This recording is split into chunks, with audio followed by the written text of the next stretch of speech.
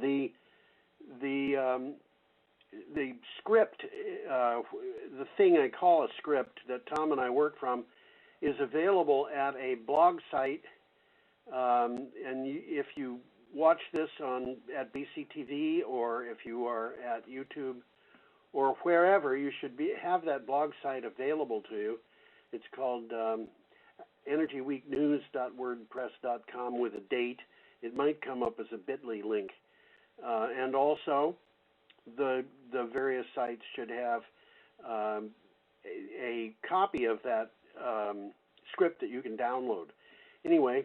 Well, some of these sites are well worth looking at. And as a matter of fact, we're going to hit one or two today that are almost mandatory.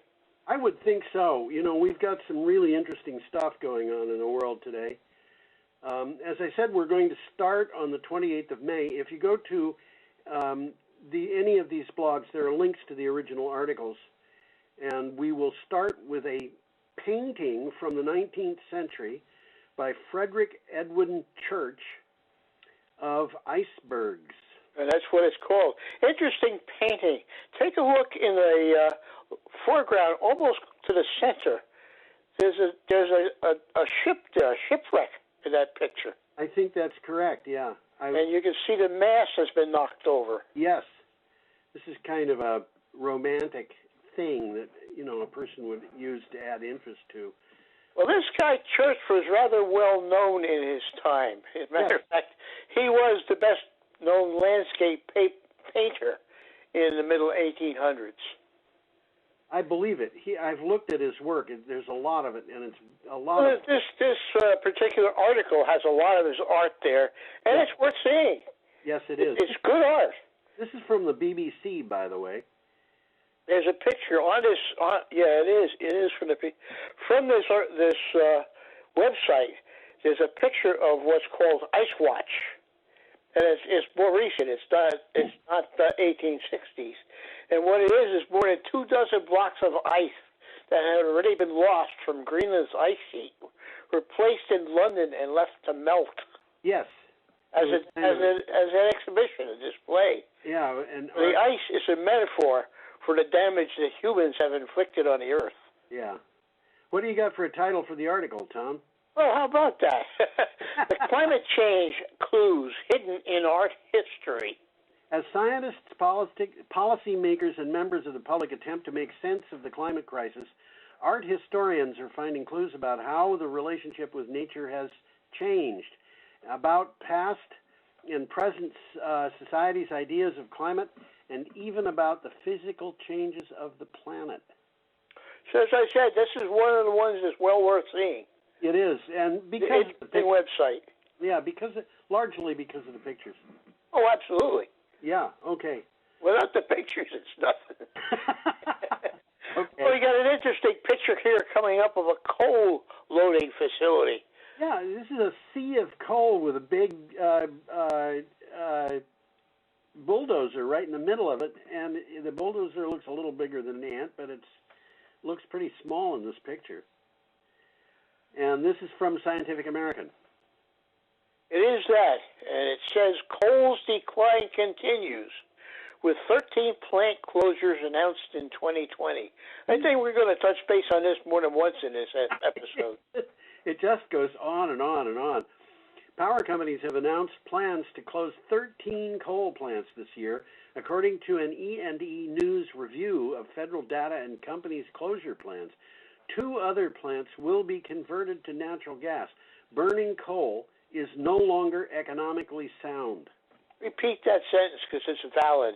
Burning coal is no longer economically sound. And that's true even if the coal plants have been paid down and are old and, you know, there isn't any new work that has to be done on them. It's just not economical to burn coal. It's too expensive. Well, right now, in some circumstances, and it's a lot of circumstances, burning coal is more expensive than solar, even if you got the coal for nothing.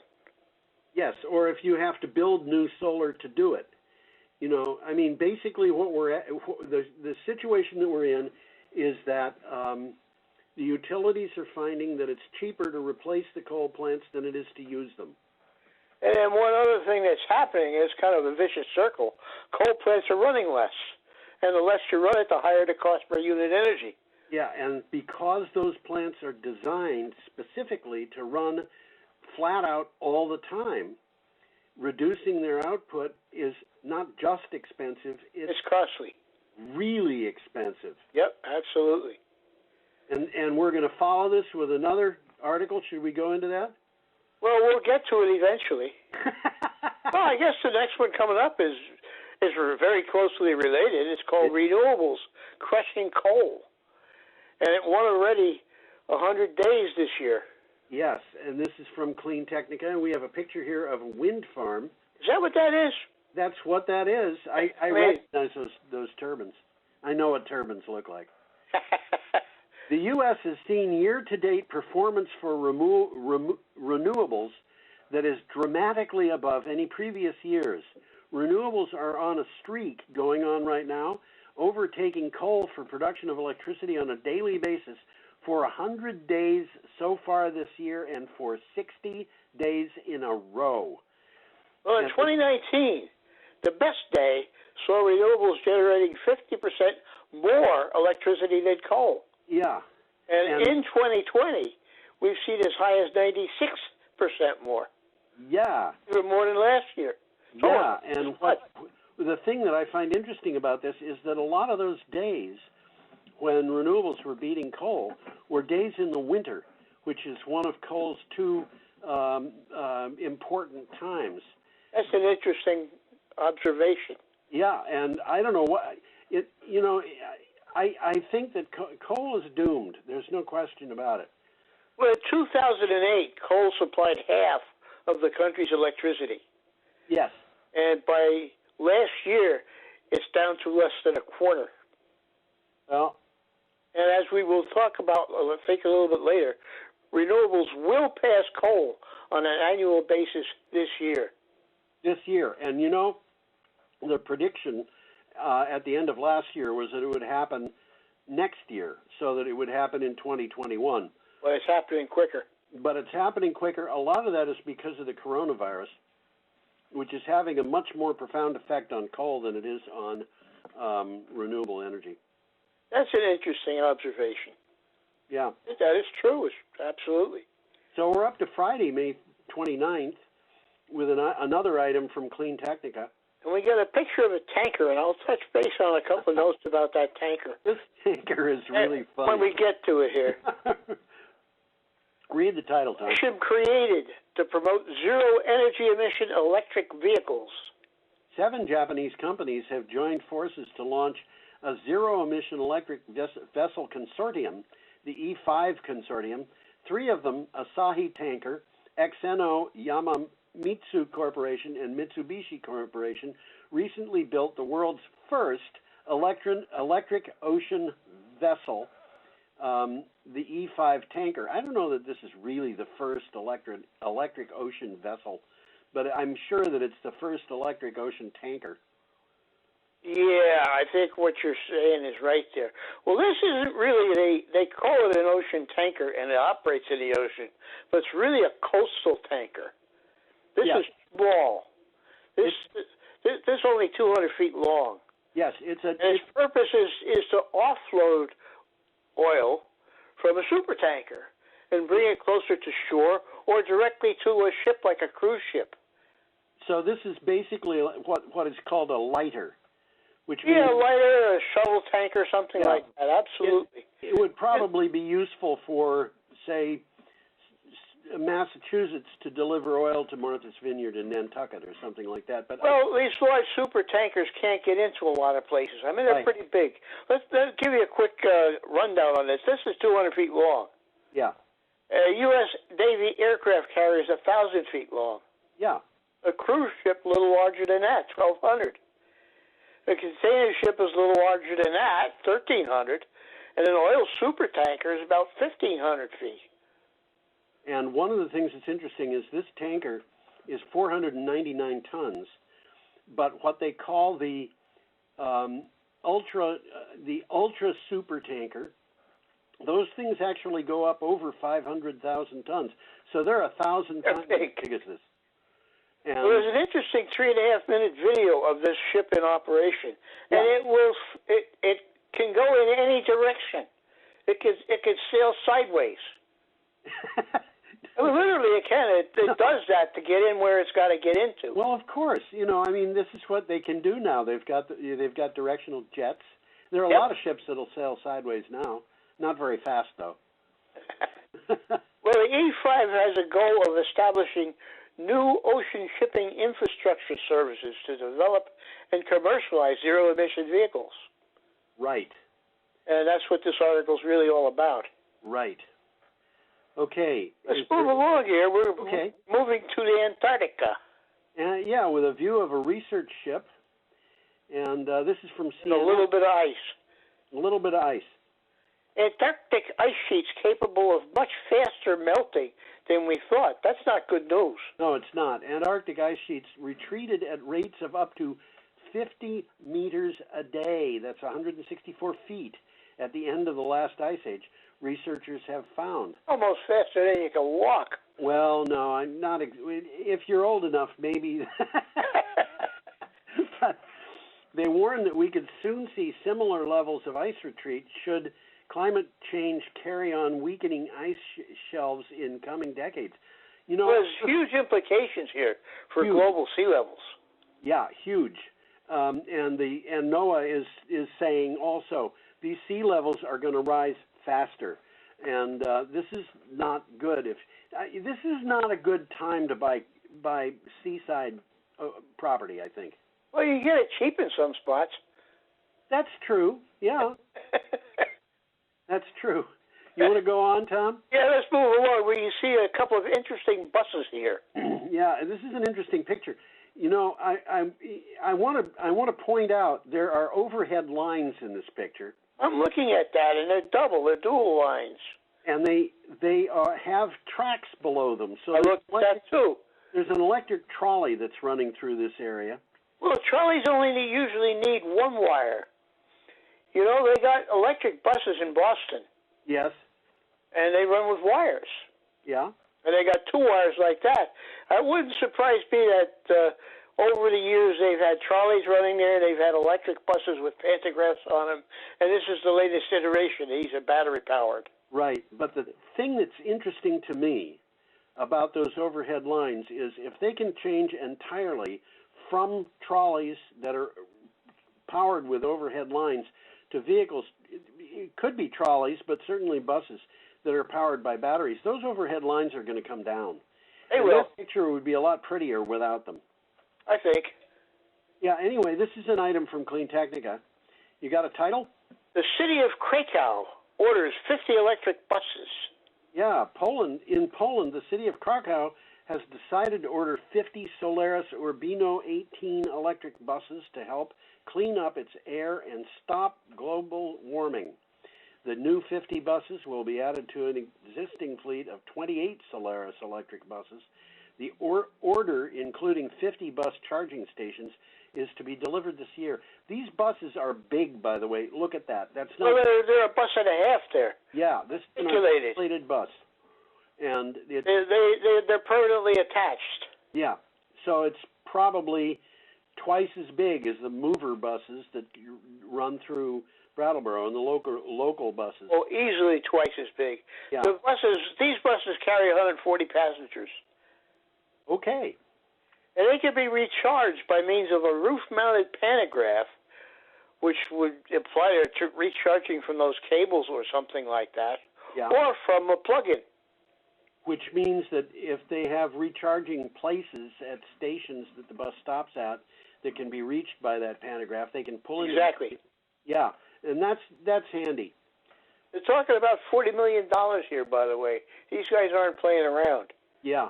And, by the way, there was another order that was even bigger that I saw today that came from the city of Halifax, Nova Scotia. I think they ordered 200 buses. No kidding. Yeah. Wow. Yeah. Canada's a little bit ahead of us and stuff like that. Yes, there are a lot of people in this world who are ahead of the United States right now. Well, right now, Toronto's got a wonderful public transportation system. Well, this has been going on for a long time, Tom. When I was in college in the 1960s, I was in New York City, and I was traveling on the Myrtle Avenue L. subways, and those trains like the AA train and so forth. The local trains, a lot of them, the sides of them were just solid graffiti. The stations were not in good shape. The trains were not in good shape. A lot of things were old. The Myrtle Avenue L was running in those days. It was an elevated train, and it looked like it might have been designed in the 1890s. Probably was. Probably was. And I had been in Europe. I'd seen European transportation, and I knew that the Europeans were way ahead of us. And that is a situation that has got worse. I think so. In my opinion. Anyway, we have an item. Should we move on to the next one? Yeah, we'll move on to one coming up from Forbes. Yeah, and this has a picture of a wind farm. By Is golly, that what it is? turbines too. I guess that's fog, huh? That's fog. Yeah, I used to, I used to live on a mountaintop in New Hampshire, and I would see a lot of that kind of thing where the entire Connecticut River Valley would be full of fog. Right, exactly. And then mountains would be sticking up from it. It was really quite impressive. And when the sun came up, it was like having a huge, huge pillow laid out from you to the horizon with mountains here and there. It was really quite beautiful. Anyway, this is from Forbes, as you said. And you want to read a title? Or? Yeah, just how good an investment is renewable energy. New study reveals all. Renewable energy investments deliver massively better returns than fossil fuels in the United States, the UK, and Europe, according to analysis. Despite this, the total volume of investment is still nowhere near what will be required to mitigate climate change. Well, from the article, the study found renewables investments in Germany and France are yielding returns of 180% over a 5-year period, compared with a 20% loss for fossil fuels. You want to sit down with me, Tom, and we'll discuss our investment portfolios? Yeah. Oh dear. We got a roll of quarters. What? Yeah. I had a roll of quarters once. I went to a store, and I don't remember the list of things that I bought with it, but Them days is gone forever. Well, what had happened, this was like 1980, whenever it was that the price of silver went through the roof, and I was selling those quarters for something like, I'm gonna say that it was like close to $5 each. I was just gonna say they were going for about $5 a piece. And it was like, these were quarters, but they were when I was a kid, when you were a kid, we'd walk into a bank, ask for a silver dollar, and we'd get a dollar made of silver. Yeah. Yeah. All right. Should we go on? I think we should. We're coming up here to Saturday, May 30th. There's an interesting picture of an airplane. Yep, and this is from CNBC. And that is an electric Cessna. Yes, it is an interesting airplane. What do you got for a title? The world's largest all-electric commercial aircraft has completed its first flight. Now, that particular airplane is based upon a conventional propeller-driven, internal combustion airplane that's been operating very, very well for a long time. Yes. It's a workhorse, but yes. This is the first time it's been electrified. Yes. When I saw that, I wondered if anybody would pull out any DC-3s and electrify them. Any what? DC-3. Oh. They flew on a DC-3. This is not much smaller than a DC-3, really. Yeah, well, it's smaller. It's format, but its carrying capacity is big. Yes. The DC-3 was, I actually flew on a DC-3 in 1962. And the last time I looked, they were still in use. And that was probably 5 years ago. These are things that go back to the Second World War. Anyway, did you read the title? I think you did.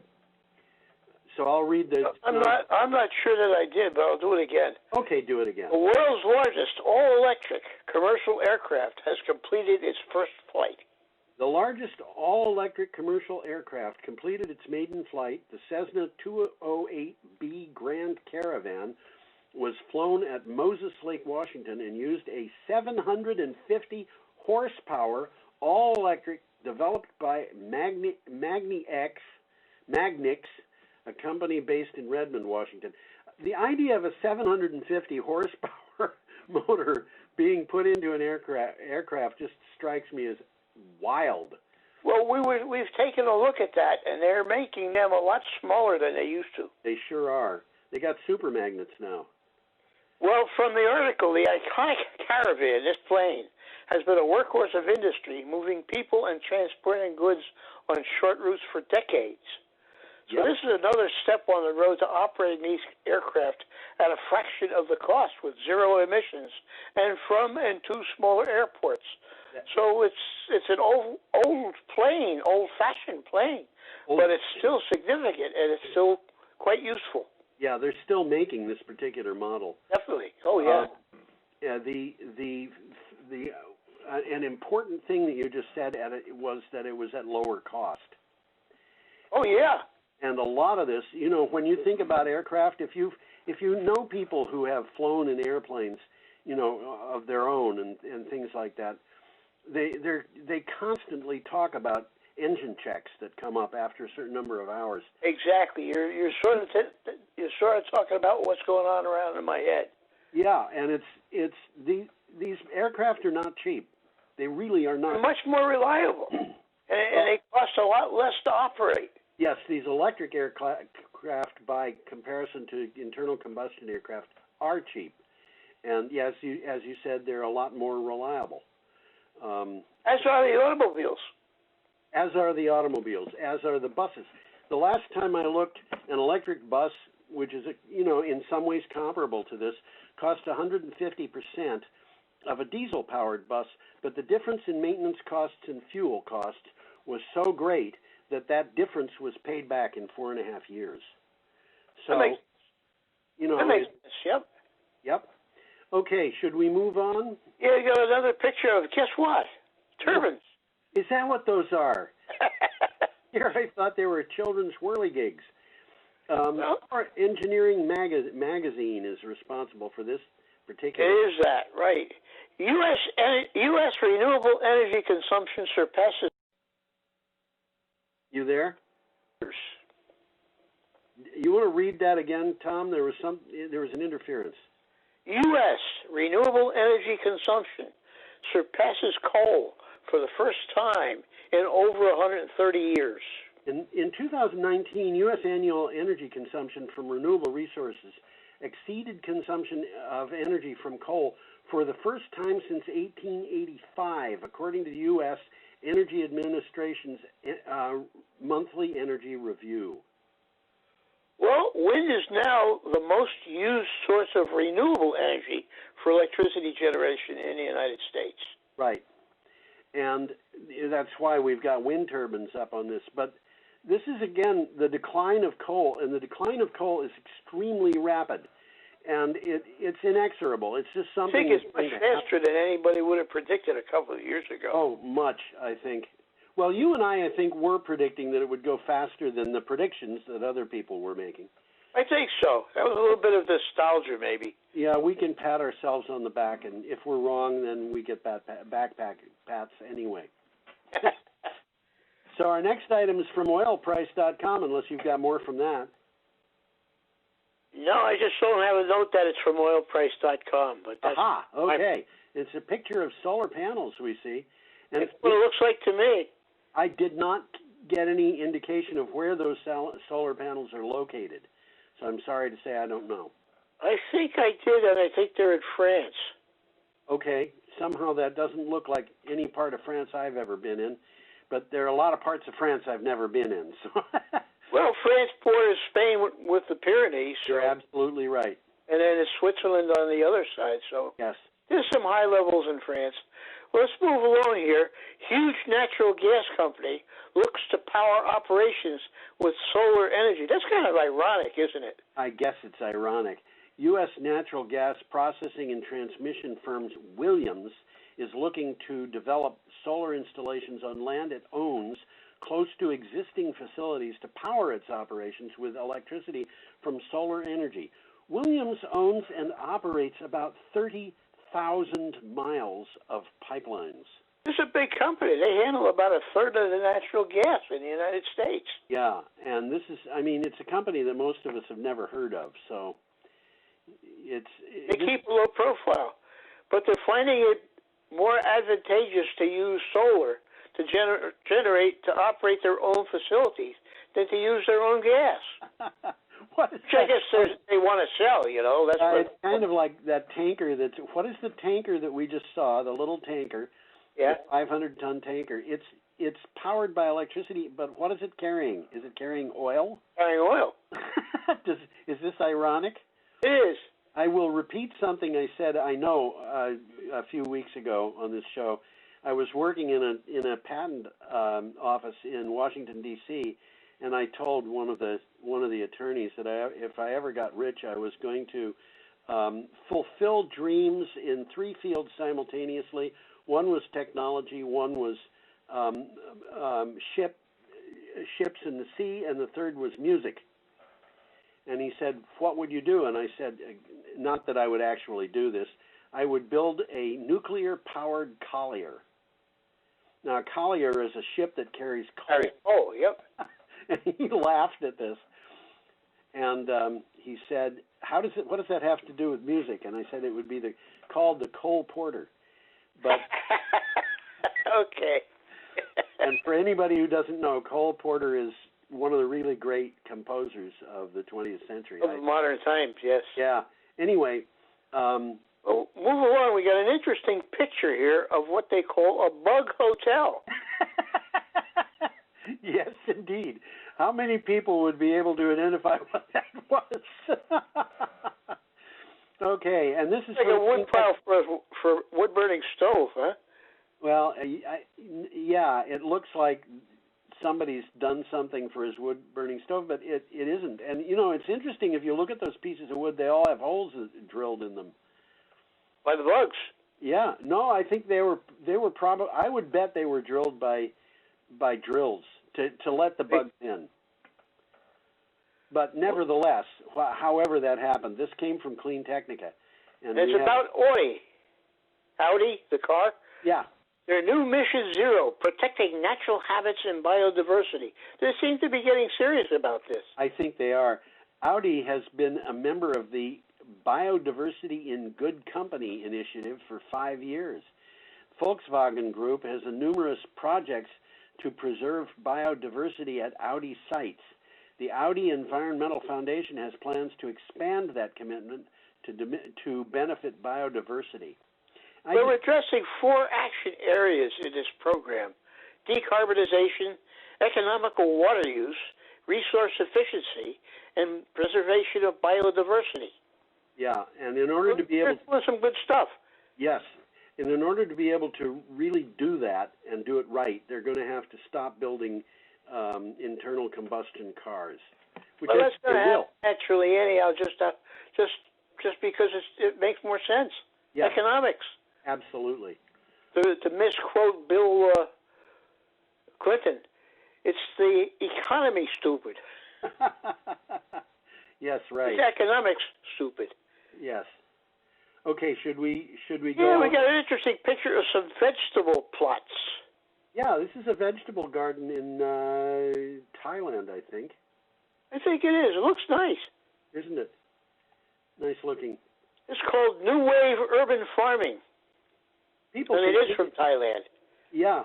People continue to lose their jobs amid pandemic, raising concerns about whether farmers and growers in the production chain can still get their supplies to market. The question also arises as to whether consumers can afford to buy them. Some people have been developing ideas to address food security. And, you know, this brings us back again to the idea of a victory garden, which is a term that I've been seeing a lot more in the news than I had for years, possibly forever. Well, I'll mention just quickly what a victory garden was. During World War II, they were encouraging people to grow their own energy. They call them victory gardens. Yeah, to grow their own vegetables. Grow their own vegetables. I'm sorry. And from this article in Bangkok, we have sunlight, we have water, we have lots of space. Yes. Growing vegetables is better than growing grass. It's time to rethink our way of producing food. I think that's right, yeah. And I think we mentioned Victory Gardens in a recent show, and I mentioned the fact that there is a town in New Jersey called Victory Gardens. Yeah, there is. And, this was, I was watching, a documentary about the Second World War recently, and they went into the Victory Gardens there, too. And one of the things that I've been seeing, interestingly, in the news is that the number of people filing for unemployment in the United States just keeps astronomical. It's 40 some odd million, and astronomical. At the same time, I'm seeing news articles about the fact that farmers need workers, and they can't get them. They can't get anybody who's willing to go out on the farm and work. Well, it's hard work. Farming is hard work, but people who love farming. There's just no question about it. Did you ever work on a farm, Tom? Never did. I did, and the farm that I worked at was owned by one of the wealthiest women in the country, as a matter of fact. But it was still a farm, and we weeded in the vegetable garden, and we took care of chickens, and we put hay in the barns and stuff like that. And throwing a bale of hay up onto a truck, you start doing that all morning, you're gonna build some muscles. I would say. Yeah, those bales. A good bale of hay weighed 40 or 45 pounds. This, of course, is a bale that looks like a brick, not the ones that are rolled up and you put one of them on. Yeah, right. Old-fashioned bales. What? They're the old-fashioned bales. These are the old-fashioned bales, yeah. Well, let's move along here. We got a nice picture of the Empire State Building. Is that what that is? I thought it was a wind turbine. Well, they might put one on the roof one of these days. Who knows? Yeah, the longest time, almost all of my young life, that was the largest building in the world. Yes, mine too. I think you must have lived about the same time I did, Tom. Something like that. We're up to Monday, the 1st of June, and this is an item from Clean Technica. And it says the Empire State Building reduces carbon emissions by 40% with energy-saving upgrades. When it was built during the Depression, the Empire State Building projected a message of hope by keeping every room lighted for all to see. Today, the energy retrofits in the building have reduced its emissions enough to show new hope for the future. They're serious about this. They're doing about everything they can to save energy. Yeah, they're going to have to do more though. 40% isn't enough, unfortunately. But they're in the middle of everything, and they have a lot that they might be able to do. We're seeing solar panels that are being built that double as window panes, and there's a lot of windows on that building. That's going to make a big change. I think it is, yeah. I mean, it's going to take a while for this stuff to filter down, but we're here. We're operating at the leading edge of technology. What we're talking about. Yes. Well, one of the interesting things is what the Empire State Building is doing is serving as a model for other large buildings in the city, of which there are many. Yes, that's true. And a 40% reduction is actually impressive when you consider. Here's a building. Oh, absolutely. It was what was it built 85 years ago? It was built in the 30s. Yeah, before I was born. 30. Okay, should we go on? I think so. We have an item from PV Magazine USA and a picture of rooftop solar panels in Hawaii. Is that what that is? I think that's what it is. Either that or it's wind turbines. Well, it's not Vermont. I think it's not Vermont. Yeah. Cities could generate hundreds of times more solar power than they do today. Oh, absolutely. These people should talk to the people who run the Empire State Building. While applauding the rooftop solar progress of dozens of cities, A report from Environment Texas offers policy options for further progress. Per capita solar leaders are Honolulu, San Diego, Albuquerque, San Jose, and Burlington, Vermont. Yeah, that surprised me. Didn't surprise me. You're well aware that they're doing a lot of solar up there? Yeah. People What's the name of that guy that lives up that way that's big in solar? Yeah. My parents, by the way, used to live in Honolulu. Uh-huh. And they had to leave because of mean people who were there, who came by. You mean the Japanese? Yes. Yeah. My father was in the Navy. Naval officer for the entire war, beginning to end. He had 13 battle stars. Wow. He was on the island of Corregidor the day before the Marines landed. Can you believe that? Yeah. I can, but that's still something. Yeah. Yeah, he saw action, that's for sure. He saw the battleship Fuso sunk, and he said it was one of the most pathetic sights he'd ever seen because the Japanese had no idea where their enemy was. So they trained their guns out randomly and fired. No kidding. No kidding. Wow. I mean, that's desperate. That's desperate. Anyhow, let's not dwell on that. You got more on cities? Well, just a quick rundown. It's just a statistic. 26 U.S. cities have at least 50 watts of PV per capita. 50 watts of PV per capita. And Burlington, obviously, is one of them. Burlington is one of the top ones. Yep. Yeah. And Honolulu, I forget the figure for Honolulu. Do you have it in front of you? I don't have it, no. It was like 350 watts or something. When you've got that much power, you're getting onto the point where you're pushing in the direction of enough power to keep a modest household going modestly. Yeah. Double modest, and you're okay. Well, it's going to happen slowly, but a lot of people are going to be turning into solar just to lower their electric bills. Oh, yes, that's true. Okay, should we move on, Tom? Yeah, we got a picture of a Danish offshore wind farm here. Is that what that is? That's what that is. Oh, okay. And this is an interesting article. What will coronavirus do to renewable energy?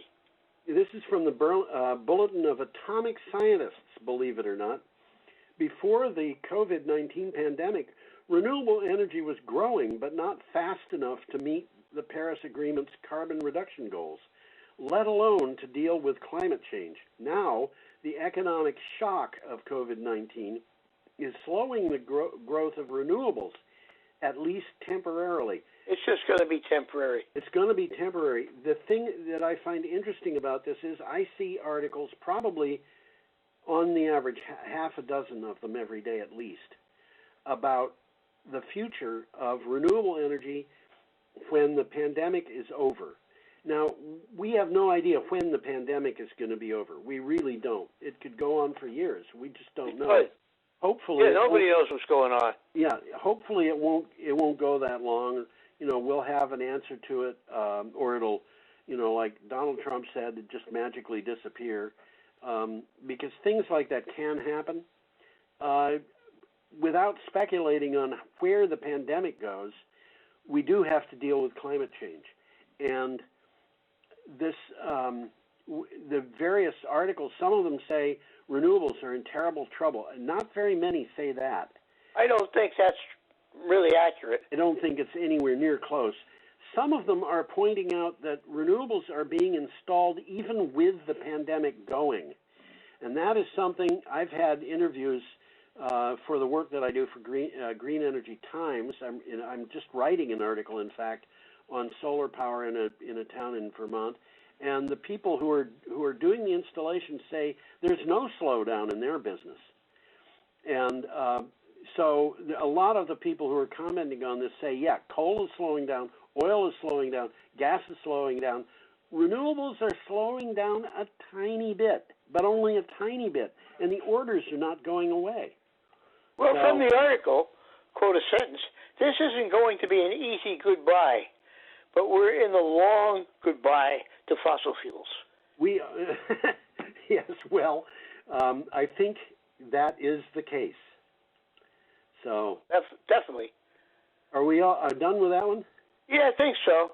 So we're up to Tuesday, June 2nd, and we've got a picture of the May 30th SpaceX launch at Clean Technica, and there's a reason why it took a couple of days for this particular article to come out. But what do you got for title, Tom? SpaceX gets to the International Space Station, but what about doing it with renewable energy? This is a fascinating article, but I will only suggest it to people who really enjoy math. Yeah, you're right about that. They do the math right in the article. Well, Michael Barnard, who is the guy who wrote this article, is a person I've been familiar with for, I don't know, probably 8 years. And he used to work for IBM, and I don't know what he did there. I think he might have been a computer programmer. But he dropped out of IBM and just went into writing about renewable energy and energy in general. And he's a really successful writer. He's got articles in the New York Times and Forbes and you name it. But he's really big on numbers. And well, he does the math in the article, and it comes out. Yeah. Okay, I should read the synopsis, shouldn't I? SpaceX I think so. NASA launched 2 astronauts to the International Space Station on the SpaceX Crew Dragon. These SpaceX modules are called Dragons, and there's a Crew Dragon and a I forget what the other one is called, but it's for moving items around. Calculations show that we could turn water into rocket fuel sufficient for a shuttle launch using a month's wind power from a small wind farm at a cost of about $285,000. That's about 8 turbines he's talking about. Yes, it's not big. But the thing that's interesting about this is if you compare it to the cost of the fuel that's going into the launch anyway, which is $450 million. Yeah, but this is not saving money to have it done from a wind farm, but it is basically a similar cost. Well, I think the point of it is it's about spending money. It's about spending money and making waste, both. Yeah. If you're going to make hydrogen and oxygen by electrolysis and fuel it with coal, you're going to have a space launch that is expensive in terms of its carbon footprint. But if it's going to be fueled by wind, that makes it a very different thing. Absolutely. Yeah. Absolutely. And the hydrogen oxygen combination, which burns into water. That's what rocket fuel is. Yeah, that's rocket fuel. It's one of a bunch of different things that can be rocket fuel. I remember hydrazine and nitric acid being combined. That's an interesting combination. Doesn't sound good. No. Hydrazine, most people are unfamiliar with hydrazine. But hydrazine, you get a drop of that on your arm, it hurts like you've been stung like with a bee. Just okay. A drop. I don't know this stuff. Well, if you get a drop of hydrazine onto a drop of nitric acid, that's going to do a little bit worse than a sting by a bee because hydrazine is a very powerful base, where nitric acid is a very powerful acid. But nitric acid is an oxidizer, and hydrazine is a deoxidizer. What do they call those? Off the top of my head, I can't think. I don't remember, but it's a strong reducing agent, and all of a sudden you've got two things there. The molecules, they really want to react, and so all you have to do is feed the two together. You don't have to light anything. It just produces power. But they're both pretty nasty to deal with. Sounds like it to me. Just the name hydrazine alone scares me. Have you ever dealt with formic acid? No, I haven't. Formic acid. Sounds like ants. It is ants. It was an acid that was first identified by fractionally distilling ants. Okay. And the story there is and I got this from a guy who had a doctorate in pharmaceutical chemistry. Formic acid is the only antacid that's acid. Huh? Oh, okay, I get it. It's a pun. Well, maybe we should escape from that humor.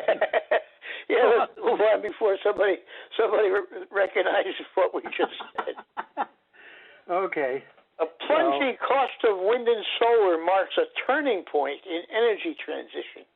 This is the picture of a wind farm in France, and the item is from Reuters, and it says... I've seen that picture before.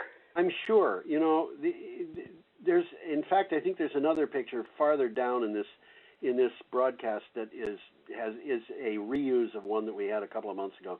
I don't like doing that, but sometimes, you know, particularly when I'm in a hurry in the morning, I just let one slip by. Well, I've seen the picture, but you had nothing to do with it. Aha. Plunging costs of renewables mark a turning point in a global transition to low-carbon energy, as it is increasingly cheaper to build solar and wind farms than to run existing coal plants, a report from the International Renewable Energy Agency shows. Now, well, that's what we've been saying all along. That we talked about that earlier in the show. Absolutely. So, there you have it. Well, scientists still say the world needs to stage a much faster transition to mitigate the worst impacts of climate change. The transition that we have to do has to be as fast as the reduction that we've had in fuel use from the COVID-19 pandemic, but it has to happen every year like that. I guess that's a good way of looking at it, and it sounds scary until you realize how much money it's going to save us all. Well, just using renewables from this article, the world could save up to $23 billion a year. Yeah. Just using renewables. Yeah. Yeah. So it's the economics, stupid. It's the economics. We should move on, Tom. It is. Yeah, I think we should. We got a picture of a natural gas pipeline here.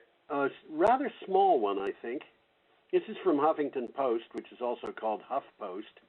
What do you got for a title? The EPA mounts a new strike on states' rights, this time to boost pipeline companies. A little politics going on here. People should pay attention to this. You know, if you think about this from a conservative point of view, the conservatives talk about states' rights. And that's the whole point. Yep, and what they are doing is they're saying the states' rights have to be held back. So this is not a conservative EPA. This is a Trump EPA. And it's the synopsis says, as chaos grips the nation, the EPA is changing water permitting rules to make it harder for states to block construction of fossil fuel pipelines. The EPA's new rule prohibits regulators from factoring in a project's impact on climate change. And, you know, this is mind-boggling. How can they do such a thing? The EPA is doing this? This is the Environmental Protection Agency? Yeah. Well, they're protecting the environment, but not for people like us, but more for the people who own the oil. Yes, that's right. And this is also another violation of conservative tenets, because what they're doing is they're picking the winners and losers. And in this particular case, they're picking the winners despite the fact that the winners are losers. And so, you know what I think about when I see this? I think the United States, particularly if you compare it with other countries and what they're doing, like China, where 98% of the world's electric buses are made, and they have taken over more than half of the bus market worldwide because of that. The United States is acting like it's in a race of chariots that are drawn by 4 horses each. And in the case of the American chariot, it isn't really a chariot, it's really a farm wagon, and it's drawn by 3 horses, 4 horses, 3 of which are lame, and the 4th one is dead. I don't think we're going to lose. Yeah, we get the last day of the show, Wednesday, June 3rd. That's yesterday, isn't it? It sure is. There's a picture of a Indian guy called Gautam Adani, and he's an interesting guy. He is an interesting guy, and he's the chairman of the Adani Group. And I wonder if that's a coincidence, do you think, Tom, or is maybe he... That's just the luck of the draw. That's the luck of the draw. Okay. This is from PV Magazine Australia. What do you got for a title? Adani chief talks solar and hydrogen storage opportunity. This guy, he knows what he's doing. He knows what he's doing. And this is, it's over and over again. We're hearing the word hydrogen more often than we're hearing, a lot of words that you would think people would talk about. But hydrogen is what's really important. Here is this guy's from India. Yeah. And he's competing worldwide. He's competing worldwide. That's right. In a market that the United States could be in, but is it in? Not the way he is. COVID-19 presents an opportunity to pause, rethink, and design a faster transition to clean energy future, according to Adani Group Chairman Gautam Adani. He pointed to a 99% drop in the cost of solar modules over a 40-year period, and he said he expects this trend to continue. That's another 99% drop he's talking about. Which means that you're taking the price of solar power down to, well, right now, almost nothing. Oh, very close to nothing. So what do you got? You got solar panels that cost almost nothing. You got electricity that costs almost nothing. You've got marginal costs that are almost nothing. You've got electricity that you could give away for free. And still make money. How do you do that? Well, I think that's going to be the trend. The power companies are going to charge for the wires, not for the power. They're going to charge. You know what I think they're going to charge most for it is use of software. Yeah, that's an interesting point. Yeah. Well, this guy's goal is to become the world's largest solar power company by 2025. That's coming up pretty soon. It is. And the largest renewables company by 2030. So he's got big ideas. He's got big ideas. He surely does. And, I don't know. It makes me sad to think of what the American potential is, and the fact that in the pursuit of making America great again, we've been pushing obsolete technology. It's just not going to fit. Okay. Should we move out of that? Yeah, we got a picture of a bunch of tankers just sitting idle. Oh, we've talked about this. They're doing nothing but storing oil. Yep, and we've actually used that picture before. It's the picture that I referred to earlier. This is from Clean Technica. The oil and gas industry doesn't have a bright future. This is a very good article, by the way. Yes, it is. A lot of oil and gas in it, but it's a good article. The oil and gas industry has been in a recession, effectively, since the global financial crisis 11 years ago. Each year, production volumes have increased by more than global demand. So the production is going up faster than demand is, meaning that the market has been in decline, with lower prices for crude oil and natural gas the natural result. And you want to know why? Russia and Saudi Arabia are angry at the United States. It has something to do with the fact that we're producing oil at below cost and dumping it on the world market through fracking. And this basically, yes. I mean, it's costing us more to frack it than we can sell it for. Yeah, and we're not doing it as we are doing it as a national policy, but it's being done in a way that I think is reminiscent of Ponzi schemes. Yeah, I think you're right. But it's not going to last very long. No, I don't think it's going to last very long. I think the majority of gas and oil companies in this country are probably going to go broke this year. Well, the little guys are anyhow. Yeah. I mean, the Exxon Mobils they got so much in reserve, they're not going to go broke. But a lot of little guys are going to be right out of business. They're going to be out of business, and this is something that that is an industry that we've talked about this, where the CEO of one of the companies was saying that it was the worst investment you could make was investing in fracking companies. Almost all of them. They're not coming anywhere near their potential or their predictions. Well, the overwhelming majority of them apparently go bankrupt, and when they go bankrupt, the stockholders get nothing out of the bankruptcy. So our last picture has solar and wind power. In the same picture. Same picture? That's right. It's the same location, isn't it, or is it a composite? I don't know. Anyway, this is from The Guardian. UK electricity, coal-free for the first month ever. The UK's electric system had its greenest month ever and ran without coal-fired electricity for the full month of May. National Grid, the energy system operator, said the UK's sunniest spring on record helped reduce the carbon intensity of the grid to its lowest level ever recorded. Now, those are two different statements. The fact that it's coal-free doesn't automatically make it the lowest carbon intensity, because you can. No, it's connected, but you're right. It's not absolute. You can get it. You can get the electricity from natural gas, and that's got carbon in it. And it's got carbon in it. But in this case, the natural gas is suffering too. And well, this is interesting because, according to the article, the UK's electricity system is run without coal-fired power for 54 consecutive days, and that was when they wrote this. Yes. So it's probably up over 2 months already. Yes, probably. I mean, I don't know what the weather is out there now. I was living in Devon through a period that they called a drought, and I got to tell you, that countryside was gloriously green during a drought. Was it, huh? Yeah, the thing that made it a drought was the fact that the sky was blue. It doesn't happen much in England, does it? It happens, but you know, this was a beautiful, beautiful deep blue sky. Devon is fortunate at, you know, there's not anything really west of it that produces much in the way of haze or whatever.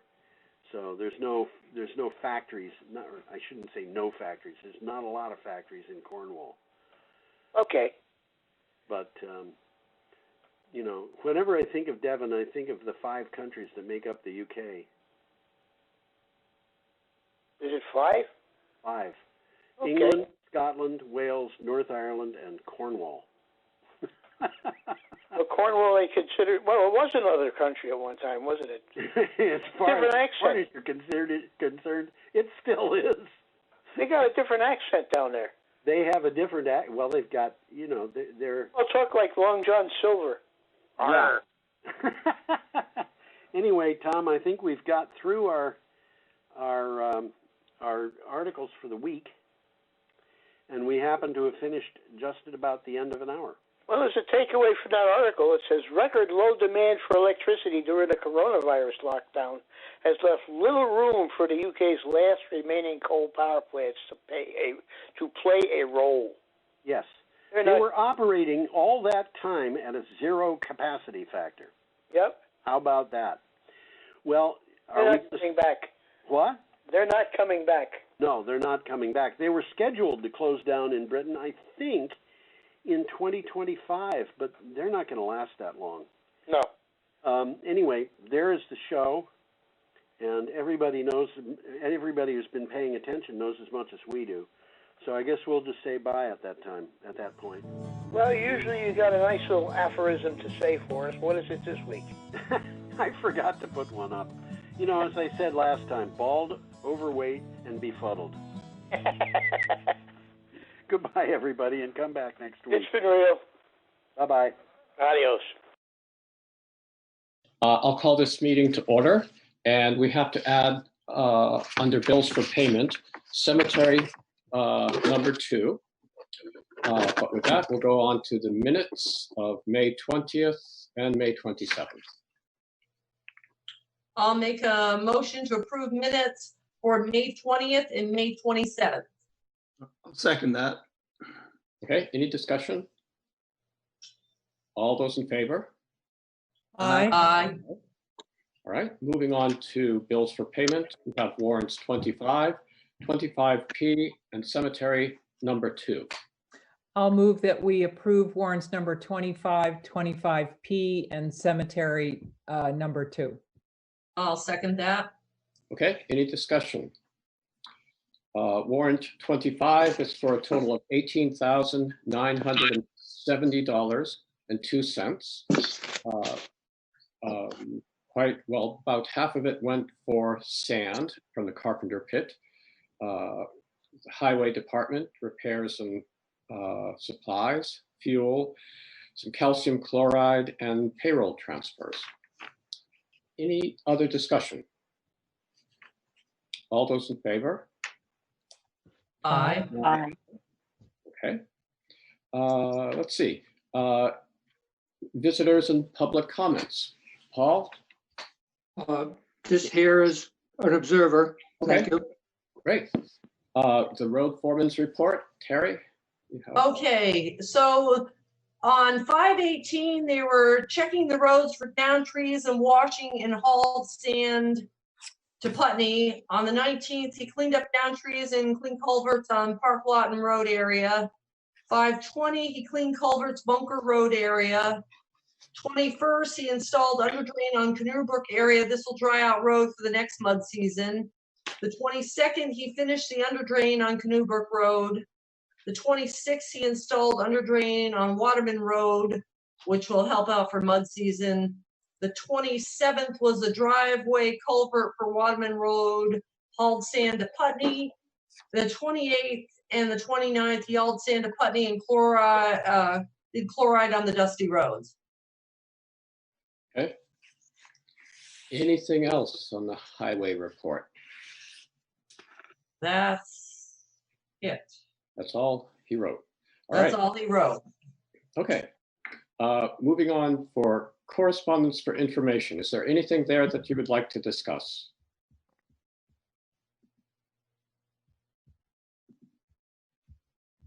Okay. We have nothing under correspondence for discussion and or action. So under new business, we had an email from Chris Olson regarding the broadband survey update. What would you like to do there?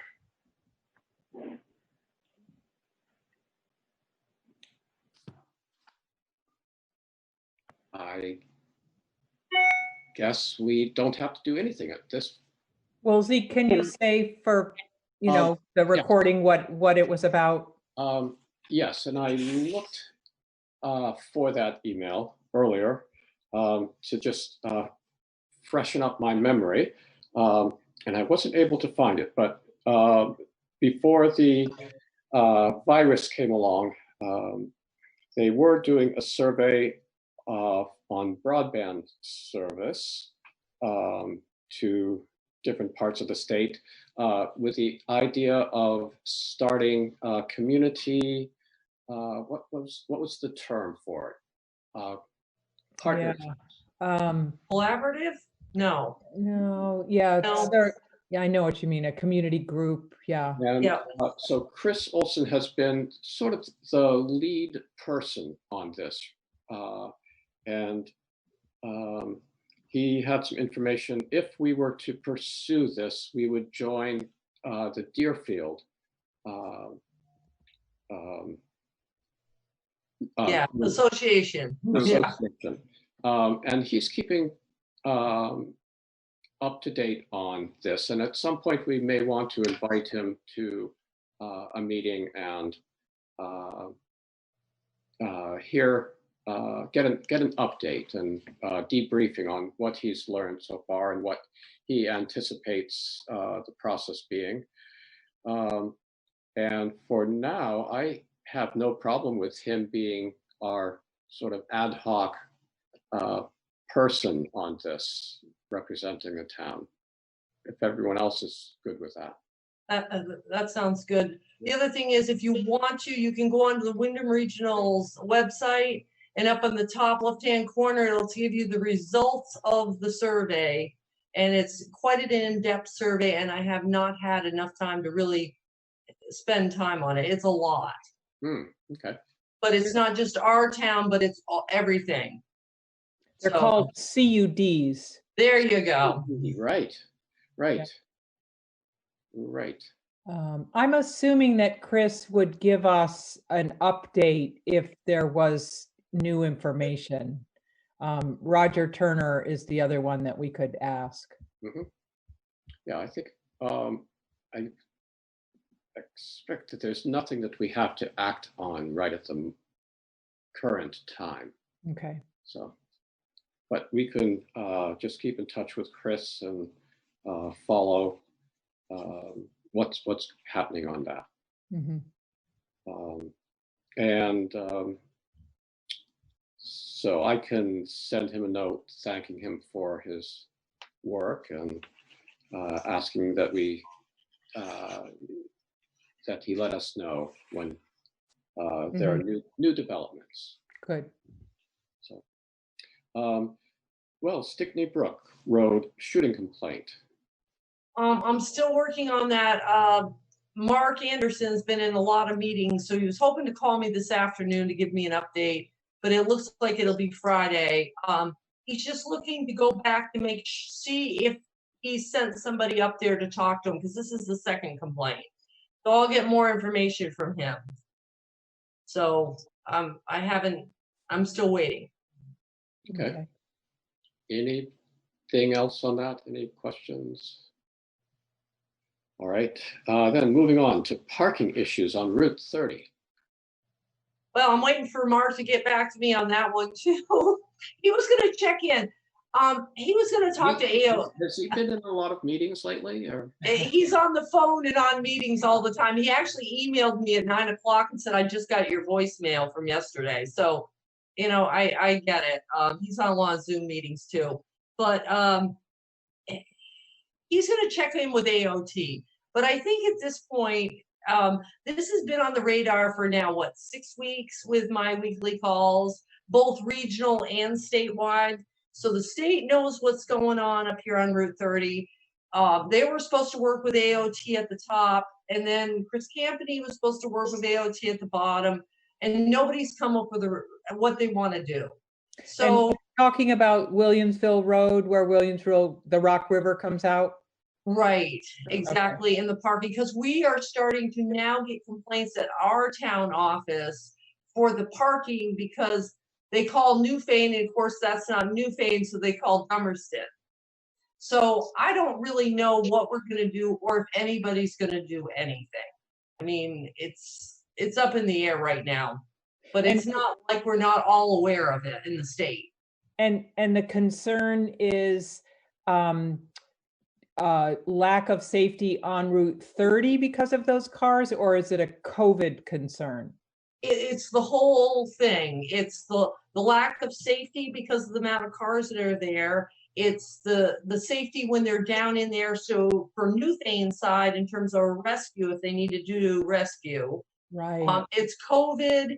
It's the amount of out-of-state vehicles that are there. That's running about 80 to 90% out-of-state vehicles. So it's the whole bailiwick that everybody's complaining about. Yeah, so I have a hard time understanding why we can't just put no trespassing signs up. Well, what they wanted to do, and it was a Newfane's suggestion, both regional and the state meeting, was to put no parking signs on the southbound.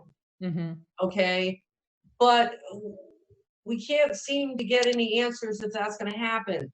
Now, if Mark can get AOT to decide to put them on the southbound, they could actually, the state police, the sheriff's department could tow. But Mark could put his no parking signs, but those aren't towable signs to put there. So it would kind of, I mean, we could do it, but it'd show. So it's all a state highway. But there's also the issue of blocking the access to the river. That's private property. Right. Yeah, you can't do that. Well, the state, the property owner, property owner could. Yeah. No, those waterways belong to the state, and they are anyone can have access to waterway. So this comes up every few years. I know it comes up every year, but I think that the COVID situation is an extreme, overlay to it that seems like a good avenue to take, but whatever. I mean, I'm sure Terry, you and the sheriff, Mark Anderson, are working toward something. We're trying to. The head of the Rock River Preservation went up there and put signs there to say, please don't park here, don't come because of COVID. He put it on the trailheads. He gave everybody on their list, which is 700 or 800 people on Facebook, to please don't come up this year because of the situation. I think the signs lasted, my best guess from seeing them, maybe 24 hours, and they were taken down. Yeah. So. Okay. That's a very popular place. I mean, people have been coming there for years too. And Yeah. Right. Hence the no parking signs for the Taft Cemetery if we need them. Should they put the tollable no parking on the south, we don't want them in the Taft Cemetery next. Right. Yeah. Okay. Right. Okay. Thank you. So, does anyone have any other business? Any other new business? All right. I guess we'll adjourn this meeting if we have a motion, and then we'll have a work session, a budget work session to follow. I'll make a motion, we adjourn. I'll second that. Okay. All right, then we're adjourned.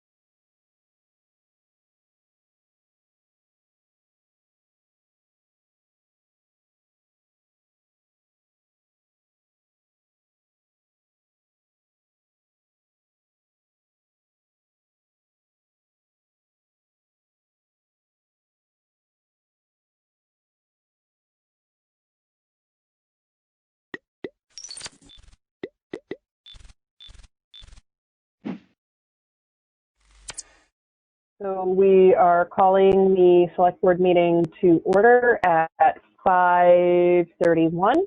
And are there any adjustments to the agenda? No. Okay. And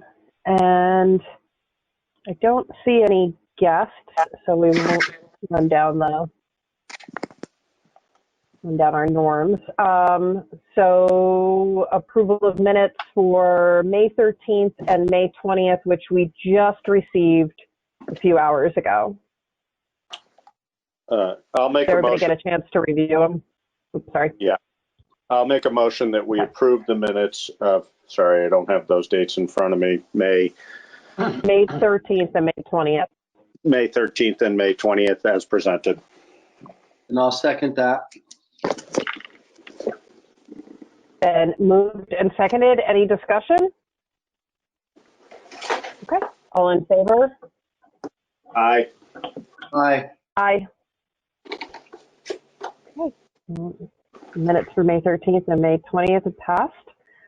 Is there any public comment on items not on the agenda?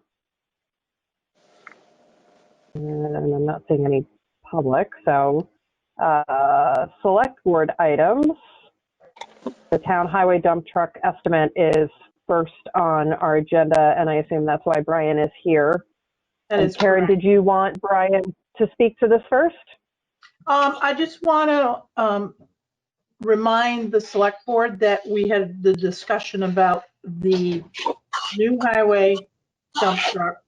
And then we discussed getting an estimate on what it would cost to possibly put into the old dump truck. And David Babbitt did have a conversation with Brian. David, did you want to speak or do you want to start with Brian?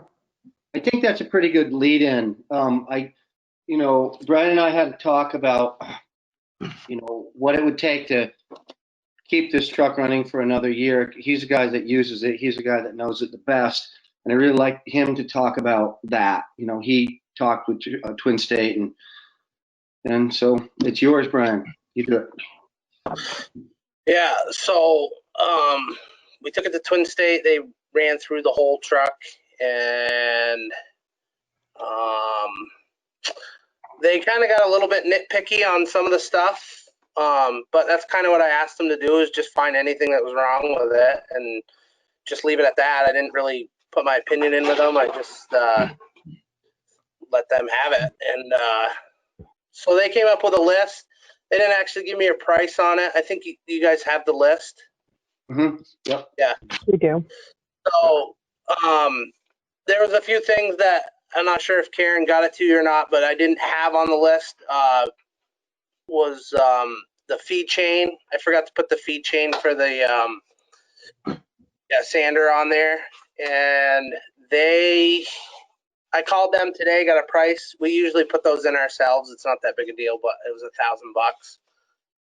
So I think the tires, because it really needs tires. I mean, they're okay for summer, but if we're going to plow with it in wintertime, it needs 6 new tires. So that was $3,400, and then the $1,000 for the chain, that was like half to do. And then there's some stuff on the Twin State thing. The rear main seal on the motor was leaking, which that consists of taking the transmission out to replace, and oil pressure sensor was leaking. There was some stuff that was rusty. The radiator, turbo tubes, stuff like that.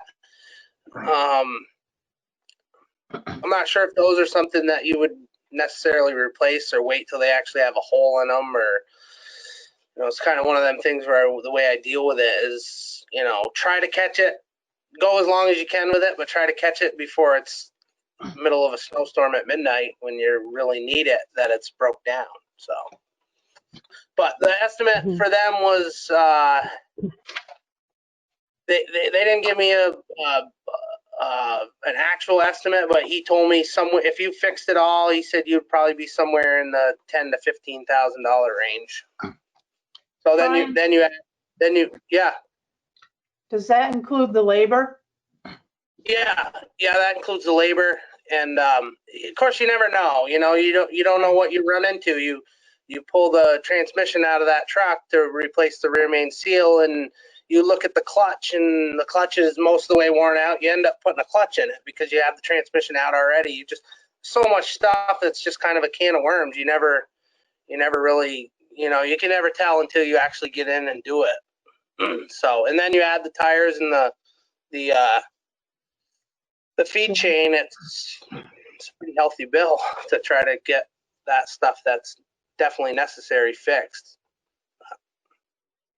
Sounds like almost 20,000 potentially. Yeah, I mean, yeah, 20,000. I mean, there was, like I said, there was some stuff on there, like the pintle hitch was froze up. Well, every spring after you leave a pintle hitch on a dump truck all winter, it's going to be froze up. It doesn't matter, So that stuff like that, I wouldn't have them fix. That's something that we would do if we needed it. Yeah. So Brian, on some of these things, some of this stuff is stuff you guys do for yourself anyway, maintenance, like you said, you put the feeder chains in. So on this list, what percentage of that is stuff that you would do anyway, that we wouldn't necessarily take Twin State to do? It kind of depends. It really kind of depends on if you have a week of rain, we might try to tackle some of that stuff. It really just depends on what time we have to be able to do it and what we're presented with weather. If we have rain and we're looking for work to do because we can't be out, doing stuff outside in the rain, we might try to tackle some of that stuff. But 9 times out of 10, if it's anything major, we take it there because you try to do it yourself, you end up going 6 trips back and forth to Brattleboro because you missed one part and you got to run and get that, and then you forgot another part, you got to go do it. So I mean, a lot of it, the majority of that list would probably be stuff that they would either have to do, with like the check engine light and the emissions. We don't have the stuff to plug it in and check it, and nor the time, and so most of that stuff we'd probably have them do. Got it. Okay. And if we did all of this, the rest of the truck, which really doesn't have too many hours on it, you feel like it'd be a truck you could use for the next year or more if we did all of this, if we did new tires and everything on this list? I mean, you can never predict. I get that you can never predict. I'm in this business, but Yeah. I mean, there's trucks out there that are 20 years old and way worse shape than that go up and down the road, and it's nothing's out of you. You can make anything work. If you got a little farmer in you can make anything work. Yeah. Okay. So David, it was a very similar question to what I was going to ask. How long did you make it work? And I know that's a really vague question to answer, but in the world, like, how long is this a good long?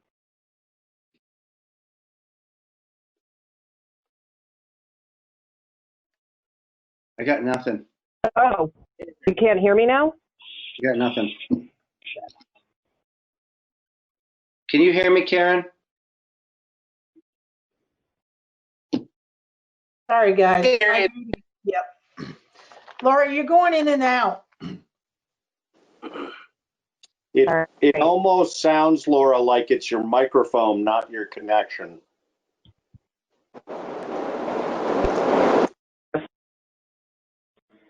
How about now? Better. Better, yep. Better?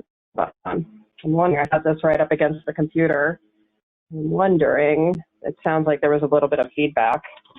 Now, can you hear me now? Yes. Yes. Okay. I think it's because it was sitting on the computer. So my question was, how long-term a solution do you, and I realize that this is not something that you can answer definitively, but if you were to do all these repairs, I would hope that it would be longer than a year. David used the number a year, and would we get, I would hope it would for the more. So how long do you think it would be able to hold up with those kind of repairs? I mean, it really just depends on how far you want to go with it. The repairs are one part of it, but the longer you keep that truck, the less you're going to get for it for trade. And, the last truck we traded in, we kept it for 5 years, did a bunch of work to it, and it worked out okay right up until about the last 6 months. And then we ended up dumping almost as much money into it as we traded it for. So we really ended up with basically no trade. It looked like we got 10,000 in trade for it, but we really ended up, about 8 of that came out of my budget in repairs. So it was in the big picture, it was really trading it for nothing. Right.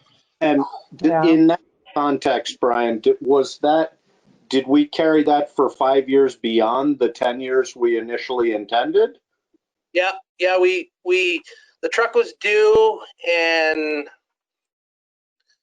something came up. I'm not sure what it was. And for some reason, we just decided we ended up putting a whole new dump body on that truck.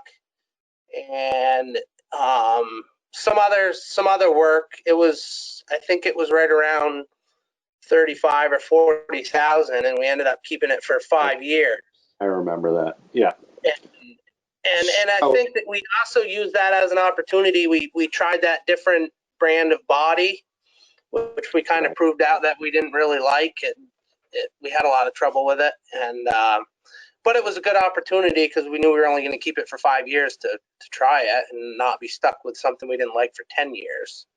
So it's kind of hard to say. It's just there's so much that goes into it as far as what you lose in trade and what you put into it and the unknowns of what could happen. I mean, you could put that money into it. It could last for 5 more years, but you could put that money into it and it could last for 2 and blow a motor and it costs you another 30. So you don't know. You just really you can't predict it. You don't know. Yeah. But using Can you remind me what we approved for spending on the new dump truck? I think it was 190. It was 190. So, and that would be, we would assume that to be a 5-year payoff, Karen, is that correct? That is correct. So what, for roughly 40 a year in payments?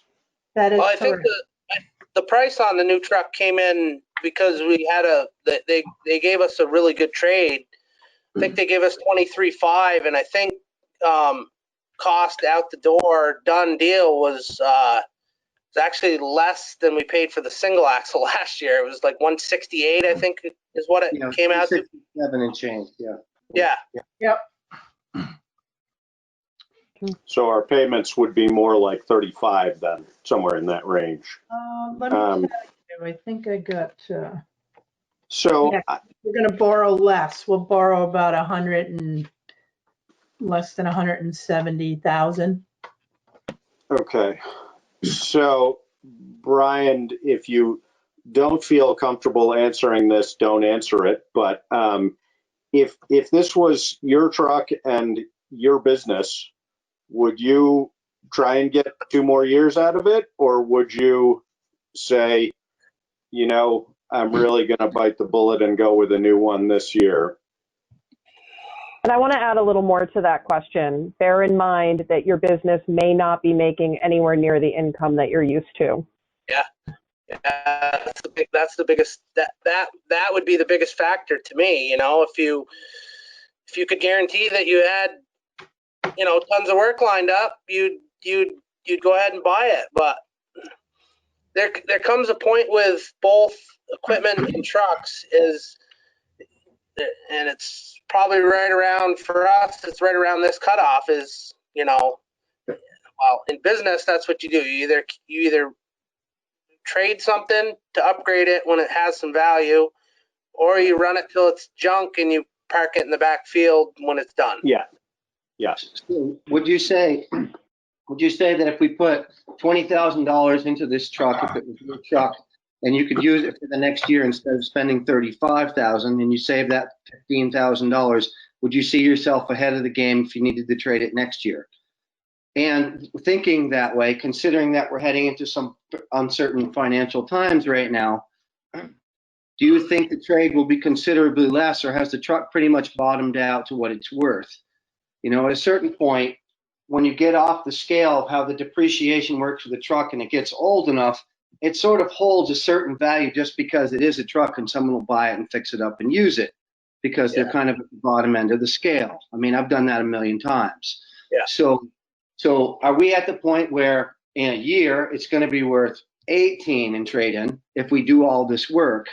Or Yeah. is it going to still be worth 23, or is it going to be worth 5? Yeah.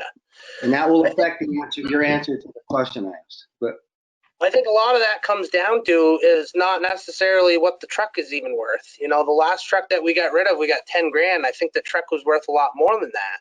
But right. the trouble is that when you trade a truck into a dealership, they look at it as what will the bank loan on a truck that age and that condition.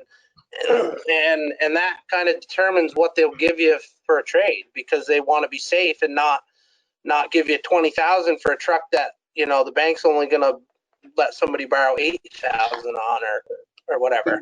Even if it's worth 30, right? I get it. Yeah. Right. Yeah. So Right.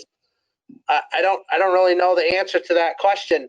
I think this situation right here is, I've thought about it both ways, and I think it's pretty close to a draw. You know, it's really close on whether, you know, before we had this Twin State deal, I pretty much made my mind up that we probably weren't getting a new truck, and that's just kind of what I was thinking. And then some of the stuff they found, you know, made it so I might be thinking a little bit different, but I don't know. It's a toss up. Do you have, and I know we're sort of asking the same question in a bunch of different ways, but do you have a reasonable degree of confidence that if we were to do all this work, we would actually be more likely to get 2 years out of it than 1, or are we really looking at just buying a year? Well, the actual truck part of it, you know, the motor and the frame and stuff like that, I have quite a bit of confidence in that. But the body, the back corners on it, I mean, right now when we take the tailgate off it, to put it back on, we have to come along the sides back in so the tailgate will go back on it, because it's lost a lot of integrity and it's spread. And that's just because it's, you know, it's gotten rusty, and it's just, you know, like I said, the truck I have some confidence in, but the body itself, not a huge amount. It's pretty bad, and it's hard to fix something that's that rusty. You know, you have nothing good to weld to. You have, it's tough when it's at that stage. But So the last truck, you were saying earlier that the last truck we kept 5 years longer than the 10 years we planned on. It worked out pretty good for 4 of those 5 years. yeah. Right? Was it the same? Was it the same truck as this truck? Was it a Mack? Was it the same? It was a Mack. The big, huge difference in it is that it had an old Mack motor in it. It didn't have a Volvo motor in it. Right. So that was a true Mack. It was before Volvo bought out Mack, and the biggest thing to making the thing last was it didn't have the emission setup on it. And those old pre-emissions trucks, they just run and run and run. You change the oil and the fuel filters, and they just run.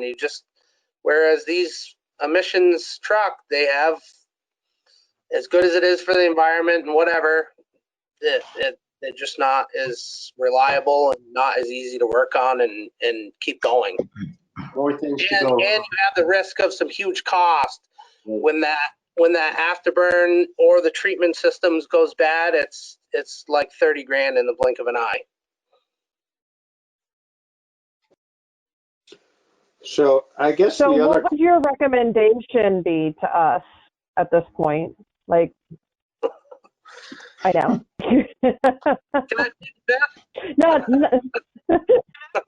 putting you on the spot at all, but I'm just curious, like we're not going to hold it against you if it doesn't work out. You know? Yeah, no, I mean, Hold it against us. I'm not going to hold it against you, but Yeah. I mean, the biggest thing is with these trucks is that, you know, on the 4th of July, if the thing breaks down and we can't haul a couple loads of gravel with it, you know, we use another truck. But in February when it's snowing 3 inches an hour and the truck breaks down, I've told this to David, it's as much as you can explain it to anybody you want. When roads don't get plowed in time, it's my face that's on it, and I'm the one that has to take the heat on it. And so if it was my opinion, I would like to have a new truck because it guarantees me to be able to get my job done. But if we feel like it's financially not the right thing to do, I'm okay with that too. Either way, I'll make it work one way or another. Thank you for I that, Brian. appreciate that. Thank you. So I guess just one more question, Brian, and not specific to this truck, because I think this one has some specific issues, particularly because it was the chloride truck. But going forward, if we were wanting to shift more towards replacing trucks every 12 years, for example, is that a realistic goal? And I may be catching you off guard with that question. And again, don't answer if you don't feel comfortable. But is there? We've been sort of leaning on this golden number of 10 years for truck replacement. But if we really wanted to be a little bit more fiscally conservative, is it realistic to say, from here forward, we're just going to hang on to trucks for 12 years? And so does that change your maintenance schedule? Does it change your usage in any meaningful way that you might be able to help achieve that? Yeah, I mean, I think right now, and this is just what history has shown us.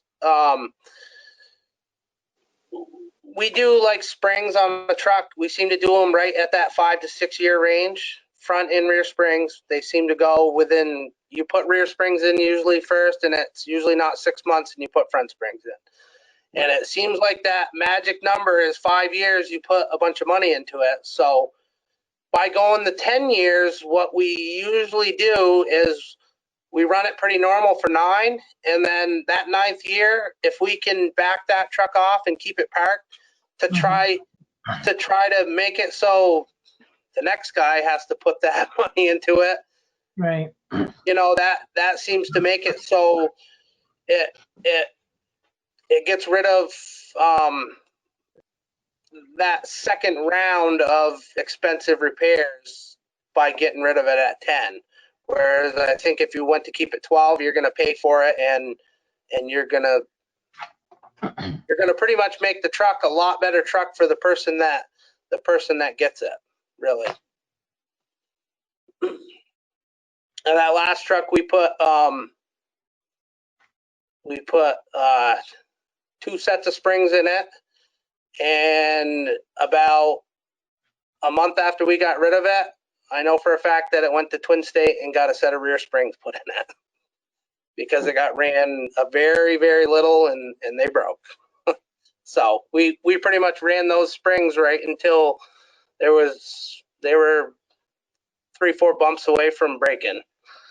We just got lucky. Thank you. All right. Anybody else have any other questions? I don't have any questions, but I wanted to make a comment about one of the things you said, Brian. And I know you take your job seriously and do a good job, but I don't think it's your job to take the heat. I wanted to say that. I think it's your job to take care of the roads. And I think that anything that you can do to deflect that onto Karen and us, that is something you should do. Because I think you've done a great job, and I think the people in this town have become very accustomed to an incredibly high level of services. And in some cases, it's unrealistic, their expectations. And so please, please, please don't let that stuff get to you, because it's not like you're doing anything wrong, okay? All right? Yeah. I'd like to add to that too, that for the few that you hear from that are complaining, those are the loud voices in the room. There are many that I hear from, and they probably should reach out to you occasionally to let you know how grateful they are, and how appreciative they are of the condition of our roads the majority of the time. And nothing's going to be perfect all of the time. But I do know that a few months back, we were discussing some ways to try and absorb some of that heat for you. And so maybe we will come back around to that. Yeah, Karen?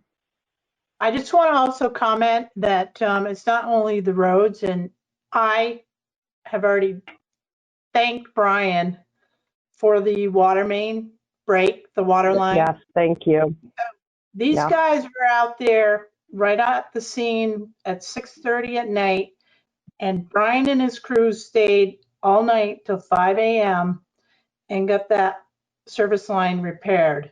So not only was he out there, but he had equipment with him as well. So highway equipment is very important. And if we don't have it, we can't maintain what we need to maintain. And they are a necessity. But I do want to thank Brian, the fire department, and Joe Tatro with Simons, because if it weren't for them being on the scene, being there all night, they did a wonderful job. I agree. Thank you. Yeah, I mean that, you know, the fact of people being disappointed when their roads aren't done just when they want, you know, I've certainly been bringing that up for several years in town meeting, that we pay a price for that. There's no question about it. This being a perfect example. I mean, if you had a truck that you could be a little more gentle on and get 2 more years out of it, our budget would be a little bit lower. Is that reasonable and the way we want to go? I don't know. But right along with that is accepting the fact that if we make those budgetary decisions, we're also accepting the fact that we are giving up a little bit on the end of the service that we've come to expect. And I think we all know what the roads in Putney were like, or we all have an idea of what roads were like 25 or 50 years ago. And you know, we just ask for a different standard now. And how realistic is that? And how much do we really need to, you know, how much do we need to and want to achieve that at a premium price versus being a little bit more realistic in our lifestyle these days? And you know, that's just a comment. That's not, it's not a question. That's excellent.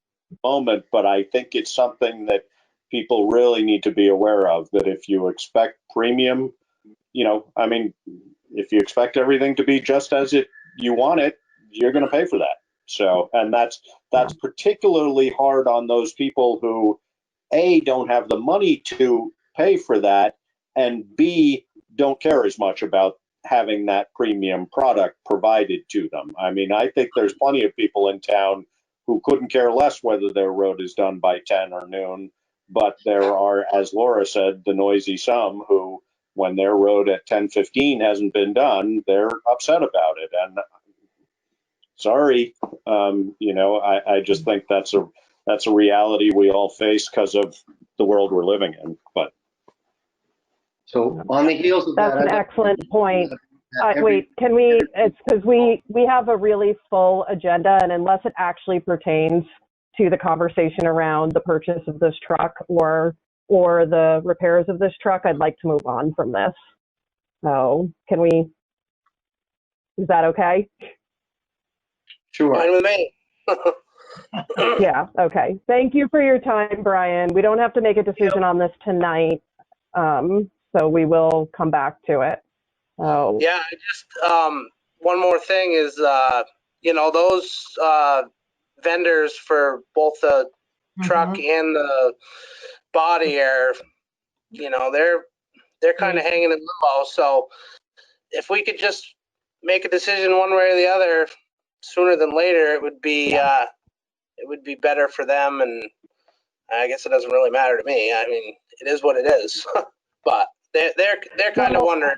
So. I guess, does the select board want to make a decision on this tonight, or do we want to take time to think on this? And, okay, I think that I would like to take time to think on this, and I would have time to think about how we would message it to the community if we chose to just do the repairs to this truck, because we have to change expectations within the community. If we're going to just do repairs, we have to kind of get back to that standard that you were talking about, Josh, that people may have to be a little bit more patient and expect a little bit less if we're going to have to change our budget. All right. Thank you, Brian. No Much problem. appreciated. Thanks, Brian. Yep. So our next item on the agenda is the fire engine bid proposal. And again, Karen, do you want Tom to just jump right in, or do you want to speak to this first? No, I think Tom can handle this. Everyone has the quote, correct? Yep. All right, Tom. Okay, so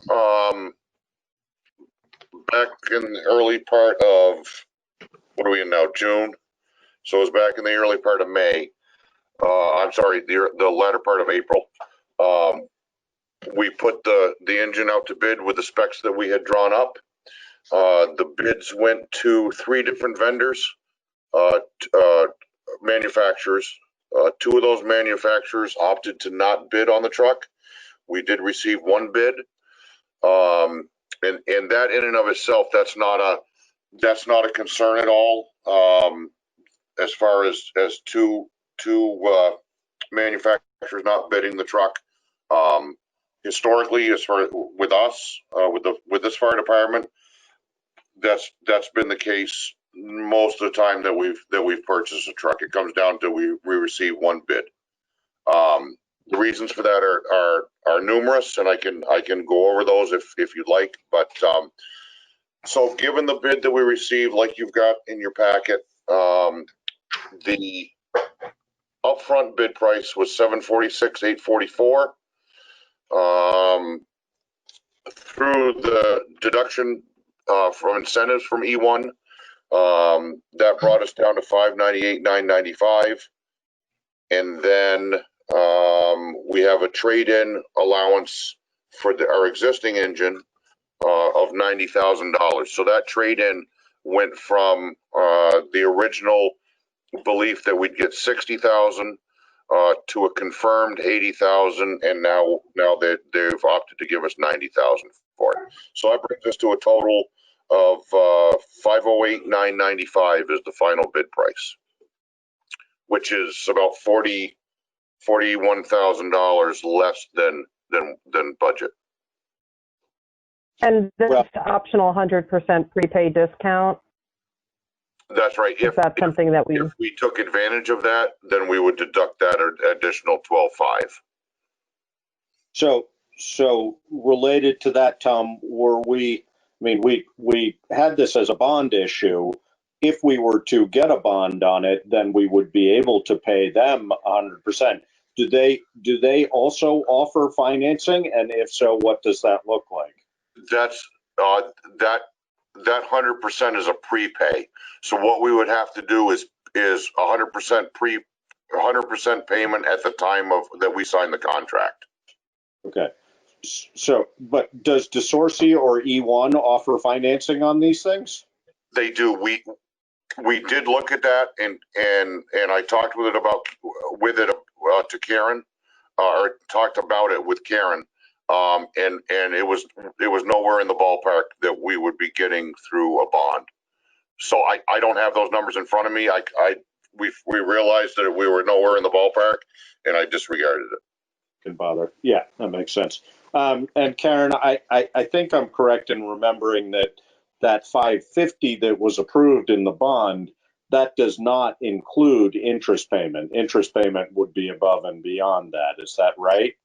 No. Oh, yes, sorry. So we were going to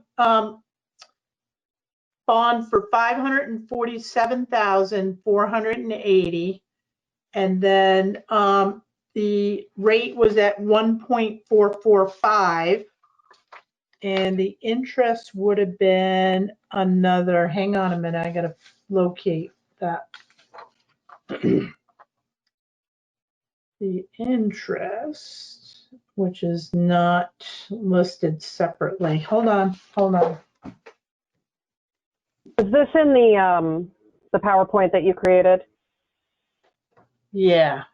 All right. So the total interest would have been $46,255, bringing it up to $593,735. That was for a 5-year, is that correct? 10-year. That was a 10-year, okay. Yep. They don't do 5. That's right. No, I was trying to remember. So, but the last we talked about this in a meeting anyway, and I don't think I've had a conversation with you, Karen, since, but the last we talked about this, you were pretty clear that you didn't think bonding was likely to be a viable option at that point. Right. Has that shifted at all? It's changed, Josh. So the summer pool, we had to have our application in by May 1st in order to get the award by July 1st, okay? The winter pool starts up in the fall, and I spoke to Vermont Bond Bank, and this was after the summer pool was awarded. And I said, what are the interest rates looking like right now? And this was on 5/6/2020. The interest was 1.64%. So it went up just a little bit.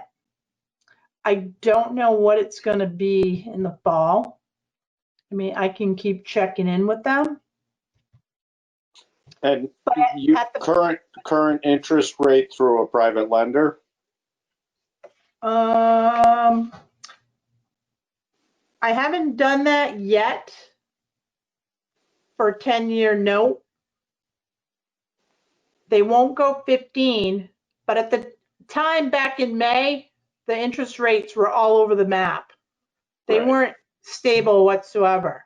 But yeah. I can't predict them, Josh. I don't have any idea come fall where they're Well, I mean, we could find out what the current rate is and base a decision on that if we, I mean, presumably we could get a quote for that rate that was good for 60 days or something, or maybe 2 weeks might be more realistic these days. I don't know. This proposal says, this proposal shall expire unless accepted within 22 days, and it was dated May 8th.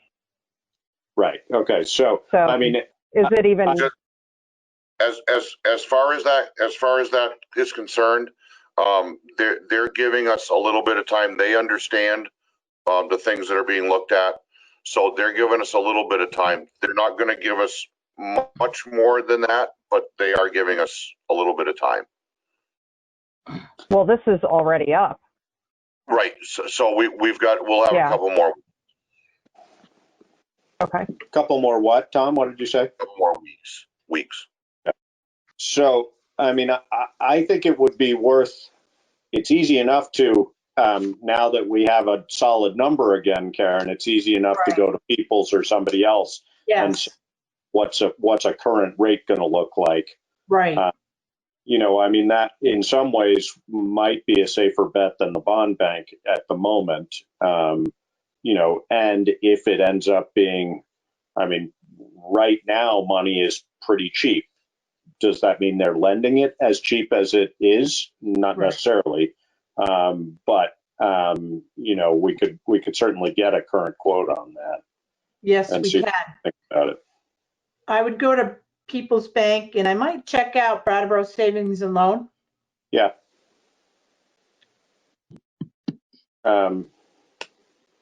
But I guess I guess that brings up the bigger question is this something we think we want to even further explore at this point? Right.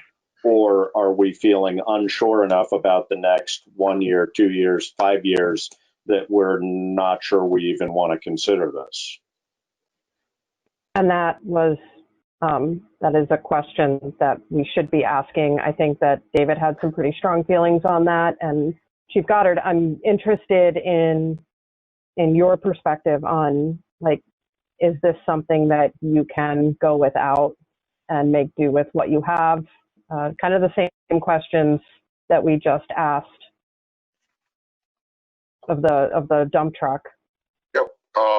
As we've said right from the beginning of this, the reason that we brought this whole concept forward this year was simply to save a tremendous amount of money between what we knew the cost of the truck would be, what we figured it would be, assumed it would be, and we're well within that ballpark. Coupled with the value of the truck we have now as a trade-in, as we move forward over the next 60 days, 6 months, a year, 2 years, those costs are still going to go up on the front end. On the back end, the value for the truck that we've got is going to continue to go down. So, in essence, like we've said right along, well, like we said at town meeting, to the voters, if we wait, it's going to cost us a lot more money. Mm-hmm. Will the truck we have? You're still positive of that in the changing climate that it wants us, that it's going to continue to rise. Absolutely. That we won't see. Okay. All right. So it's going to cost us more money in that when we go to buy another truck, but it will cost us less money if we don't buy another truck. So, because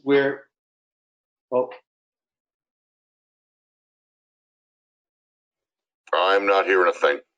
Can you hear me now? Yeah, we're not hearing you, Josh. We're hearing you, David. I'm hearing you, David. I'm not hearing Josh. Seems like you can't. Sorry, my son was asking me a question and I was disconnected. Oh. Sorry about that. That wild waving wasn't for us. Yeah, I'm telling you. Gotcha. In a perfect world, I'd love to buy that new truck right now, but this isn't a perfect world right now, and things are uncertain. And in our conversations that you and I have had, Tom, you've made it pretty clear to me that we're ahead of the curve. We brought it now, even though that truck isn't scheduled to be replaced for a bunch of years. Like you just said, it's done for financial reasons, which are important. But maybe right now isn't the time to spend that money, even if it costs us more later. Maybe later, even if it costs us more, we're more capable of making those payments then, even if those payments are higher. And in between then and now, is the truck that you have there going to do your job? And you've assured me that it will, even if we have to repair it. Yep. So the thing that I weigh out, is this the time to take that risk and sign ourselves up for another 10 years of payments in an uncertain financial world, or is now the time to be careful and hold steady? And even if it costs us more in the future, when things are more certain, we can make those payments easier. We don't know what it's going to be like for people to pay their taxes. We don't know if things are going to change in any meaningful financial way for funding that we get. So I'm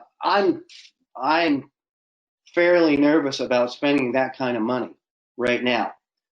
Know that I would love to have every new truck we could possibly have. If, like Brian said, if you were assured the customers were coming, you would buy the new truck.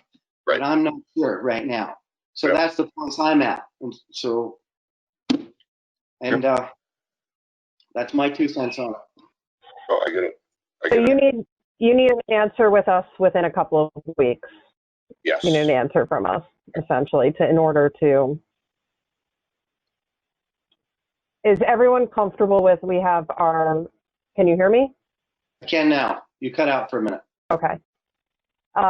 Is everyone comfortable with us putting this, I know next week is technically our emergency management meeting, but are we comfortable with putting this on the agenda for next week so we have some time to process these numbers and the situation and really think about it? Yeah, I mean, I would request of Karen that by that meeting we have an actual quote from a bank on current pricing. Again, the bond bank I think would maybe be the best bet in the long run, but that's hard to know right now.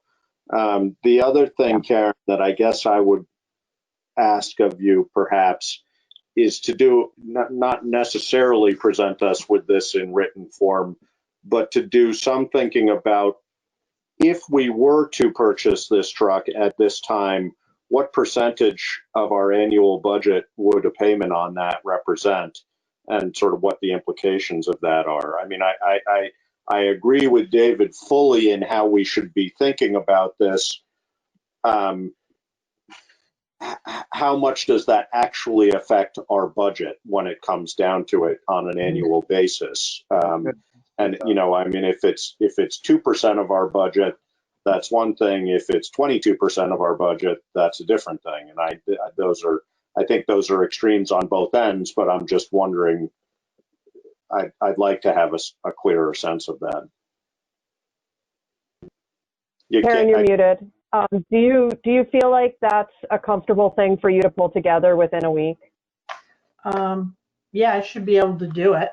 I can get the numbers from the bank. You know, we have a smaller number. We're not looking at 547,000 like original. So that payment will be lower. It will reflect, you know, a lower price on the budget too. So I should be able to secure at least, you know, 2 or 3. Excellent. Tom, can you just, I don't think I or we need the details of it. And anything about the reason that we only got one bid have to do with us? I mean, is that because of the specificity of the specs you put out, or is that because of why wouldn't other companies be interested in bidding on that truck? A couple different reasons primarily. One, the first is the way we spec'd this truck to be constructed. There are many manufacturers that cannot / will not build that in that manner. And what I'm talking about specifically is as far as gusset locations, how the gussets are built into the framework, whether they're welded, whether they're bolted. Some of the materials specifically, in thicknesses of the materials, companies don't work with, or other manufacturers don't work with.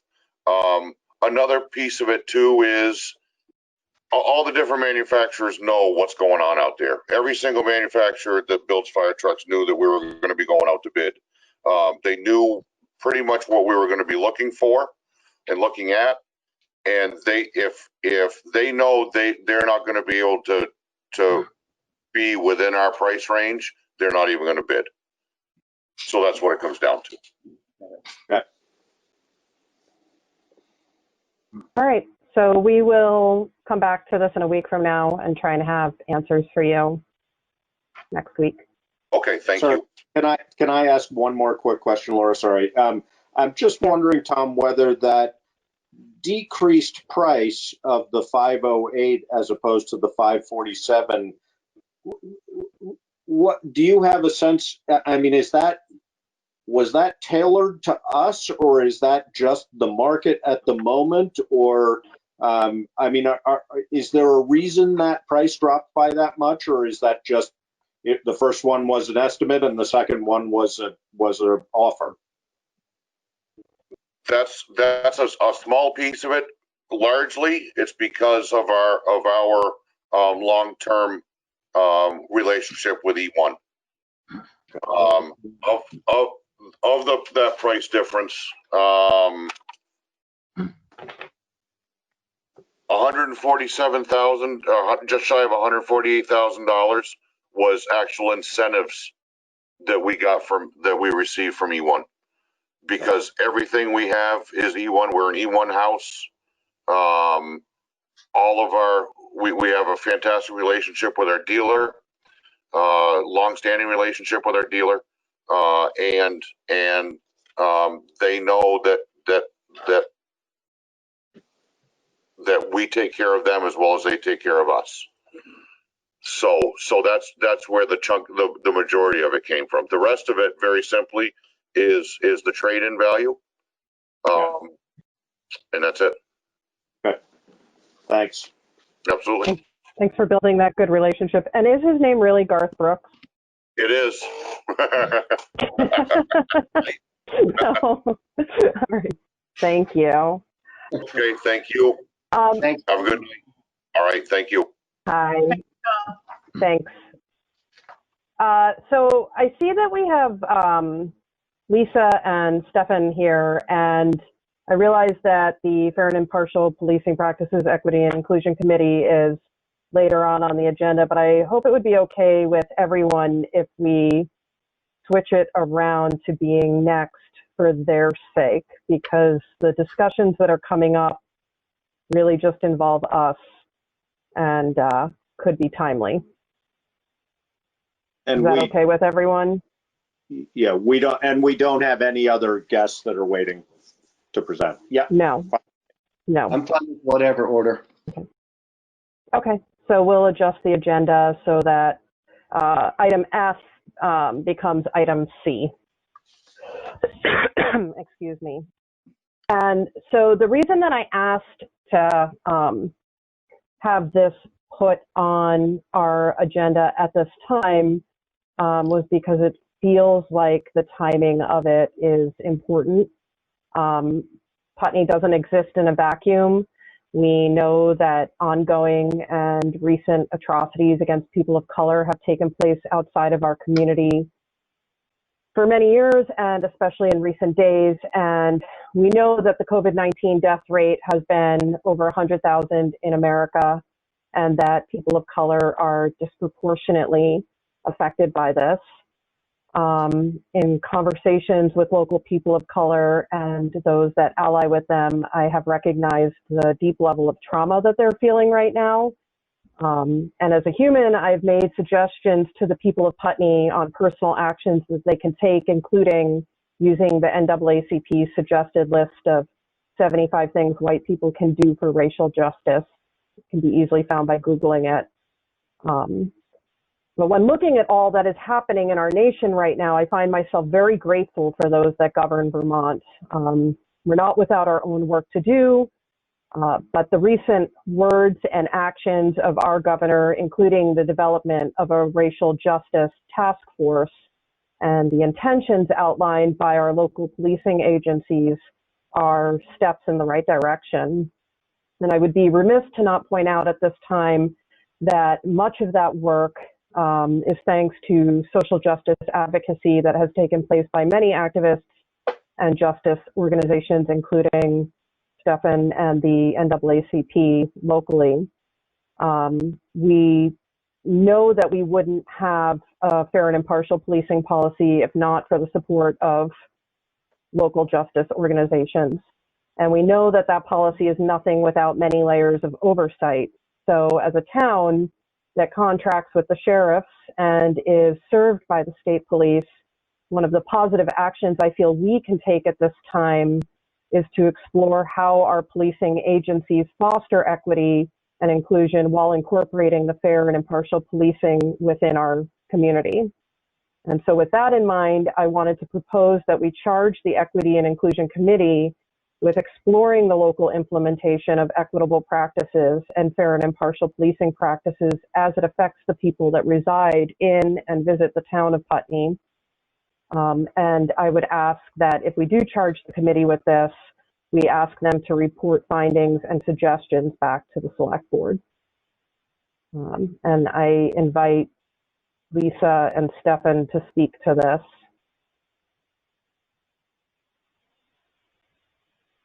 Hi, Stefan. Hi, who goes first? You can go. There yes. you go. I'm here. I'm eating dinner, so not on camera. Oh, okay.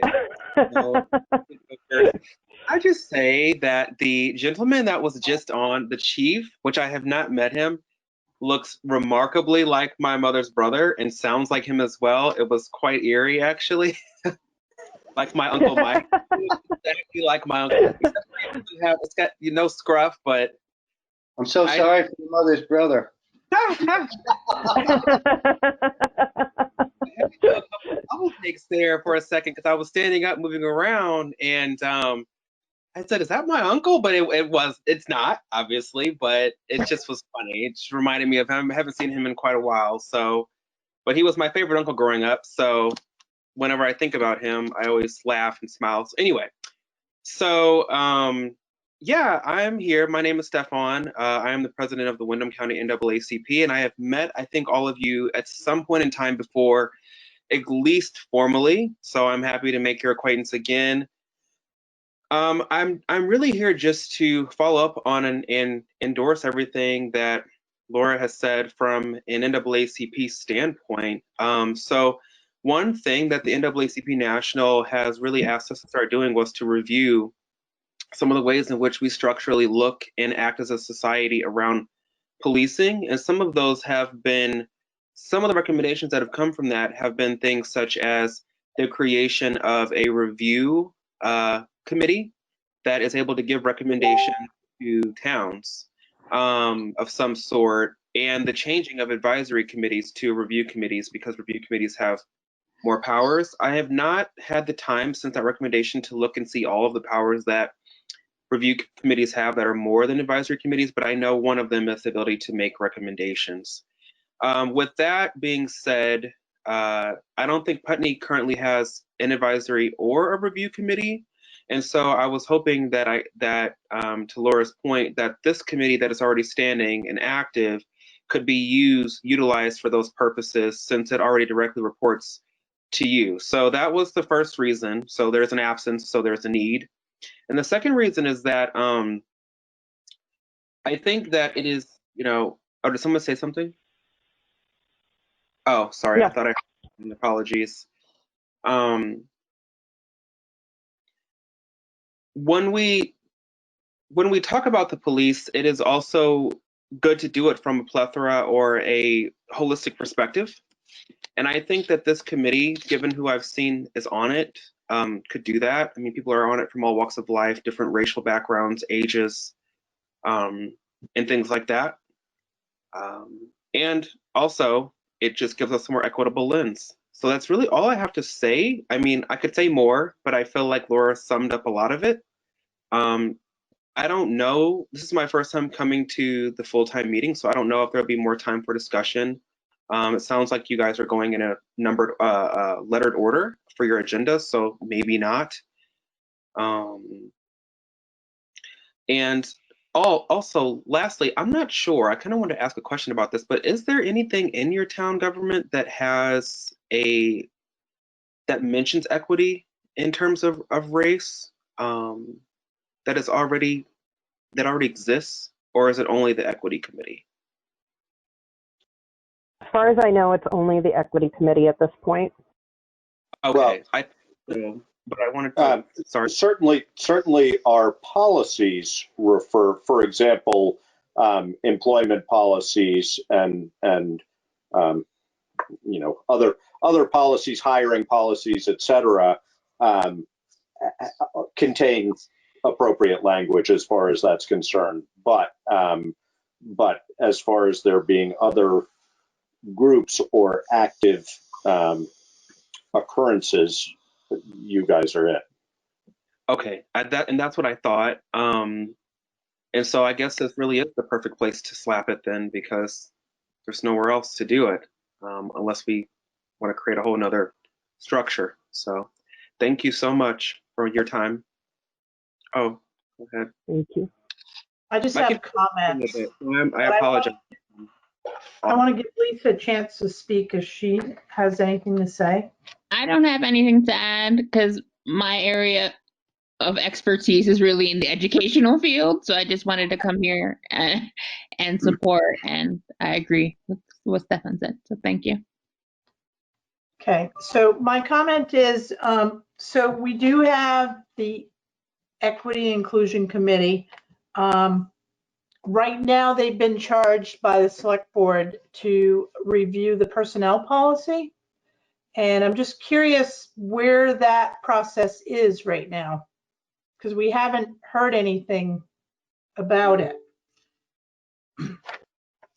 I can't, maybe Lisa can speak to that. I can say just from having attended meetings. Okay, go ahead. I think we were in the middle of it, and then we had plans to meet, and then COVID happened, and so our lens shifted, and then the world was on fire, and our lens, so I think it was probably like 5 meetings ago, maybe, when we last looked at it, and we're meeting tomorrow, so we can put that as on the agenda again to see where it actually is and where it's living. Okay.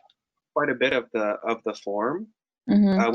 We talked about quite a bit of it, and we've already got what we would call a set of mental recommendations that we just have to put on paper, because we've combed it quite a bit, I'm sure, as maybe Laura could attest to. So.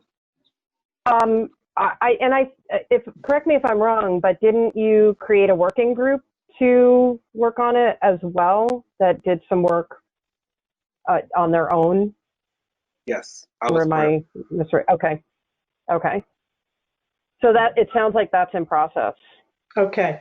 I want to remind the group, to the committee, that so it appears that 7 meetings have been held, and right now there's only 2 sets of minutes that have been approved. So open meeting law, you need to have minutes after a meeting. And right now, because of COVID, you're allowed 10 days.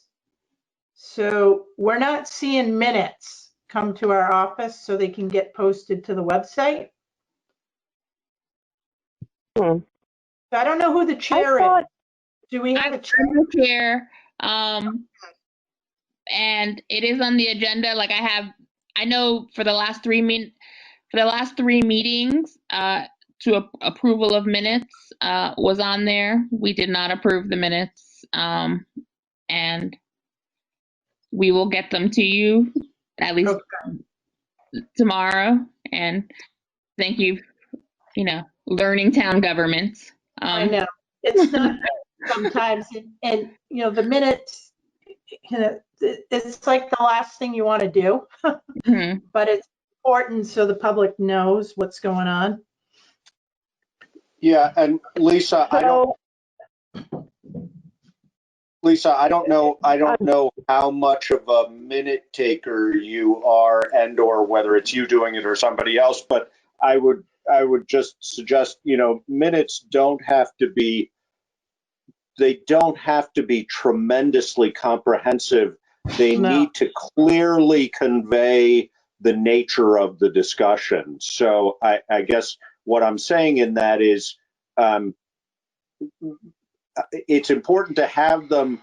Don't make it such an arduous task that you don't want to do them, because it's more important to have a document of the nature of the conversation than it is to have all sorts of detail in it, and sort of for the record. So you can be relatively brief and concise in your minute taking and the writing up of those, and that is adequate as long as you feel it accurately conveys the nature of discussion. Thank you. Heard. And on it. I don't take the minutes, but and I know process. Minutes have been taken. Yeah, sorry, Lisa, to interrupt you. I know minutes have been taken. I'm guessing that there's just a submission issue, so that can get. They're probably pretty much because Jamie takes them, and she takes them meticulously. Yeah, sort of perfectionist in tendencies, but I think that may be a piece of the issue, is that she has to go through and just create an outline instead of. Yeah, so it's nice to have that documentation for everybody's sake, but I can understand having to translate it afterwards can be difficult. So I guess I'm asking for action on this today, and the motion would be to charge the Equity and Inclusion Committee with exploring local implementation of equitable practices and fair and impartial policing practices as it affects the people that reside in and visit the town of Putney. And the committee would be asked to report findings and suggestions back to the select board.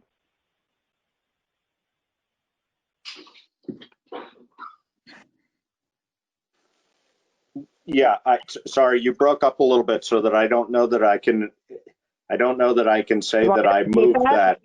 Yeah, please. Okay, I can repeat it.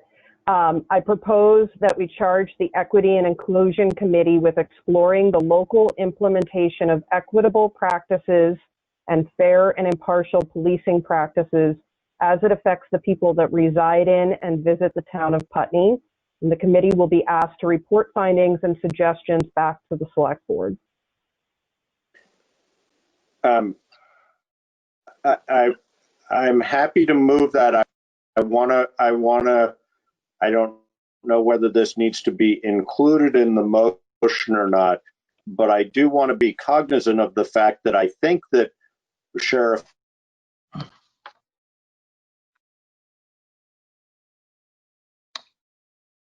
You froze on us, Josh. Anderson is taking, it seems to me, and I could be wrong, that Sheriff Anderson is taking a pretty proactive these concepts, and I want to recognize. Yeah, I think we all recognize that. Yeah. Are you still there? That. Yeah. Did everybody get what screen Josh said? I'm not getting most of this. So what Josh said was that he feels that Sheriff Anderson is actually taking a pretty proactive approach to these matters, and he just wants to recognize that. And I think that we can all say, yeah, we recognize that he is taking a proactive approach, and it's still, I feel pretty important that we're having those conversations with him and exploring it. Yes. Hold on 1 second. Yeah. Are you still with us, Josh? You're frozen and pixelated, and Yeah. now I see a ghost view. There you are. Are you back? Nope. You're frozen again. You're pixelated. Laura, can I ask, Yes. while waiting for Josh to come back to life, the end of that, you said, fair and impartial policing practices as it pertains to the people that reside in the community? Is that the end? That reside in and visit the town of Putney. Reside in and visit. Yeah. There was I a can lot. get you, yeah, I can just send you an email with the language. Okay, thank you. So Are you back, Josh? There you are. You're all back for me. I don't know whether you heard anything I said or not. You were all frozen. We did. So I reiterated that you wanted to recognize that Sheriff Anderson does seem like he's trying to take this approach at this time. And I concur. It does seem like he's trying to take this approach. Yeah, and I think in saying that, I'm all in favor of this resolution and motion. I just want to recognize the fact that we should be cautious a little bit about trying to reinvent a wheel that he's clearly already working on. So what maybe that includes from your part, Stefan or Lisa, just reviewing their policy first and whether they're actually following it. And I don't know. I know that would be his intention, but I don't know how that's going. Am I allowed to speak, or I don't really know? Yeah, please do. Okay. So so I appreciate you saying that. First of all, I have met with him a couple times. Obviously, it has not been in a while. Actually, he and John Hagan, who is the head of the Windham County Democratic Party here, and I have been talking about getting together a little bit more, and also looking at different grants and funding opportunities that are available for training for police. And so I think that he does seem to have a more proactive approach at the moment, right? I mean, of course, there are probably ideological things that we could work out, but I think that we all have the same premise. I think for me, especially as a person who grew up just outside of Ferguson, St. Louis, and comes from Southern Illinois, St. Louis, I think that when we look to create things like this as oversight, it is to give community members who might not, through other means via education or social status or family status, have the chance to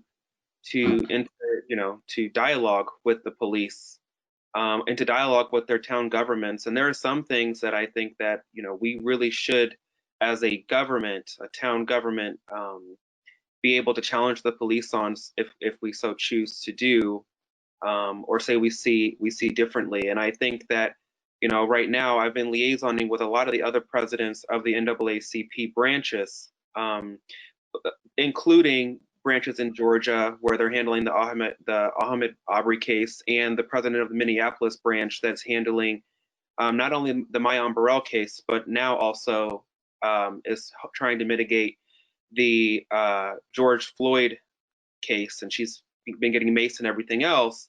But these are the recommendations now, since we see that these gaps exist and the need for them, because their chief is actually, he's a Black man. They get along very well, and he's actually in their corner.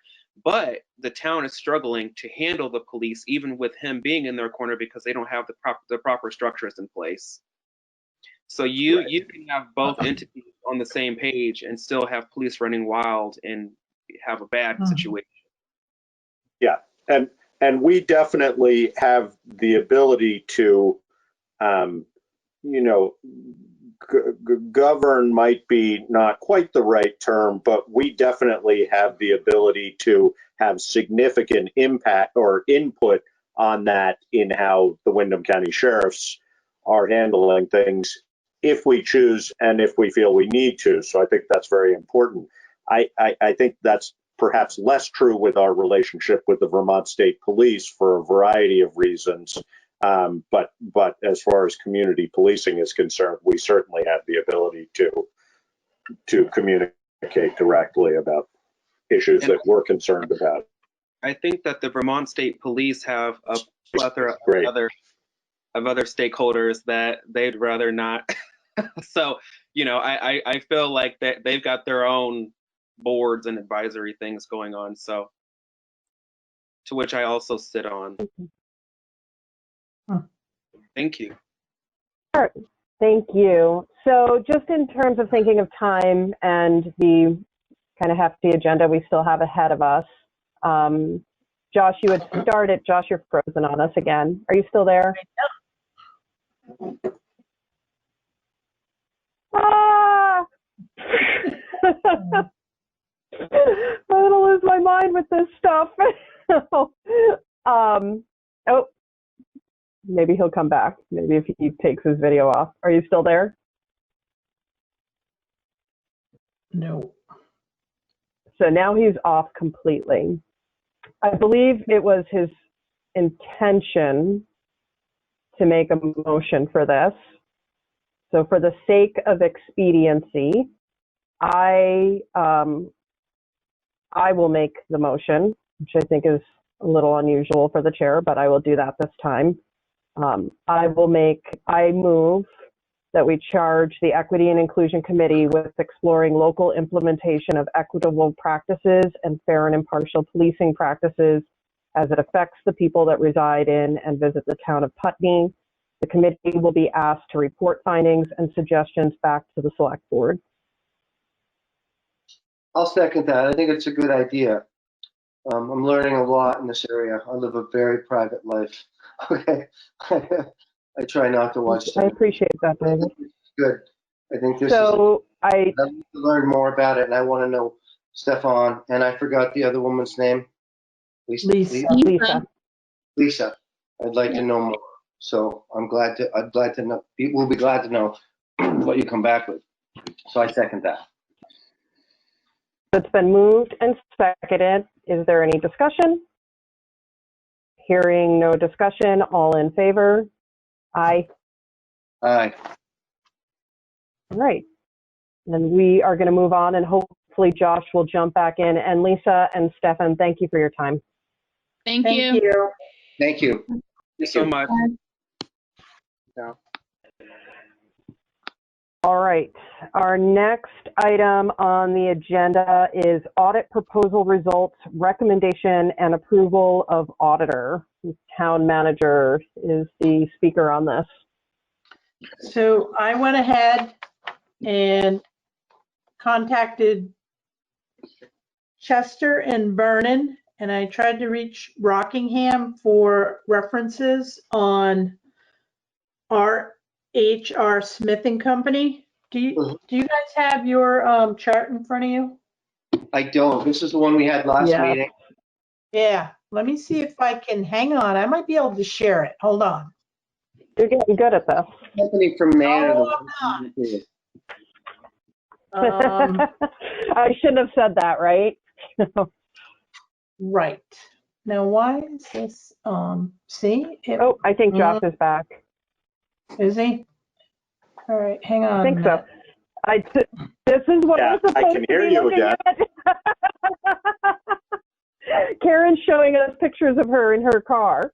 Oh, hang on. Good thing it's only my car. Woo! Yeah, I'm glad to know your Speak for yourself. screensaver isn't your AC. So, Josh, just to let you know, for the sake of time, we actually, I made the motion, David seconded it, it was approved, it did pass. And now we are on Perfect. to the Sounds audit proposal good. results. Can you guys hear me? I can. We can. Sounds good. Let You me can see. hear me? Okay, because I can't see you. Yeah. Hold on, guys. Are you seeing my screen, guys? Now, yes. Yeah. Hold on a minute. Where I had, oh, right here, bid information. Alyssa, where did we put the audits? Never mind, Right I there. think I found it. The year I got it. 2026. There you go. I got it. Hi, Josh. Yep, there he is. Can you guys see this screen? Yes. Yep. I can. Yes, sort of. Okay. All right. So I reached out to Chester, Vernon, and Rockingham. I had no response from Rockingham. So I was looking for a reference for R.H.R. Smith and Company. And I spoke to Vernon, and Cindy likes them a lot. It's their 4th year using this firm. They're easy to work with.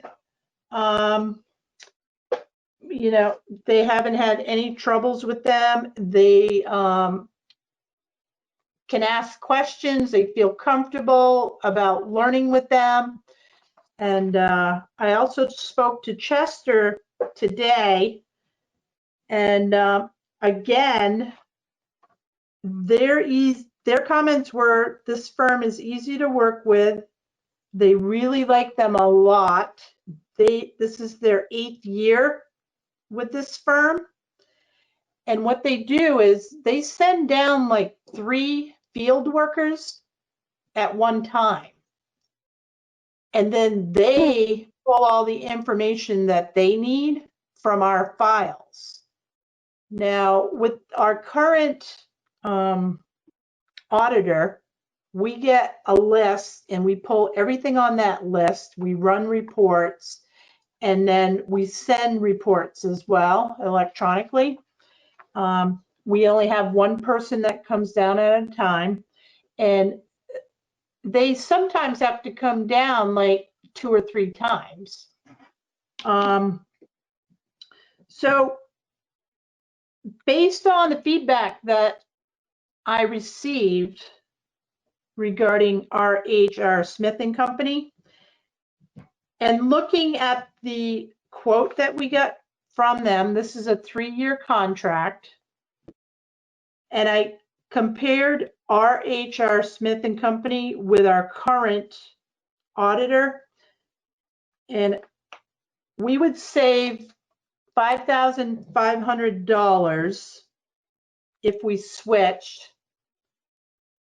The other thing too is having a different auditor in, and I'm going to stress this again, is it's a new set of eyes and they might see something different.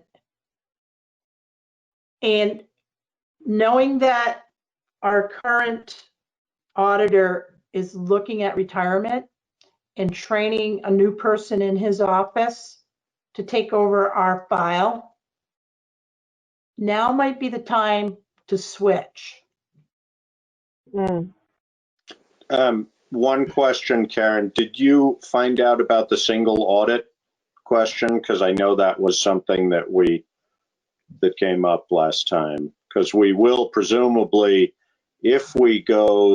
certainly if we go through with the bond, well, we're subject to a single audit anyway, aren't we? Or not? No, only if we, so it's basically grant money. So if we end up bringing in like over $750,000 in grant money, that's what triggers that single audit. Okay, so it's not related. I was thinking bond money was included in that also, but that's not right. It's just grant money. Okay. Right. So that's sort of irrelevant for us currently. Right. And I haven't experienced a single audit report.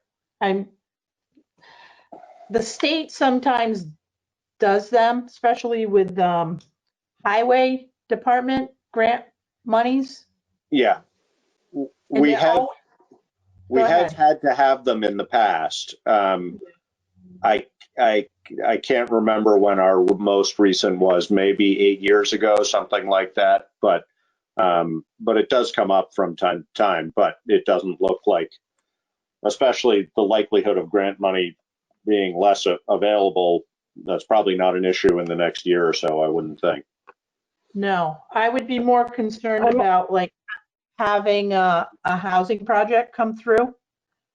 And then we have a pass through or something like that.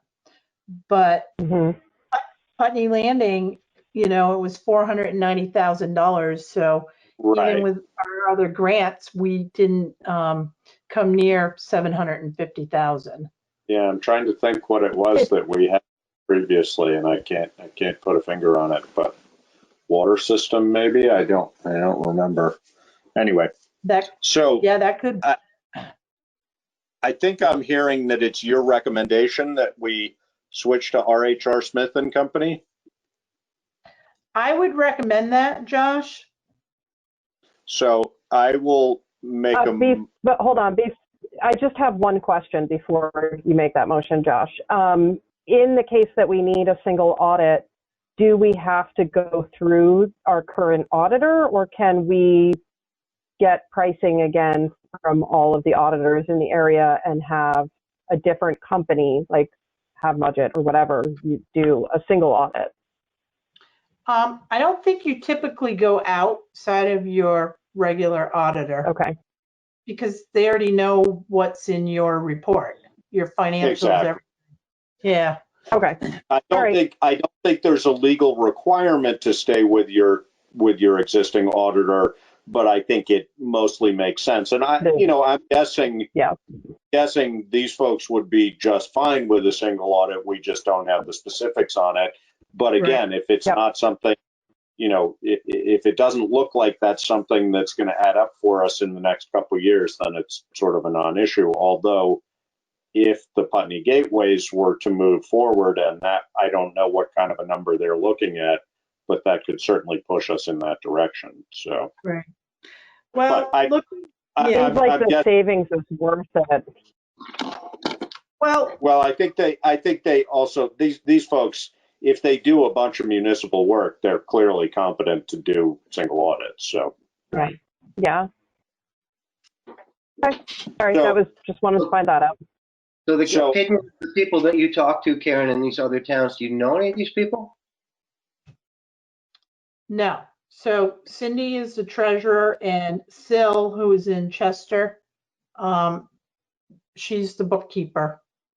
But you have no experience with them. You don't know them. No.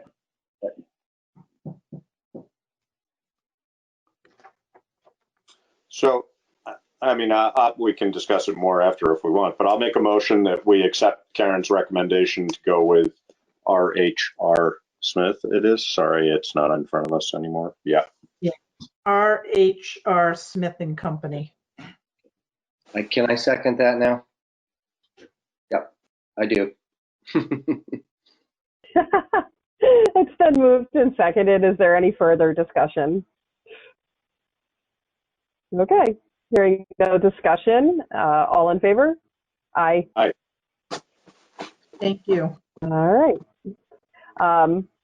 And maybe we should, like, it feels silly to do that. It's been moved and seconded. Is there any discussion when we do discussion beforehand? So maybe I shouldn't have stopped you and just. Yeah, no, I mean, ideally, as soon as it comes up, really, if we think we're, I mean, I think the thinking is that as soon as it appears that it's likely to be a motion, you try and put it on the table as a motion discussion. I don't think it really matters one way or the other, but. Yeah, it's not a way that, in my experience, at least during my time on the select board, we've ever really done it. We've always talked about it first. And then sometimes if there's a clarifying question, but yeah. Exactly. Yeah, it can go either way. Yeah. Yeah. All right. So we're on to the pool. Oh, boy. All right. So I have some nice pictures for everyone to look at, and I figured I'll put them up. That way, if the public looks at this later, people like Jamie and printed them by accident. And Ruby. The last week. Look at that color. Yeah.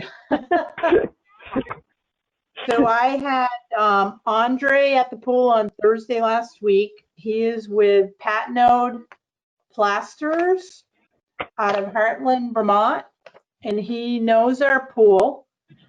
And so he looked around. Joe was with me and Anthony.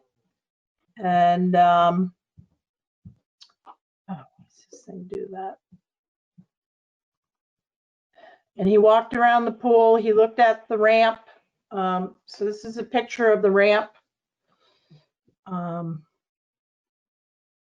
This is at the bottom of the ramp. David, you've been in the pool recently, so right where the joint meets the floor, Josh. So Andre pulled up the fiberglass, and as you can see, it's all lifted from underneath. And that's the size of the fiberglass that was torn off. There's two joints in this pool, one at the very end of the ramp and then one at the deep end of the pool.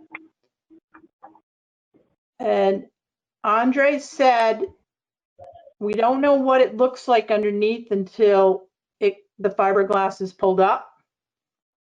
So can I ask a quick question, Karen? I'm just wondering, Andre comes from a plastering company. What's the relationship between a plastering company and pool repair? He is a pool repair guy. Okay. Okay. So yeah. He deals with fiberglass. Okay. Okay. So I had him come out. So this is on the ramp right here, Josh. So this crack is straight across the ramp. When you walk on it, it's all beveled, it's really brittle right now. And when we walked around the pool too, the walls are soft in some areas, and there is cracking on parts of the wall as well. So just to try to get a price to repair the pool, I called him. Now, I asked him for a quote. I said, what would it cost to repair the entire pool? Which would entail stripping all of the fiberglass off, and they would only do it on a rainy day because fiberglass is like insulation. Airborne, yeah. Yep. and then they would come in and they would put new fiberglass and seal it, okay? His concern is, what does the concrete look like underneath? If there's any cracks in the concrete, that's a whole nother animal, okay? I said, well, can you throw out a number?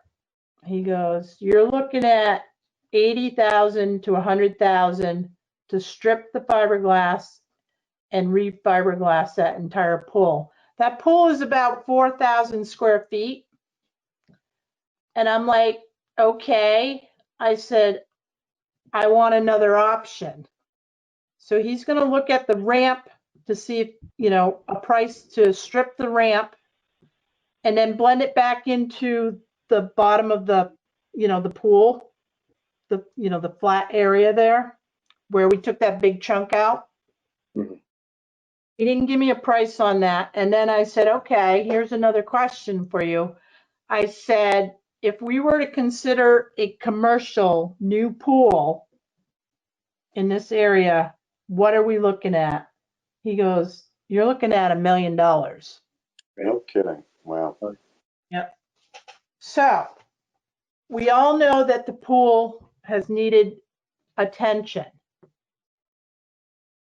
Given that the governor has an order that you can have 25 people now in a public pool, with what we have right now visually, what you're looking at, there's no way we're opening the pool this year.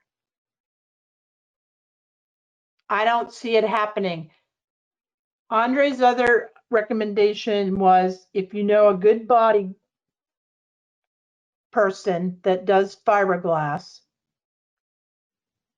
an automotive body guy, they might do this job. But do you want a professional doing it, you know, a pool professional, or do we know anyone that can do fiberglass?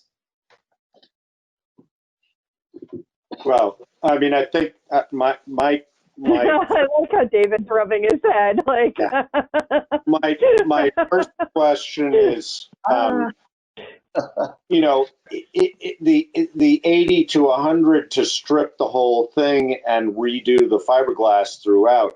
I mean, I would hate to see us throw, you know, $35,000 at repairing it, and then 2 years from now have to spend 80 to 100, or maybe a little bit more, because the repairs were well done and they actually adhered to the concrete, making it harder to get off, and spend that in 2 years.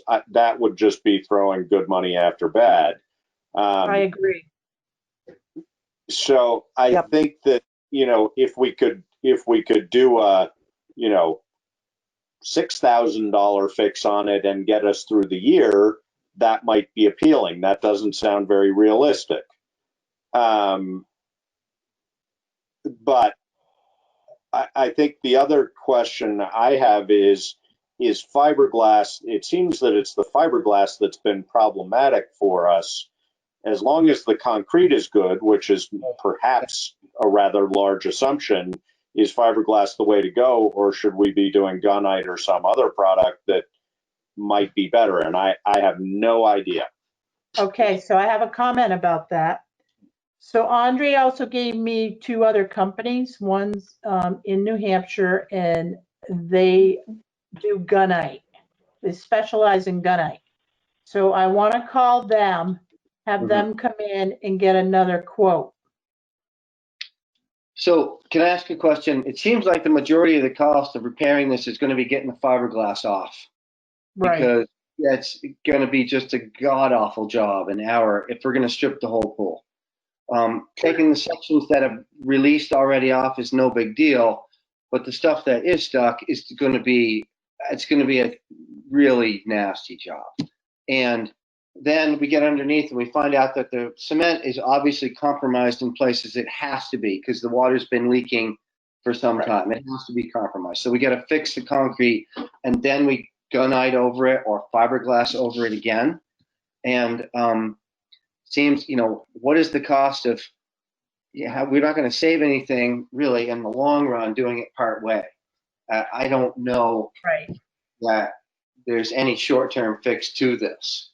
And, you know, $100,000 job on this pool just seems crazy at this time, and the way the world is right now. As much as I'm sure the pool is very important to a certain percentage of the people, you know, we're talking about whether or not we're going to keep a truck for another year or two, and that's a need because everybody uses the roads, and not everybody. Right. This certainly falls under the category of want, not need, to me. With that said, this is an asset to the town, and it's going to have to be dealt with at some point. And, you know, can we even get anybody to deal with this? What's the timing of that? You know, everybody's putting up above ground pools right now because they don't want to go to the pool and swim with other people.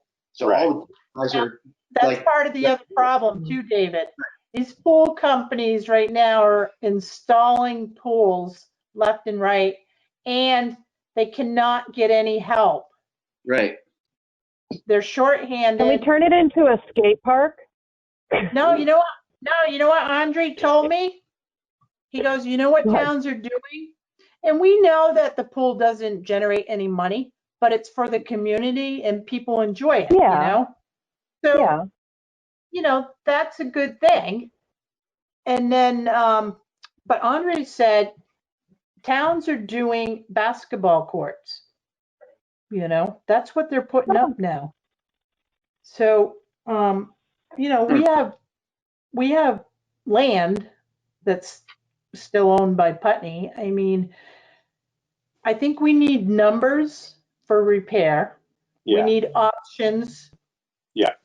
Right. And then I think we need to decide, but unfortunately, we're not opening our pool this year. Go ahead, David. And I was mostly joking about the skate park.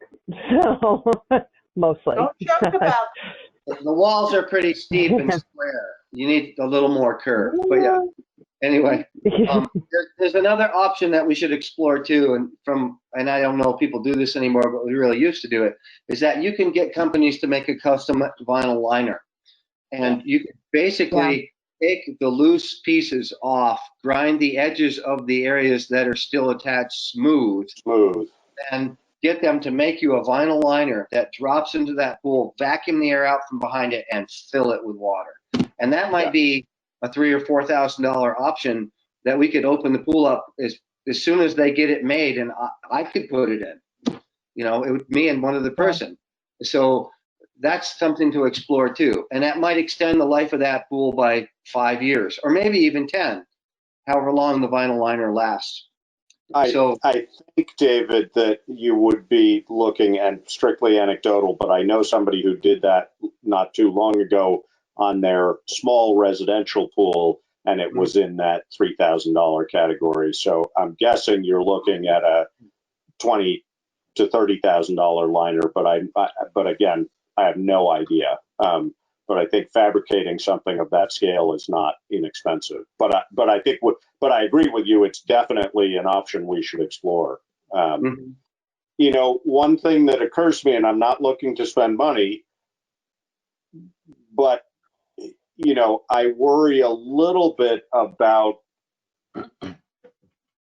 This is the kind of thing, you know, I think we have to look really long term, and I know we're looking long term on a lot of things, but you know, if this pool sits as it is, it's not going to improve. No. You know, if we don't do it this year, that means we don't have a pool next year either, because it's going to take, unless we schedule it for first thing in the spring and it's done, you know, it's going to take a chunk of the summer. I think we just have to be thoughtful about, you know, yes, I think it's unrealistic to think we might be able to do something about this summer, and maybe not such a bad thing, because then it alleviates the whole problem of social distancing, so on and so forth. It might be an opportune time to do work on it that needs to be done. So I think that if we can, you know, I mean, for example, with these folks in New Hampshire that do gunite, you know, we can say to them, hey, we don't need this thing done next week, or, you know, even a month or 2 months from now. but we really want to get a quote for what it would cost to do this before the pool season next year. And, and you know, what does that look like? Because I don't know. I mean, I you know, yeah, it's a want, not a need. I do think, though, that an interesting thing about the people that this pool serves is that it does tend to cover a socioeconomic strata that is not otherwise served. I mean, those with their own pool don't go there because they don't need to, because they have their own pool. Right. A lot of people learn to swim in that pool and don't have that many other options for where they might learn to swim. So I do think it does serve a demographic that is a good, you know, I think that's a value of that pool, not unlike the library, that it does serve a certain group of people that maybe deserve to have a pool for a number of different underserved. Yeah, exactly. So, so I'm going to suggest that we move on from this because we really don't have the information to even. Yeah. Like, I think Karen needs to gather more information. The gunite, the vinyl liner is a great suggestion. And I think that the most important thing coming out of this is messaging it to the town right now that we're not going to have a pool. There's been a lot of questions about it. And so just getting that out as quickly as possible to people so that they can, I know that it's really hard to get even the little plastic pools out back for your house right now. They're all being bought up. So give them an opportunity to buy them up. You know? Can I also make a comment that, so Katie Iman, who does swim lessons, she's considering doing private lessons. So out of like her house or? Either that or, you know, going to somebody's house that has a pool, but okay. She'll put that information out there. And also 2 of the camps that always use our pool in the summertime, the summer camps are not operating this summer. Yeah. So a lot of summer camps also have been canceled. So I think the timing of this with the whole COVID works in our favor. Yeah, I agree with that. And I also want to look into, we talked about it before, you know, raising money for the pool. And how do we do that as a community? You know, I got to see how you set that up. But, and by spring, Josh, you might be right. We might have the funding where we can just get that pool a whole new facelift, get it what it needs so people can enjoy it again. And I do. So you're going to look into raising money, the different ways that we may possibly be able to fix it, and putting messaging out to the community. Yes. One thing that I would include in messaging in it, I certainly don't have anything comprehensive about this, but there are other nice pools locally. I mean, Walpole has a very nice pool. Bellows Falls has a nice pool. You know, there are there's places. One in Dummerston. It's private, but there's one in Dummerston as well. They're all very restricted right now. So like Brattleboro is opening theirs. Yeah, and they're opening it to Brattleboro residents first. You have to have a reservation for that day. So if it fills up with Brattleboro residents first, Putney residents can't get in. And they're doing a great, if we were opening our pool this year, we would probably be using them as a model for how to do it because they're doing a great job. This is Dummerston? It's really restrictive. No, this is Brattleboro. Dummerston has the private pool at campfires that people can join. Oh, right. But they probably have similar measures where it's, you know, you sign up and they give you an hour and it's limited and you can't change there and all of these things. So can I'd like to make a comment really quick. This sort of segues into a thought that I've been having. The idea of raising money along with the idea of people, you know, thinking about what it is they could do without or becoming more comfortable with their road not being plowed as quickly. There's some message that we could send to the community because we have a community that has a lot of people who have the capacity to be generous. And if there was a way we could send a message that, you know, there are things that are needed by people of a different demographic. And here is a way that you might be able to contribute that would not only serve them, but make you feel really good, and send it in a way to create a cohesion in the community, so that we're all pulling together during this time that's harder, lessen the burden for everyone. I don't know how that works. This isn't my strong suit, but the idea occurs to me that there probably are lots of people who would like to be generous, who can be. And, maybe the pool is one of the ways. And so some way to communicate. Well, we saw that with the library. Yeah. Right. Yeah. No. Yep. Okay. Forest for Learning status. So we have nothing new on that. I'm going to keep it on the agenda for every meeting, and then, because I don't want to lose sight of it, especially if something comes in on a Tuesday. So right now, Bob Fisher has Larry's recommendations to put that language into the deed and then work on that agreement by changing some of the bylaw language. So it's sitting with Bob Fisher's office right now. Okay. All right. Do you want to put that on the agenda next week too, just in case? Not really, because if we're supposed to be doing emergency management meetings, I don't really want to keep tying municipal stuff. Yeah. Yeah, I hear that, and it feels like this is okay. We can, if it does come up, we have all agreed that we would call an emergency meeting for it. Yeah. Kind of depends on whether or not he responds to Larry, right? I mean, if we don't get any feedback from him, there's no point. Right. Yeah. Okay. And final thing on select board items is COVID-19 educational signage. So Josh was trying to say something about Larry, I think. Oh, Yeah, sorry. no, I was just saying if it comes in before Tuesday, then we can add it to the agenda for next week, maybe. But otherwise, no. I did talk to Putney School. They don't have cows. I mean, they have cows, but they don't have cow sign. Do they just want to lend us a few real ones that maybe we could paint on the side of them? Get the real ones.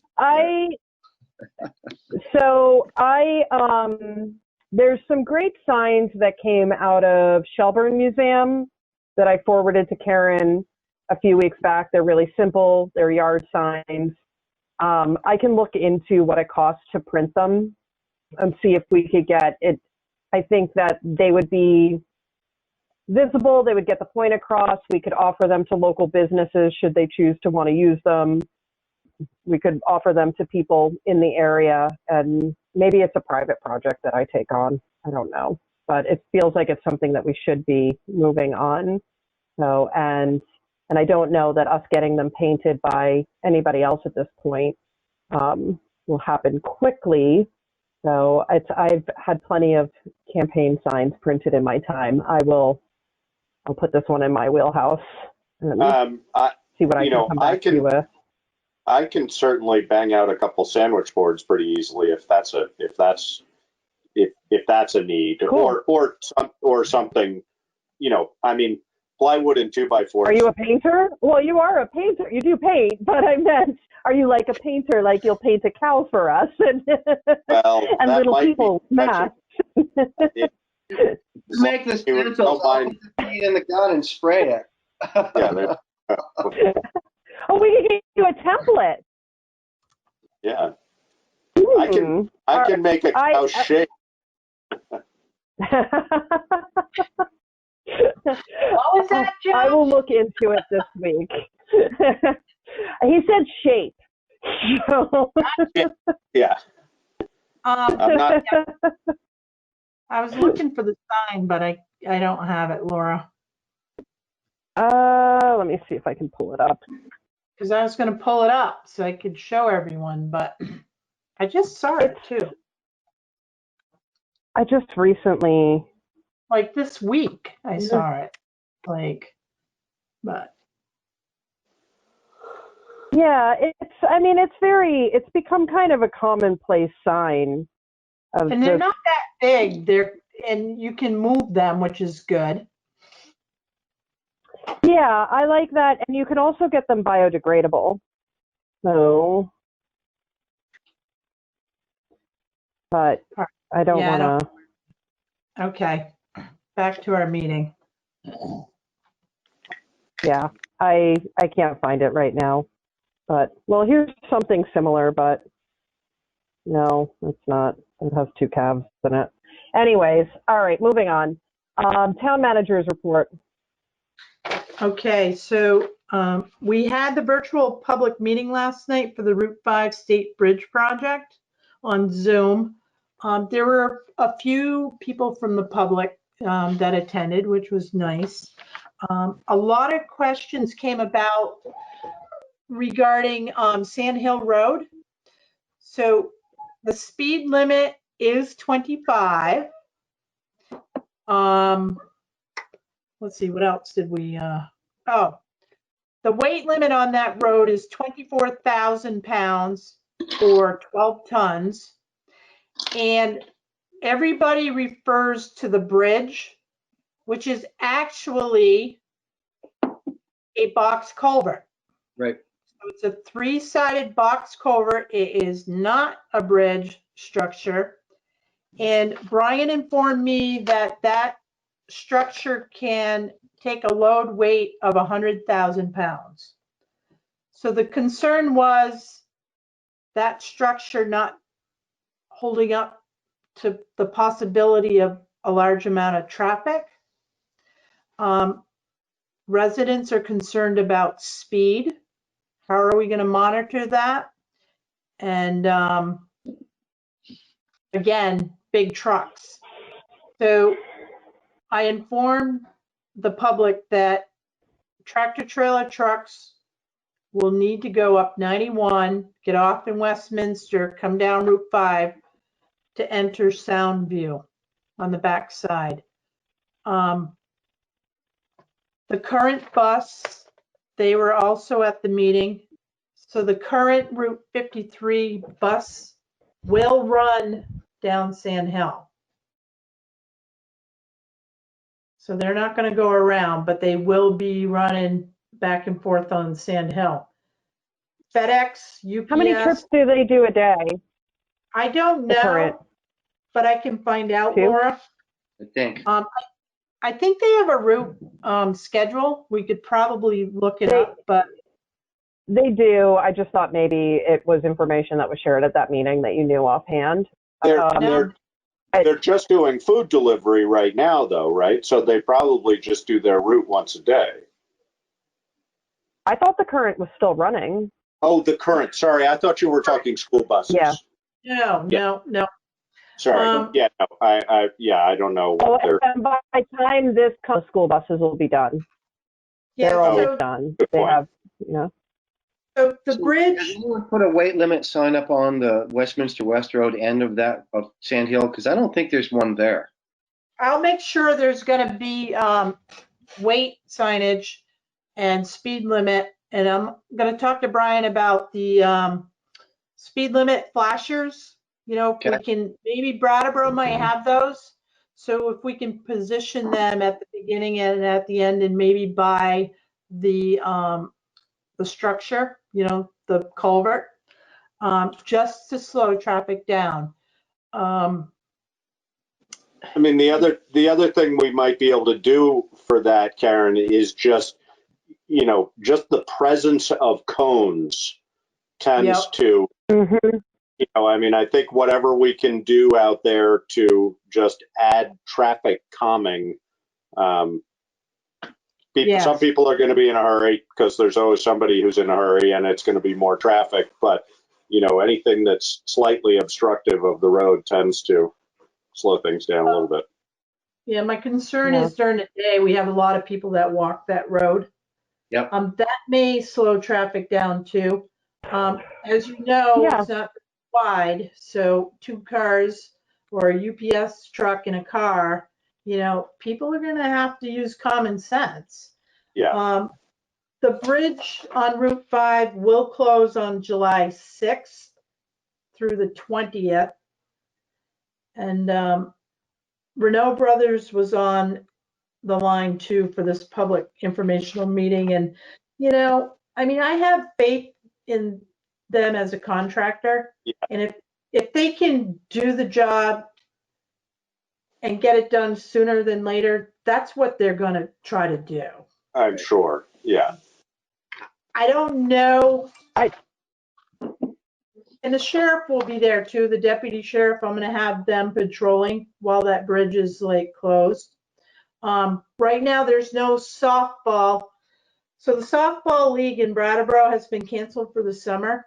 Mhm. So the softball that usually happens at the field on Sand Hill Road, that's run by a different league. But if Brattleboro canceled their league, I wouldn't be surprised if the one in Putney is going to be canceled as well. So that's going to eliminate traffic right there.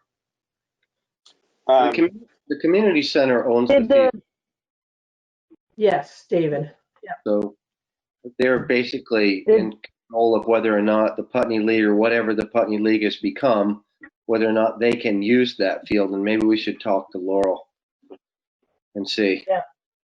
Yeah. Did dust come up as an issue? Somebody got a little irate with me over what it's going to be like to live there with traffic going by. And it wasn't a person that lived there either, which was interesting. But they were really concerned about the level of dust. And I said, well, I know that we spread on the roads to mitigate that, and I don't know if there are any plans to do any like further spreading for that. But I'm sure. did that come up? Yes. No, I was going to suggest that also, Laura, that I'm sure Brian has thought about this, but just remind him, Karen, that a shot of chloride, you know, a week in advance or whatever might be appropriate. And maybe another one halfway through the project, who knows? Right. So here's a question for the board. Brian brought it up to my attention a few weeks back. So the town is responsible for signage, you know, when that bridge is closed. And, you know, so it would be Kimball We're Hill. responsible for signage on our end, just on Sand Hill for our detour, not for their detour. Right, just for local detour, okay? And I asked Brian, I said, are you getting signs? I said, what are you going to do? What's your plan? He's like, you know, he goes, if we put signage out there, you're going to have everybody going that way. People that live in town will know when that bridge is closed, and they'll know which way to go. It's the outsiders, you know, the out-of-towners that are going to be coming through. And if we do the signage, you're going to have more travel on Sand Hill. But if we don't do the signage, we're going to have people driving around in circles trying to look at their cell phones to figure out where they are and where they want to be. So I don't know that I agree, Laura. I also think that if I were a business owner that was on the north side of that bridge, I would not be pleased. I mean, you know, Putney Winery, for example, how many people are going to drive up to exit 5, drive back down to go to Putney Winery? Not that many, I don't think. So I think, I feel like I think we should have signage. Okay. Yeah, I agree. Yeah, I'm just David, do you have any feelings about that? I think probably signage is better than not having signage. I hear both points. I don't have any experience with this. I'm totally happy to go with whoever knows more about it than I do. So. Well, the whole thing too is, you know, it could be a liability if we don't sign. Yes. Yeah, So- especially if somebody's looking at their cell phone trying to figure out where they are and they crash. Not that that's on us, but it could, there's, yeah. Well, and depending on Google, you're going to end up with people on both ends of East Putney Brook Road not knowing where they're going. Yeah. I mean, I just think that, there's a bunch of old trails and so on that people say, oh, looks like you can go this way. And you don't want to do that. You can't get there from here. No. Speaking of signage, I don't know if you can see this, but this is the sign. There it is. Yeah. So it's just a yard sign. It's good that it's appropriate. That it's a brown Swiss, because if they were talking Holsteins, that wouldn't be accurate. It would really be more like 9 to 10. So the Shelburne Museum knows what they're doing. Yes. They know their cows. Jerseys around here too. Jerseys are fair. All right. So that's all I had on the Route 5 bridge. So we get weekly updates too, and we're putting them on the website. So if anybody has questions, they can always call me too. Listers update. So there were no tax grievances, and this is the second year in a row. Wow. Yeah. That's always a positive note. So I wanted to share that with you. The tax sale and utilities report status. I gave you an updated report. Did you see it? No. No? Yeah. I didn't see it in my packet, no. No, I didn't either. Did you add that later on? Walls behind you. What? Let me see. I'm giving Josh heck for the wall behind him that he needs to finish. Hang on a minute. The story about the children being barefoot.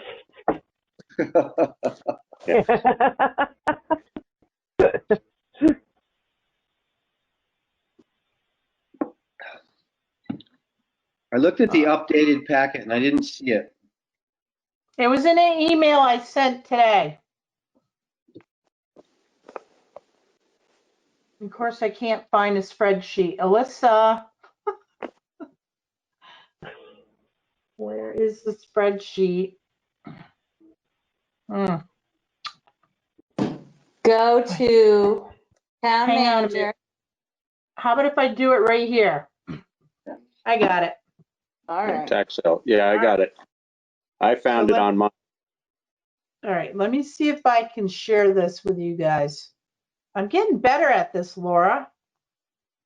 I'm You're scaring getting really myself. good at it, Karen. I'm scaring myself. All right.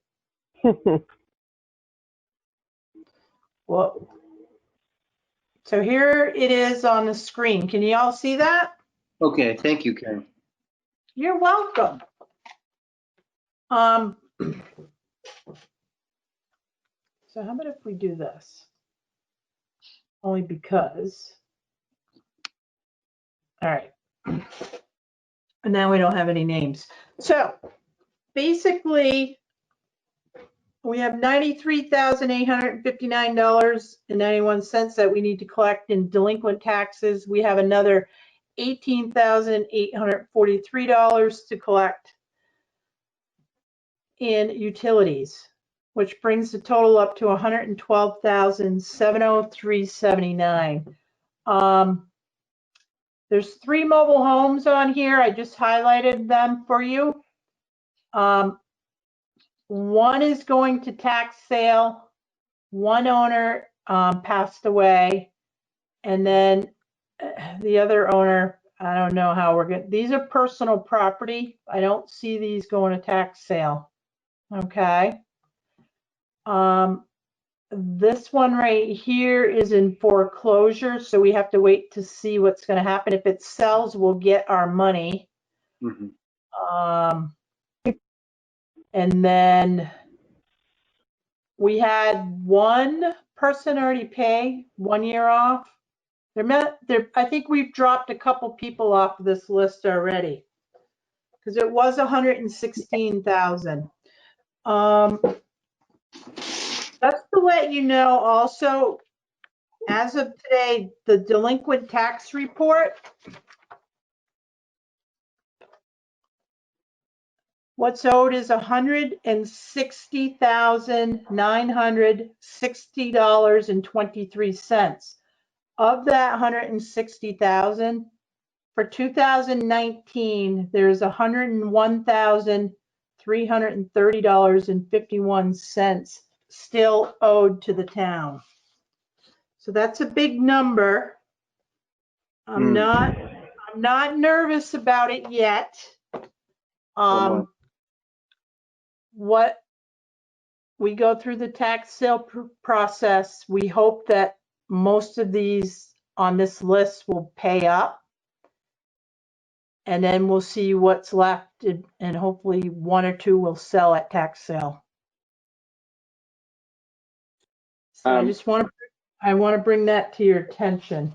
Karen, I don't know whether this is even a remote possibility, but I know that there have been efforts in some parts, and I think Wyndham Windsor has been part of this, to purchase certain lots within trailer parks. I talked to them today, Josh. Yeah, and those homes that are in there, which two are on this list right now. Oh, are they? Okay. No one really should be living in them. Right. Well, yeah. No, I know. I'm wondering, I mean, okay, so Wyndham Windsor is not potentially interested in purchasing and upgrading, because I know there's at least one home in that neighborhood where they did that. There was an effort with the group called Vermont, which is a high efficiency home program. Yeah. But if you spoke to them, then they're probably not interested. Well, the thing though, that's a good point, because I might revisit that conversation with them, because this one that's highlighted, Josh, so for $323.16, if Wyndham Windsor Housing bought that trailer, they could move it out. And it's the same with this one right here for $537. So for less than $1,000, well, it'll be a little more than $1,000 because you'll have legal costs too. But they could buy those at tax sale. The problem is they bought one up in Rockingham one year, and it cost them $10,000 to get rid of it. To get rid of it, right? Yeah, it had asbestos in it. So these are older mobile homes. But I'm going to have a conversation again with them. But my recollection, and correct me if I'm wrong, is if they were to purchase it, they'd be purchasing the mobile home, not the lot that it's on. Is that correct or not? That is correct, because Wyndham Windsor Housing owns the land underneath the mobile home. It does. Okay. Yes. Well, you know, I mean, it might be worth having a conversation with them. And also, you know, we have in the past ended up, you know, with not specific to Locust Lane that I can remember, but in a couple of instances, the town has ended up having to undertake that cost for disposal. And maybe we can figure something out with Wyndham Windsor where there's some sharing of that or somewhere. You know, I mean, it's not doing us any good having it sitting here on the delinquent tax list. No. So, you know, if there's a way that we can encourage them and it's to our benefit, that might be a good thing. Because otherwise, ultimately, we're going to end up owning, I mean, personal property that we don't want. Correct. Exactly. So, yeah. And I'd be willing to work with them so they could clean up, you know, Locust Lane. Right, exactly. Put in better homes and, you know. I think that would be in all of our interest. Yeah. Right. Yeah. So that's where we're at with this right here. June 11th is the deadline for people to reach out to me. And then after that, I'll send the list over to the attorney and he'll start doing his title research and we'll see what happens. Yeah, the thing that concerns me with that number you brought up from 2019 is that when we get to the end of this tax year, if we haven't cleaned some of that up, and I'm not saying this is for lack of effort, but you know, the volume of our tax sale next year is potentially going to be much more significant. Yeah, and I agree with you too, Josh. And I just want to make a comment too that so our policy, our tax policy is if you're delinquent 1 year, we can send you to tax sale. Yes. And I wait 2 years, you know, to give people the opportunity to pay. So, but I can't give them any more than that. No, and this may be an example, just with the likely year ahead of us. This may be an example where that 2 years becomes an unfortunate aspect for a number of people, just because getting that much further behind in an otherwise bad year is tricky. But yeah, and we're not doing them any favors by letting that happen. So I just wanted to update you with that. Let me see if I can get back into my meeting here. Where is everybody?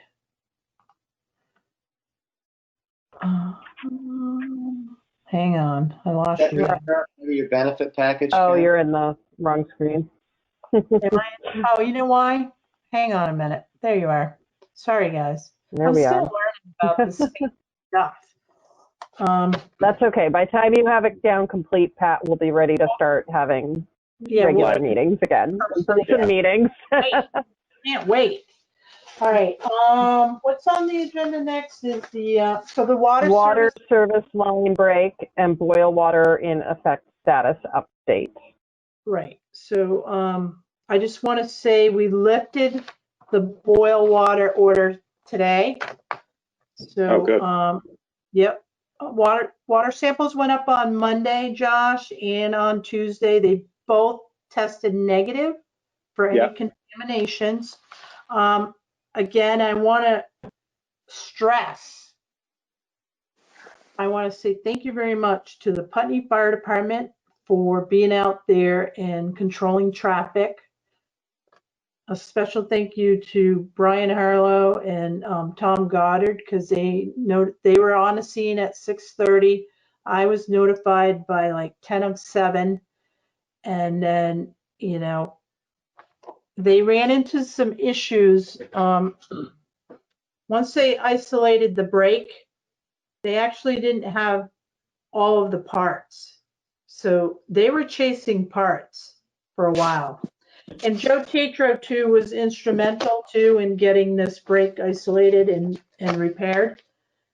Chris Hayes came down from Waterbury. I know there was a guy that came down from Proctor, Vermont with parts. And it was a long night for them. And some of it was standing around waiting for parts or looking to get parts.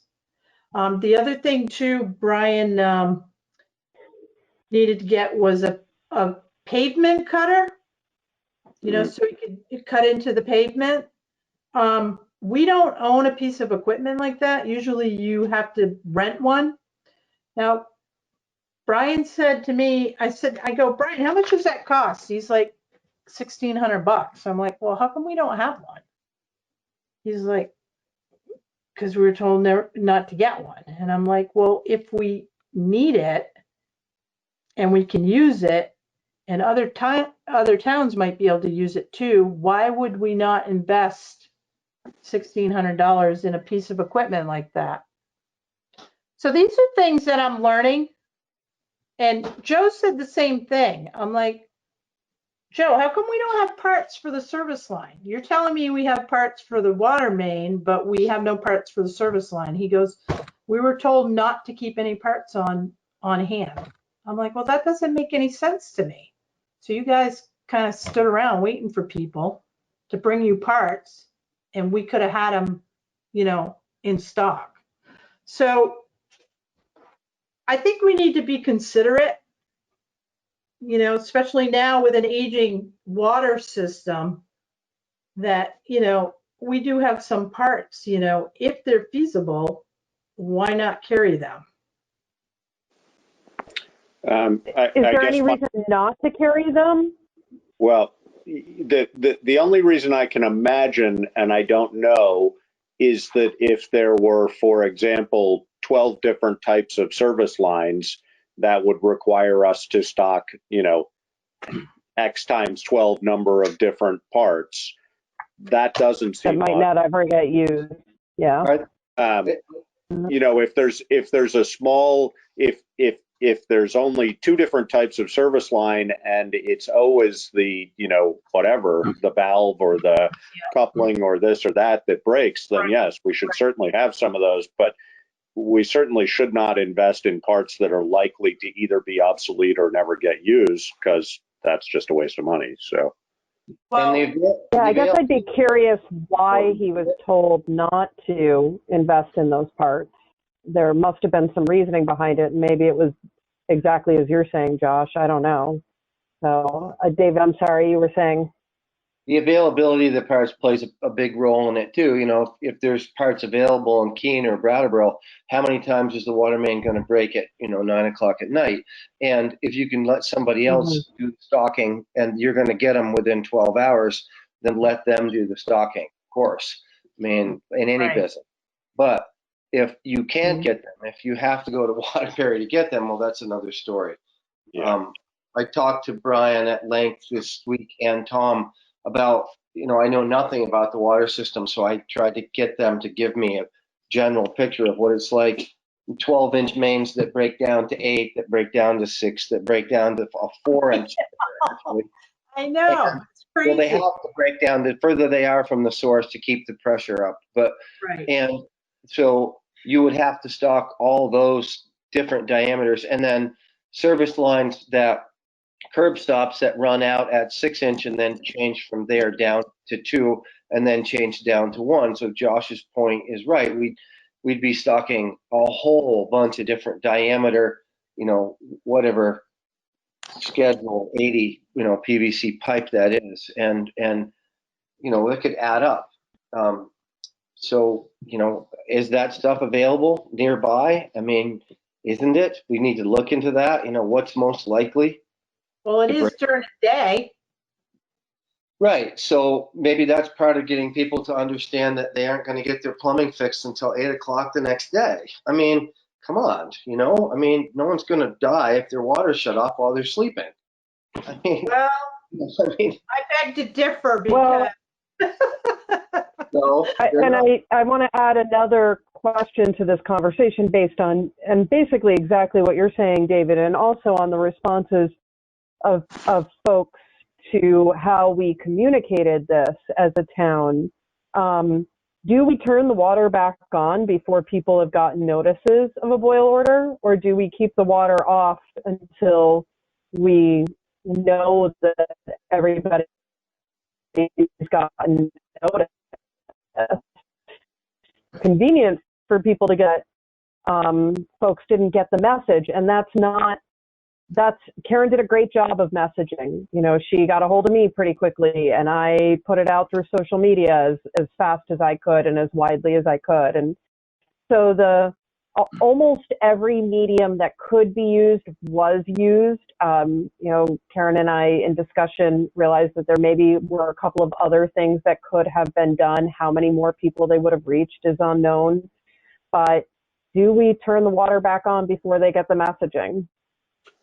My opinion would be no, because that's probably a huge liability for us. I mean, one person gets sick because of tainted water. That's not a risk worth taking. I don't think.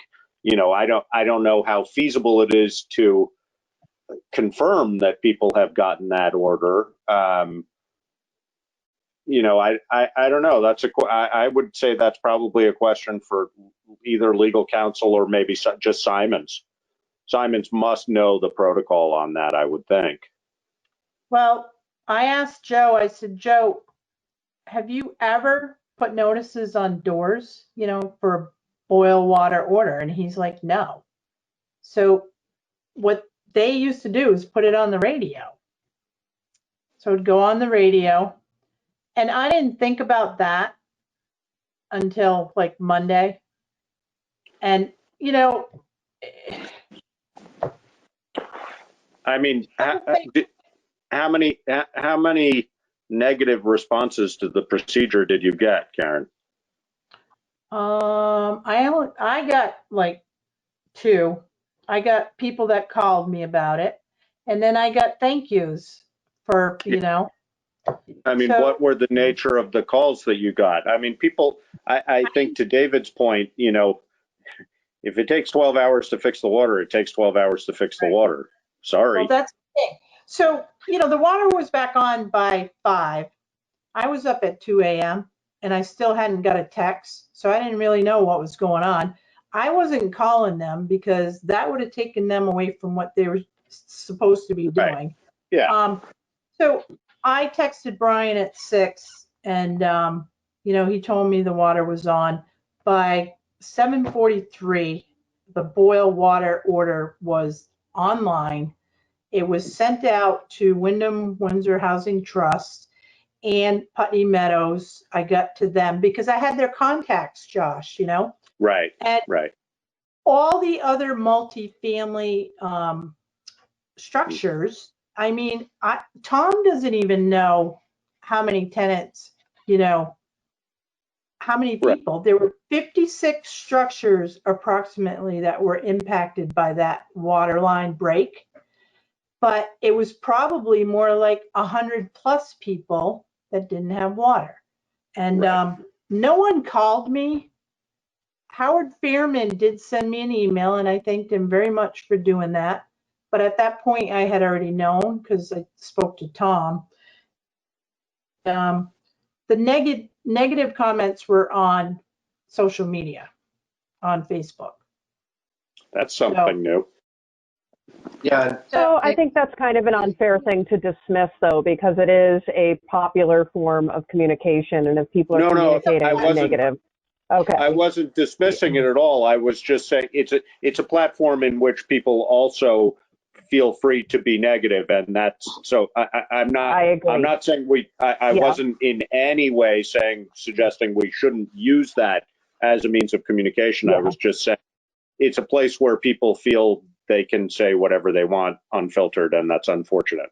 Right. Sometimes. So, I agree with that, and I will say that some of it was a little unfiltered, but most of it, they had some good and valid points that we can learn from. And so I think the question is, the water got turned on at 5 a.m. without the town manager being notified. So the water shouldn't have been turned back on. It sounds like, we should have had a boil water order in place before the water was turned back on, and that was a missing step in that process.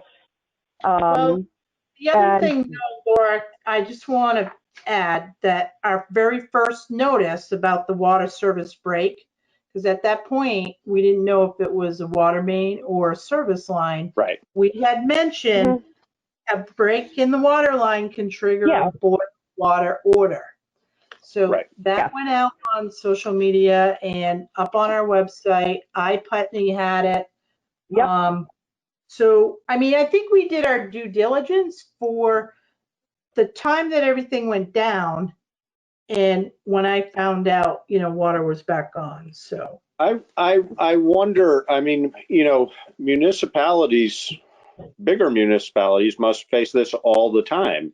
There must be ways to manage it. So I think, Laura, to your point of some comments that we might be able to learn from, we probably should explore some of the ways. I mean, for example, it occurs to me, you could put a little bit of dye in the entire water system, and when people get their water bill, it says, hey, if your water's running blue, it means you need to boil it. I don't know whether you can do. I don't know how bigger communities do it, but I'm sure there are ways. There must be ways to manage that, because I'm sure there are people managing it all the time. So yeah. Now, do you think? Yeah, the dye idea is great. I know if my water was blue, I would not drink it. Right, Right. exactly. So, the other thing that Karen and I discussed is the potential of using Vermont Emergency Alert as well to send out. Obviously, this is an isolated area, but who cares if everybody in Putney gets a tone or a larger area than that gets a tone? It would at least be one more layer to the communication piece. And I don't mind using it. I tried to do it today, Laura, just for the lifting of the oil water. Yeah. And I was trying to isolate just that area, and I wasn't able to do it, but I will work on that. That's a good resource, but it's only good for those who sign up for it. Right. I mean, short of going door to door, there's really only so much you can do. Right. It's got to be And what I messaged, I'm sorry, David, go ahead. There's, of course, we have a responsibility to keep people safe and to notify them if there's a problem. But they have a responsibility too to be in tune. If you're going to be dependent on somebody else for your water or for anything else, then you need to have your ear to the track some too. It seems like this got done very well in every way except for communicating to Karen that the water had been turned back on. And I mean, I don't do social media, so I don't know what got said, but it seems like in this community, there's no reason for people to go around using unfiltered comments on social media because things happened in a way that wasn't best for them. I mean, I wouldn't say that they were unfiltered. I think that people had valid points. They woke up, they didn't know their water was off, they started drinking it. That's a valid point. I might be a little, my feathers might be a little ruffled too if I felt like I hadn't been communicated with and I had been drinking water that was potentially tainted. We know from the testing it's fine. So, there's a lot of lessons to be learned in this. And I did point out to folks that, hey, Karen's really great about getting everything up on the website every time something happens. And if you notice that your water's off, check the website because there's likely a message on it that's telling you what's going on. I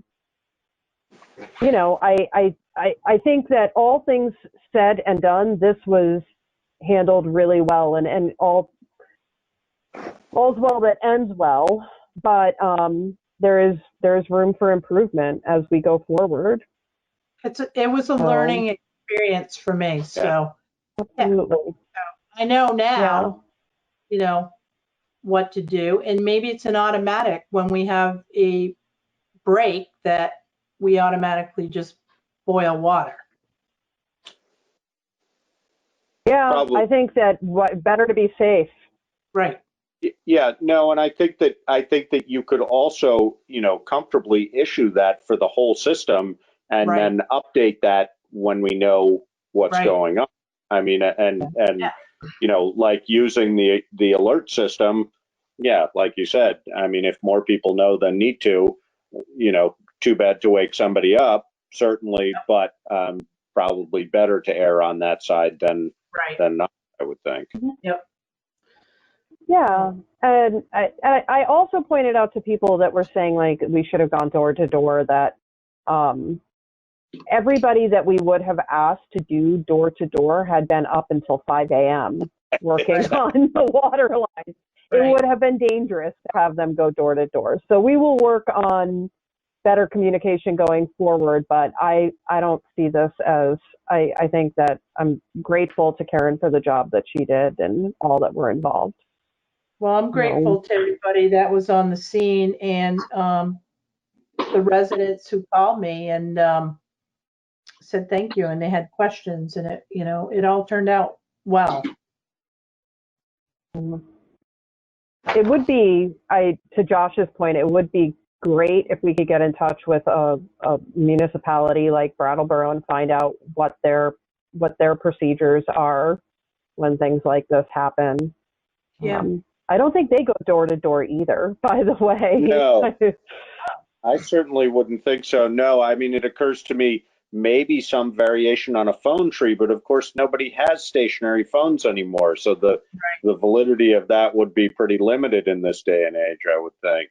Well, the funny thing is on the radio comments and the emergency management system, even in thinking of that, most folks that I know that actually get those alerts are getting them online through either through going to the radio station and checking updates because they're used to doing that for snow days for their kids, or through social media. So, like, I do feel like we did capture the majority of people as quickly as we could with updates, and it's unfortunate that some were missed. I would lean a little bit on Simon's, Karen, because Simon's for information. I mean, they run a lot of municipal systems. They should know how to do this. Mm-hmm. Oh, no, they were, Yeah.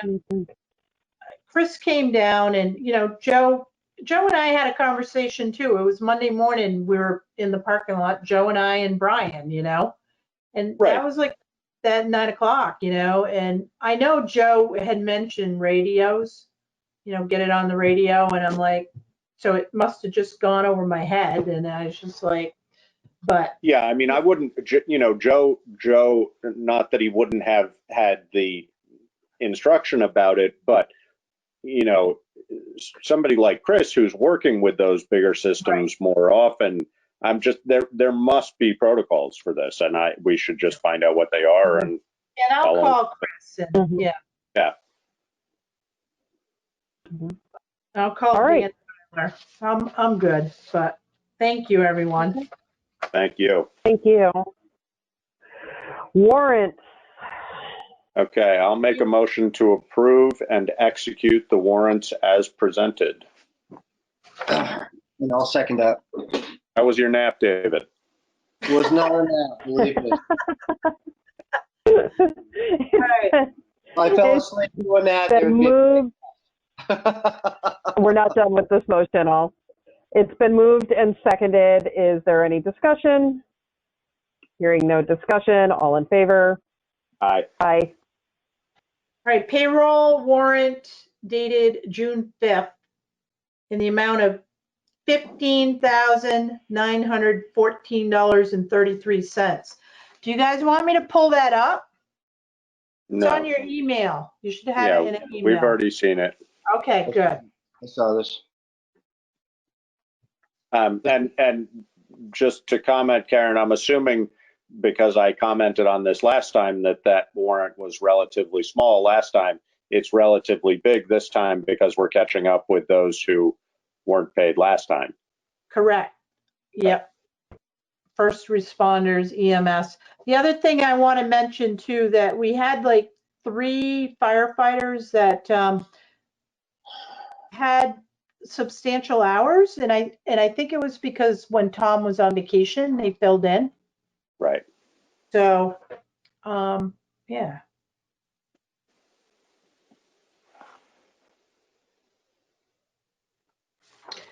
All right. Accounts payable dated May 23rd through June 5th, 2020, in the amount of $35,799.23. I'm sorry. Go ahead. Yeah, I think you may have the same question. The Forest for Learning question. Right. Yep. So that's their money that we were holding. I assumed that. Yeah. Okay. And I asked Alyssa to cut the check because we're nearing the end of the fiscal year. Their nonprofit's already set up, so there's no need for us to hold it any longer. And they may be able to utilize it at this point. And I think that money came from the school. It did. Originally? Yeah. Okay. Yeah. So they ended up with $18,000 from the school, and they had a few expenses. I think most of it was attorney expenses, and then they set up a website. So that's why it's $15,280.60. So you have been, just to clarify this, you have you've doled out funds to them throughout this process. Yeah, about, I think it was like less than $3,000. So whatever the difference I guess is my between, point is that there was in previous conversation, and I feel like it's an important point to make. In previous conversation, there was insinuation that we were kind of holding onto this money and that it wouldn't be released unless we had signed this documentation. I'm really glad to hear that they have received money as they've needed it and that we've turned it yes. all over to them. That's Yeah. comforting No, in my Lionel world. called So, me on 2 occasions, I think, and asked if we could cut the checks, and we did. So. all right. Thank you for that. You're welcome. I'm just curious what we're paying Ann Carey for. Ann Carey had some expenses for, it was a renewal for a membership, and there was something else, Alyssa. No, I think I might have it in here. It was the trail maps. Oh, the trail maps that were. Okay, that makes sense. Yep. Yep. Thank What you. is- That was the What is Wex Bank? What do That we pay is, them? those are the gas cards, the gas credit cards for the highway department and the fire department. They handle that account, okay. Yes, they do. And Zaluzny, Karen, was that closing out something on the sidewalk? Yeah, good question, Josh. That is the final payment on the sidewalk project. Good. And then my only other question, I don't remember, and maybe they're a regular provider for us for something, but Ruggiero, is that like dumpster at the fire department or something? No, those are recycling totes. I bought 2 more for the bottles. Oh, yeah, okay. Yeah, just to let you know, Jules is doing a wonderful job, and that barn is half full of redeemable bottles and cans. And the bikes are all gone? The bikes are all gone. Good. There are some old file cabinets that we tossed in the back of the highway truck over the weekend. And there's an old like gas stove top still in the barn. But somebody may recycle that. Yeah, I have to do a metals run before long. If I remember, I'll grab it. Okay. Will you remind me what day he does that on? Like what day he goes through the bottles and It takes care of them all? It changes based on his schedule. Okay. And right now we've been. Go ahead. Oh no, I was just going to say we have a slew of them. We've been saving and saving and saving, and so I would ideally like to time it well for him. Yeah. Yeah, I can give you his number or his email, and then maybe you can coordinate with him. That'd probably be best. That'd be great. Okay. So yeah, it's actually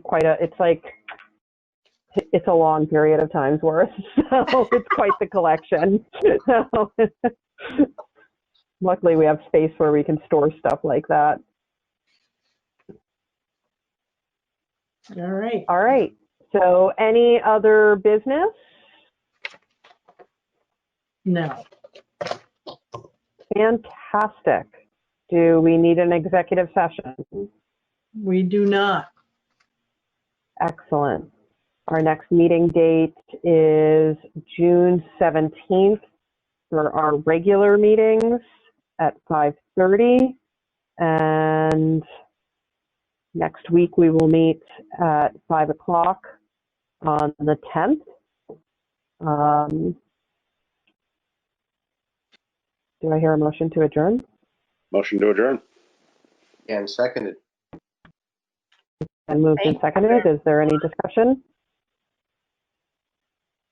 All right. All in favor? Aye. Aye. Thank you, All right. everyone. Thanks all.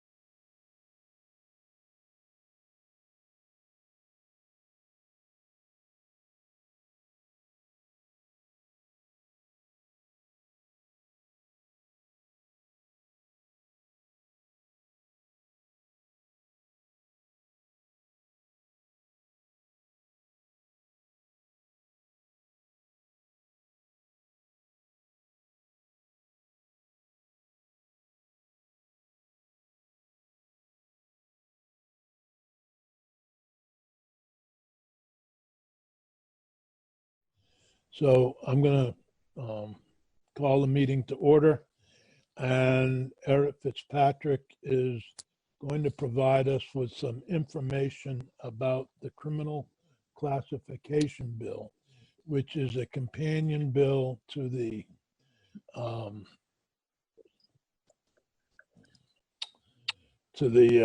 expungement bill that we did earlier this session. That's still in the I can't think of the name of the committee. Appropriations, my other committee. So Eric, if you want to do that, please. It's H580. Oh, thank you. Eric, you need to unmute yourself. Thank you, Senator Benning. So good morning, everybody. Eric Fitzpatrick with the Office of Legislative Counsel here, as Senator Sears mentioned, to talk about H580, which is an act relating to establishing a classification system for criminal offenses. I'm sure the topic is familiar to everyone. It's been through the Judiciary Committee a couple of times already over the years. I think probably back in 2013 was when the Judiciary Committee and the legislature first created a criminal code reclassification working group.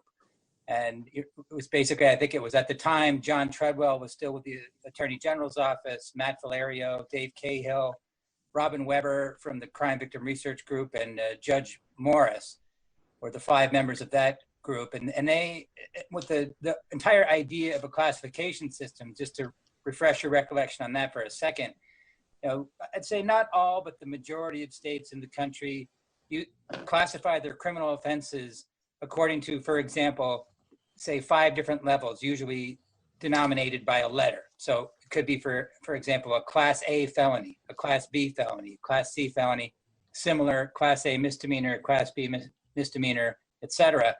And then there's something in the statutes that will say, here's what the penalty is for a Class A felony. Here's what the penalty is for a Class A misdemeanor. In Vermont, by contrast, as I'm sure you well know, each criminal statute has its own particular penalty embedded in the statute itself. For example, it might say, you know, a person who commits manslaughter shall be imprisoned not more than 15 years and fined not more than $10,000. Now, each one has its own individual penalty, and it's been developed over the years. Each time you add a new offense, we look at, you know, what the appropriate penalty is. But there isn't this overarching classification system that organizes everything into these different categories that many states have. And that's what the judiciary committees have been thinking about doing for several years now. As I say, the working group first started in 2013. That working group recommended a 5-tier classification system, but it didn't yet decide which offenses should go in which category. And the legislature realized that that was a substantially work-intensive project. So it tasked in 2018 the Sentencing Commission, which already existed, although it had been dormant. I think there was a small appropriation given in 2018 to the Sentencing Commission to get restarted and to look at the classification idea and think about which offenses should be categorized into which category. So that's what the Sentencing Commission has not completed that task yet, but they've started on it. And that's what you have in H580 is the beginnings of their recommendations as to how to put this classification system into place. And the House Judiciary Committee made a couple of changes to what the Sentencing Commission recommended, but for the most part, what H580 reflects is what the Sentencing Commission has recommended as the system to put in place to get started. The easiest way, and sort of the obvious question is, all right, what are these classifications that are proposed to exist? And I had Peggy put up a document that I think might be the easiest way to look at that. It's a chart, and it's called the comparison between the House bill and the Sentencing Commission recommendations. It's under my name, called Differences Between House Bill and Sentencing Commission Recommendations is the chart. And that's the easiest way to see what the categories are. I don't know if that's available to everybody, or is it something you can Yeah, pull it's up? on it's on our committee website. I don't know if Peggy can put it up or not on the screen, but I've got it. It's from the committee webpage. You can see it, Senator Sears? Yes. Oh, great. So either people that have that available, or Peggy could put it up on the screen if she's here. Okay. So I'll review those real quick. So you can see there are 5 categories each for, oh, thank you, Peggy. You can see there are 5 categories each for both felonies and misdemeanors. So A, B, C, D, and E, both for felonies and misdemeanors. And so the felony category starts with Class A. That's the most severe penalty, and that's the maximum penalty, any offense with a maximum penalty of life imprisonment or a $500,000 fine. So those would be your Class A felonies. And you'll see also there's a comparison that shows you if there's any differences between what's in H580 and what the Sentencing Commission had recommended. Eric? Yeah. Before we go any further, just I acknowledge this is an ignorant question, but a $500,000 fine or $1 million fine, what is the utility of that? I mean, if I imagine that no one ever pays off said fine, what is the function of $1 million fine? I think it's viewed as both, there is some degree of, I think you're right, that the vast majority of defendants simply don't have the resources to pay those kind of fines. But occasionally some do have the resources to pay some. And I think it's sort of, in some sense, there's a history to it in that criminal offenses both have a period of incarceration and a fine attached to them. It's just, in many ways, that's historically always been the case. But also there's, I think, a view of deterrence potentially involved, retribution. You sort of talk about the general policies behind criminal penalties, and there have been many studies as to whether any of these functionally work that way, but certainly a retribution sense, which basically means punishment, right? Yep. Deterrence, or any sort of effect of deterrence upon the penalty on the potential criminal defendant's conduct. I think those are sort of viewed as. But someone can't pay the $1 million and then evade prison time. Correct. Yes, you wouldn't be able to sort of buy your way out of prison, no. Right. Okay. So I understand the historical argument, but all of our discussions around fines have been around the other end, that we wind up in situations where people we would like to let go still owe fines, and we're trying to make up this potentially lost revenue. I'm just wondering, if we do an entire reclassification, but we put in place what are essentially fictitious amounts. I mean, $1 million fine for someone or a $500,000 fine, it just seems out of touch with reality somehow. So I'll just offer that and we'll go on. But yeah, I can't imagine anybody ever satisfying that part of their sentence. So, Senator Sears, is that it's probably correct. I think sometimes that the legislature, in drug trafficking crimes, we've put up some pretty high numbers, assuming that you actually got at a person who was a chief. Usually we get at people who are rather low income and not able to afford those. But I always think of Bernie Madoff, that type of crime. Although he didn't murder anybody that we know of, but certainly. Although I believe his son killed himself. That may have been, yeah. In any event. Yeah, I think the point is well taken. That sometimes our fine structure, I always found to be pretty tone deaf to the actual wealth of the individuals who are usually, you know, involved in those crimes, except those white collar crimes, as well as some of the drug crimes, certainly. Frequently, there's quite a bit of money involved. Okay. Alice? I'm just wondering, so, I mean, maybe you're going to get into this, Eric, but does this mean, so say this is adopted in Vermont, does this lock the judge in on exactly what these things are? They can't do something creative? No, it just sets a maximum for any given offense. Right. In a sense, it's in that conceptually, it's no different than what we have now. I think Every offense has a maximum. It's just correct. that there's no uniform organization to what those maximums are. So it's sorry. Correct me if I'm wrong. This is sort of an attempt. We currently have things like listed crimes, the Big 12, et cetera, that we often rely on. Is this an attempt to move us where we have various classes of felonies where people who are convicted of those certain felonies may or may not have different?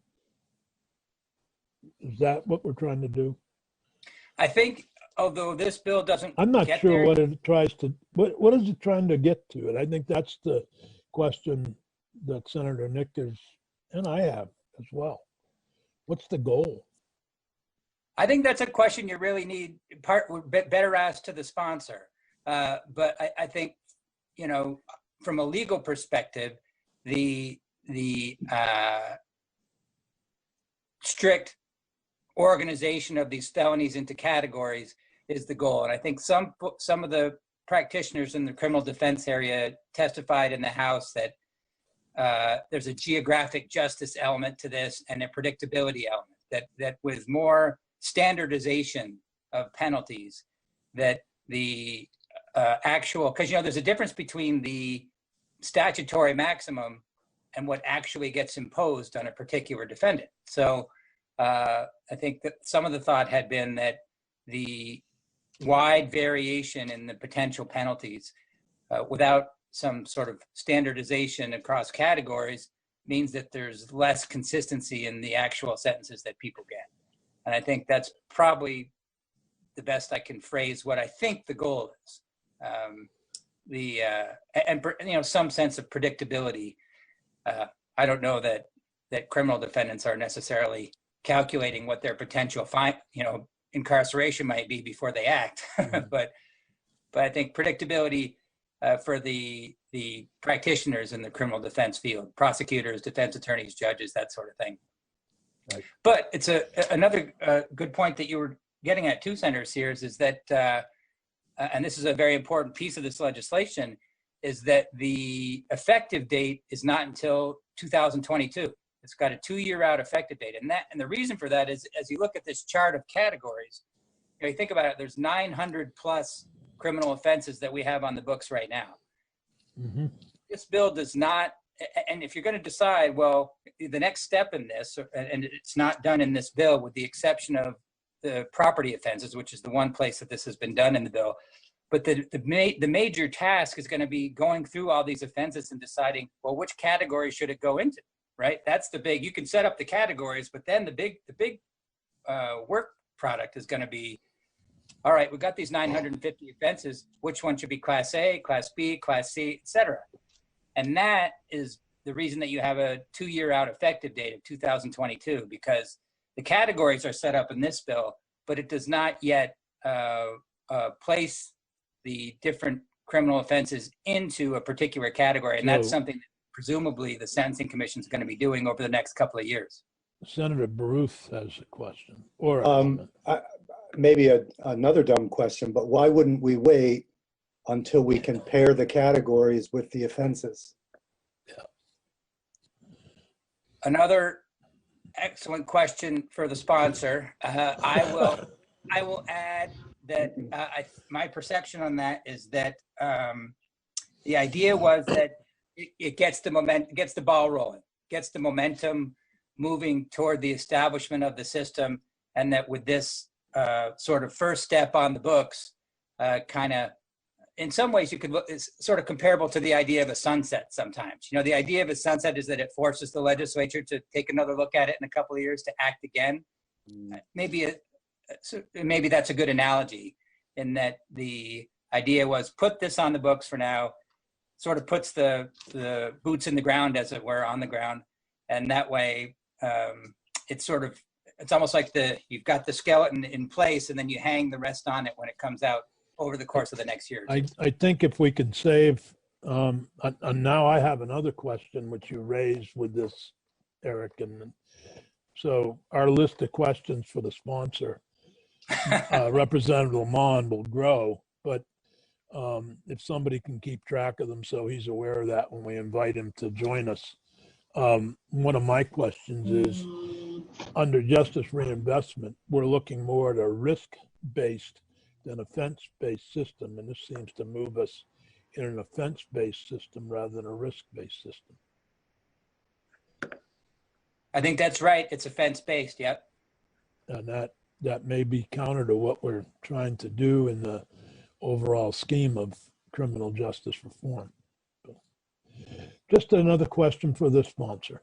So thank you we try not to shoot messengers here. I appreciate that. So continue your message, please. What was just so I can remember too, because I don't want to forget, what was I know, so we have the risk-based versus offense-based comparison, right.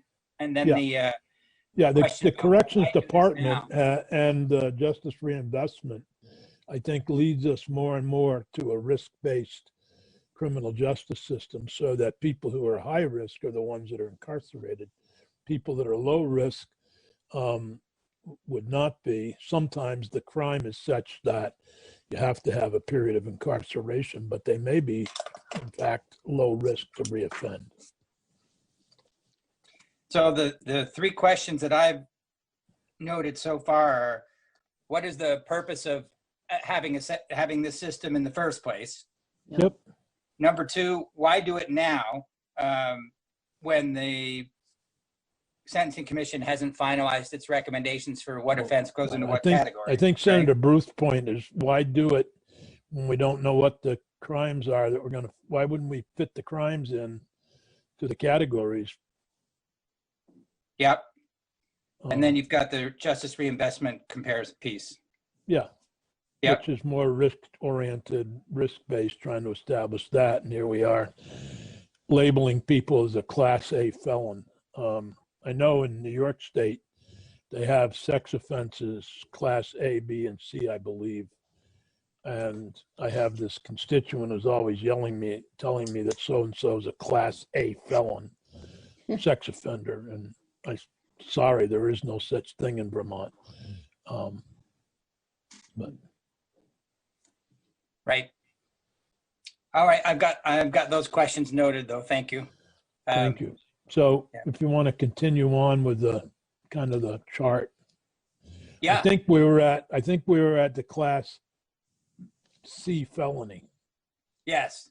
And you can see as I think both you and Senator Bruce were pointing out as well on the fine issue, that the House bill does knock the Sentencing Commission fine recommendations in half for the most part. 50, see on the Class A, for example, Sentencing Commission recommended $1 million fine. They went down to 500,000.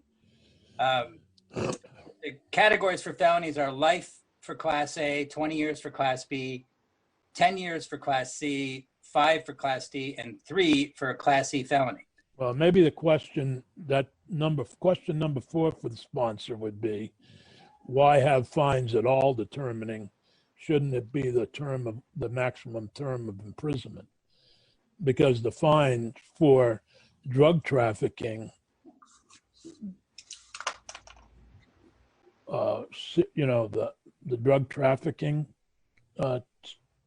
statutes have rather high fines, but may not meet the life imprisonment.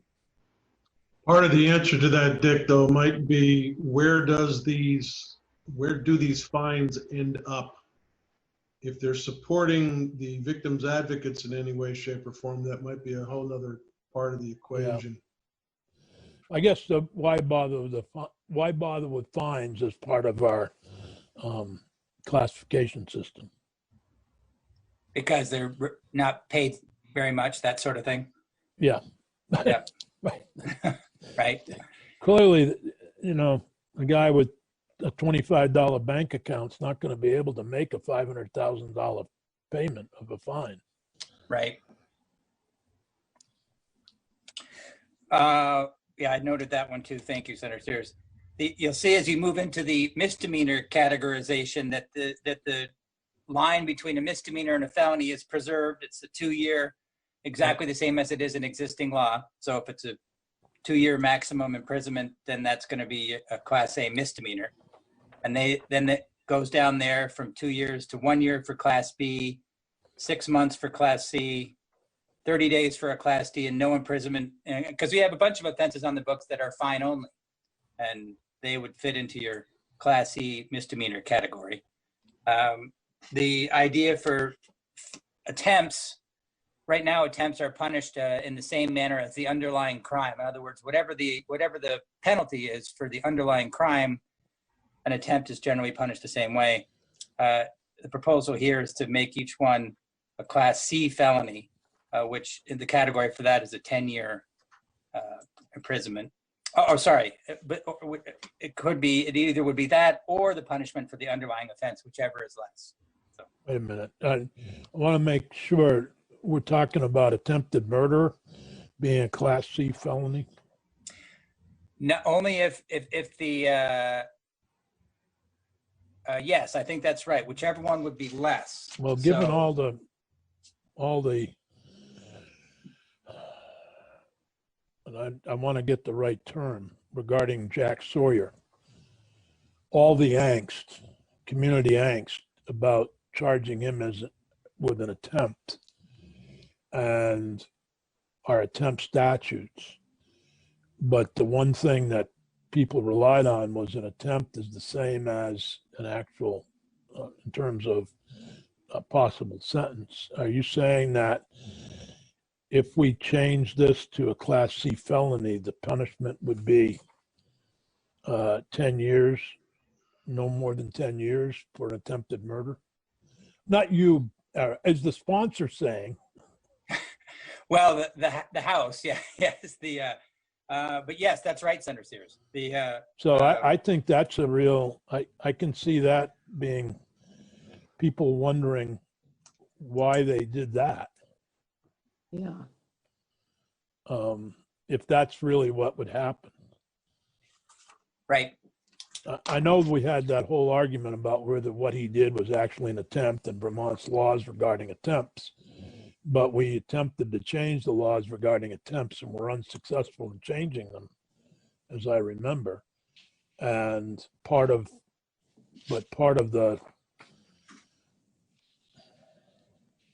the comfort level was at least it was the same as if you had actually completed the crime. So I would say that's another question for the sponsor. Yeah, I noted that one too. Mm-hmm.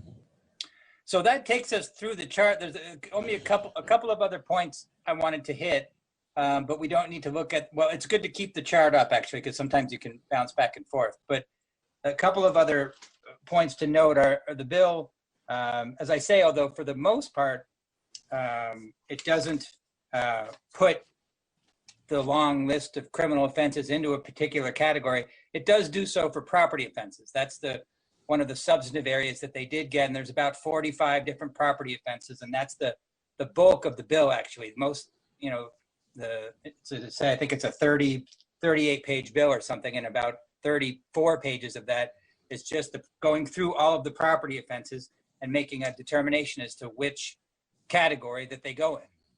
So in that section of the criminal law, the property offense section, the work of deciding which category to place each offense was done. And that's, rather than go through each one of those here, I think it's just helpful to note that that's what they were done. They were categorized. Another point I wanted to make is that because of the fact that it says a 2-year, it's not effective immediately, but goes into effect on July 1st, 2022. The bill has what's known as transitional provisions, and those are on page 3. And that's because it may be that since it's unclear at this point when the decision will be made with respect to the vast majority of these criminal offenses about which category to put them in, this sets up some transitional language that says what happens in the meantime. In other words, between now and then, how will offenses be treated? So if you look at, for example, on page 3, and this is section 54 of Title 13 was where it would be placed, you'll see that the language provides it unless otherwise provided by law. In other words, if the legislature has not yet passed a statute or passed an amendment to a particular statute saying what category it goes into, for example, as you were indicating about attempted murder sentences, if there hasn't been a statute yet that says murder shall be punished as a Class A felony, that hasn't been done yet, well then this provides you with some language that would be in effect in the meantime. So it says under felonies, for example, any felony punishable by a maximum term of life shall be a Class A felony. So that just provides you with something that would be in effect during this 2-year period while the Sentencing Commission is presumably doing this work to categorize all the offenses. But can I ask, Eric, let's say that we were to do that, and someone is convicted during that 2-year period. So they're convicted of a Class C felony, and then we decide in the final reckoning that that should be a Class B felony. Wouldn't that cause lasting confusion? Well, remember, during the first 2-year period, this won't be in effect yet because it doesn't go into effect until July 1st, 2022. But nevertheless, the situation you described could still happen. Like let's say this does go into effect on July 1st, 2022, and the Sentencing Commission hasn't completed all of the categorization yet. So the fact pattern you described could happen in that situation where somebody gets convicted of some offense that's under this categorization would be a Class B felony, but later on it's become a Class C. I think that the courts could work with that because it's not unusual for that to happen even now. Sometimes the legislature changes the penalties for offenses, and that has resulted in litigation sometimes to determine, well, which penalty applies. But generally speaking, the penalty that's in effect on the day that when the offense was committed is the one that applies. I guess now I go back to the simplicity principle. What the sponsor is asking us to do is, quote unquote, get the ball rolling. So to put these into place, put transitional language into place so that we can do something now. But as far as I can tell, there's no harm to be incurred if we don't put this into place and just wait until we have the entire scheme. That way we don't need transitional provisions. We keep what we have in statute, and then we make a systematic overhaul at a later time without the possibility of the fact pattern we were just discussing. Yeah, that may be our amendment. Okay.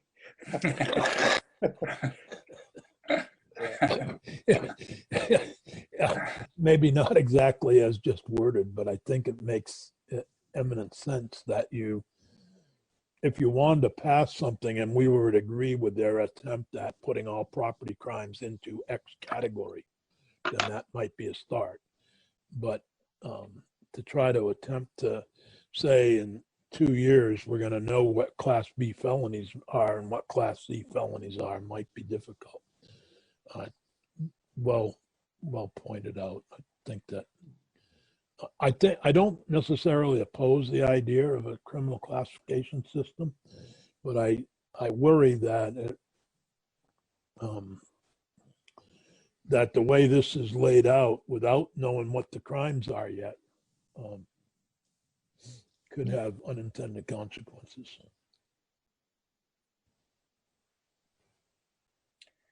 On that same point, just another thing to alert the committee to about the transitional provisions is, and again, in theory, the transitional provisions may never need to go into effect, right? Because if before 2022, the Sentencing Commission finishes all the categorization, they can come back to the legislature and say, we've got the whole thing done.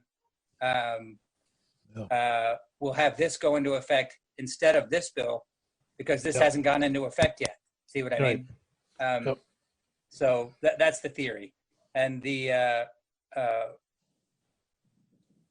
one point to note, if all the offenses aren't categorized by that time, and this does go into effect, another, you'll have to be, if you look at the transitional provisions, for example, subdivision B, 1B under the felonies, says all felonies punishable by a maximum term of 20 years or more, but less than life, shall be Class B felonies. I mean, a Class B felony is a 20-year term. But, you know, not every existing offense fits neatly into these categories until the final classification is made. So let's say you had an offense that was a maximum term of 25 years, and someone gets convicted of that before the final classification statutes have been enacted. Well, then the way A and B work, if someone's got a maximum term of 20 years but less than life, so that would be 25 years, right? 25 is more than 20 but less than life. That would be rounded down. That would be a Class B felony, and that would be a 20-year max, which should be a 5-year reduction in what the statutory maximum is. Everybody follow that? Yep. So anything that doesn't neatly fit into one of those categories, because the net for C, it's a 10-year. So in other words, a 15-year one, for example, doesn't fit in. The sort of the default is to round them down during this transitional period. Again, that may not happen because ideally the Sentencing Commission gets all this done before July 1st, 2022, and they could put that into place, and this never goes into effect, but just something to be aware of. Thank you, Eric. Yeah. I think we're going to transition over. I know you've got to go somewhere else. Right. Well, actually, you're not physically going somewhere else. You're electronically Right. going somewhere else. That's we're right. not allowed to. I know, I feel like I was saying I have to go upstairs, but I'm not really going upstairs now. No. This brave new world of Zoom and other stuff, it really is overwhelming, and I'm still trying to respond to the diaper request. Oh, God. What is Have you the diaper responded to the request? diaper? I guess it's just for those of us on appropriations. A certain group wants to get funding for diapers. Oh. And I'm overwhelmed and hadn't gotten back to them, and now I'm getting these emails that I must have missed their email. I had no idea where the diaper request was going. It's a certain group actually in the Champlain Valley that is providing diapers to families. It's not a bad thing. Don't get me wrong. It just There's a whole lot more about this particular bill that is going to require a lot of discussion. I was reading through some of the provisions, and in one instance, they've created a organized retail theft bill that if you create an act of theft with someone else within a given time period, I don't know why the time period's in there, but the way they get classified depends on how much they actually stole in retail value. And I don't know how they came up with that concept. If I break into Littleton Coin thinking I'm going to get $1 million, but I'm only successful in breaking into the glass case that has quarters in it, I'm classified differently for the amount that I'm removing, even though the overall act was my breaking into the place with somebody else within 180 days. Well, It's little things like that that are going to leave people like me confused on how you approach this dealing with clients and with state's attorneys trying to resolve cases. So I'm only floating that one example out there, that there's a lot more to this bill than just the classification itself. Well, I can't wait to hear from Representative Lamont. Well, on that point, that's actually, Senator Betting, that was the one last point that I wanted to make before I left, because you're right that is the one in the entirety of the bill is all about reorganization, except it creates one new offense, and it's the one you just named, organized retail theft. And the idea behind that is that evidently there was testimony that for shoplifting offenses, that defendants were intentionally shoplifting up until an amount of goods that would only go right up into the amount that crosses over into a misdemeanor, which is $900 currently. And remember that when we went through the property offense distinction years back, the legislature settled on $900 as the threshold between a misdemeanor and a felony. So there's been evidence that defendants are shoplifting, $850 worth of items in order to only be prosecuted as a misdemeanor. And the idea behind the organized retail theft is if you can show that it's part of a sort of a joint enterprise, it's all part of the same action, that it can be prosecuted as a felony. That's the theory. You know where that's going to end up, Eric? That will end up as an essay question on the bar exam for some poor slob to explain. Right, that's true. I can't wait to talk about organized retail theft. I'm just thinking about where I live. So you go to Williamstown, Mass, and you steal $850 worth, depending upon what the limit is in Williamstown. Then you go over to Hoosick Falls and you steal $850. Then you come to Bennington, steal $850. It's three different crimes, but it's not organized because they're in three different states, and you've only traveled about 26 miles. Right. I think if you do it by yourself, it's not organized. Is that? No, right? I think it is organized. No, I mean under this bill. I don't know. I haven't read. I didn't read that part, Joe. You're way ahead of us. Now, the real question is, can people be charged with conspiracy if they didn't actually pull off the retail theft, but they did one intentional act? Possibility. You might want to have Martin Lamond on for quite a while for testimony purposes. This is going to be fun. I'm sure he'll be looking forward to it after he sees this YouTube. All right, let's thank you, Eric. Head upstairs, wherever it is you go to move from one meeting to another.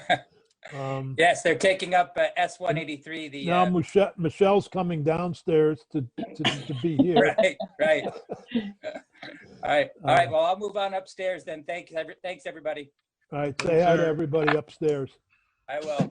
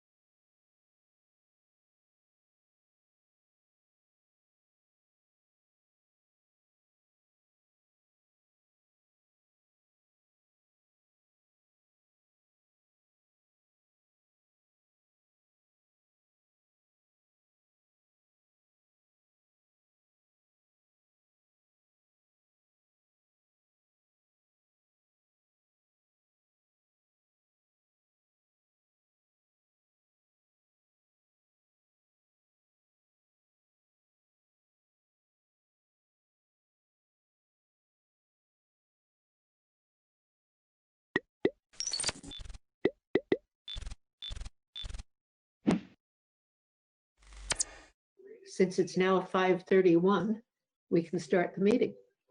Yes. Come to order.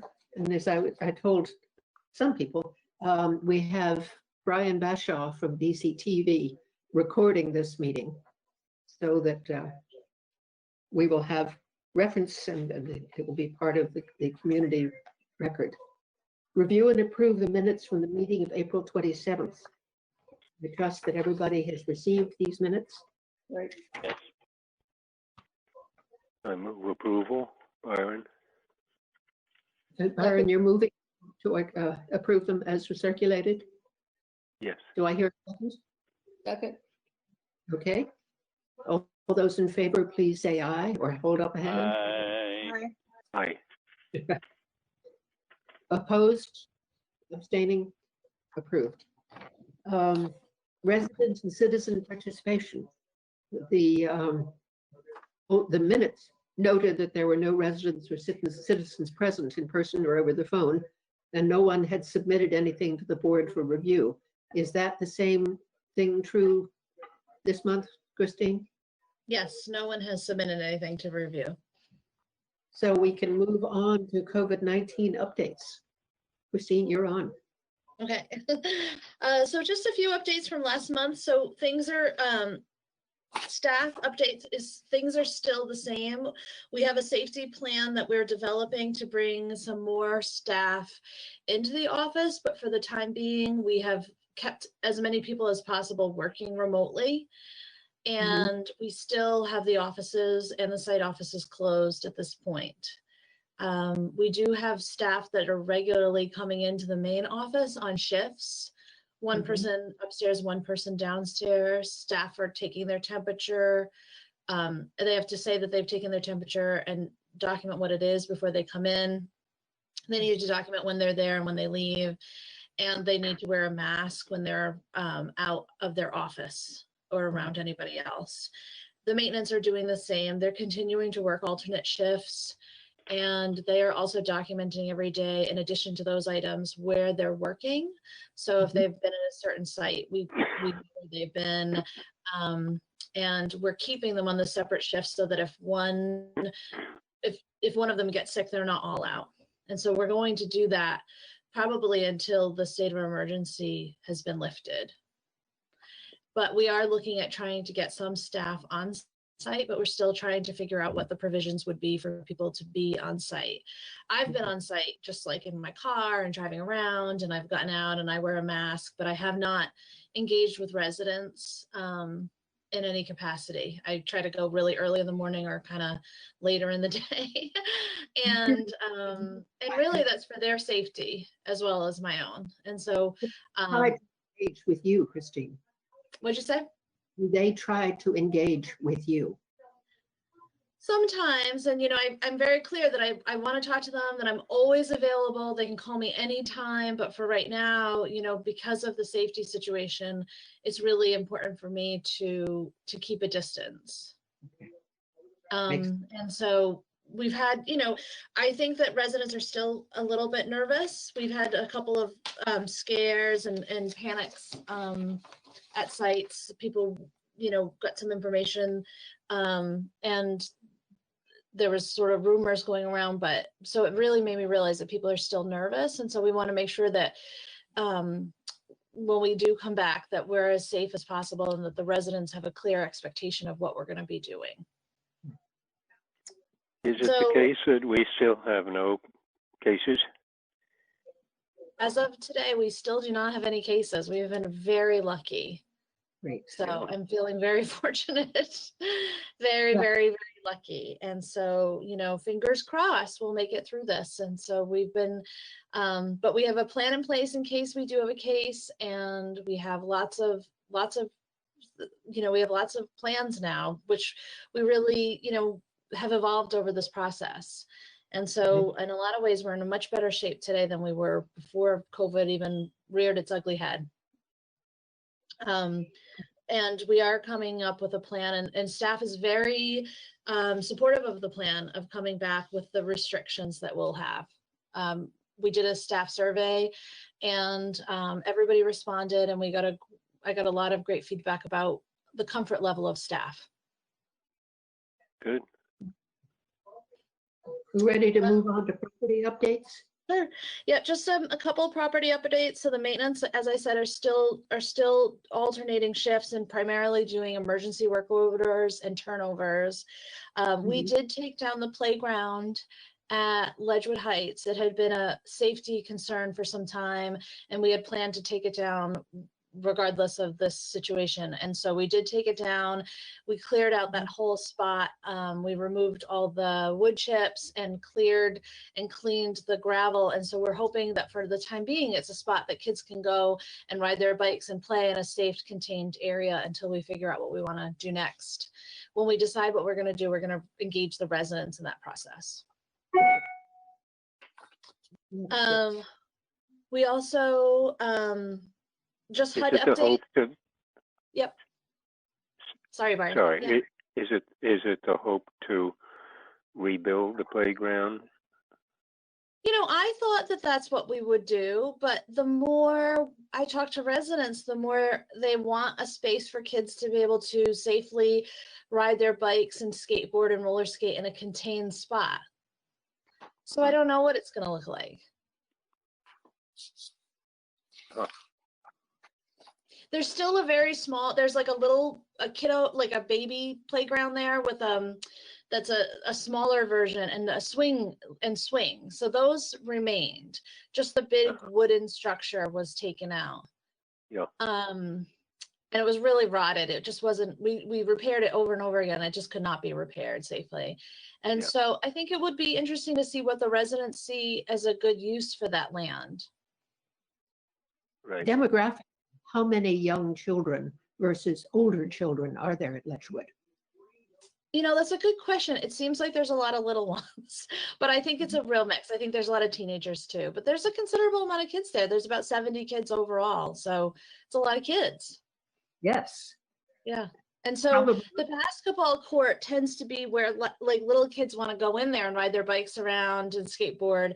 And then the big kids can't play basketball. And so and people get angry because we want it just be a basketball court. And so I think that if we're looking at a space where kids can play safely, then maybe we relook at the playground space.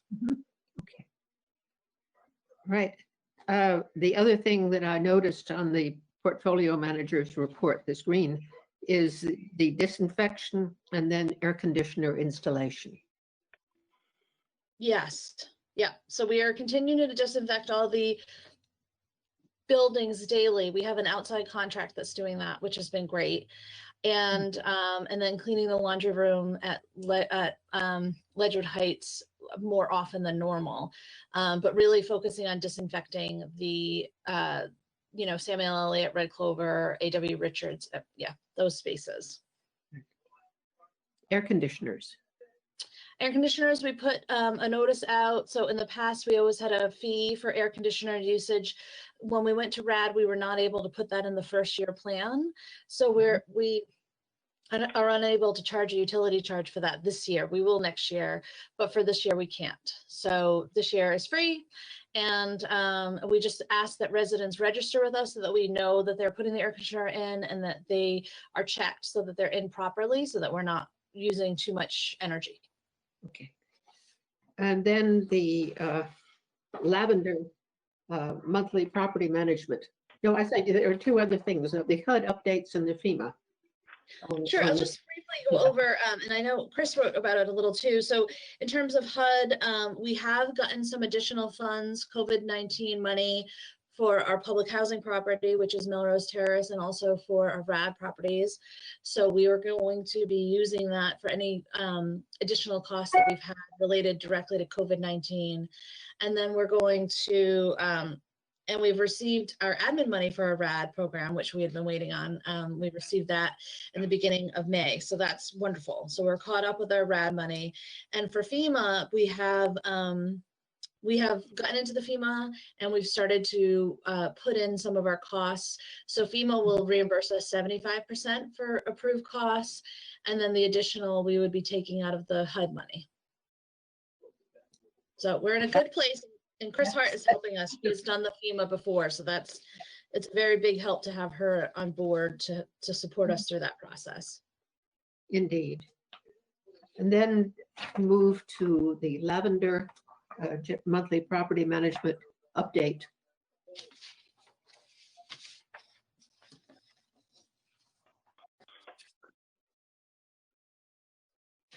I'm interested in the number of vacancies. Yes, so the number of vacancies is due to the fact that we are not, we're not in the process of turning over any apartments that do not have a single entry. So based on the rules, the stay home, stay safe, we were not able to go into those units or send people into those units until until it was allowable. And so we've really refrained from having people go into the Samuel Elliott apartments because we know that it's such a high risk population. We have turned over an apartment on the first floor. So we're hoping to get that housed this month as of June 1st. But there will be 5 additional units that we're going to have to try to fill once we can get inside. But we're really hesitant to move anyone into the building because it's a shared entry, shared elevator, that we just don't want to upset the apple cart until we know for sure that there's not as much of a risk. The other sites, though, it's sort of hard because one person, you know, we're sort of we're transferring a couple of people. So we're moving someone to Sam Elliott, and then we're going to have a little bit of a domino effect. But we do have 2 units that we're ready to fill at Melrose, and those are ready because they have private entries that we could, and so we could turn those over. The same at Moore Court and Ledgewood. Hayes, again, we're hesitant because of the compromised population, and also because they share that open space. And the RCC unit just came on very recently. Okay. It was a very recent departure. So we will be turning that over, but at this point it's new still. The stuff isn't even moved out of the apartment. Okay. And for Red Clover, the vacancy list is the state housing list rather than our public housing list? Yes. So the Vermont State Housing holds that list. Okay. They have the vouchers for that building. As we have always looked at the rent collections, that again is an issue. Rent collections are down. Some of these predate the COVID-19, so they're not all related to COVID. Some of them are things that have gone wrong, that have been behind previous to that, unfortunately. Are we at the point, well, post-COVID, we don't want to make any changes? There's a moratorium on eviction for rent. So there's nothing we can do at this point besides we've been sending letters saying you owe this much, you're going to owe it eventually. Here are some resources. Reach out to SEVCA, reach out to some other organizations. This is the time to catch up, and we're not getting a lot of response. There is one person who has not paid their rent, who has always paid their rent, but they have not paid it through this whole process, and they don't have a phone, they don't answer their mail. So I think that they're just holding on to I think they will pay it. I think they're just holding on to their rent because they like to hand it to us in person, and they haven't been able to do that. So that's one big fee that I'm not as concerned about, but the other ones are really specific. There's no one I don't think that we've really seen an increase in people not paying their rent that normally do. That's good to know. Any questions? I seem to be the one who's doing a lot of talking at the moment now. Want other commissioners? Yeah. Certainly want everybody to pitch in with questions. Is it surprising, Byron, is it surprising that Melrose is as low as it is?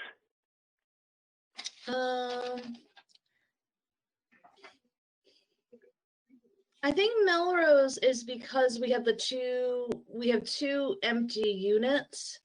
And so I think that that's really skewing the numbers, yeah, because there's only Okay. 25 units there. Yeah, yeah. Okay. So what would the percent be excluding those units?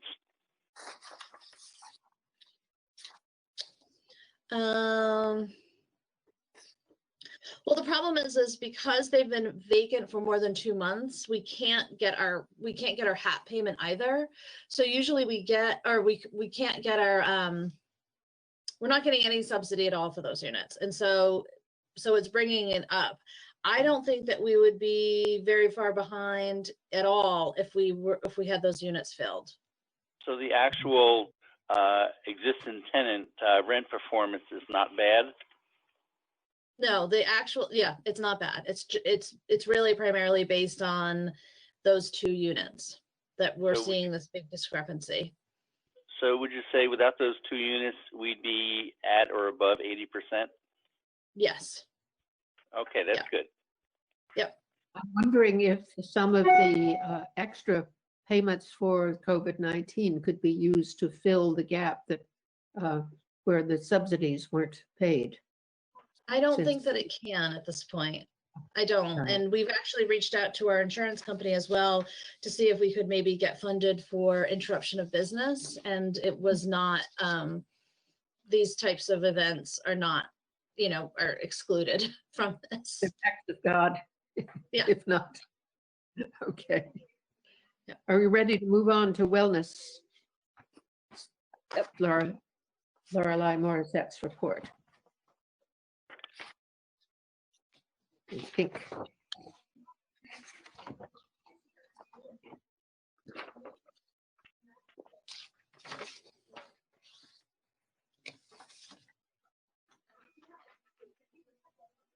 I think you're doing a great job.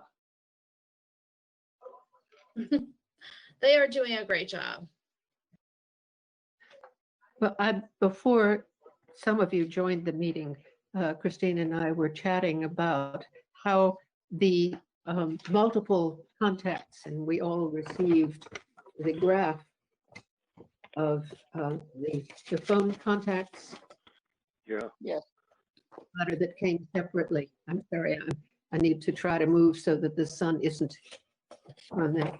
But the amount of contact, because we have people who are able to do that, really is setting a different pattern, which Christine was sharing with the other executive directors.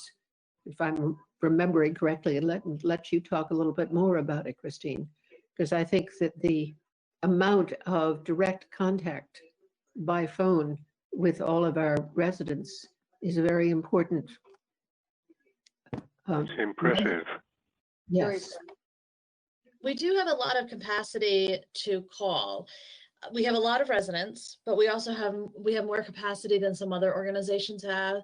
And so I think we took this as an opportunity to set up a very deliberate way of reaching out to residents on a regular basis. And so it's been very helpful. And they do, they make calls and calls and calls every day. We hired a part-time person that's working 20 hours a week that's just supporting them and triaging calls and triaging information to them. And she started the beginning of last week, and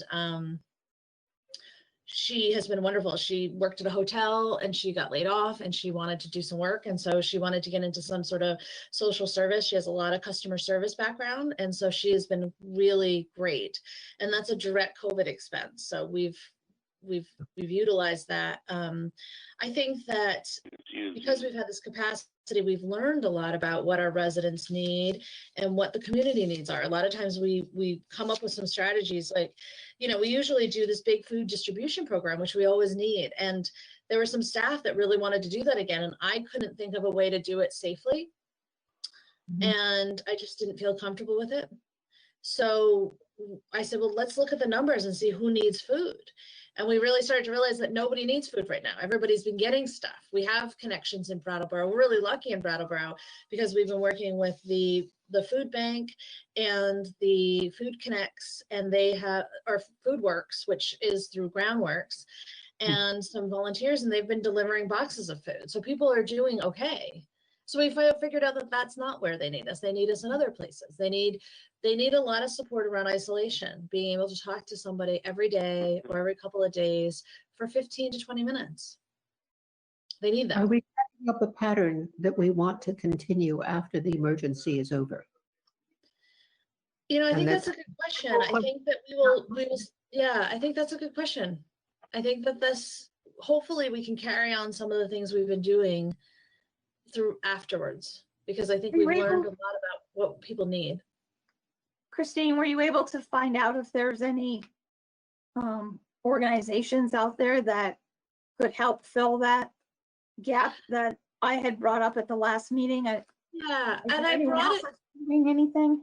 Yeah, I brought it up to Lorelei, who's running this group, and I asked her what she thought, and also about what other resources there are. There is a warm line through HCRS, and they have been putting people in that direction, like giving people that information about the warm line, which is just a soft touch of somebody, a resource.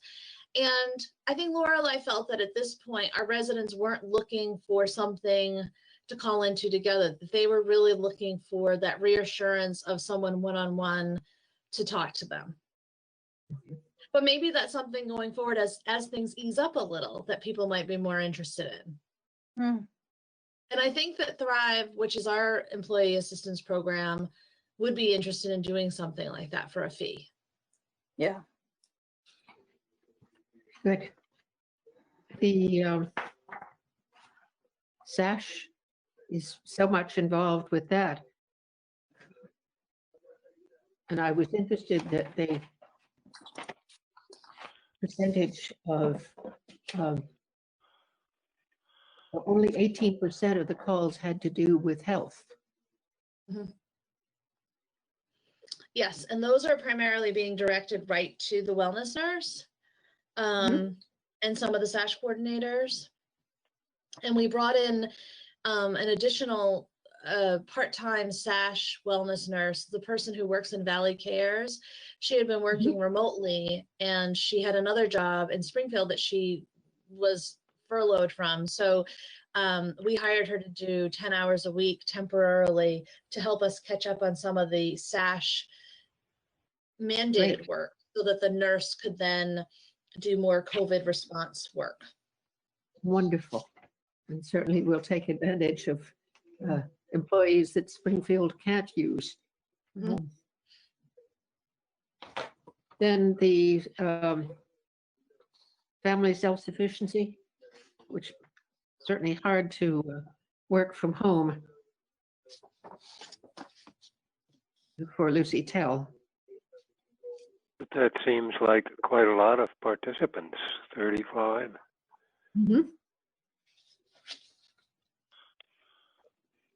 Yes, it's been a struggle. I think Lucy really enjoys seeing people face to face.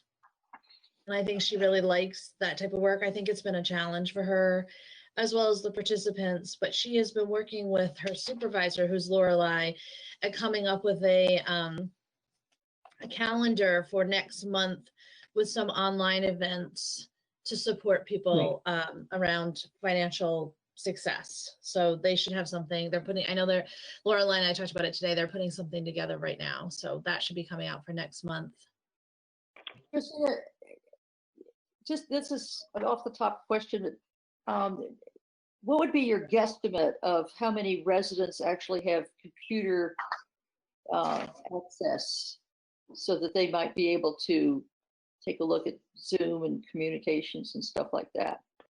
I think it depends on the site. So I think at our family sites, I think that people have a lot of people have smartphones, so they're able to do it with their phone. Yeah.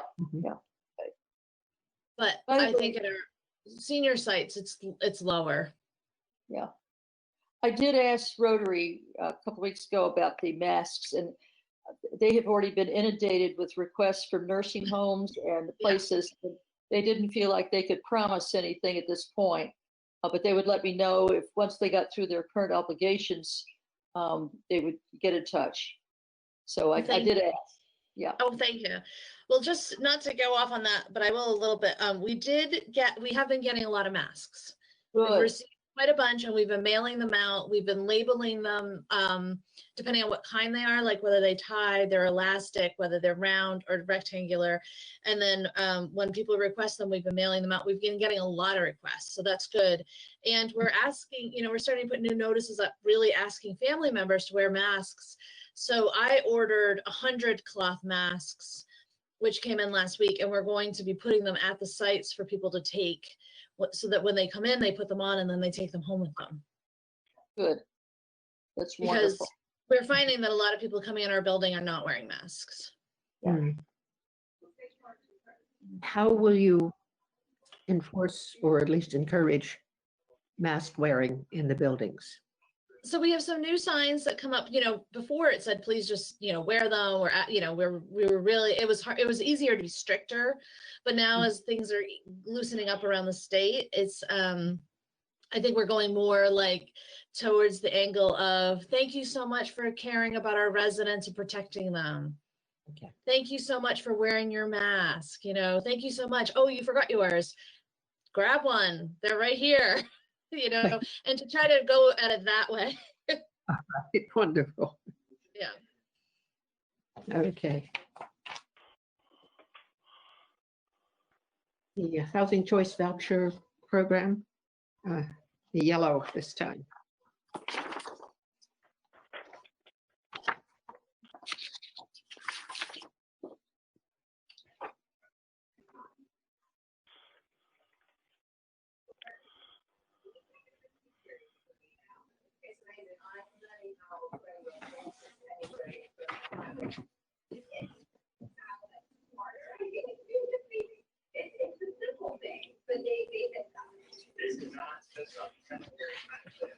I'm glad that he was able to say, we've been informed we can finally expect payment of the RAD admin costs sometime in May, and they have come in. So that. And we did, yeah.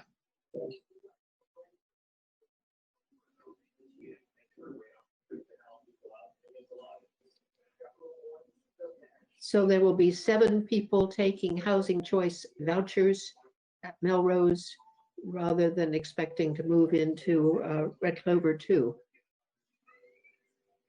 So there will only be 18 units at Red Clover 2. So we'll have 7 people, but we're in the process now of doing a light survey, basically a survey that says, you don't have to confirm, it doesn't have to be definite, but what are you already feeling? Because we know that there are some people that just are not going to want to go. So Chris is working on that right now as part of her development job to figure out how many people who are really sure that they're not going to go. And that will give us a better gauge. And hopefully some people will go into our public housing.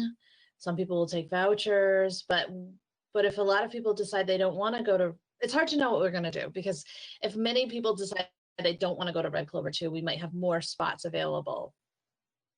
Okay. And so then we'd have to rehouse the other people. Are there some people at Melrose who will want to go to Red Clover 2 and we have to find temporary housing for? I cannot imagine that the 18 residents are going to want to go to Red Clover 2. I would be very surprised, but I could be wrong. And that's why we're trying to find out from the survey. There are many people at Melrose right now who had the opportunity to go to Red Clover 1 and did not want to go. Okay. But if you, am I misunderstanding, if you have anybody who wants to go to Red Clover 2 and it's not yet going to be open, is there a temporary housing problem? No, they would just stay where they are at Melrose until we're ready to house them. Okay. Yeah.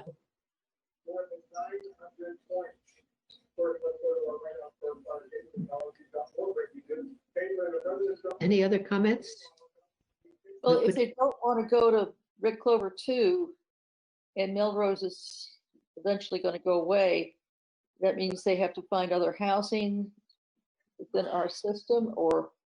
So they would so they will have an option. They'll have the option to go to another one of our housing sites, or they will have an option to take a voucher to move into the community and move somewhere else. Okay.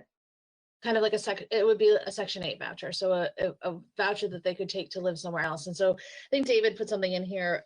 He's trying to talk to Wyndham Windsor to see if maybe they would reserve a few spaces for us, but I don't know if that's a possibility. Things are a little bit up in the air right now because there's a lot of people right now also working on trying to figure out the homeless situation in Brattleboro, since so many people are housed at the hotel.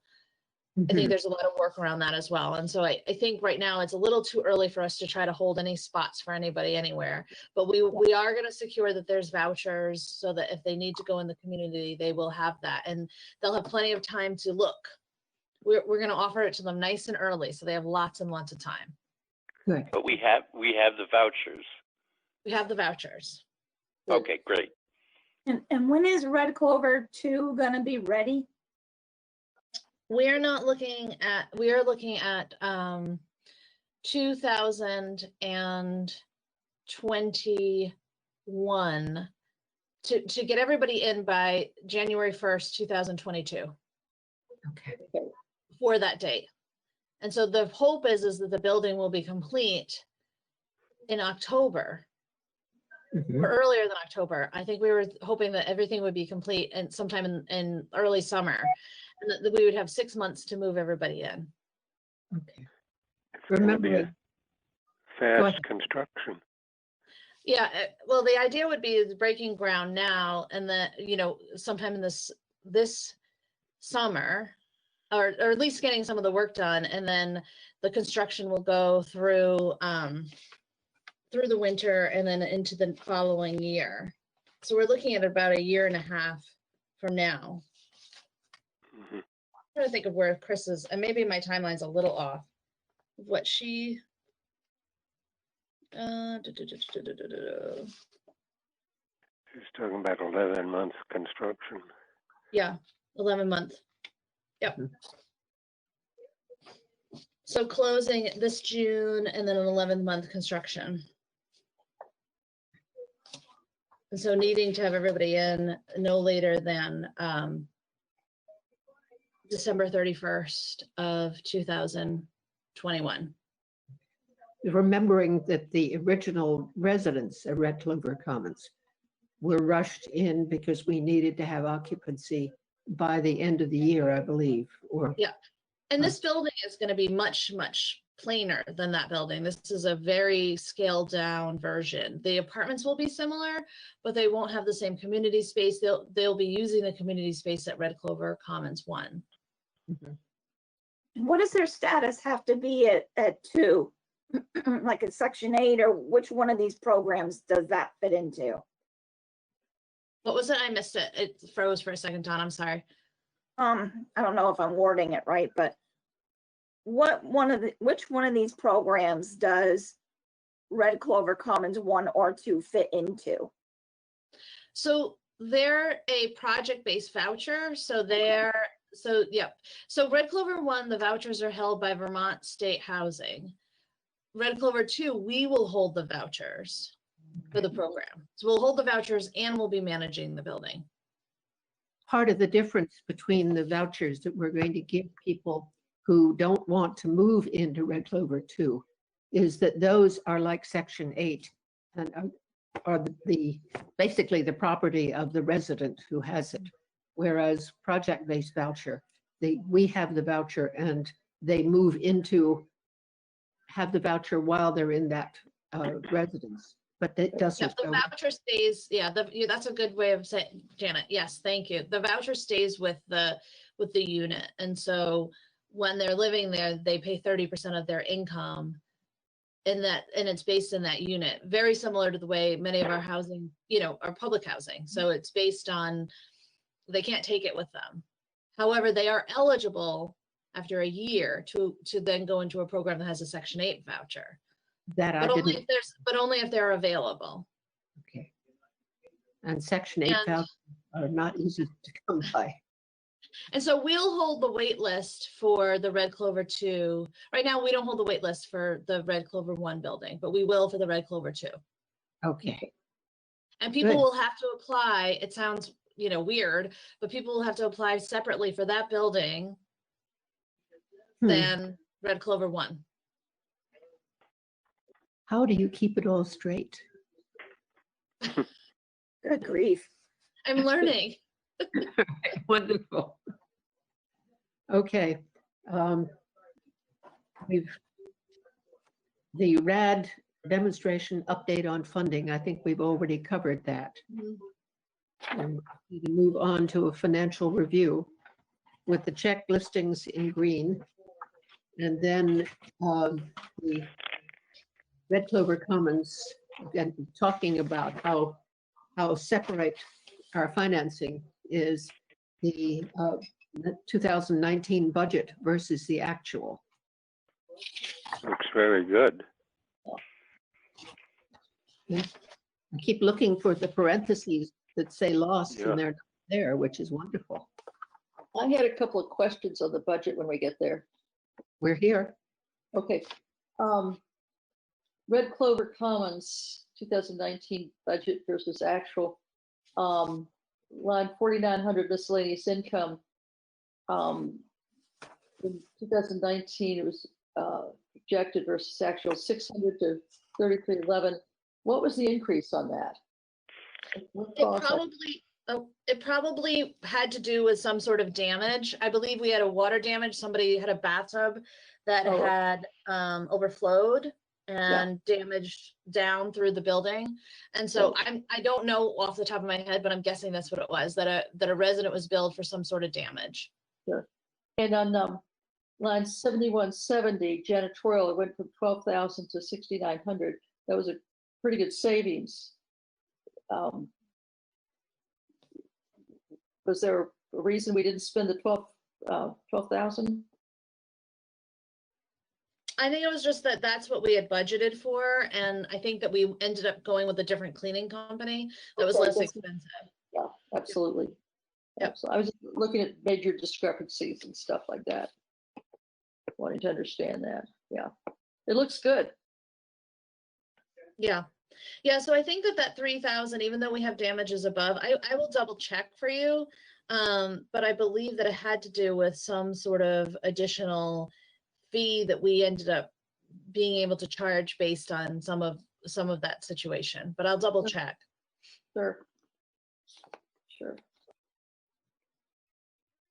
So the insurance, I mean, minor discrepancies, but taxes and insurance actual was more than 91,050 versus 92, almost 93,000 for taxes and insurance. Yeah, the property tax was higher. Yes.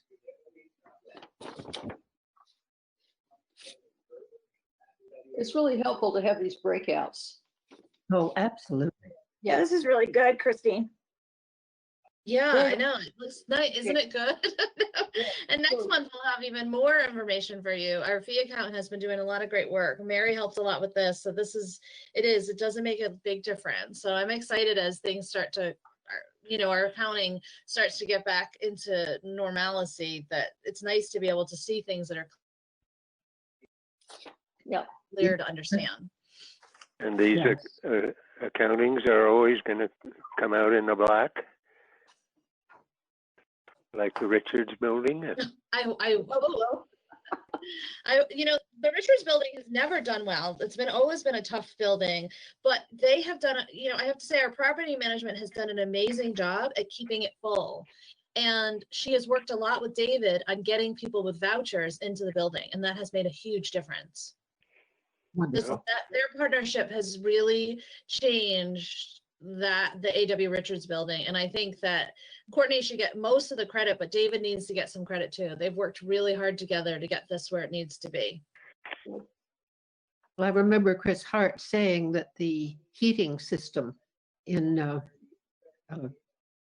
A.W. Richards was difficult to work with and expensive, so that there wasn't very much that we could do to reduce the costs there. That is true. It is true. It's still the case.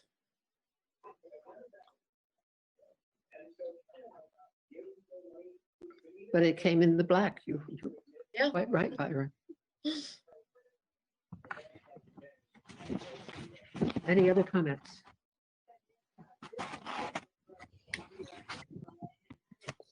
That's good. So moving to check signing.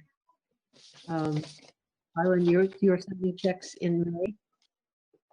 Yes. Yeah, and I apologize. So for the time being, we really need to keep doing it in the evening if possible, just because Billy Joe, that's when Billy Joe is able to get in. Mhm. So if that works for people, that would be great. If it doesn't work for people, then I could set up a time on Friday mornings to have people come in, but I'm not normally there on Friday, so it would take, it would take maneuvering some of the schedule around a little. If you I need have to, no problem coming in the evening. Yeah, I can only come in maybe before 3, but if they were left in the room where I normally sign the checks, I could sign them and then Billy Joe could pick them up when she comes in. Mhm. I don't want to have anybody come into the office just for me, but I can't do it after 3. Yeah, no, I understand. Well, right now Byron has done it. I don't know if just for June we could get someone who, yep, Elizabeth. I can do June instead of July if you want. Okay, is that okay? It worked out well for me to go in at 7 to sign checks too, so I'm happy to swap with you or go in for June. So either way works out well for me. The time in the evening, I'm free afternoon and evening on Thursday, so that's no big deal. So which would you prefer, June or July? Doesn't matter. What's good for you? Either one will work for me too. Okay, so how about I'll take June and you take July? Sounds good. Okay. Okay, great. And just tell me what time should I be there in the evening? I'll have Billy Joe reach out to you. She usually sets up the time, and I That's think fine. That's okay. fine. Absolutely. Absolutely. I'm going there about 6:45. That's fine. So that works. Yeah. And the second time I did it, I signed everything in my car and discovered that some of the checks had slid down to the left side of my, so I had to turn around and drive back. So from there on in, I put my mask on and came in and signed things. Very helpful. Oh, Disconcerting. yes, indeed. Yeah. I transition to fee accountant. You were saying that we're going to have even more complete and detail and things that will be helpful to work with. Let me double check that I'm not lying to you about June. Hang on. Let me just look at my schedule here. So Thursday, the 4th, 5, 11th, 5, 18th, it's 5, the 25th. Yeah, I'm clear for June. That's fine. Perfect. Good. All right. And I will make sure I have July. Okay. Yep. Hopefully, Okay. when I'm out of quarantine, I might be able to pull my weight here. That's okay. Don't worry about it. Don't worry about we it. all do what we have to do. I don't Yeah. go anywhere. Nowhere. Don't worry. Don't worry. Christine, I just want to compliment you and the staff and the people you've hired to keep in touch with everybody about outstanding work to keep everybody safe and work with the residents. I mean, my hat's off to you. It really is. Great job. Yes. Thank you. They have done an amazing job, and our staff has done great. And, I'm looking at ways to help them to feel appreciated. And so I'm working on some of that this week. And because I realize that not just saying, I appreciate you, but also coming up with some ways of giving them some time off, because I find that people are not taking time off right now, that really everybody needs some time off right now. It's been very traumatic. And so giving people time off to use within the next month, saying, I'm giving you additional time, but you got to use it. And then I'm also sending them each something little in the mail just to say thank you, a handwritten card and a little gift. But if I think that coming from the board, that's very helpful. And so I don't know. Maybe we could write a letter from the commissioners to the staff and just celebrate all the hard work they're doing. I think that would be. Maybe a paragraph from each of us. That's a great idea. Yes. Because I mean, Even that's if a it's, lot of work. even if it's a little duplicative, it's still okay. It's something from each of us would make it more personal. I think that's Yeah. excellent. Wonderful. I agree. I think that would be really great. Yeah. So maybe if we each did our paragraph and sent it to Christine in the next week or so, absolutely, we could put it into a letter and send it out. Yeah. That's what I was going to suggest, that we need a deliver by such and such a time. So next week will lead us into Memorial Day weekend. Yeah, So, if I could get it by maybe the end of the day on Tuesday. Perfect. Be glad to. And the sooner I get them, if everybody sends it to me before then, I'll put it together faster. And I'll make sure that the staff, everybody gets a copy, and I'll also post it on our website and our Facebook. And that way it's not just to them, but the community knows as well how you're feeling. That would be great. Absolutely. Absolutely. That's Good a great idea. individual statements. I think it's wonderful. Yeah. and so that would be Tuesday, the 26th. Yeah. Yep. We'll have it to you by then. Good. Good. Thank you. That's a great idea. That's wonderful. Thank you very much.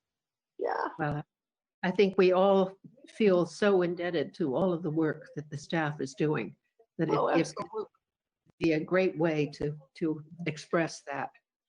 The last, excuse me, go ahead. Did you say something, Donna? I was talking to my dogs. Okay. Two Bernese mountain dogs, Yep. Put them on the agenda. There will be large projects in progress. FEMA PDMA. So yeah, I think that's yellow. No, I'm not sure what color, Chris. Orange. Orange. So yes, so we talked a lot about Red Clover 2. I think we talked about that we're hoping to close on with the construction starting right after June 15th, which is very soon. And so we're very excited about that, and we're very hopeful that it will happen quickly, even though we have the current pandemic. But it looks like there are provisions for construction, so we're in a good place. Well, June 15th was the end of the end of the emergency, according to what I've heard from the governor just recently. Yeah, right. That auspicious. PDMA Melrose FEMA project. So we are trying to get some of this work done this summer, the demolition of the remaining buildings, and it's really needed now. We found some vandalism in one of the empty units, and I think it's really imperative at this point that we get them done. We had to shore them all up today again to block entry because people are going in there, and so yeah. I think we did great for a very long time, but I think our time is up. So it's time to get going. So that put a little bit of a fire under them as well. And so they're really working on it. They're going to bring someone in again to take out a lot of the items that are reusable, and then we have to do the abatement, and then we'll be tearing them down. So we're hopeful that that gets done this summer. I cannot wait. It's like the playground. I just needed to be, I want it to be over. I want to get it down. It's just not safe, and I'll feel better once they're not there. Well, unfortunately, squatters, once they Yeah. know something, this is there, the sooner the better. The moving to work, MTW, awaiting so on notice. We're still waiting. No news. No news. And I guess that's good because we're not in the position right now to work on it anyway. But we're still in the lottery, so that's good. And Chris is working with FEMA on the completion of the Melrose, pulling down the buildings and widening the brook, but also on the COVID related expenses. Okay. That's all I have on this agenda. Any items that commissioners want to bring up? Nope, I think it's good. If I could stay on for a moment with Christine and get a little tutelage for stupid old people about getting on other than by phone. Sure, I'm happy to help. Thank you.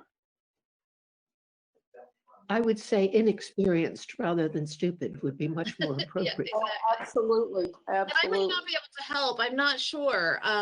Because I'm not coming in the same way you are. I have an account, and so I just log into my account.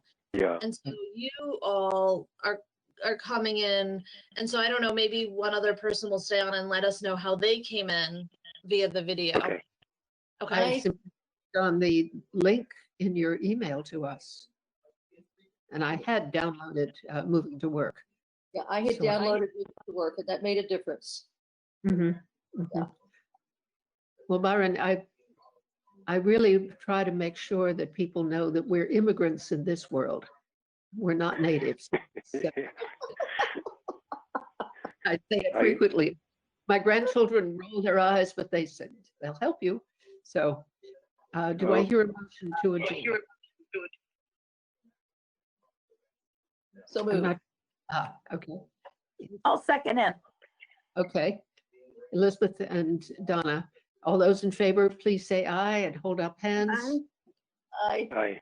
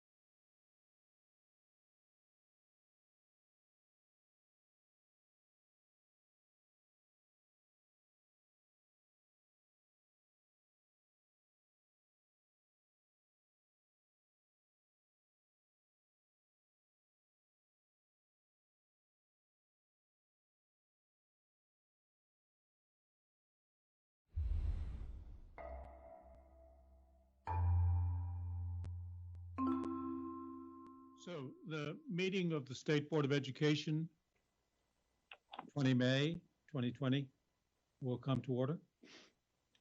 Let's begin with a call of the roll. Please identify yourselves in any, or maybe Suzanne, will you call the roll, please? Yes, I will. Oliver Olson. Present.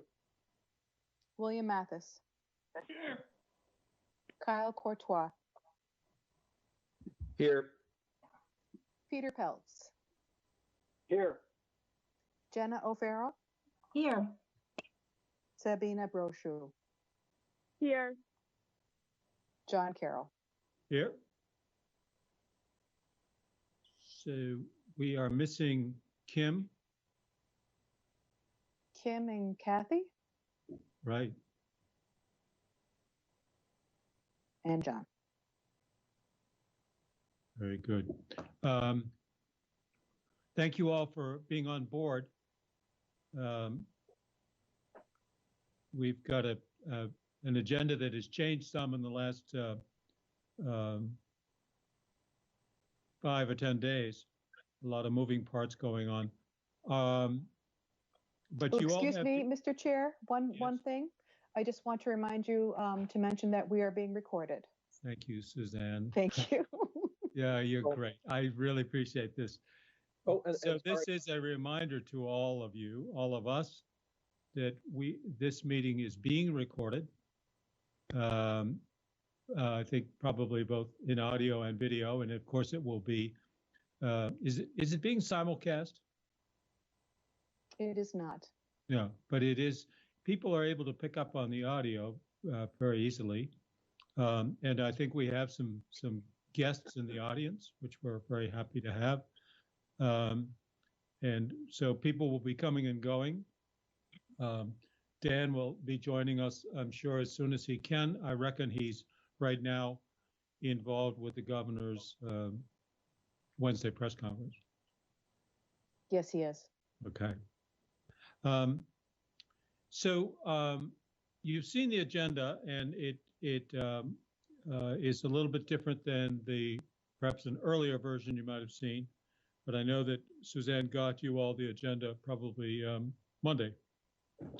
So are there any proposals for amendments to the agenda? All right, then, hearing none. Let us then move on to the consent agenda. We're at item B now, consent agenda.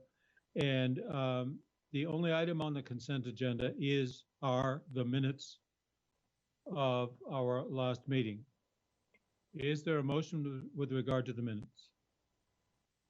So moved. It's been moved. Is there a second? Second from Oliver.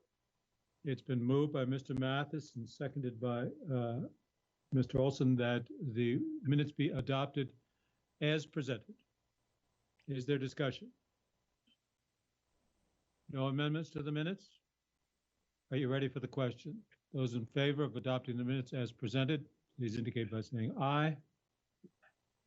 Aye. Aye. Aye. I'm sorry, Suzanne, will you call the roll? Yes, I will. Oliver Olson. Aye. William Mathis. Aye. Kyle Courtois. Aye. Peter Peltz. Aye. Jenna O'Farrell. Aye. Sabina Brochu. Oh, we're a non-voter. I can't vote, yeah. Sorry, thank you. John, will you be voting today? No need to, thank you. Okay. Thank you all, very good. Are there any board members who have announcements of interest, activities they've been working on, or concerns? I just wanted to make sure, I don't know if I missed roll, Kim Gleason. Oh. On. Welcome aboard, Kim.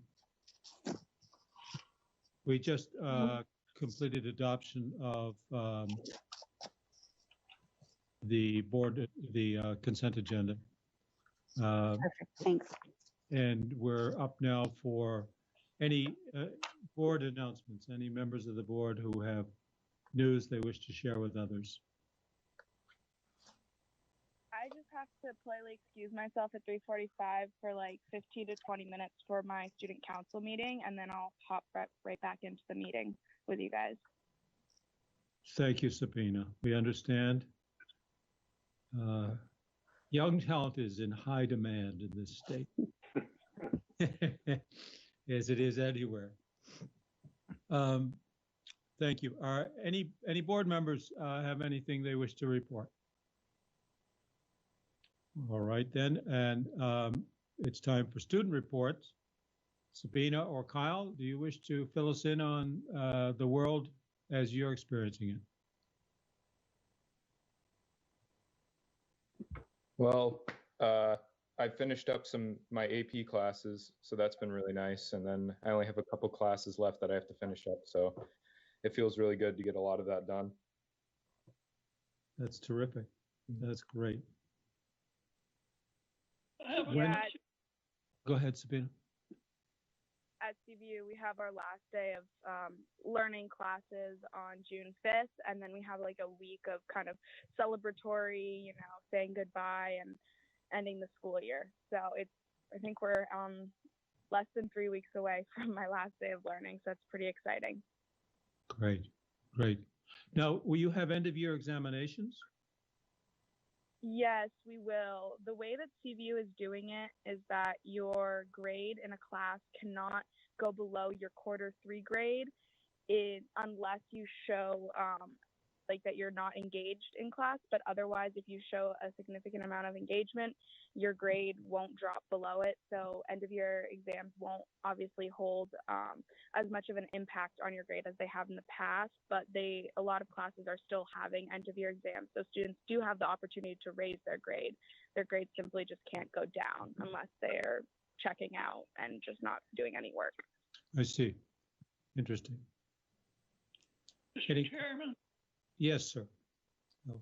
I'd like to ask the students what their perception of the cyber learning, the computers, how the transition is working for them, has worked, what's the pluses, what's the minuses.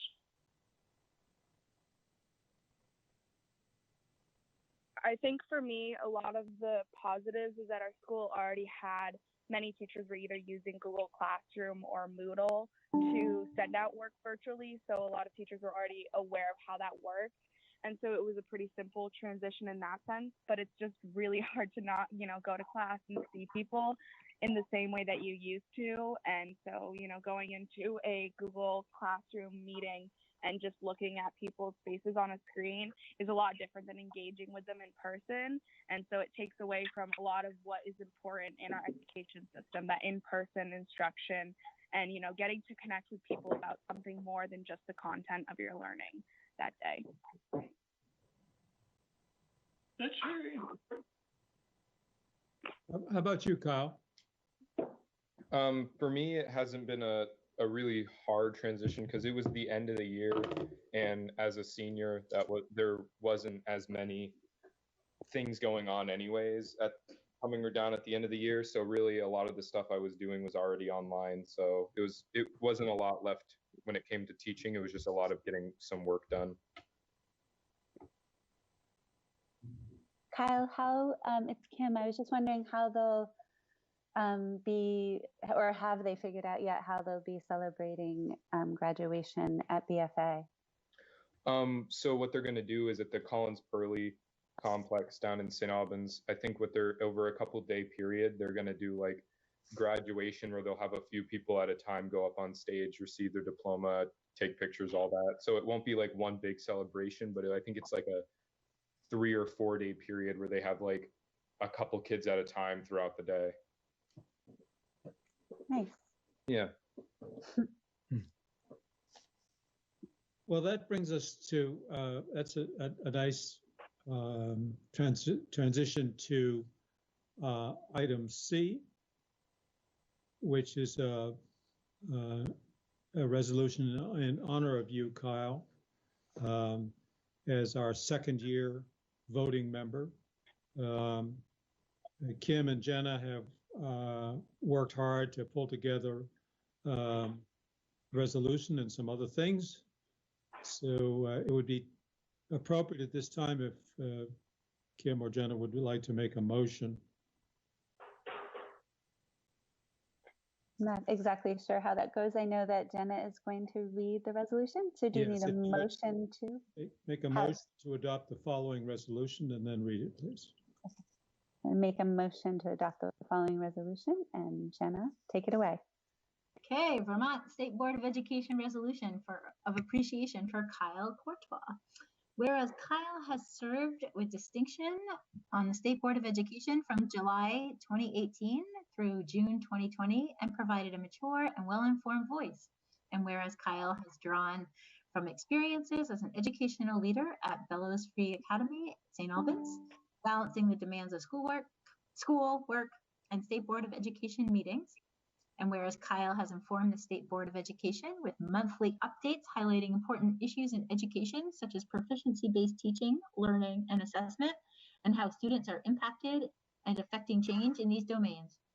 And whereas Kyle has shared his opinions and his votes with conviction, and whereas Kyle was a vital member of the State Board of Education, not just a student voice, but a voice for Vermont, and be it therefore resolved that the State Board of Education bestows its appreciation and commendations to Kyle.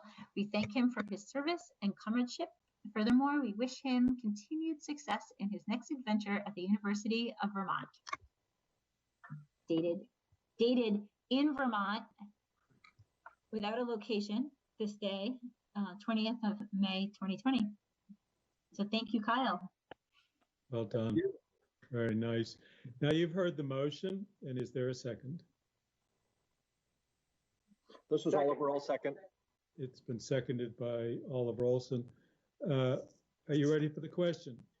Suzanne, will you please read the roll? Yes, I will. Oliver Olson. Yes. William Mathis. Aye. Peter Peltz. Yes. Jenna O'Farrell. Yes. Kim Gleason. Yes. John, will you be voting? The chair votes yes. And so the motion carries unanimously. And Kyle, we thank you very much for your 2 years of service with us. It's been a delight to have you with us. And I think maybe Kim and Jenna can tell you a little bit about something else. Yes, I did want to mention, thanks so much, Kyle, for your time and your talent and your commitment to the State Board of Ed and education in Vermont in general. And we congratulate you and wish you best of luck at UVM. And you will have a delivery coming your way. It's a little hard to honor our departing seniors from afar, but you'll have a delivery as a token of our appreciation for your time. Thanks so much. Thank you. And that should be coming this week in an unspecific time, but delivered to your door. Thank you very much. Very good. And my thanks to Jenna and Kim for pulling this together. Well done. Thank you. Best of luck, Kyle. Thank you. Thank you all for the opportunity to be here. So I appreciate it. Right. Very good. We hope it was worthwhile for you. Of course. So we're a little bit ahead of schedule, and we'll go now to the chair's report. There are a bunch of things I want to just fill you in on that we all have been following or engaged in for some time. Let me just begin by speaking about the Act 173 legislation and the bill so-called S343, which originated in the Senate, was approved and then sent to the House and approved there without change. Accomplishes one of the things that we thought was very important, which is to extend the public comment period for the rules, for the 1300 and the 2360 rules that are going through to the final stages of approval.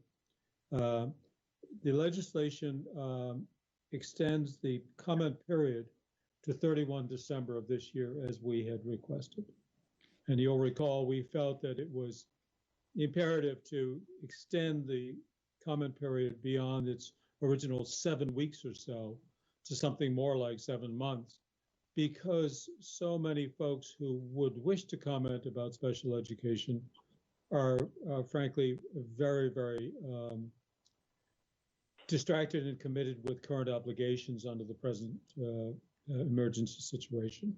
So in fairness to those folks, it's our hope that life will return to something like normal for those parents of special needs children and for educators as well. And so we will have a board discussion sometime soon about how and when we should extend the comment period and provide for more written and oral comments. I think first I might begin by asking the stakeholders to give us their guidance about what they think will work well for families and parents and educators who want to get in their comments before the end of this year. Then once we receive the comments, then in early January, we'll need to sit down and decide which of the comments we believe should be incorporated into the drafts in front of us. And after that conversation, we then adopt a proposed final draft, and that then goes to the Legislative Committee on Administrative Rules and plays out the last steps of the APA rulemaking process. I might just mention that the Senate Bill 343 also extends the deadline for implementation, or the date of implementation of the census-based funding rules, moves them back 1 year to 2022. They were to be implemented next year. They're pushed back to 2022. And the rules for independent schools are pushed back by the legislation to 2023. So furthermore, the legislation directs that the board shall initiate the new rules for independent schools, shall begin rulemaking on the 30th of June, 2021. You may recall that the original statute had said November of this year.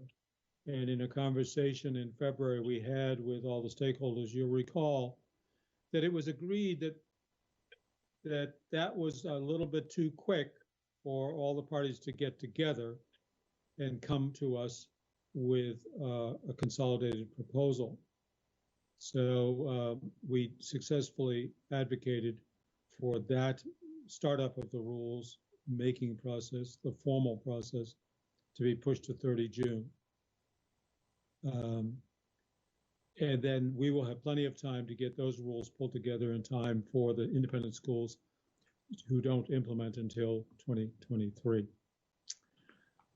Any questions about that? Comments, questions? Next topic is Battenkill Valley. You've received a copy of the letter that came from the board to really all of the relevant parties, and you have received their response.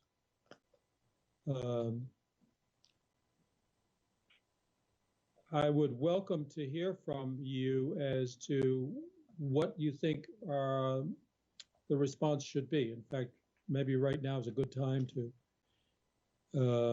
pipe up. My own inclination was to let things set for a while, but there may be other views.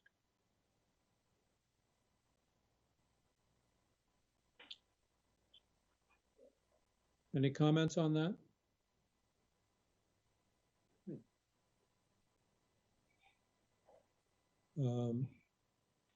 Well, I don't hear any, but if upon further reflection, you feel that there's something more that the board should be doing.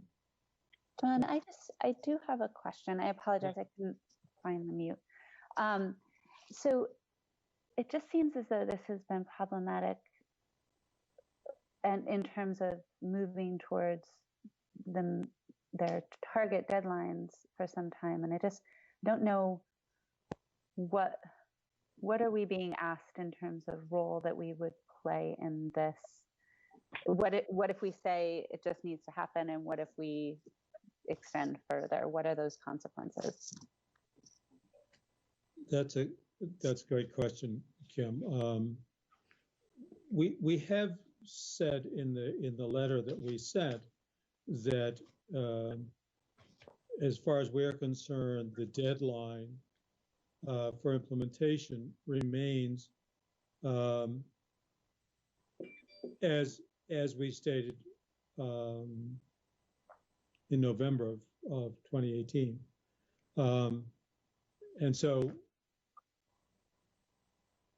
at the moment, the way things stand is we expect them to comply with that deadline for completing the bringing together of their districts into the Southwest Vermont Union.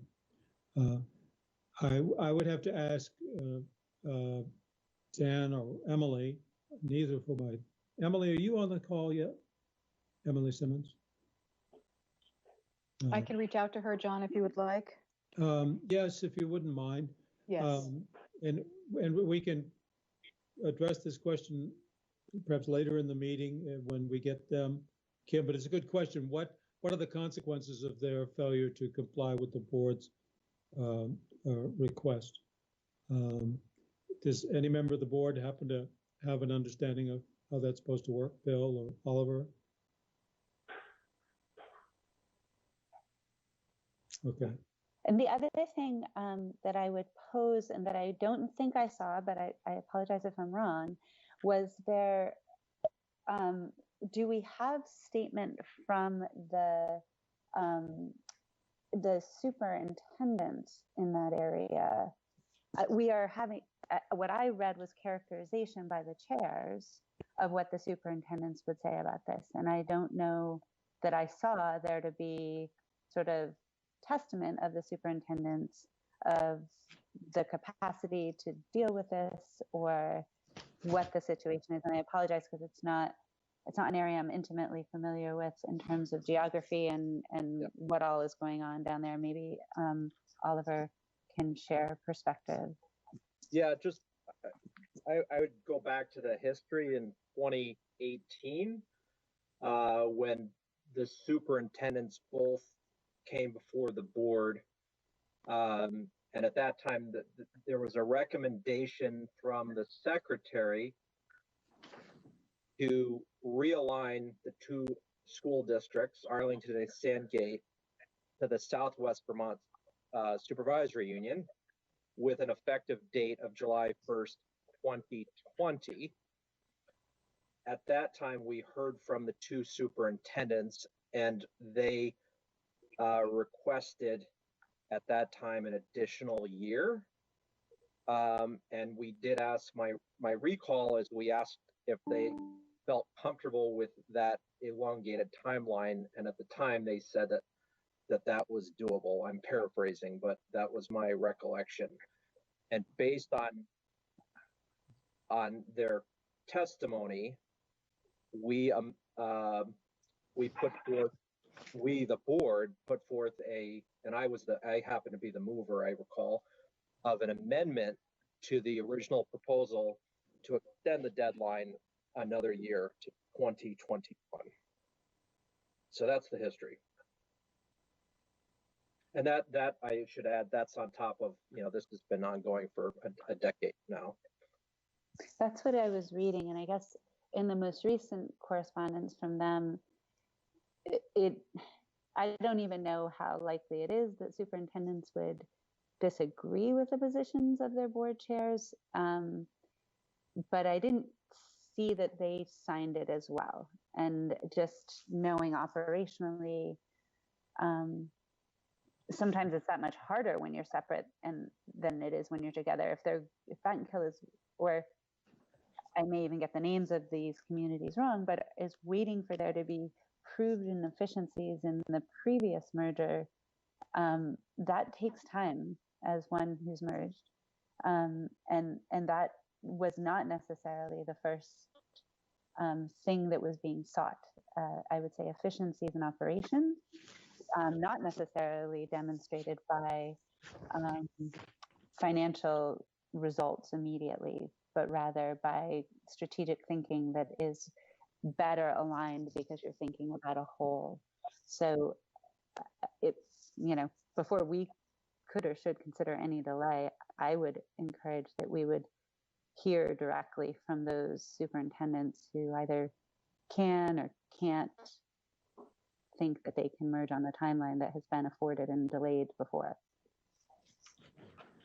Yeah, Kim, those are good points. The letter in response to ours, keeping in mind that our letter of notification was sent to the chairs of the Arlington and Sandgate school boards, but also to the Battenkill Valley Supervisory Union chair, also the superintendent of the Battenkill Valley Supervisory Union, also the chair of the Southwest Vermont Supervisory Union, that is into which we suggest they be joined, and the superintendent. We've heard from only 2 of the 6, plus a member of the House was a co-signatory to their letter. And their response was that we asked the state, of the 2 folks, we asked the State Board of Education to delay the decision to enlarge the SVSU boundaries to target an operational date no sooner than July 1, 2022, yet another year.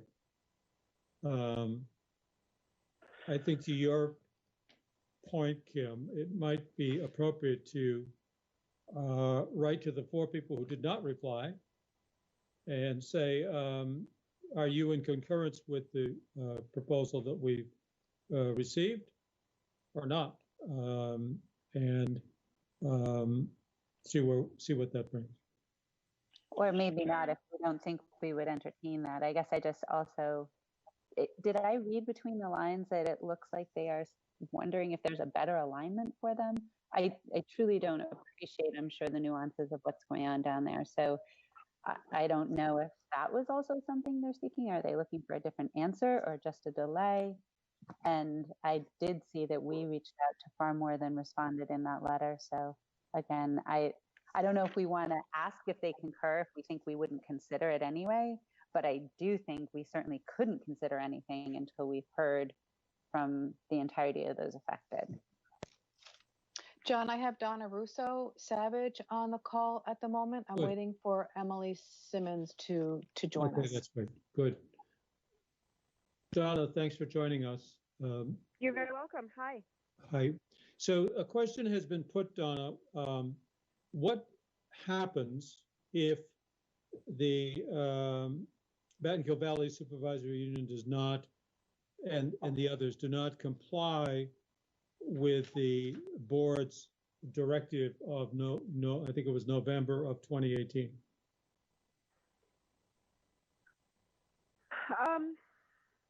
That's a very good question, and it's actually similar to a lot of similar questions of what happens if a school district doesn't comply.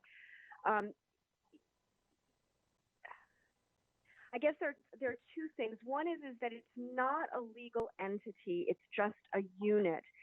And the state board has full authority to create this unit, this service unit.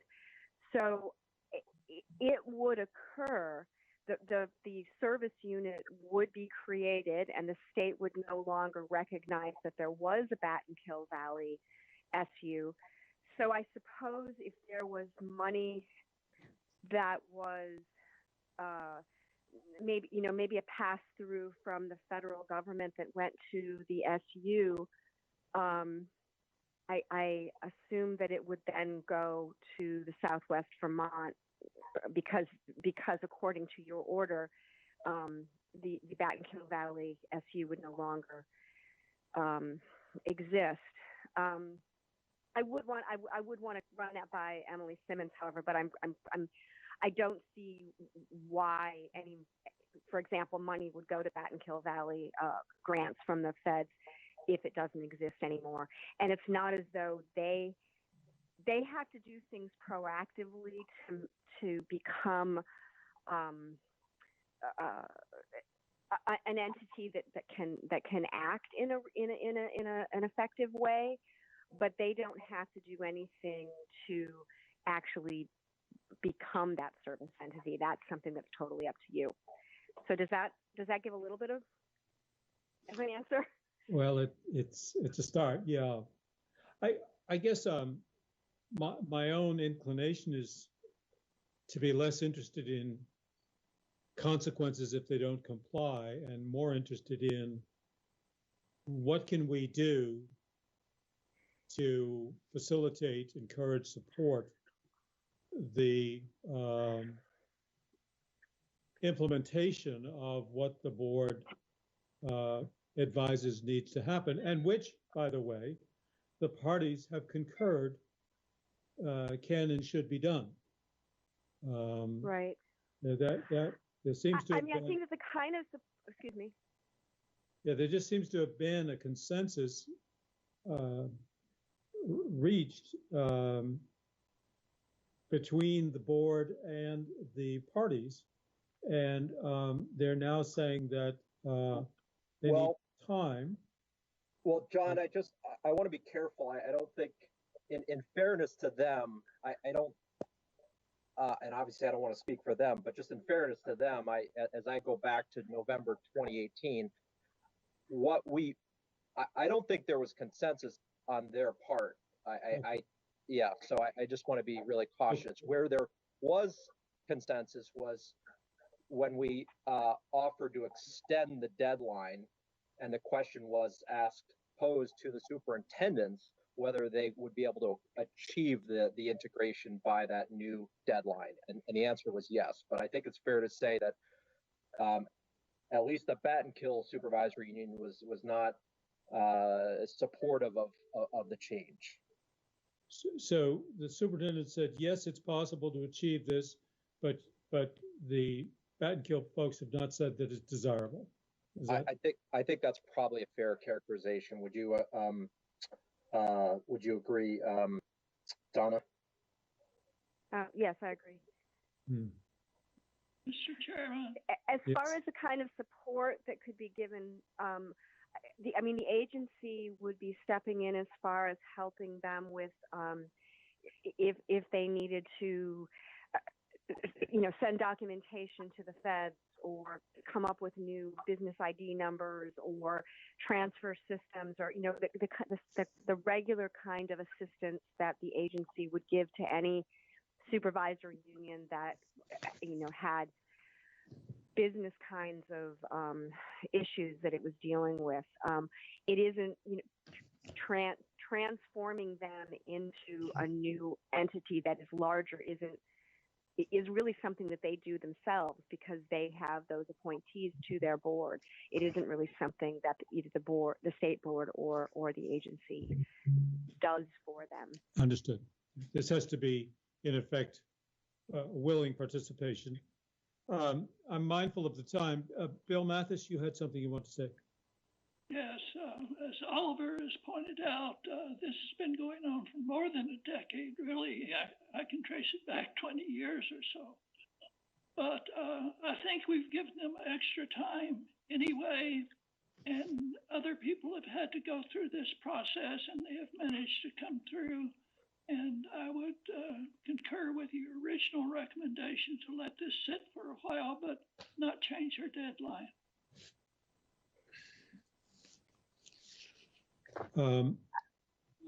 Board members, how would you feel about my writing to the 4 members of Edrices who have not responded and ask them for their response. And doing nothing else until for now. And what do you think? And I think, John, just along those lines, part of the letter that we sent, or that you sent on behalf of the board, was asking for a status update. Yes. And I didn't really see much of an, keeping in mind we gave them an extra year, and I didn't see a whole. I may have missed something in the letter, but I just didn't see a lot of evidence towards progress being made with that extra year that they were granted. Yep. Well, I can ask about that. I mean, I think it had been the understanding among the parties that the Battenkill folks would begin conversations with the SBSU folks toward a merger, and we'd like to know what progress has been achieved. And Mr. Chair, this is Peter. Yes. I'd like to see, I wouldn't just leave it open-ended. I'd like to, if you're going to write something to them, to say that, we expect them to follow what we have agreed to do. I mean, we have our last. I'd like to see a little bit more teeth into this exchange rather than just leaving it open-ended. But I'd be glad to hear from anybody else on that front. This is, as everybody said, this has been going on for a long time, and their resistance is obvious. How would you all feel if we invited all 6 of the addressees to join us for a 1-hour conversation at our June meeting?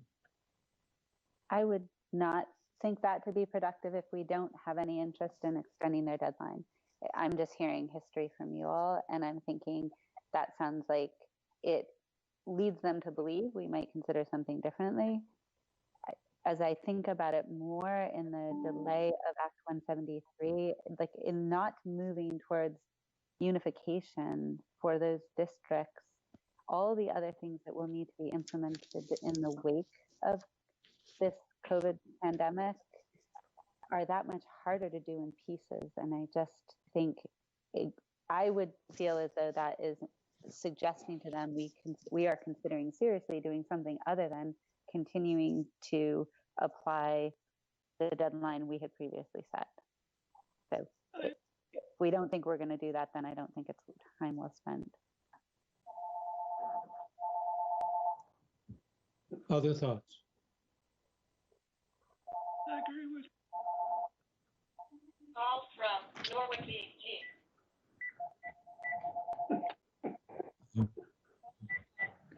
Sorry.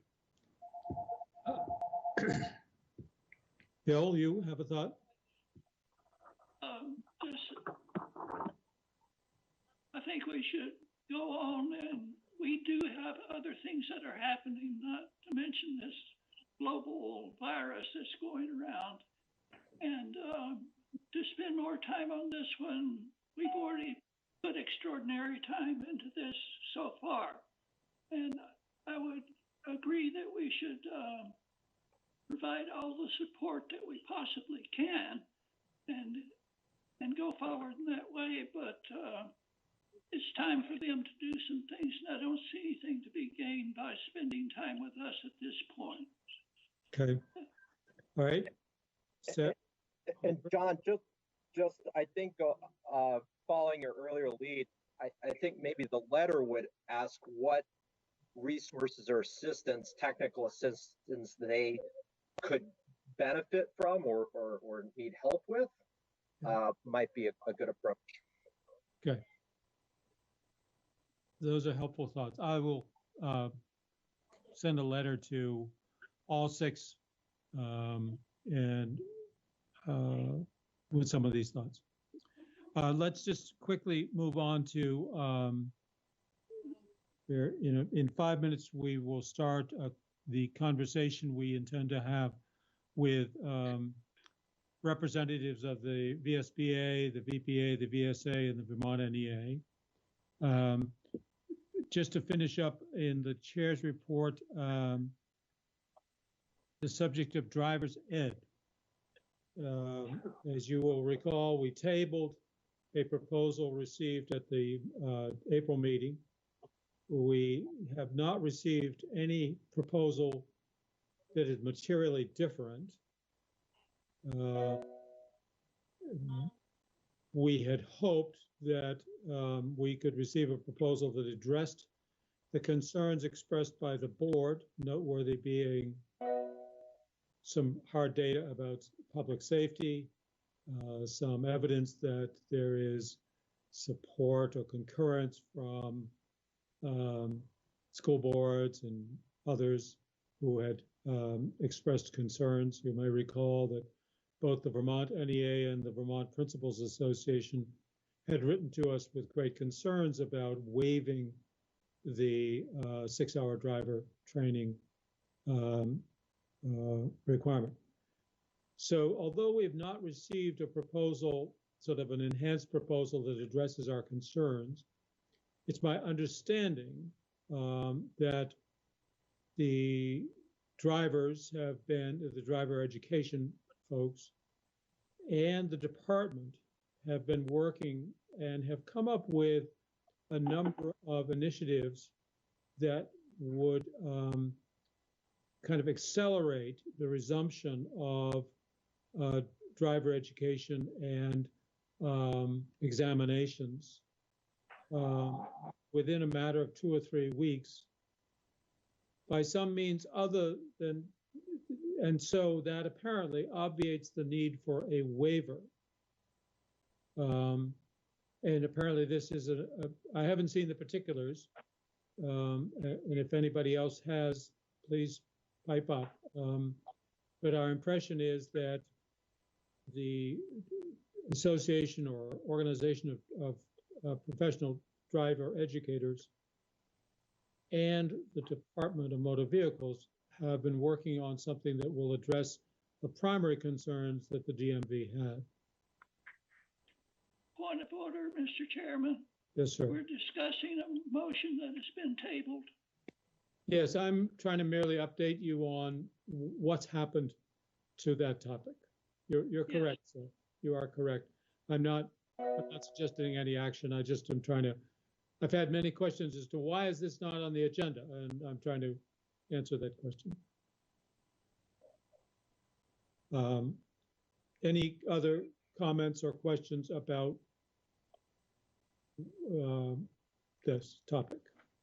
I was definitely one of those, John, with the question about why it wasn't on, in that I had heard that the Drivers Educators Association, whichever, I don't have the right acronym for that, but, and the DMV had worked together on something that had yet to have collaboration with the AOE. And perhaps it's because it is, I don't know if it's necessary if there's not a waiver being requested. But I will say that addressing this if a waiver is being requested in June is not timely for planning for the students who are currently in the programs, as June will be past the end of the school year. And I put that out there in thinking about whatever creativity is coming about to accomplish safely the necessary driving hours.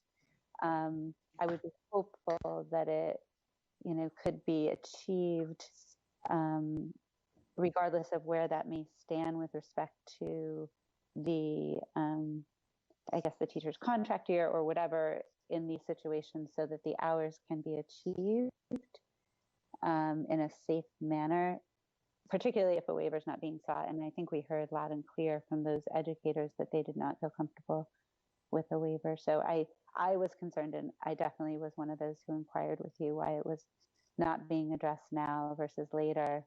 And I didn't know if the agency intends to engage with it, and if we were going to get a heads up if there was either a waiver or some sort of solution so that the field would have information on how to react. I did inquire with our superintendent to see, like, just locally how they're addressing it, and I haven't heard back yet on that, just to see on the ground how are they planning for those necessary hours, and where did we stand with respect to our students? Are they 2/3 done? Are they half done? Those 6 hours, I was trying to get some info. Okay. So perhaps when Dan comes and when he has his opportunity for his report, we can inquire about this. So far as I can tell, in any case, the board's involvement at the moment is in suspension. That is to say, we were involved only because we would have to approve a waiver that has been tabled. And I would certainly hope that if Dan can't fill us in too much now, I would certainly hope that at the June meeting, we could, or before, we could hear from the DMV and the driver's ed folks on what the structure of their agreement will look like and plans going forward. My impression from third parties is that the plan they've worked out solves most of the concerns about delayed access by means other than waiving the rule. If there's nothing else, I'd like to move on now to item E. I think standing by, we probably have some members representing the 4 organizations that we often turn to for insight and perspective about education in Vermont. We had hoped possibly to hear from Jay Fannin of Vermont NEA, Jeff Francis of Vermont Superintendents Association, Sue Siglowski of Vermont School Boards Association, and Jay Nichols of Vermont Principals Association. I'm hoping that any of those folks who are available will now identify themselves and will carry on in a kind of panel discussion.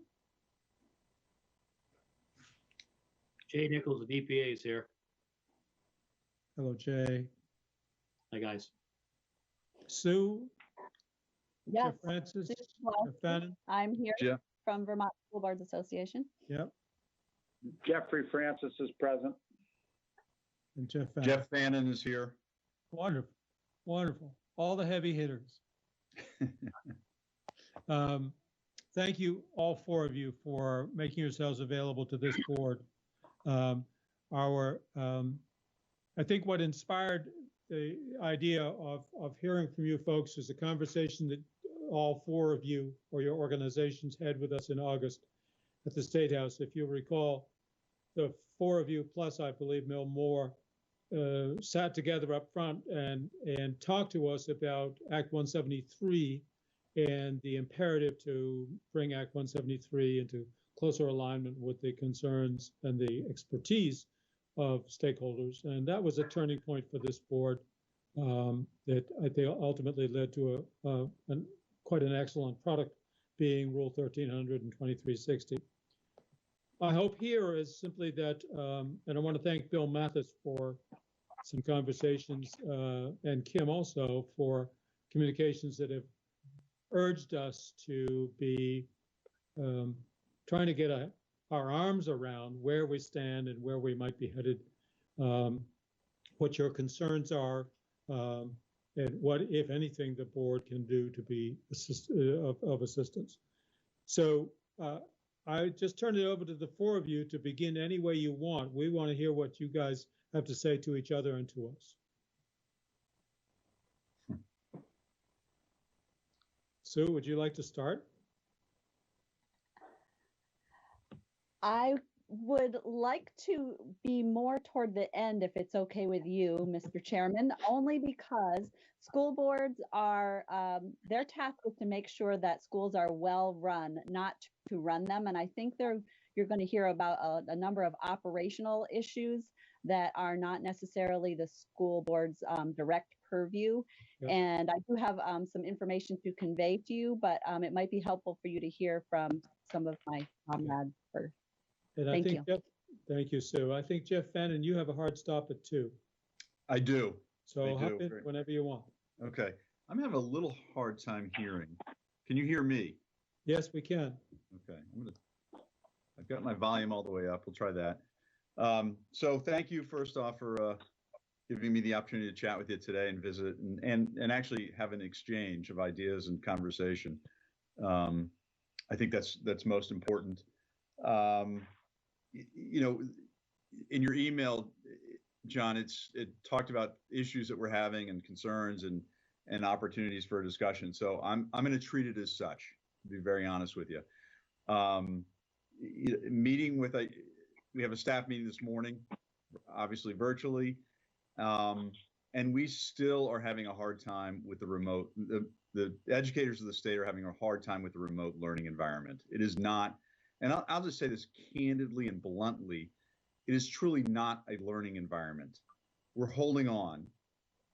I had one of my field persons had a meeting with members last night, and the educators of that area, and I'm sure it's shared around the state, are increasingly concerned about a larger and larger group of students who are not getting services, who aren't taking it, who are barely checking in for attendance, aren't turning in assignments, and digitally aren't capable of getting online. But even if they are, it's not about a digital divide necessarily. It's about a different divide, right? They may have the ability to get on, but are they? And do they have the supports at home to facilitate that work that needs to be done? So we can all say, yeah, we can demand that they turn in homework assignment and show up and this, that, and the other thing, but it's much more than that. It's the supports at home that they typically get in school that they are simply not getting here today.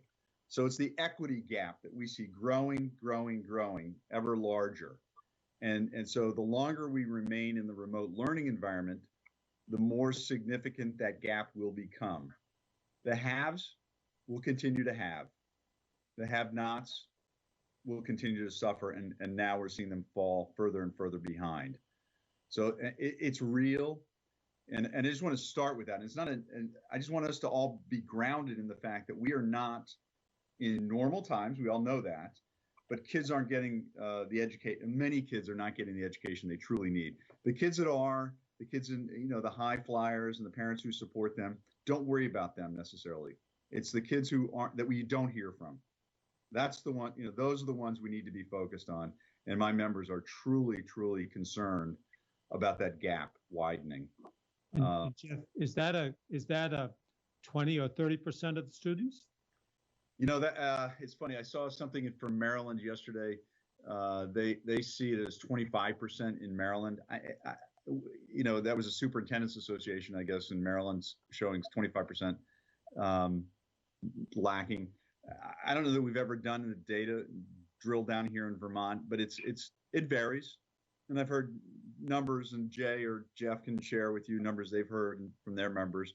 We don't track it on our member basis, but I know that, for example, earlier on it was 40% hadn't shown up. But then you look at the AP class where it's 100% attendance, right? So you got a teacher who's saying, I teach AP and I got 100% attendance, and then I teach another class and I've got 40%, not showing up, and so it's the divide that widens. It is. Jeff, that's a very chilling and attention-getting way to start this conversation. Sorry, it's the reality.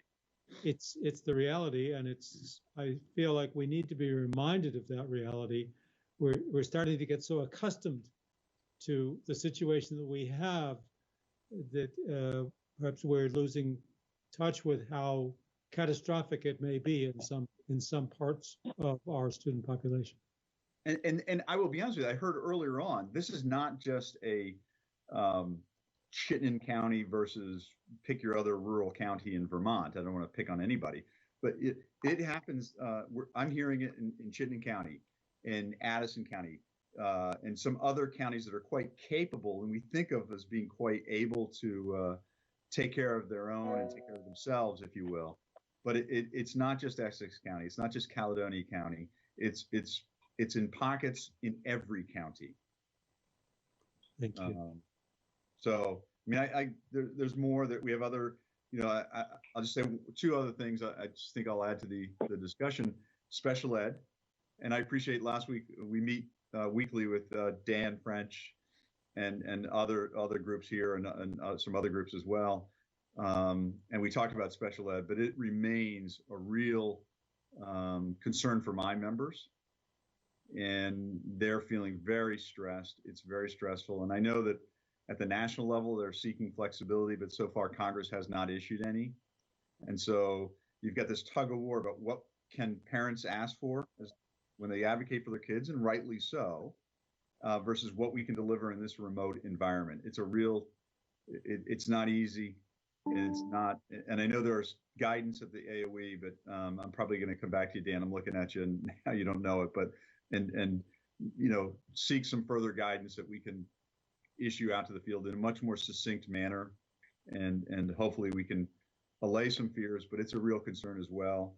And finally, and not least of all, is how do we begin the discussion to reopen schools in a safe manner that's safe for kids, staff, families. These kids go home to their families. I mean, how do we reopen schools in a safe way?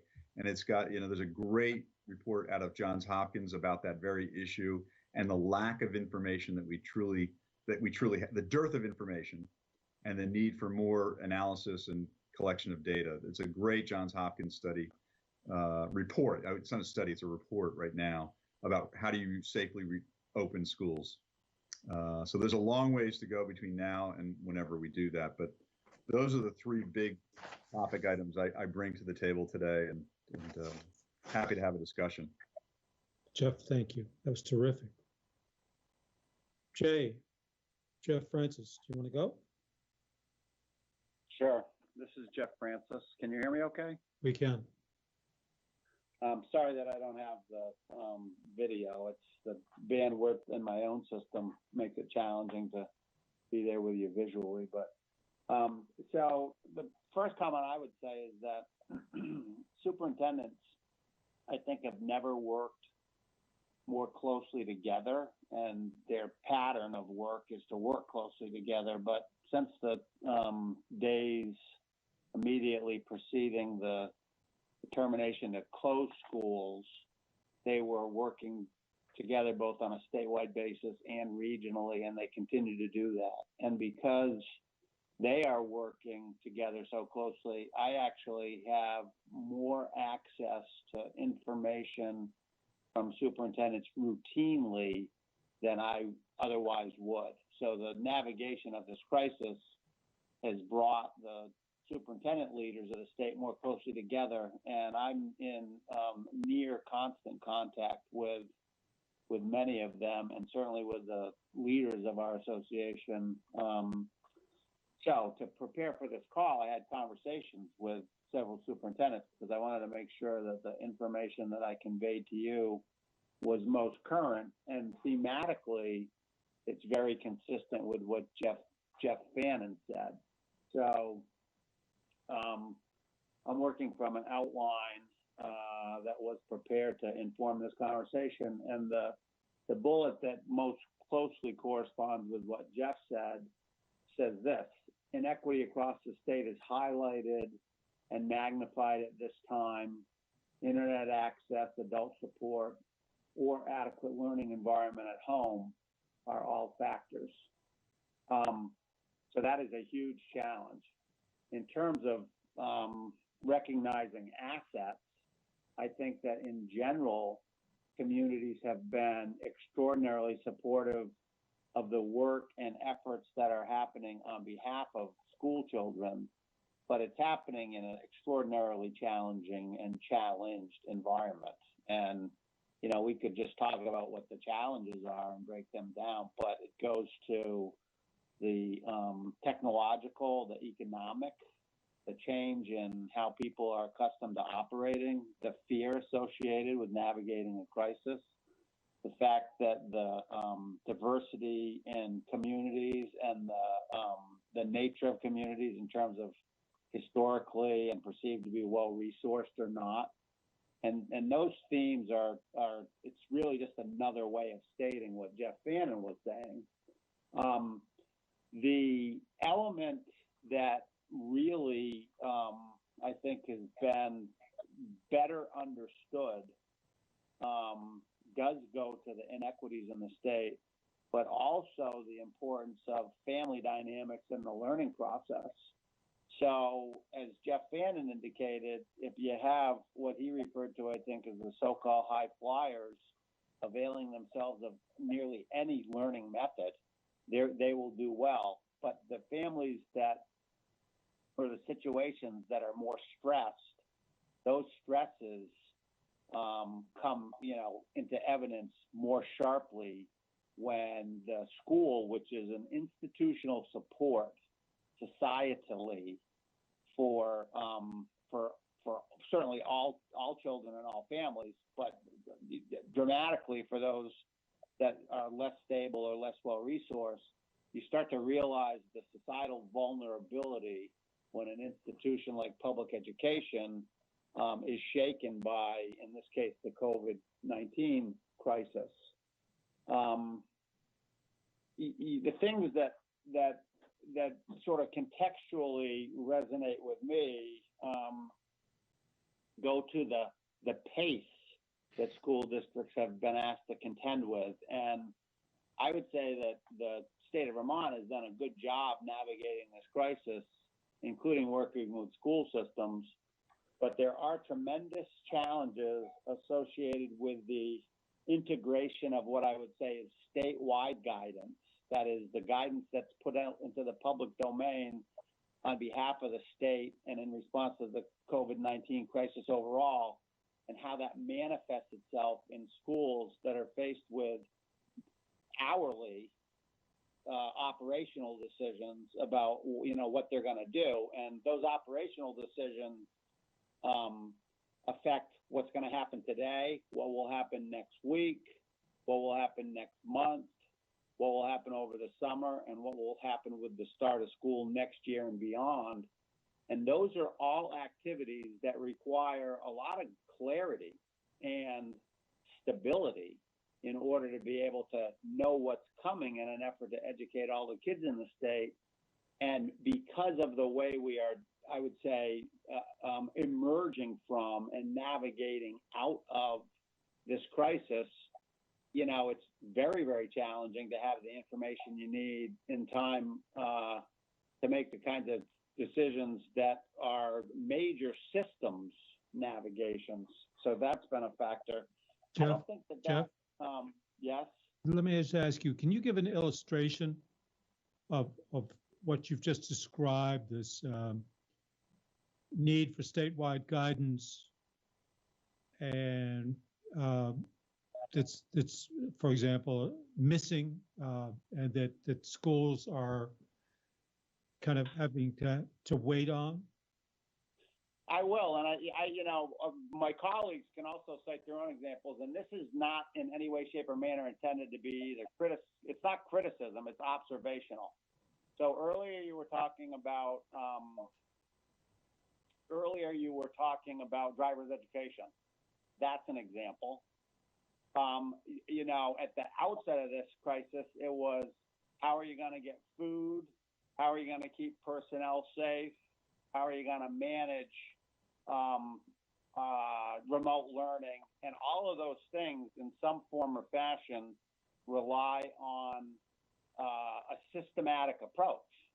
So if the guidance in terms of who can work and when they can work, or internet connectivity, it is so multifaceted that I think it's both remarkable that folks have done as well as they have done, but also it's going to be a constant navigation from this point forward. And, you could put as fine a point on the examples or as broad a point on the examples. Another big example that will resonate with people just has to do with the tradition of how you honor senior students as they point toward graduation. And, Jay's more articulate on this than I am, because he's working with principals that are trying to manage a lot of community input on what constitutes a suitable celebration for these high school seniors. But when the guidance changes in terms of social distancing and what constitutes a safe practice from a health standard, it really it culminates in a lot of pressureful moments as you want to do the right thing in terms of what the health recommendations are or requirements, and also make sure that something, that the students get the recognition they need. And 2 points. One is, I don't think in any way, shape, or manner this element of the navigation usurps in terms of importance the equity piece that Jeff Bannon was talking about.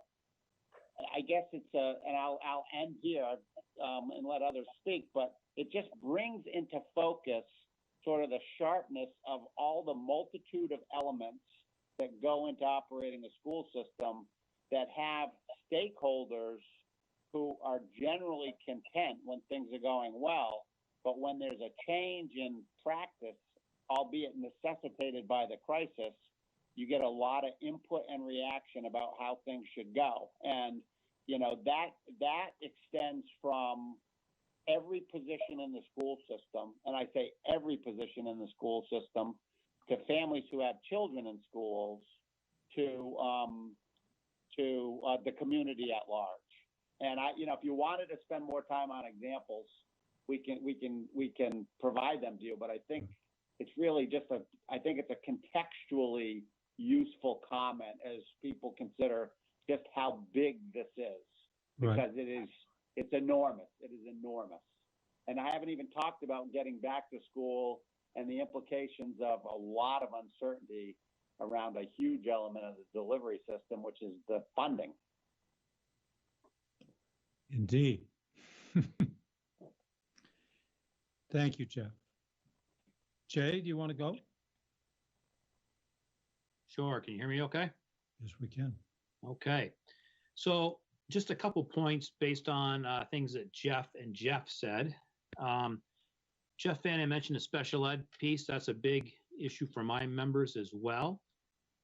One of the things with the special ed piece is that the Secretary of Education for the United States, Betsy DeVos, she has some latitude to waive some of the rules around special education. And some of those rules don't make sense around certain things that can't be done or are very hard to do because you don't have access to the kids like you normally would. But that the feds haven't been supportive in that. The other thing I'll mention, Jeff Francis mentioned graduation, and I want to make it clear that although the guidance related to graduation has changed a couple different times, it has changed based on questions we in the field have brought back to the AOE, and the AOE trying to provide clarity in that area. And even when the AOE provides clarity, it's still, some systems were like, oh, we're going to do this. Now we realize we can't do that. So no matter what we do in terms of trying to provide clarity, there's always going to be some angst that comes up. It's just that kind of a situation. In terms of my own points, I'll make a few points here. Number one is I want to be clear that, we're not really doing remote learning. It's not like Southern New Hampshire University where you sign up for a remote learning class. We're doing remote learning in a crisis. Big difference. These kids didn't sign up for this. These teachers weren't trained to do this for the most part. That's a huge issue. The pandemic, this has been mentioned already, has shined a light on inequities in our system, inequities that many of us have known that were always there. But not only has it shined a light, it probably has increased the inequities, because there are some students, I think both Jeffs mentioned AP students, there are some students that are doing fantastic. They're not having a problem. They're able to access, they've got the supports, and they're doing well. Many more students, though, are really struggling. And if you're at home with a parent who struggled with school in the first place or doesn't have the skill set to support you in those academic endeavors, it makes it that much harder for those students. We know that students are going to be coming back to school with significant academic regression. There's no question about it. One national study is showing students may lose as much as 50% of their math content knowledge learned this year. Remember, we always talk about the summer slide. This time we're talking about a 6 or 7 month slide before they come back into school. That's a huge amount of time. And that same study is talking about 25% loss of reading skills learned this year on average. Now, remember, when we talk about on average, it is an average. What happens is there's some kids that are more affected by it than others. And the kids that are more effective tend to be the kids that are most vulnerable, kids that live on the margins, that are in poverty. Typically, those are the kids that don't have the resources at home that tend to lose the most in these situations. And that's not the biggest concern for principals. In terms of students, a bigger concern is the social emotional trauma students will be returning to school with. People are really worried about the the ability to self-regulate, especially with the little kids. I mean, that's hard for little kids anyway. And to go this much time without being in school is going to be difficult for them. Middle school students often need lots of social interactions with each other. They haven't had that for a long time. That's going to be difficult for them. And if we have a system where they have to be socially distanced and there's certain procedures in there, what's that going to look like in a middle school? I met with middle school principals today, and they're like, geez, we can barely keep these kids from touching each other all the time as it is. You know, how are we going to get them to wear a mask when you know, in a new setting? So who knows? That's going to be difficult. We're worried about that. We're also worried about the potential of a lack of revenue leading to cuts in human resources. Principals are worried about loss of staffing that will further hinder schools when they're trying to provide academic catch-up and social emotional catch-up. We know our students are going to have more needs than they've ever had before. And principals are worried about the financial implications of a loss of revenue and worried about the realities of what will need to be done to start school next year, whether that be done remotely or in person or in some type of hybrid model. And we've been discussing lots of different options of what that could look like, depending on what guidance we get at the time. We've also talked about the possibility of the state borrowing over a period of time to backfill revenue loss in the Ed Fund, pushing hard for flexibility either in another CARES Act or with some more flexibility in the current CARES Act so that state revenues that have been lost as a result of this pandemic can be backfilled with federal funds that have been used, that have been given to the state. If that flexibility doesn't occur and no other money appears and schools have to cut to make up the difference, remember, 80% of our budgets are personnel. And it's pretty hard, as Mark Perot said yesterday, at Joint Fiscal Office, he said yesterday, it's pretty hard to cut the electric bill, pretty hard to cut the heating bill. You know, those things you have to pay for. We want to make sure that the governor and others don't fail to see the critical necessity of our public education system. Someone said to me the other day, well, schools need to suffer too. My response was, you don't think schools are suffering? Then you haven't been paying attention. You know, schools are working very hard to provide kids with food, with connections, with academic support where possible, and they know that they're going to be in a hole starting back. Schools are in a position where they need all the supports they can get. And the last thing I'll say is that broadband and cell service across the state. I testified in Health Technology Committee this morning. That's becoming almost a fundamental Vermont necessity. Almost has to be a fundamental right, right up there with housing. We have to have it. If we really want people to come to our state, let's look at this as an opportunity. Let's find a way to provide broadband and cell service across our state so we truly can have remote workers here. There's plenty of people that work at places like Google that could work remotely that would love a bit of work in Vermont and live in the woods, so to speak, but can't do it because there's not good enough internet connection. And the last thing I want to say, I touched on this already, but for us, although we don't always agree with the AOE, they've been responsive to us and they've been meeting with us on a regular basis, and we appreciate that. Thank you. Thank you, Jeff. Sue, that leaves you. Yes, that leaves me. Thank you. I appreciate all of the critical issues that were raised by my colleagues preceding me today. And what do they all have in common? Resources needed to address them. And Jay touched on this just now a little bit. There is a significant deficit in the Ed Fund for FY 2021, and the legislature's working right now to figure out how to address that. As he mentioned, there's the issue of the federal funds and lack of flexibility and how those can be used. And that's an evolving situation that we hope evolves toward more flexibility so that those funds could actually be used to help fill the hole in the Ed Fund directly rather than having to have a complicated workaround. That situation is still unfolding, and we're certainly keeping a close eye on it and providing input regarding the education fund deficit. And sort of a subset of that issue is that we have 19 school districts that don't have approved budgets yet. This is a really complex issue because it's being amplified by COVID-19 and problems with being even able to schedule a vote in some cases. We've been working with the superintendents and school board chairs of those districts, the VSA and the VSBA, and have held several meetings with them and have heard from them that their three principal concerns are whether and when they could bring proposed budgets for a vote, whether economic conditions would create a less favorable environment for achieving approval of a proposed budget, and how they could sufficiently respond to the challenges, all the challenges that you've just heard about of serving school children through the COVID-19 crisis and beyond if they're operating without an approved budget or with a budget that's insufficient to respond to their needs.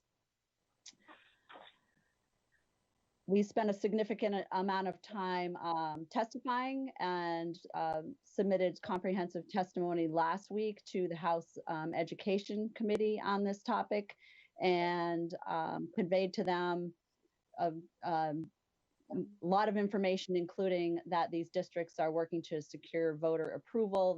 They're planning votes prior to June 30th, even though it's been very difficult for them to schedule them due to public health concerns, and they definitely want to see this.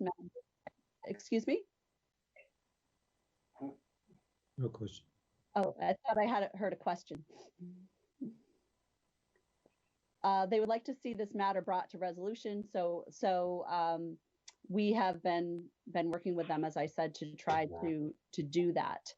The last area that I would point out has also to do with special education, which has been brought up by a number of people, and it just has to do with the difficult situation school boards are put in due to the governor's order that districts must pay all school staff in accordance with their regularly scheduled hours, whether they are working those scheduled hours or not, and the lack of information about whether school districts can expect to be reimbursed for special education costs. If those costs are not reimbursed or are only partially reimbursed, then it could lead to school boards needing to deficit spend in order to pay all school staff in accordance with their regularly scheduled hours. At this point, I'll hand it back over to you, Mr. Chair. Oh, thank you, Sue. Board members, do you have questions you'd like to put to our panel? Yes, by all means. I'm not surprised. Go ahead, Bill. The biggest question, and it was raised here, was equity, and and I agree with that. But what is it that the state board could do to be the most effective?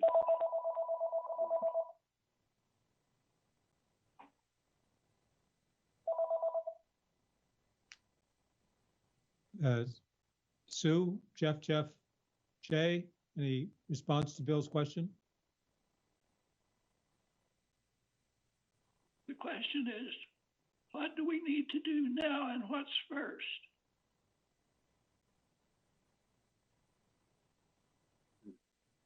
Anybody have a response to Bill's question? Anybody else can weigh in, but this is Jay, and I've got to say, Bill, that's the question we're all asking. I don't think there's necessarily anything right now the state board can do. I think being aware of it, helping to advocate for the things that we need will be important. But I don't think there's a specific action that you folks could take at this time. But if Sue or Jeff has a thought on that, I'd love to hear it too. I agree with Jay, and we're going to sound like a broken record here. We all agree with each other. And a couple things.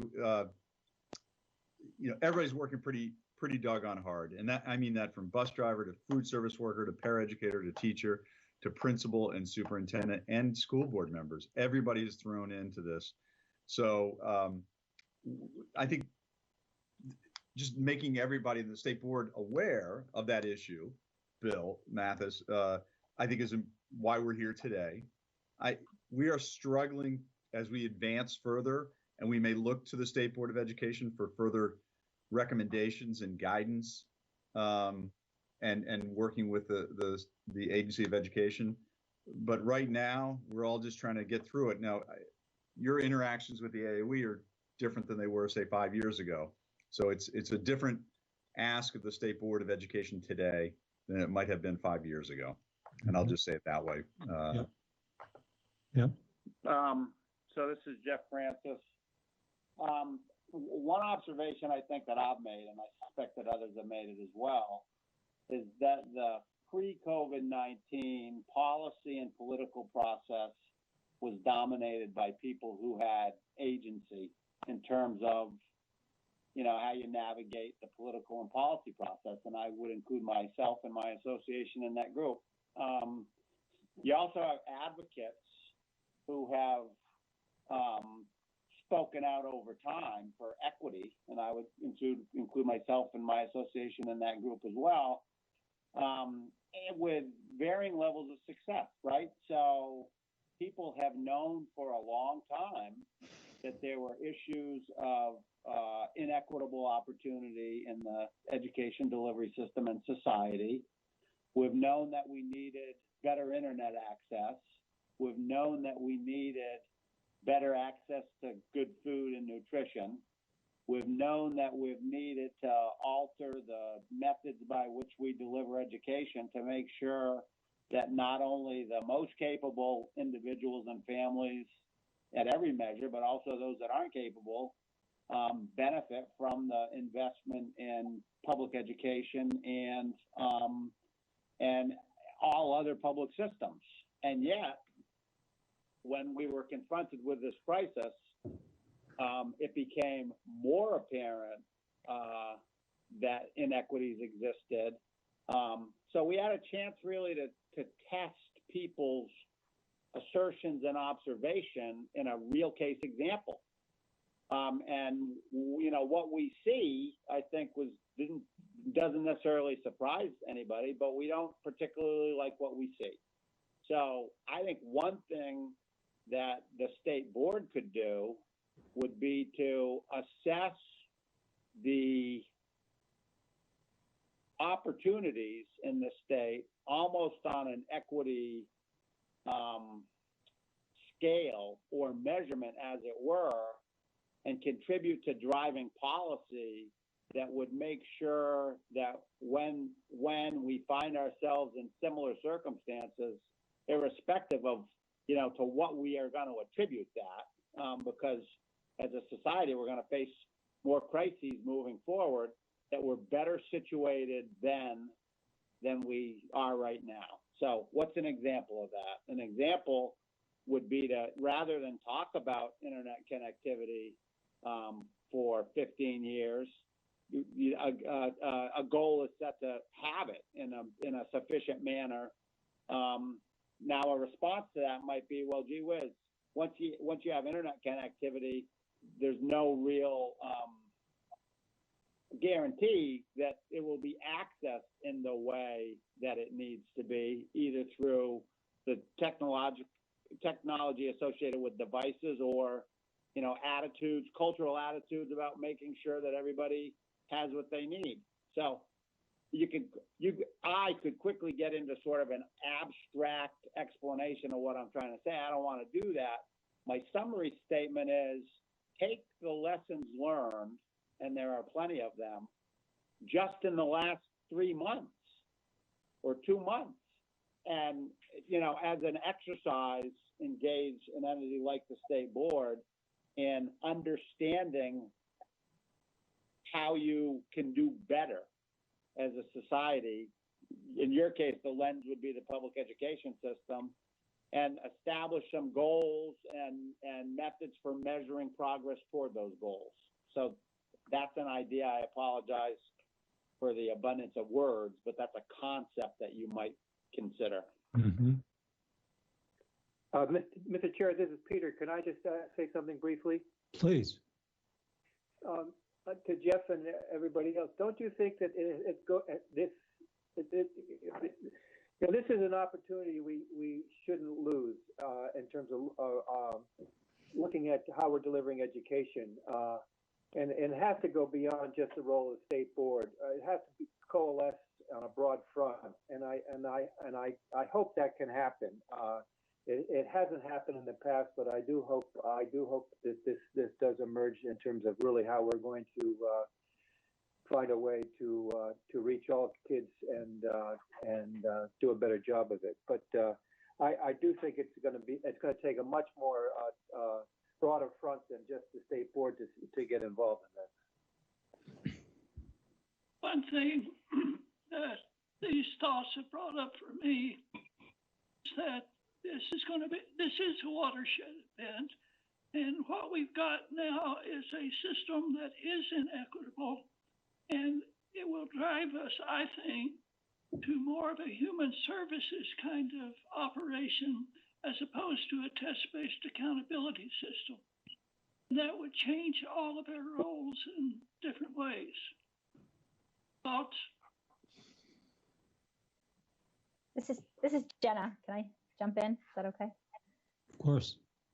I just wanted to, from where I am in the Northeast Kingdom, speak the amazing work of all the schools and from everybody in the schools. I think it was a huge lift for schools to become childcare facilities, and the food service delivery model that every child in the Northeast Kingdom was getting food, and the amazing ability that schools became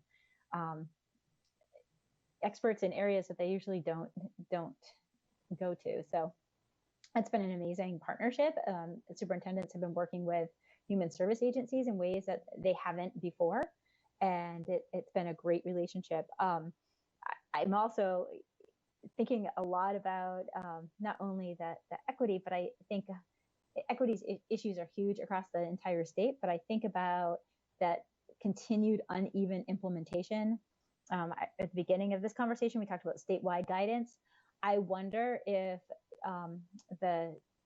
the areas that you guys, Jeff, Jay, and what you represent, if you're able to come up with some best practices or some framework that move schools forward in some equitable, even implementation, even within like some loose guidance. We have a state where from district to district, things look really, really different.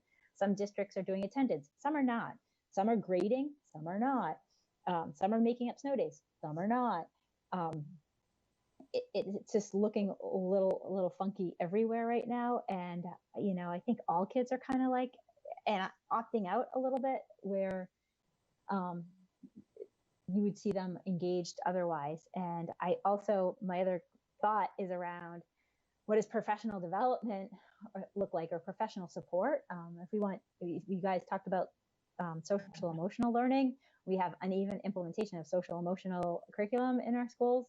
And if we do not figure out a way to support our teachers now, support our teachers over the summer, support our teachers in August, how are they going to be in a place or space to support students and what students are bringing into the classroom? And if it's one thing to talk about it, it's another to have like a plan, like a real focused strategic curriculum plan around what does that parallel process look like to support our teachers, to support our kids. And I think that probably needs some guidance, not from the State Board of Education and not from AOE, but probably from superintendents and from principals. So I don't know if you guys have any thoughts around how to develop some of your own framework as best practices within your organizations. So I'm going to jump in and first off say thank you. I appreciate that, Jennifer. It was great. Two quick things. We've been at Vermont NEA. We were hosting a webinar that was, I think it was last week or the week before, with Dave Melnick from the Northeast Family Institute, NFI. More than 400 members or teachers, support staff. I mean, everybody. I think there are principals on board. I don't know who else. I mean, it was just wide open. participated in that. We sponsored that. Today we've got another one, and I forget what time it is. 3 o'clock today. More than 600 people have signed up. We've got another one on June 3rd. More than 600 people have already signed up. So there is a real need amongst educators, and I mean superintendents on down, to get the social emotional training and PD that we know they need. And I don't know if it was Jay, Sue, or Jeff who said earlier about the significant needs that kids are going to come back to. It is absolutely critical that we figure out and pivot to that and figure out how to help them and help educators work with them when they do come back. So thank you for that. And going back to Bill Mathis's comment about should we be switching from testing to a more human services based model, I think that could be a recommendation from the State Board of Education. You know, one of the things we got a waiver this year from the statewide testing because of the pandemic. Great, fantastic, the right thing to do. We all know the kids, as Jay pointed out earlier, they're going to be 6 months, the gap. So what are we going to test next year? And why would we spend a dime on testing to get back what we know is going to be the results? Kids have slipped. But here's the thing, even the parents who are the most academically supported kids, right? The kids who are doing well, the high flyers, as I call them, they're worried about their kids are falling behind. Falling behind who? Every kid in the country is in the same predicament. They will get into the good schools that they want to get in because every kid is slipping. So the testing, I think Bill's right on. There's no need to test. We ought to be really getting at the human services needs of these kids.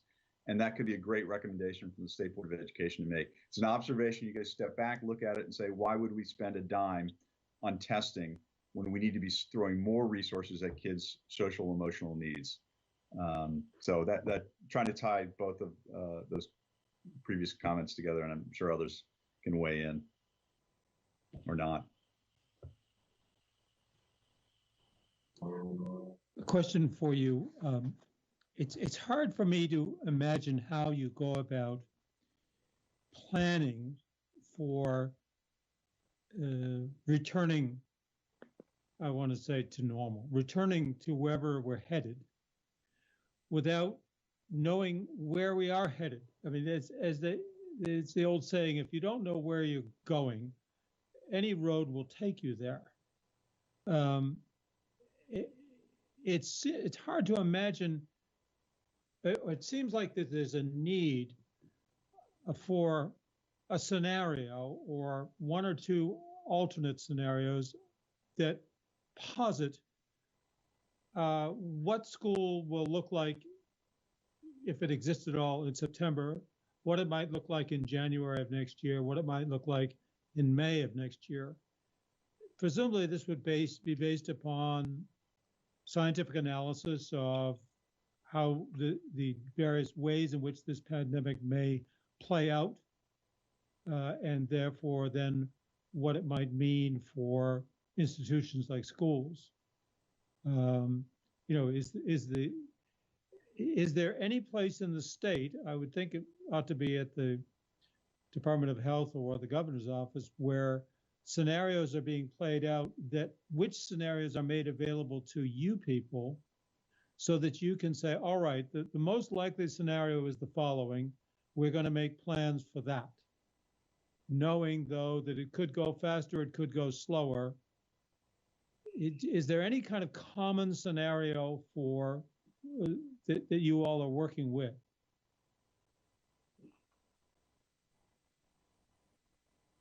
I can go first. I don't think that there is. We have meetings with principals Monday, Wednesday, and Friday. We have elementary, and then we have middle, and then we have high school principals. And at those meetings, we're talking about scenarios ourselves. So what happens if the guidance is X, and we can only have so many people per room, or we can only run half our buses, or we have to have staggered bus routes. So I know principals are having those conversations, and they're looking at lots of different things. I know one district I won't mention is talking about the possibility of bringing back the elementary kids and keeping the high school kids remote and moving a bunch of elementary kids into the high schools or into that particular high school to spread the kids out as one possible option. Some schools are looking at half the school will come to school physically on A days the other half on B days if they're in a situation where they can't bring them all back. There's also some smaller schools that feel like, yeah, we pretty much already figured out. Our class sizes are small. We've got enough room. So it's going to be on a case by case basis. As the guidance comes out, school districts and principals specifically will work with that guidance to try to develop plans. The hard part is nobody knows what the guidance is yet, and even Dr. Levine's not going to know what the guidance is right now. So there's a lot of ambiguity, and that certainly is tough for leaders to deal with and for teachers to deal with. One other thing I want to mention, John, before we go on, we also have one other issue that we haven't brought forth, and that is that roughly about a third of our school employees will be high risk for COVID-19. A little bit less than that for teachers, but certainly custodial staff, administrators, many of our paraeducators, food service, certainly our bus drivers. A lot of them are older or may have underlying medical conditions. So we don't know what that'll look like either. Will there be some teachers that won't be allowed to come back to school or will only be able to teach remotely? That remains to be seen as well. Well, I grant you that there is nothing like a certain scenario. But there are alternate scenarios, and you could probably say this is the most likely one, but it's not certain. 40% probability of this, 30% probability of that. But it seems to me that the work of framing that rests actually outside the field of educators. This is essentially a public health, public policy question that it feels like the state needs to give guidance to our institutions of schools, whether it's teachers or principals or superintendents, as to this is what you ought to start planning for. This is the best likelihood of what we expecting to be possible in September, then November, then January. Just knowing that it's merely a prognosis, but it's the best information we have at the moment. And it seems like I hear you, Jay, describing people are imagining all kinds of different scenarios. At some point, we need to get past all kinds of different scenarios and onto the what's our best guess about what will unfold in August or October. And that, I think, has to come from public health experts or from the governor's office, informed by public health forecasts and needs, hopefully a greater reliance upon scientific information than we've seen at the national level, so that you guys have sort of a roadmap of what's likely. And then you can start fitting into it considerations like the vulnerable, the 1/3 of your staff, people who are vulnerable and so on, and know how acute that's likely to be in November versus next January. Admittedly, any of these sort of most likely scenarios could in fact not materialize. We have to be willing to work in an age of uncertainty, make decisions in an age of uncertainty, but that doesn't mean we have to not have any idea what might happen. We might at least narrow the possibilities.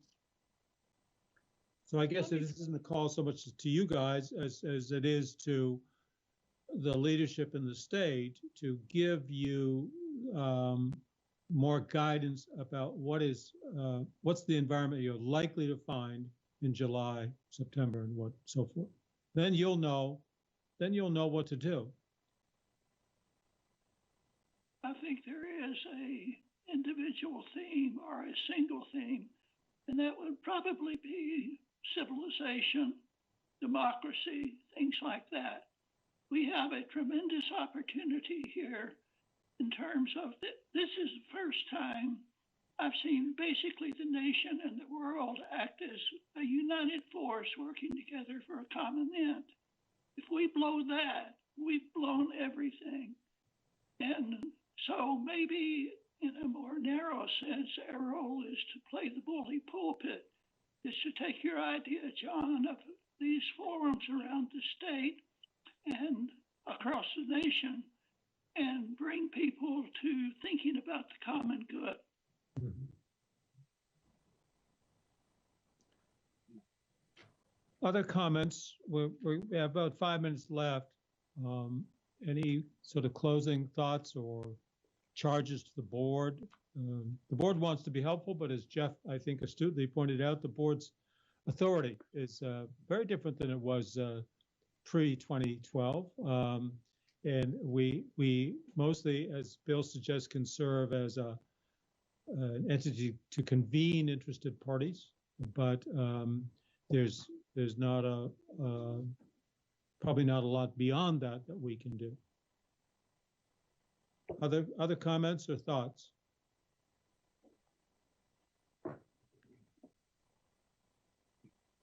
I've got to jump to another one, but I just want to thank you, John, and everybody for participating and asking for us to weigh in, and it's appreciated, truly.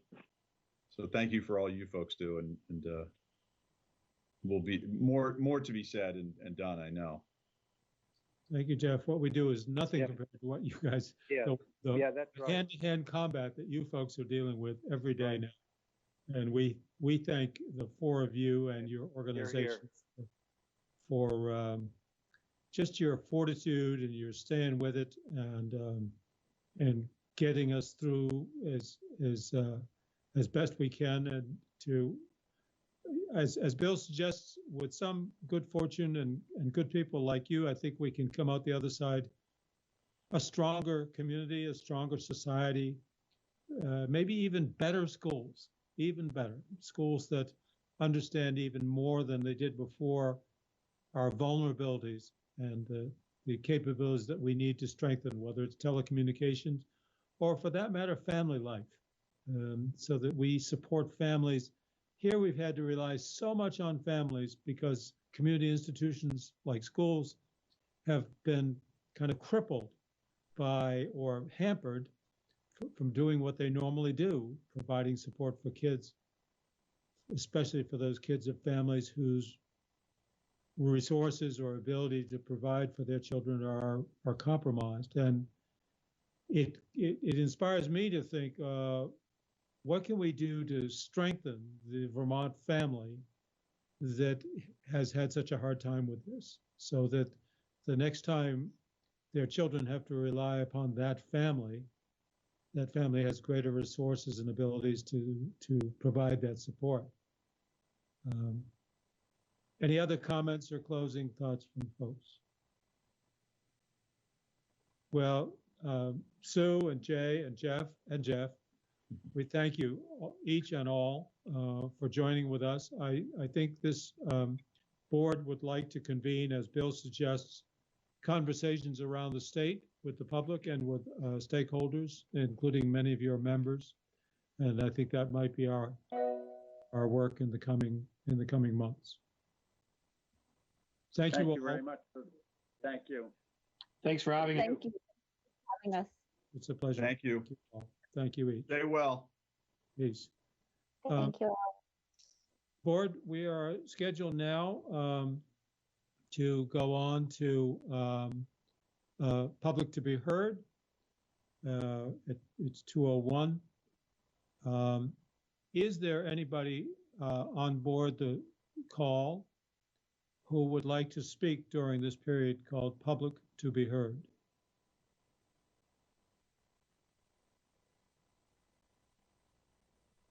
Suzanne, can you see if there's anybody in queue who's wishing to speak with us? John, there are several people on the call that I cannot identify. They dialed in, and no one has let me know that they wish to speak during the public to be heard portion of the meeting. Okay, thank you. Members of the public, we welcome your participation in this meeting, first by being here with us, but also we have set aside 20 minutes to hear from you. So you're more than welcome to pipe up on any topic of interest to you.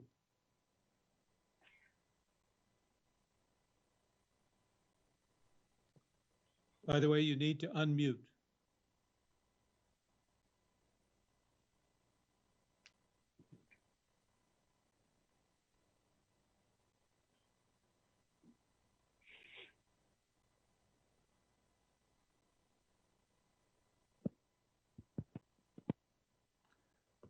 I guess is there somebody who wishes to speak?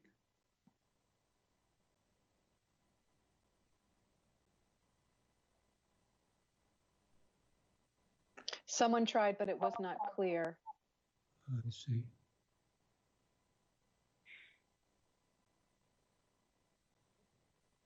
We'll give it another couple minutes, and then I think we will. Hey, folks, can you hear me? We can hear you. Oh, good. Hey, let me first identify myself. This is John Marquet from NWEA. How are you? Mr. Marquet, can you speak up a bit? We're having a hard time hearing you. Yeah. Is that any better? Yes, sir. Excuse me, may I ask you to identify which organization you represent? Northwest Evaluation Association, NWEA. Thank you. Thank you. And your last name is spelled how, sir? M as in Mary, A-R-C-H-E-I, and my first name's John. Mr. Marquet, thank you for joining us. What would you like to tell us?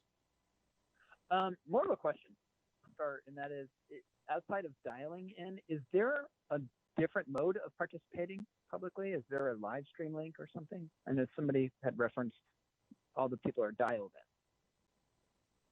Suzanne, would you answer that question? There is a direct link that is supplied to the state board members. Okay, so no public access to that link?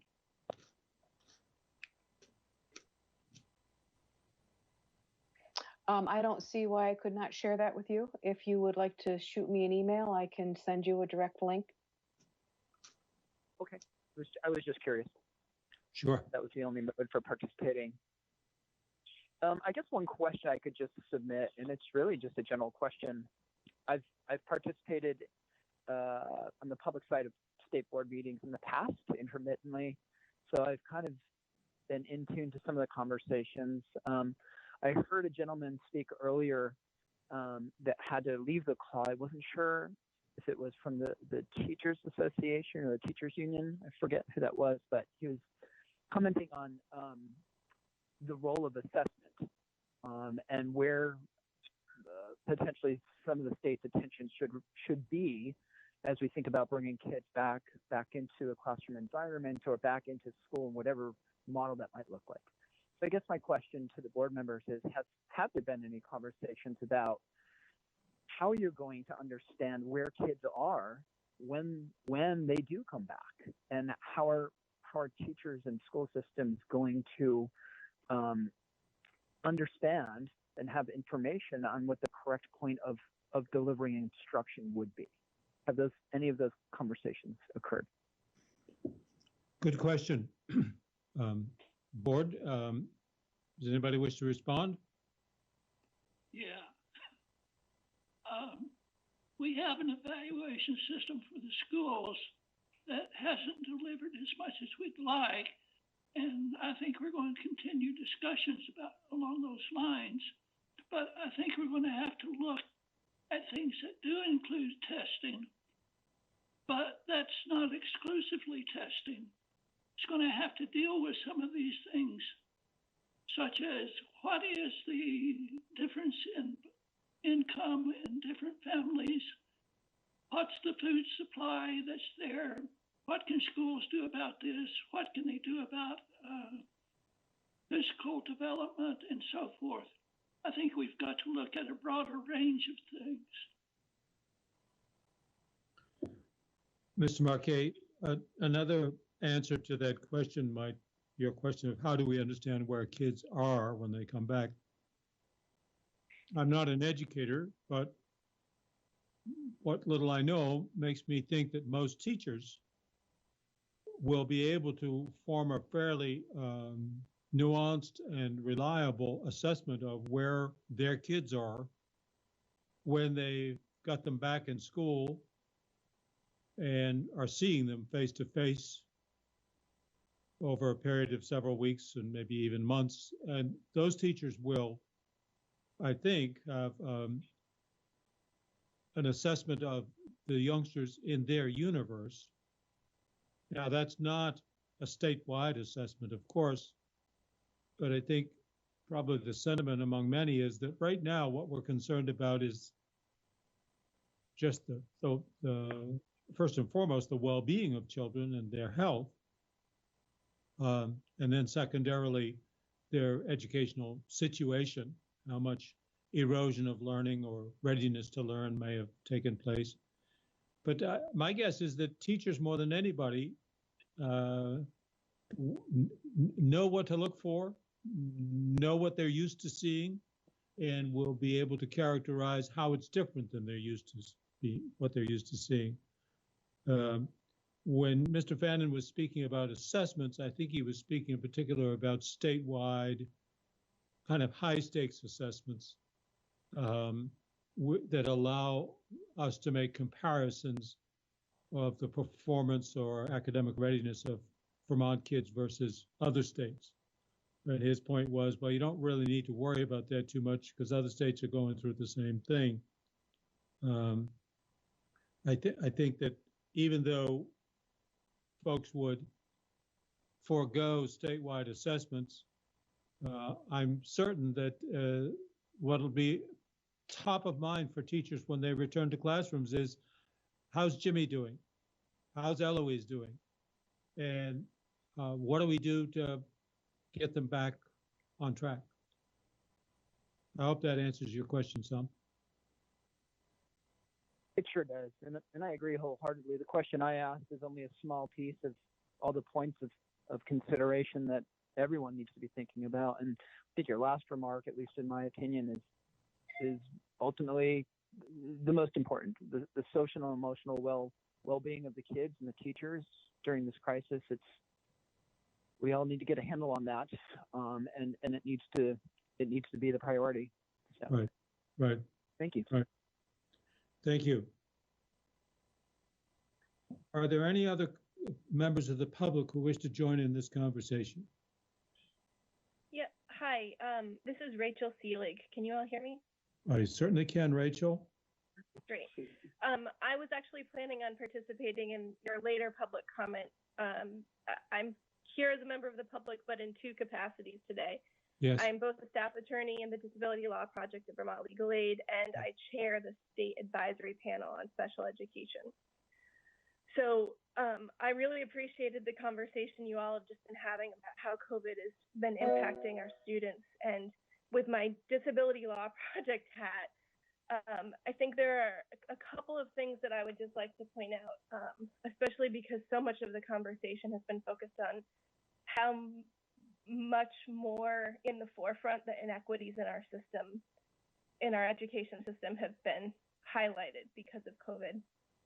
One big piece of what's going on with that is also the state is receiving a significant amount of money through the CARES Act, 90% of which will be going to our school districts.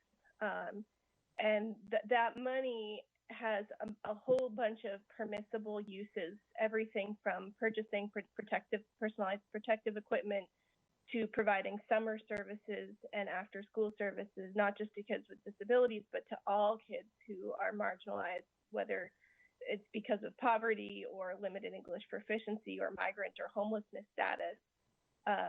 And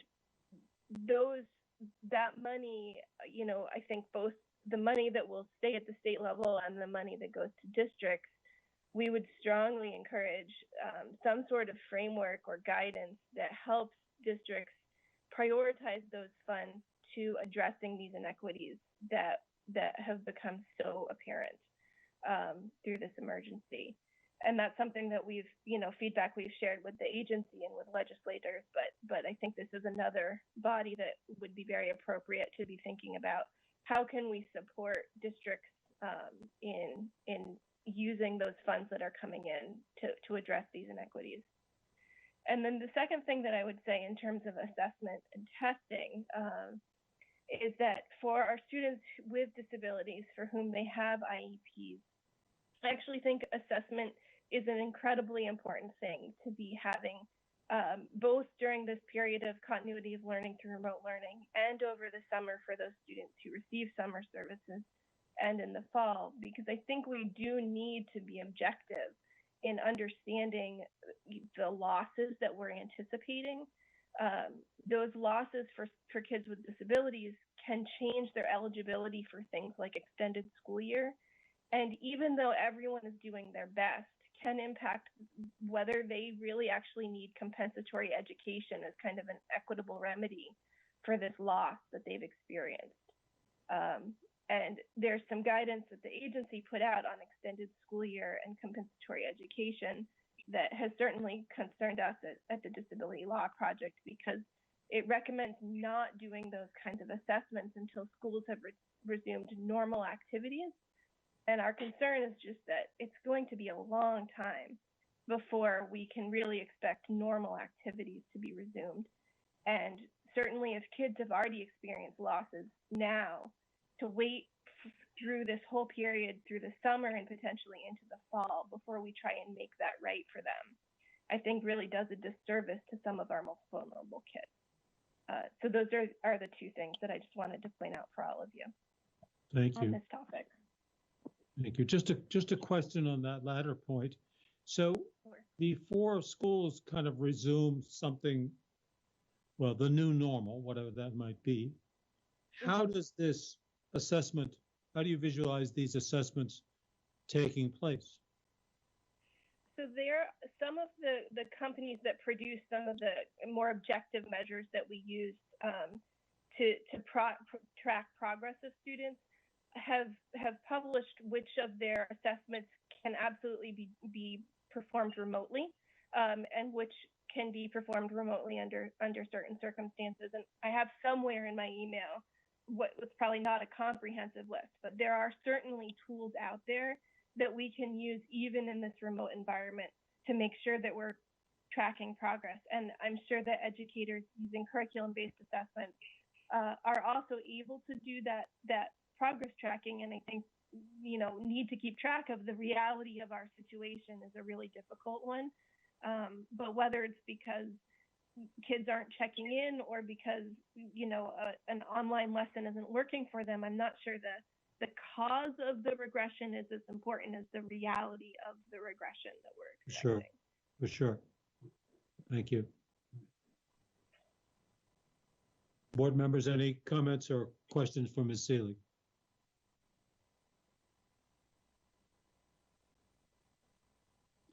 Thank you very much for joining us, Ms. Seelig. You're welcome to speak with us during the hearing later on in the day. I will plan on that. Thank you. Thank you. Any other member of the public who wishes to be heard at this time?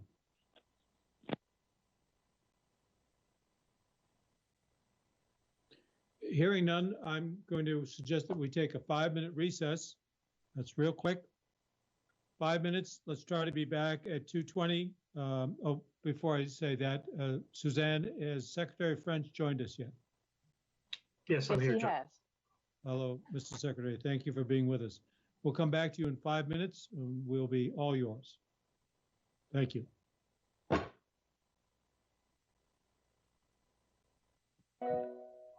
John, I was going to let you know I have to leave a little bit earlier than I thought, so I'll head out now. Okay, Kyle, thank you so much. Thank you. Take care, bud. Kyle, good luck. Thank you. See you, everyone. Take care. Bye. Hello. How are you? Good. How are you? Good. How was the governor's press conference?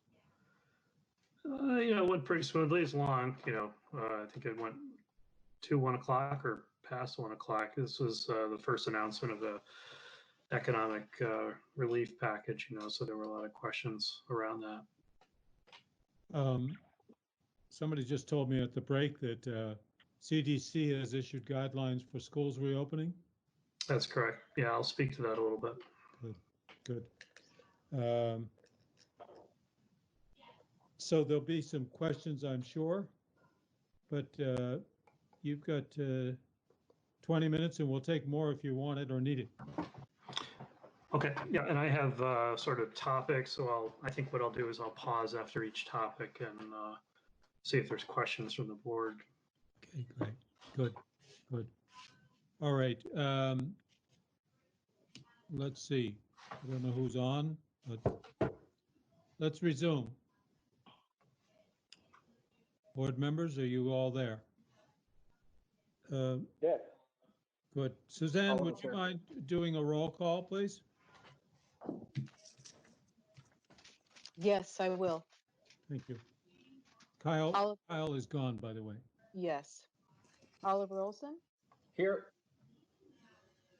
William Mathis, Yes, and thanks to Dan for his grit, his crumbs metaphor that he used today. Don't know what that is. That's a technical term, breadcrumb navigation. You know, if you get through a website, it's the trail. You know, like how'd you get from point A to point B? Kim Gleason, Here. Jenna O'Farrell, Here. Peter Peltz, Here. and John Carroll. Here. Sabina Brochu. She may have had to step away. Yep. Very good. Dan, we're all yours. Oh, great. Good afternoon. So I don't know if you heard, I have a report that can be broken into sections. So what I think I'll do is, you know, pause at the end of each section. I'd be happy to discuss the items for you. Firstly, I'd say in terms of the overall COVID-19 response, you know, we're pleased, you know, with how our statewide discipline, if you will, to the mitigation strategies has paid off. You know, and that I think buys us a window of opportunity to do some planning relative to the education system that we didn't necessarily have the luxury at the beginning of the crisis, and so that's good news to a certain extent. But I think it's also important to acknowledge that, you know, the emergency is not over. The emergency is not going to end coincidental with the end of the school year. So we still have some work to do in that regard. I thought I'd start off with first just commenting on recent guidance that's been produced by the agency, and most specifically the guidance pertaining to the end of the school year. We call end of year celebrations and graduations, which was published originally on May 8th. It was revised recently, I think this week, actually on the 18th. So you might remember the governor's original order said that schools would be closed for in-person instruction for the rest of the school year unless otherwise ordered. And the original stay home, stay safe order expired on May 15th. That's been extended. But when that original timeline was established, it also included a requirement that I produce guidance on end of year celebrations and graduations by May 8th. And that's indeed what we did. And it's just interesting, I think, to observe, you know, the based on the earlier comments from superintendents in Vermont NEA and the principals and the School Board Association. You know, it's so representative, I think, of the decision making we've been involved in, that we chose May 8th because it was as close as possible to graduation, so we could have the best understanding of the public health context, while at the same time being far enough away from graduation to give local decision makers enough time to plan. So there's a certain negotiation of those kinds of dates, and there's a tension involved with that as folks who decision makers want certitude. At the same time, we need flexibility to adapt. So the guidance I produced says you may hold in-person graduations, but it ties the limitation to those graduations on the public health group size limitation of 10 persons, but it ties it to that benchmark. So as that number evolves, you know, this possibility that we'll be able to hold larger size group graduations and end of year celebrations. And that's pretty much what we're seeing now. I'm in conversation with Department of Health that seems to point to that number increasing somewhere by June 1. I think the governor mentioned today's press conference he'd like to hopefully see it increase. His interpretation of public health data, not necessarily a political observation, but we'll see how that plays out. But what we've been doing under this guidance is I've basically been working with districts as they've been navigating sort of the creative aspect or the invitation to be creative under that guidance. And that's largely manifested itself in what I'll call drive-in graduations, where folks are gathering together some way, and perhaps individual graduates getting out of cars wearing masks to come up and grab a diploma that's in a bag, no handshakes, hugs, that kind of thing. So that sort of was the initial reaction, if you will, the creative reaction to the guidance on May 8th. I expect that will evolve further if the guidance, that number moves a bit from the health department. So, but I would say the other thing in the guidance was a reaffirmation that school will remain closed for in-person instruction for the rest of the school year. So why don't I pause there for a moment, and then I'll move into my next topic. Is there any questions on end of year celebrations and graduations or any of those issues? How well is the not coming back to school this year going down? People favorable. I missed your question, I think, Bill. How well is the not coming back until fall going down with folks? Yeah, I think you know, there was it's hard to trace back in time where people's sort of emotional situation was. I think, you know, a couple weeks ago, I think that was more of an open question. So I think, you know, I can remember probably around the first week of May when I was starting to signal that it wouldn't be back to normal in the fall, that there's no doubt we wouldn't be able to open the spring. And that was a difficult sort of acknowledgement, but I think then I saw people adapt pretty quickly to that. And I think that also is one of my topics here in a minute will be to talk about the fall.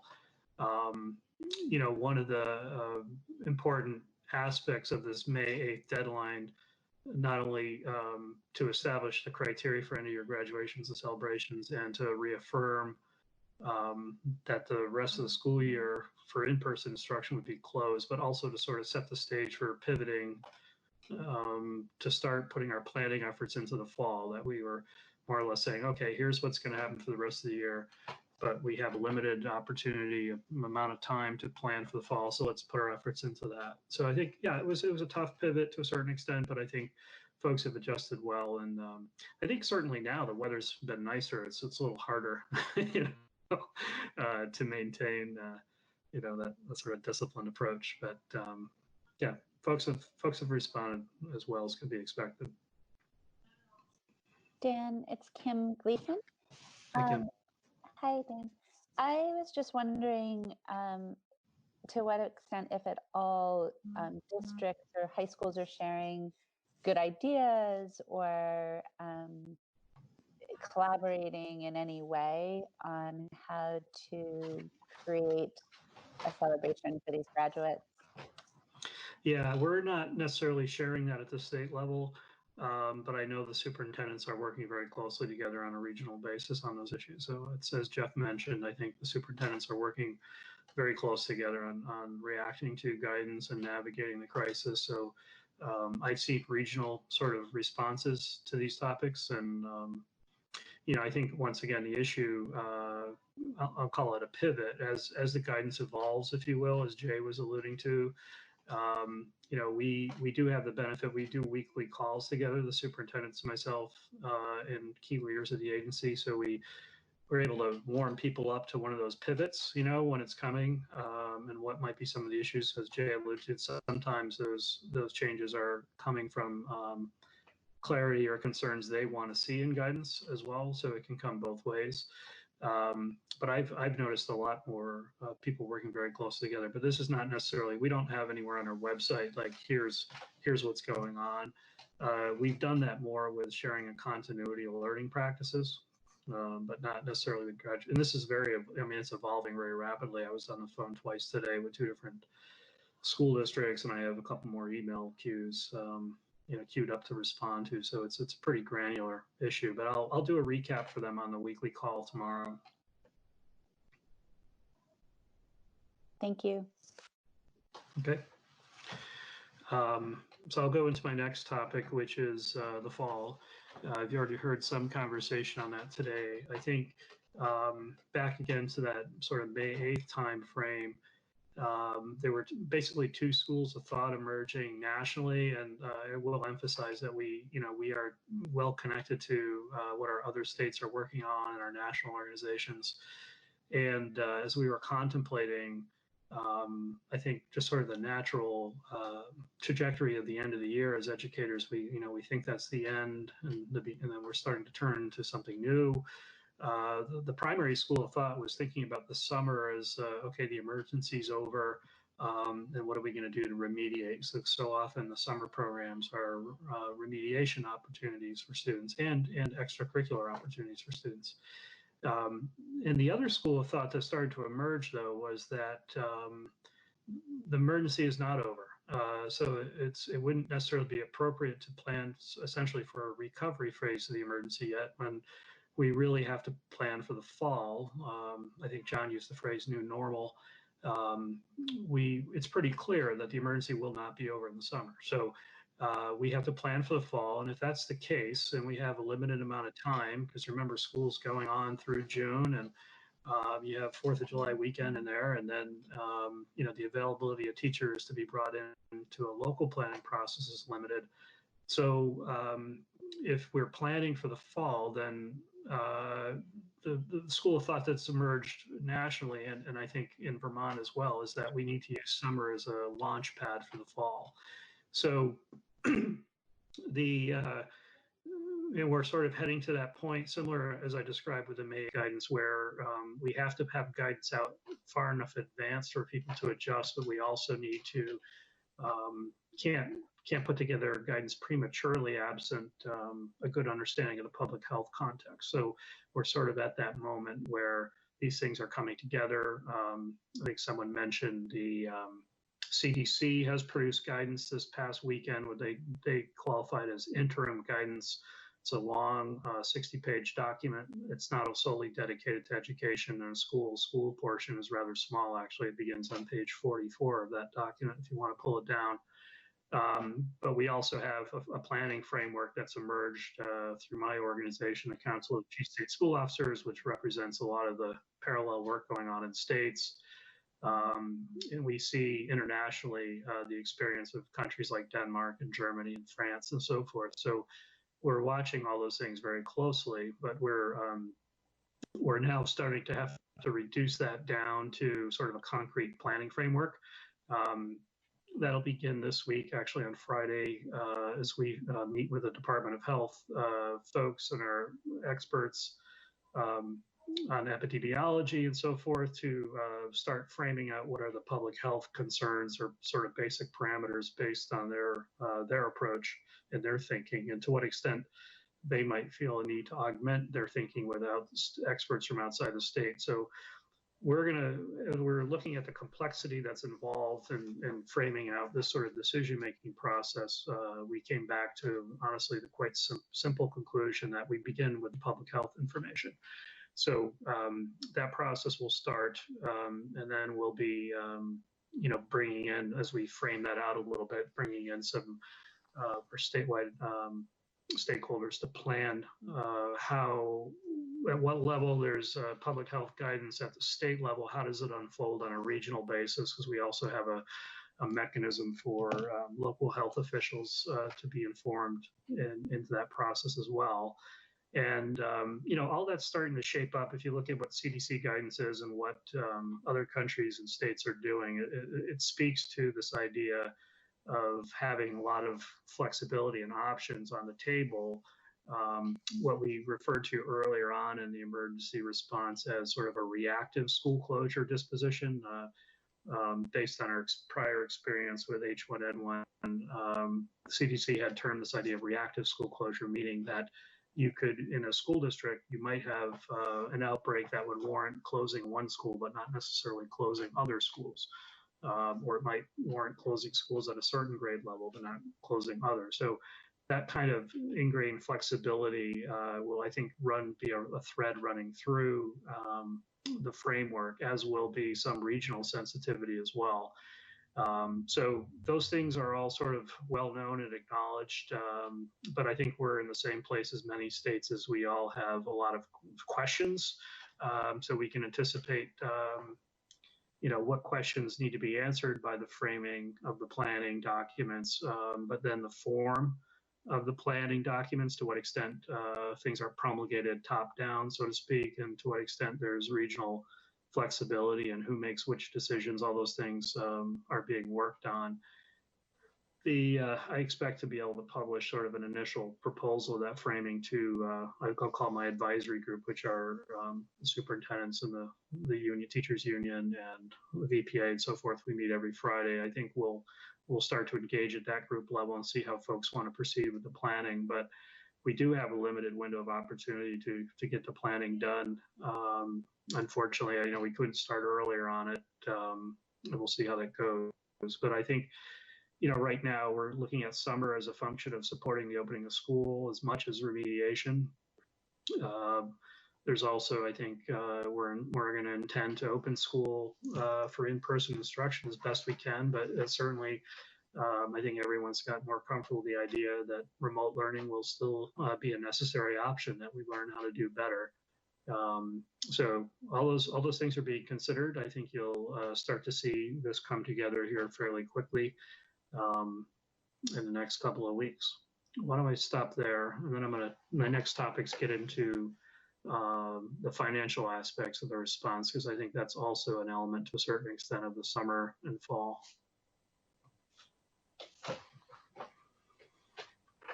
Dan, we heard from a couple of the presenters today concerns about the vulnerability of maybe a third of our school staff. And if I recall correctly, the age of the typical Vermont teacher is somewhat older than the national average. So I'm sure you're all thinking about this. How do we move forward when a third of the people involved in educating our children one way or another are at some risk from being in their presence? Yeah, I think that, once again, to the point about involving the public health folks, that really gets to sort of what are the safety and health conditions necessary, sort of the requisite conditions that must be in place to operate schools. And we can take that down to a very, I think, simpler even idea of just disinfection of surfaces, So you can anticipate districts having different staffs of different ages, different demographics, if you will, and being challenged by staffing it. But just on a simpler dimension is to consider to what extent schools will have adequate cleaning supplies. So if we establish a safety protocol that says, for instance, every day these things shall be cleaned in a school building, what's our ability to sustain that sort of attention to that hygiene requirement? So we can quantify those things, and I think we'll see pretty quickly even from that, because our supply chains in the country are very restricted on cleaning supplies. And we'll say PPE isn't necessarily a term we use in education per se, but just that fundamental ability to clean surfaces, if we factor that and we can quantify that and put it into a logistic sort of framework, would point to the need to do more remote learning, because we're not going to be able to have the ability to clean schools as frequently as we'd like, just due to lack of supplies. So those kinds of, as we factor in all the different aspects, including, the age of our teachers and so forth, there are some ways we can actually reduce the decision making down to very simple things, because we just have limitations on those aspects. So I think that's, the issue of safety and health is sort of the primary lens by which I think we'll end up simplifying the decision making, as many states will, because that's sort of the essential precondition before we can do anything in the buildings. Just another sort of area that came up from the conversation. Jay Fannin estimated that maybe a quarter of students are really, that distance learning is simply not working for them, that they're just, for any number of reasons, disengaged or inaccessible.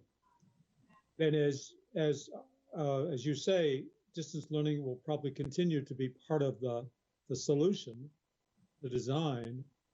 So that raises the question about now that we're sort of thinking about the next generation of distance learning, is there a way to get that 40% who are kind of disengaged down to 10%? I mean, I'm not, and I'm sure you're thinking about this, but it sort of calls to mind the possibility of bringing students to a common place, not necessarily a school, but a firehouse, or any number of common facilities where, number one, they have the benefit of having some contact with each other and the group stimulus to be engaged, and even they've got reliable internet, as opposed to continuing with the model, the highly dispersed model we have now, which quite apart from special needs kids, just ordinary kids, but from challenged settings, are frankly totally checked out of distance learning. So I suppose you and your colleagues are thinking about ways to kind of reconfigure distance learning to sort of mitigate some of the weaknesses of kids being in their homes. Yeah, it's just to take the idea of the pedagogical approaches, I think we need to get better at those things. But then I think you're pointing to this larger need to figure out how to provision support services, not just necessarily instructional services, but how do we provision support services, not only as they were previously described, but now as a result of this emergency in this context. And I don't think we've yet begun to assess the impact of this on our society. And I'll come back to the financial piece. That's really the harder part, I think, for the financial, because we can look at the bottom line now and say, we've served so many meals and we've cleaned so many tables and, oh, we don't have money for that. But what we can't see around the corner now is, I think, the impact on students and their families and the broader need for social emotional supports that schools, just by the fact that when they're open, sort of provide that social stability. And that absence, how do we figure out how to firstly, backfill a little bit, because we're not going to be able to come out of this disposition altogether of remote learning. But then to anticipate when we are able to reopen schools, just how do we begin to assess that impact? And that's going to be with us for a while. So these are all, absolutely key parts of our thinking. And it's certainly, as we acknowledged before, it's bigger than education. This gets into social services and mental health services and so forth. So, it's sort of one of the challenges right now. I don't want to keep bringing up the money piece because I'll get into that in detail in a minute. We have sort of this friction where we've started this as an emergency response, and we've been deploying the system as an emergency piece of infrastructure. As we get further into it and understand now this is more of a marathon than a 1 mile race, that we have, as we get into these pivot moments, sometimes the incentives and the financial things aren't necessarily in alignment. So we have to figure out new ways to make sure the money can keep flowing, basically putting the train in front of the track. And obviously a key part of that, since so much of our economy has been affected by this, is the federal money that has to come in to alleviate some of these pressures, because the just relying on sort of the natural dynamic, the market forces, if you will, to sort themselves out isn't sufficient, because you have, for instance, just this expectation and a requirement that schools provide more services and are going to need to provide more services. At the same time, we have the significant deficit that helps pay for those services. So there's a mismatch in many cases between the requirements of the provisioning of services and the funding of the services. So I think, the good news is now, once again, we have a bit of a time, I wouldn't say more than maybe 4 weeks, to really plan for the fall. I think that's everyone's thinking nationally. We've given ourselves, congratulations, due to our approach in Vermont, but elsewhere in the country, we've given ourselves a little bit of breathing room to plan. The emergency's not over. we have to continue to plan, pretty aggressively for making the fall a success. And, that's going to include probably more dynamism than what I mean, I guess, by that is it was far simpler to shut the system off than it is to turn it back on, and especially to turn it back on a piecemeal basis, in understanding that there might be parts of the system coming on and off throughout this sort of next period and into the winter. So, all those, as I think you mentioned before, embracing this idea of flexibility or ambiguity, knowing where our touchstone points are, which are the public health data, and our surveillance capacity there is improving, meaning we have better testing, we have better abilities to intervene and so forth. So we feel pretty good about that. But that whole idea of having ambiguity or flexibility is not necessarily what the education system was designed for. So to say the least, right? So it's going to be, I think we'll come out of this, thinking differently about change management, if nothing else. Yeah. Yes, managing in an atmosphere of uncertainty. Yeah, that's exactly. The test of a good manager. Yeah. Is it okay if I ask a question, John? Of course. Yeah, I'm sorry. I wasn't sure how to, there's not like a raise your hand feature.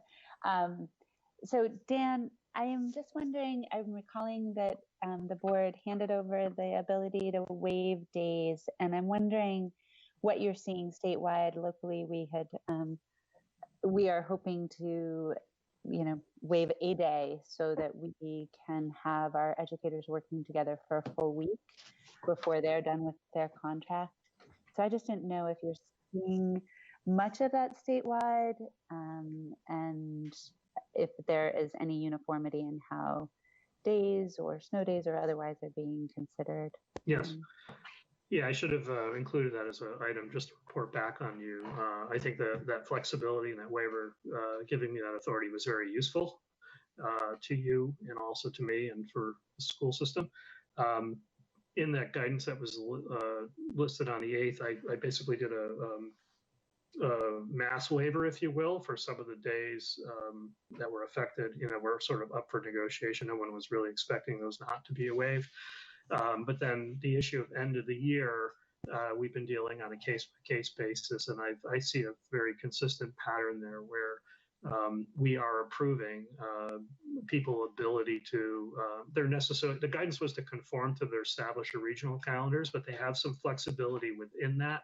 So to ensure that they're conforming with my guidance about conforming to their regional calendars, we are letting them maneuver within there. The most common maneuver is to swap snow days for professional development days and so forth. So we're approving those pretty much right across the board. And I want to say almost probably 2/3 of districts have received waivers along those lines at this point, 2/3 of SUs.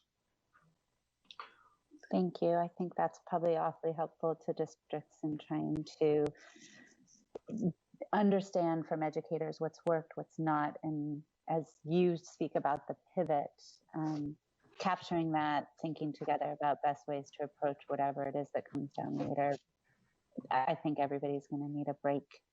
And our educators have been standing on their heads as well as our administrators. So I think they're going to welcome the opportunity to spend some time together and maybe spend some very concentrated time on what they've learned about the equity challenges and what they want to focus on to address that going forward. So I appreciate you doing that, because waiting for us to have a monthly meeting would not be efficient or helpful. So thanks for taking that. So Dan, talk to us about money. Yeah, so and this is an important element of this. I mean, and I would say that became an increasingly important element somewhere around the first week of May.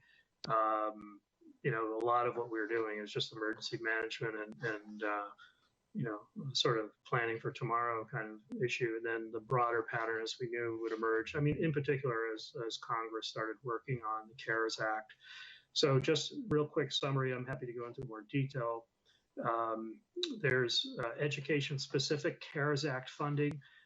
There's 2 pots there that I'm much more involved in than and you'll hear about the larger pot of money, the CRF, which is 1.2 billion that came to the state. The education pots of money, there's two pots of money. One is called ESSER, which is the Elementary Secondary School Emergency Relief Fund. That's approximately $30 million. And these are the funds, 90% of which have to go to LEAs. And the second pot of money is smaller. It's a $4.4 million pot of money, what's called the Governor's Emergency Education Relief Fund. And both of these have been approved for our state. So the state, the SEA level, the agency's role in that, we submitted the paperwork to the U.S. Department of Education, and we've been green lighted essentially to handle those funds. The Governor's Emergency Education Relief Fund is not something that's administered, however, by the agency. That's administered by the Executive Office of the Governor. The governor's indicated he's going to work closely with the legislature on how those funds are utilized. And then the ESSER funds, the Elementary Secondary School Emergency Relief Fund, these are the 90% of which goes to school districts, approximately $30 million. We were poised to turn on that application for school districts and then stopped in that. We had for two reasons. One, there was some guidance from the U.S. Department of Education that gave everyone national pause, so to speak, about how the funds should be allocated to private schools. There seemed to be an inconsistency or a new interpretation of what has been sort of a long-standing approach under Title I of how to do that calculation. So there was pretty much a broad consensus appeal nationally to the U.S. Department of Education to provide greater clarity, if not change their mind on that. They have not done that. So we were sort of in a holding pattern. I expected that holding pattern to be about a week, not longer. And this is going back probably 2 weeks now. But then subsequently, working with the legislature, as you know, we have a significant deficit in the education fund. The legislature, working with the money committees in particular, they more or less were asking me to hold on releasing these funds to school districts so that they might be available in the same fiscal year that we're going to address the deficit in the ed fund, meaning fiscal year 21, which starts after July 1.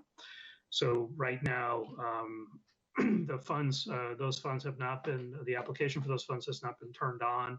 The local districts haven't been able to pull down those funds yet. And the use of those funds is now caught up in a larger concern about state funding for education and, you know, what's available to how the federal funds can essentially be used to their maximum effect to help the overall cost of education, including addressing the shortfall in the education fund. So, and that path forward is not clear to me yet. I think, you know, I'm sure you've read about some of the political give and take on that. You know, we were in a week ago, I believe, and seems like longer than that now. I think it was perhaps last week, we went in and talked about putting the idea of cost containment or spending on the table when a large part of the conversation to date had been largely around the revenues and using the federal fund and so forth. So those conversations are ongoing. I'm not sure how that will play out. But that's sort of the update on the federal money. And, you know, districts, of course, are concerned with how to proceed with, you know, provision of services in the summer and so forth. As we, for instance, feeding students, we've obtained waivers. We've been very aggressive on pursuing those waivers to get the appropriate regulatory construct in order to provide meals when schools aren't open. But then the question remains is, will we have adequate funding to continue to do that? And just the wear and tear on operating those systems round the clock, essentially, when they're used to having some breathing time and recovery time built into them. So the funding is increasingly going to be a challenging piece of this conversation. There's certainly, I think, hope that, you know, Congress will appropriate additional funds. You know, we have what's called the HEROES Act, which is being contemplated now. But I think, you know, the issue, what I'm seeing from pretty much all states is they're asking for greater flexibility on how to use the funding that's been provided, in particular, how to make up for lost revenues. And, you know, the issue of just sort of quantifying the magnitude in our system around the ed fund, we're looking at about a $167 million hole. And, that's just based on the assumptions that we know, and then you factor in, that we'll see high unemployment rates and the ability of people to pay their property taxes and so forth. Those assumptions we can assume are going to increase the magnitude of the problem. So we'll have to figure stuff out pretty quickly, I think, and the legislature is grappling with these very challenging decisions.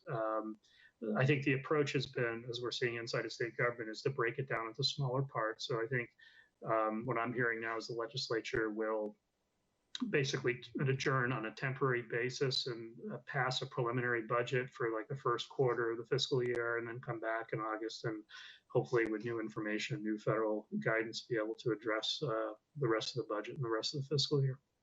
So the financial piece has really become a key part of my work, as much as I would say it's probably I would say 70% of my focus now is on planning for the fall, but I think right behind that is emphasis on how to address the financial aspects, because that's really what's going to enable us to provision the services as we go forward. Why don't I pause there? Any questions for Dan on that? Dan, I have a question. Perhaps I should know the answer. Is there any conversation in Montpelier about deficit spending? Yeah, literally everything's on the table. So I think they're very early on in the process, sort of put out as a rhetorical question: can the education fund run a deficit? And it's not clear, I think, to what extent it can do that. But certainly it's been contemplated, I think, that there will be borrowing going on to a certain extent. Just so the mechanics of how education funding works at the local level, local municipalities are required to make payments to school districts on a certain time frame, and if they don't have the revenue to do that, they're required to borrow, essentially. Oftentimes, in my experience, school districts work with their local municipalities to work out cash flow issues. But that also, school boards can do short-term borrowing. That's usually an annual authorization, a routine authorization that boards obtain from their electorate on their annual meetings. So municipalities could do short-term borrowing, school districts can borrowing, and then, of course, the issue of whether the state should be doing borrowing for everyone to resolve that. So I think, all those issues are on the table. Pretty much every solution's been evaluated. Certainly part of the dynamic, I think, in the last 10 days has been to really nail down as best we could how the federal money could or could not be used. And part of the challenge there, as we've been talking about, I'll call it, for lack of a better term, the clawback approach, where the legislature might short ed fund payments to districts in exchange for districts being able to use the federal revenue. The challenge with some of that dynamic is that the ESSER funds have different uses, generally more flexible uses than the CRF funds, and they also have two different timelines. So ESSER funds that the districts, once again, that's $30 million pot of money that they can use for 90% of money comes out locally. Those can be used and encumbered through September of 21, so a whole another year, where the CRF has to be spent by this December. So when we start thinking about, okay, if we use this pot of money this way in order to offset the other pot of money, back to this idea of student supports and the fact that we really don't know what's around that corner in terms of provisioning those services, to put us into a funding mode that relied on the CRF funds, which expire in December, would be really exposing, I think, to some cost liability, because we don't really know what the cost of those services are going to be yet. So I think, it's easier now than it was a week or so ago, because these things all these conversations sort of led to dead ends, if you will. And once again, you start to see the gap emerging between the requirements to meet need and provision services with the limitations on the funding context. So there's obviously a need, I think, if there is a case for governmental involvement, when these sort of gaps emerge in society in these kinds of crises. So I fully expect, and no doubt we'll see Congress intervene more into that space, because I don't see how we'd figure it out otherwise. Is it not likely also, for example, that Congress might extend the CRF spend deadline? I can imagine every state will encounter the same problem. Yeah, I think, certainly deadlines is part of it. I mean, you could imagine, to Congress's credit, when they wanted to get this money out the door as quickly as they could. At that moment in time, maybe we thought this whole thing would be over by now. Certainly part of the strategy is to get the economy online again, and to get revenues flowing and so forth. So all those things, are being factored in. But I just see, if once, a lot of that sort of calculation for me is sort of like a two-dimensional. Okay, we can look at the bottom line and try to fill the gap. What I think the piece that's missing is that sort of projection. We don't really understand yet the effect of this emergency on our society. And that's, yes, there's going to be new opportunities there, and we need to let those surface. But there's also going to be places that we're going to have to aggressively intervene to provide societal supports. In the case of schools, for example, that we just sort of, I would say, take for granted how much stability, a rudder, if you will, on society that schools provide. There's repercussions here that I don't think we fully articulated, as much as there's opportunity. So these are more editorial comments. I apologize for giving a report. Just some observations. No. John, I have a couple of questions if there aren't others. Dan, thinking about the 90%, I understand that the agencies are allowed to take up to 10%. Is that the decision that's already been made for Vermont? I know some states, the agencies aren't taking care of anything, it's all going back, but it can't be more than 10%.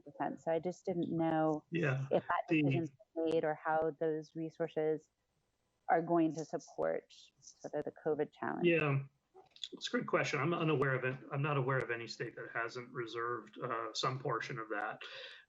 I've been asked by the legislature. It's not clear to me how those decisions get made, so we're trying to collaborate as clearly as possible with people. When I've been asked what my intention would be, I've declared that my intention is to reserve the maximum at the state level and to focus the bulk of those funds on the student support system statewide. So that might, for example, result in a grant to a region saying, okay, come up with a new pattern of how to provision mental health services and that kind of thing. It's not necessarily money I would keep at the state level, but it's money I would use statewide to provision things as opposed to district by district.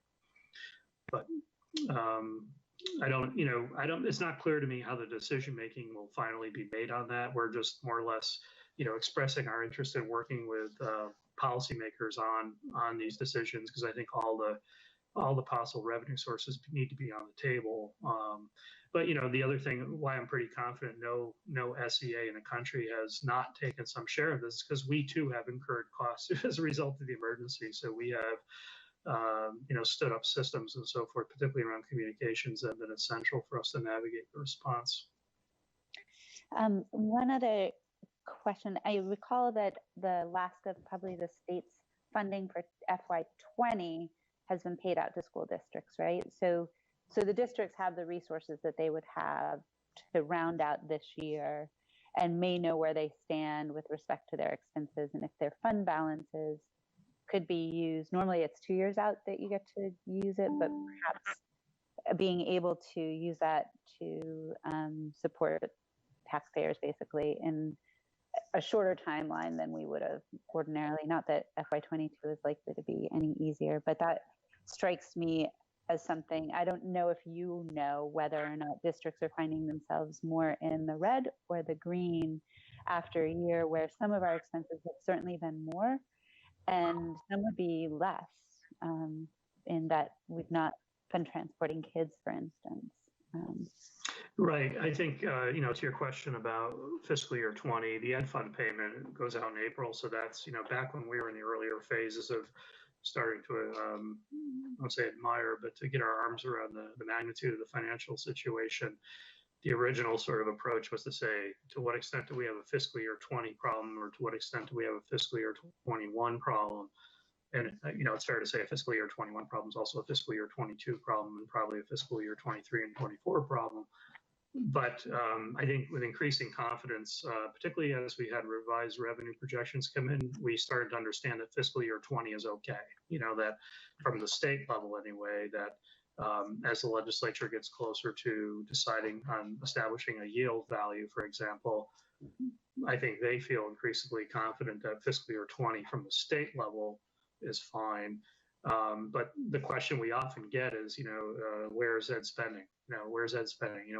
How are districts doing right now? And I think to your observation, it's right on. Every time we've asked, we get sort of this mixed bag. You could envision districts, seeing new costs relative to feeding students. On the other hand, that could be offset by, reduction in transportation costs. And so there's kind of that dynamic going on. So it's hard to predict how people will end the fiscal year. But I think the focus of a lot of the deliberations now are on fiscal year 21 in particular, because there's no obvious solution in sight relative to the shortfall in spending or revenues at the state level. And the spending trajectory that was essentially locked in March at town meetings, other than for those 19 districts that don't have budgets.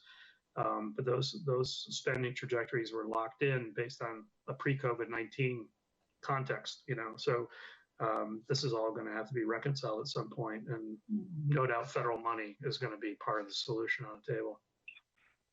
I promise I just have one more observation. Okay. The skinny budget idea, or the legislators are looking at just doing their first quarter. I know as well as anybody, we are not going to have a skinny number of kids, and we are not going to have a skinny number of needs, and we are not going to be able to have a skinny staff no matter who shows up at our door, because we're all in our contract years or will be. And so I would just hope that we can help share a perspective that it is truly very different for education than perhaps other agencies who consider their budget in a skinny or quarterly basis. We just don't have that capacity. We have contracts and obligations and students and families that are ours for the year. So it's just the mechanics of it. I just make two observations there. You were asking for a response, but I'll offer. One is, this is an unusual year in that we have a large number of contracts that are open. Many districts settled short agreements as a result of health insurance being negotiated at the state level. So it's a very unusual spring that we have a large number of contracts that were still open through the end of April anyway. And secondly, we also know, in my experience with cash flow in districts, that we really don't see a big impact on our cash flow until school opens and we start to make those first payroll obligations. So the summer is sort of a down month, if you will, or down season. So there's some opportunities that are being looked at, but I think it's just everything needs to be on the table. I know that's a trite phrase to a certain extent, but and I think to their credit, the legislators, as much as they weren't necessarily interested in that concept specifically, acknowledge that they have a very complex and difficult series of decisions to make. As it is, I think it's fair to say that we're not dealing with an immediate, just one-time problem. This is going to be a longer sort of trajectory, and a big part of that is, as much as you said, you take care of families. Well, many of those families don't have jobs. Many of those families won't be able to pay their taxes. And at the same time, they're going to require more support services from society, including schools. So it's how we square that is going to be the challenge before every state, I guess. Yeah, and I think the outstanding master agreements, I think it's something like 85% of districts are not settled. I think it's more that we're past the opportunity to riff, and we probably all have done what they could in that regard, or most anyway, in anticipation, but also not knowing the needs of our students going into the fall, that we just are past the ability to really change the number of people we're employing, frankly. Well, just to offer a different perspective, these are extraordinary times, and it seems to me that there's pain felt in all sectors of our economy. And we need to remember that K-12 education is about 16% of our economy, something like that. It's a huge employer. Something like 1 out of 5, 1 out of 6 of all Vermonters are involved in education, K-12 education. So from another perspective, it would seem to me that the K-12 institution of education needs to be prepared to live on a tighter budget. More easily said than done, but a different perspective than Kim's. You know, if as Chair Janet Ansell has said, raising property taxes is off limits, I think that's makes good sense. Deficit funding is certainly available to us as a resource, but flat spending or even diminished or throttled spending, I concur with you folks that it ought to be on the table. It doesn't sound like things went very well when Secretary Gresham made his presentation to Ways and Means last week, but that was a first conversation. Granted, schools suffer from annual increases in health care costs that they can do nothing about. But it seems like these extraordinary times, I, at least for one, would be supportive of putting some downward pressure on what we spend on education. After all, we spend more per student than all but 2 or 3 other states in the country. So it seems like it would feel to me appropriate that our institution of education ought to bear some of this pain. But that's just another point of view. Scott? Yeah. On the point of view, the other question is, we know that, take early education, for example. For every dollar we invest in early education, we save society $7 later, by the time they're adults. And I think a lot of it is not arguing to be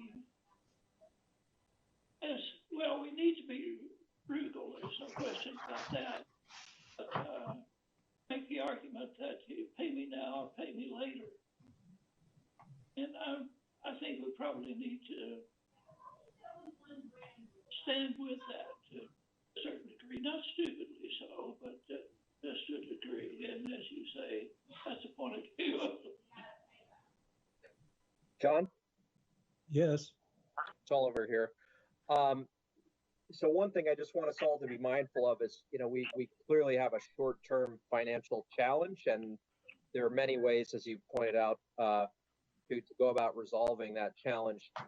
But I don't want us to lose sight of the fact that we actually do, I feel pretty strongly that Vermont has a real opportunity ahead of it. And just anecdotally, I'm seeing and hearing from realtors, and I spoke recently with a town manager who's pretty plugged into things. There's a lot of interest by folks in more urban areas, more densely populated areas, to make a permanent move to a place like Vermont. And realtors are definitely getting these inquiries. And you know, we've looked upon our low staff to student ratio as a problem for many years, and it certainly has been an issue worthy of consideration. But in light of this pandemic, I think, and the social distancing norms that are being established, you know, what has traditionally been seen as a challenge may actually present an opportunity in many ways. So we should just, I think, be really cautious about solving our immediate challenge, but not sort of closing the door to a bigger opportunity. Mm-hmm. Good. Well said. Other comments?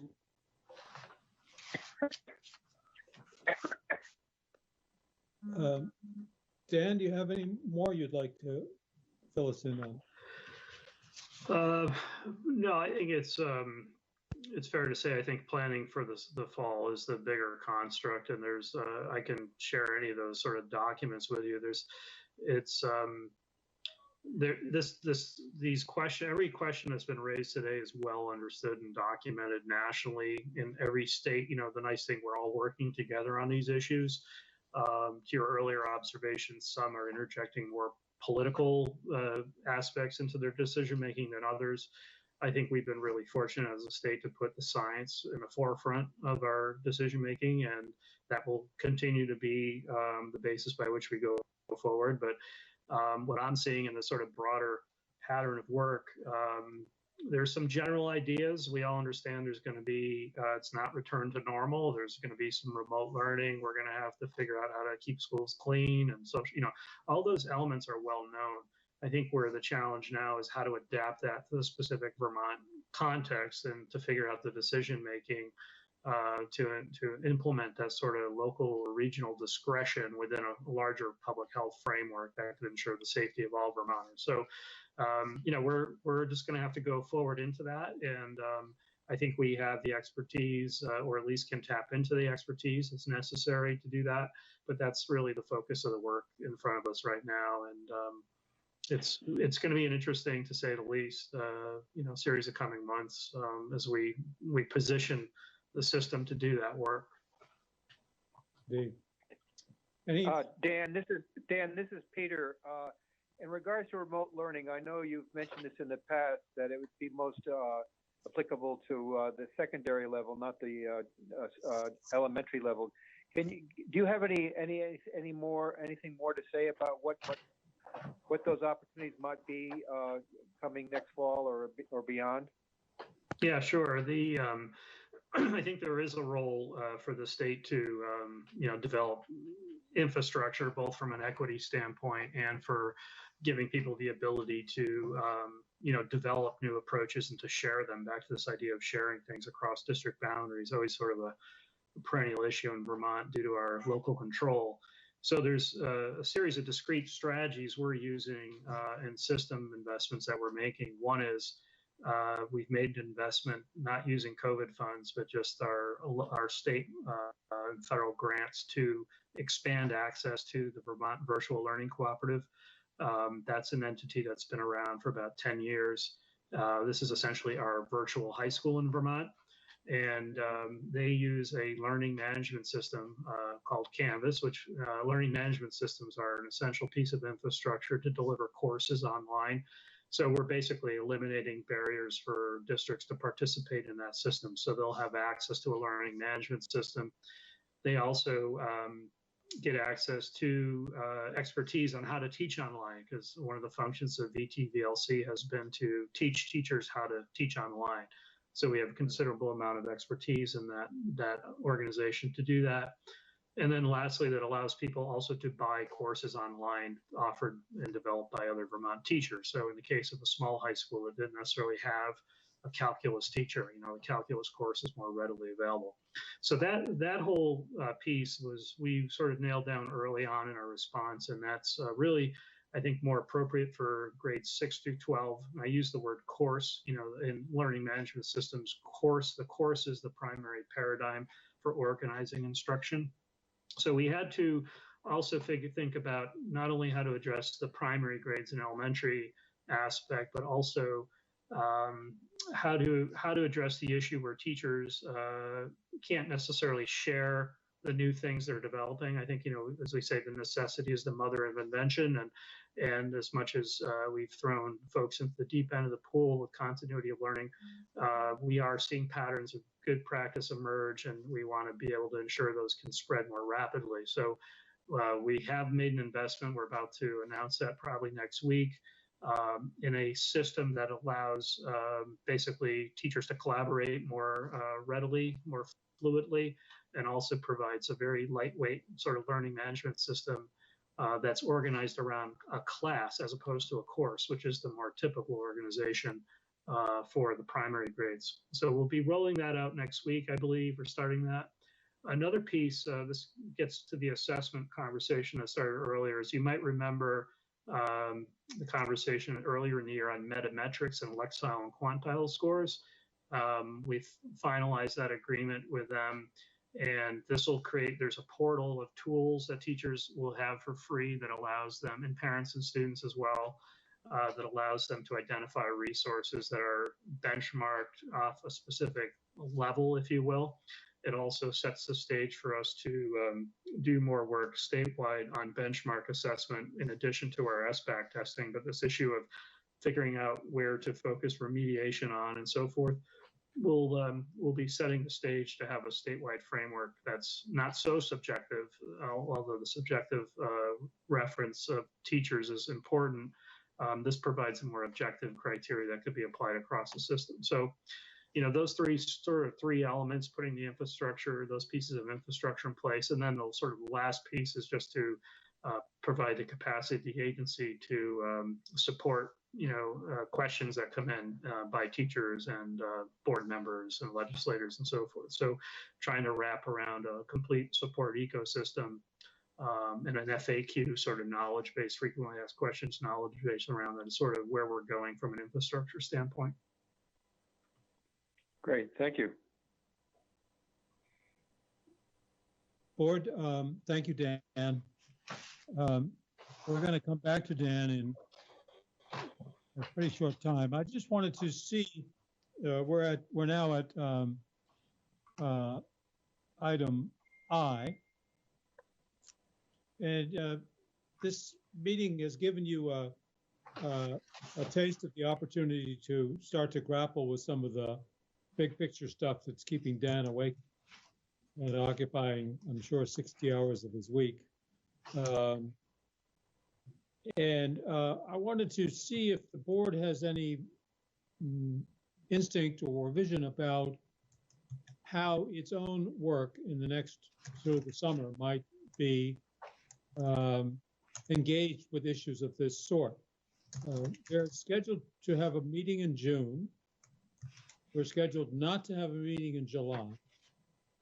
And then we're scheduled to have a meeting in August, followed by the usual September meeting plus the so-called retreat in September.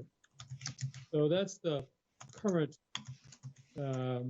landscape of meetings planned.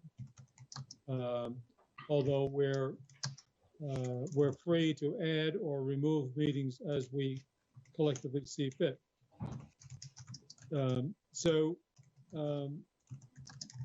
Somebody who's keyboarding, you might like to mute.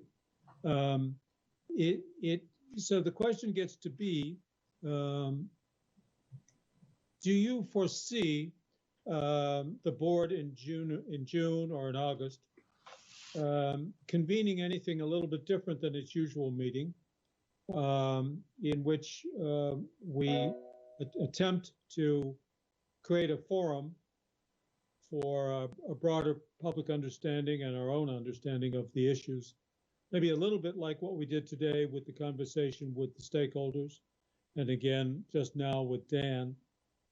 Is there any utility in that, and what, if anything, would come of it?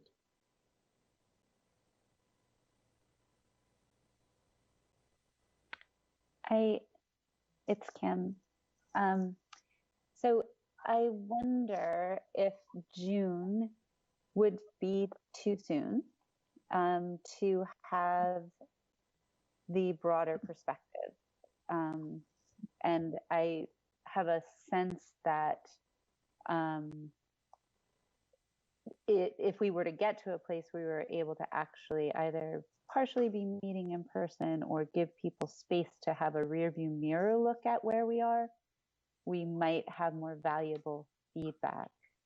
I'm also wondering if there are close out the school year issues that might need our attention in June.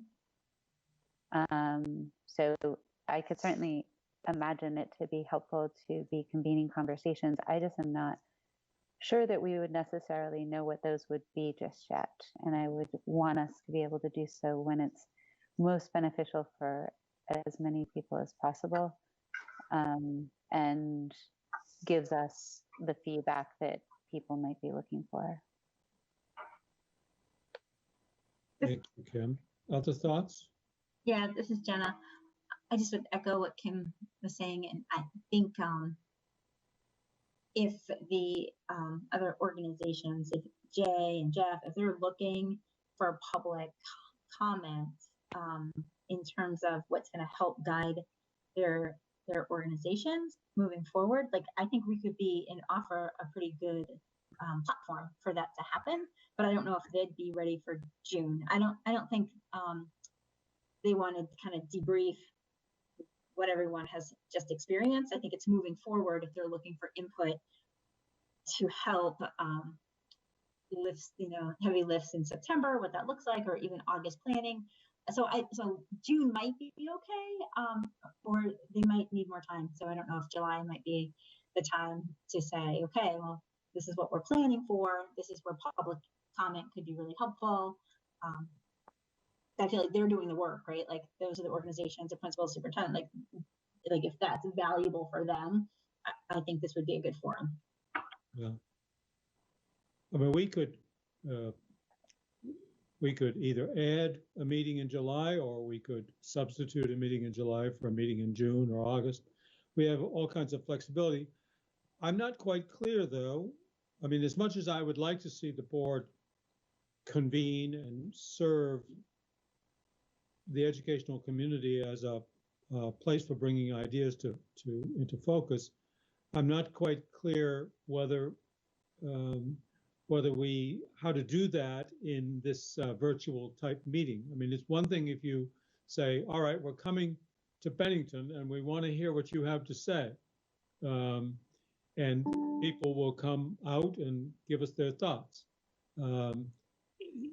We've had fairly good phone participation in the past, but this isn't exactly a magnetic situation that just draws people to it.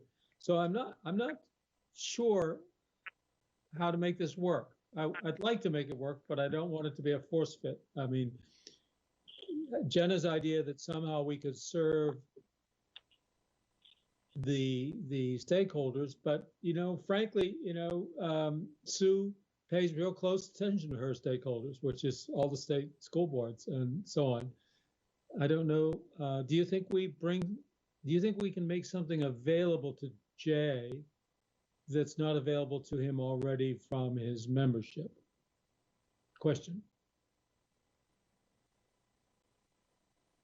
I think we probably would not be helping the principals as much, except for a rallying kind of role. But what if we turned that around and started putting a message out there, getting some independent experts who are not biased in one ideology or another, and just talking about what the needs are and trying to raise the level of awareness. I'm thinking out loud here. Do we as a board know where we're headed in that direction? Well, it would be to do that. With regard to what, Peter? Well, in terms of what our priorities may be or where we want to go with this, it's fairly wide open right now in terms of reacting to this pandemic and everything else. I'm just not quite sure, where we're going to what we're going to actually do. Anyway, whether John, you canvass us or whatever, it'd be nice to know where we want our priorities perhaps to be. Agreed. And it always gets down to, so what is the role and authority of the state board? And, frankly, its authorities are very limited. And I think most of us sense that if we're able to be helpful, it's probably in the form of provoking conversations or helping to crystallize consensus.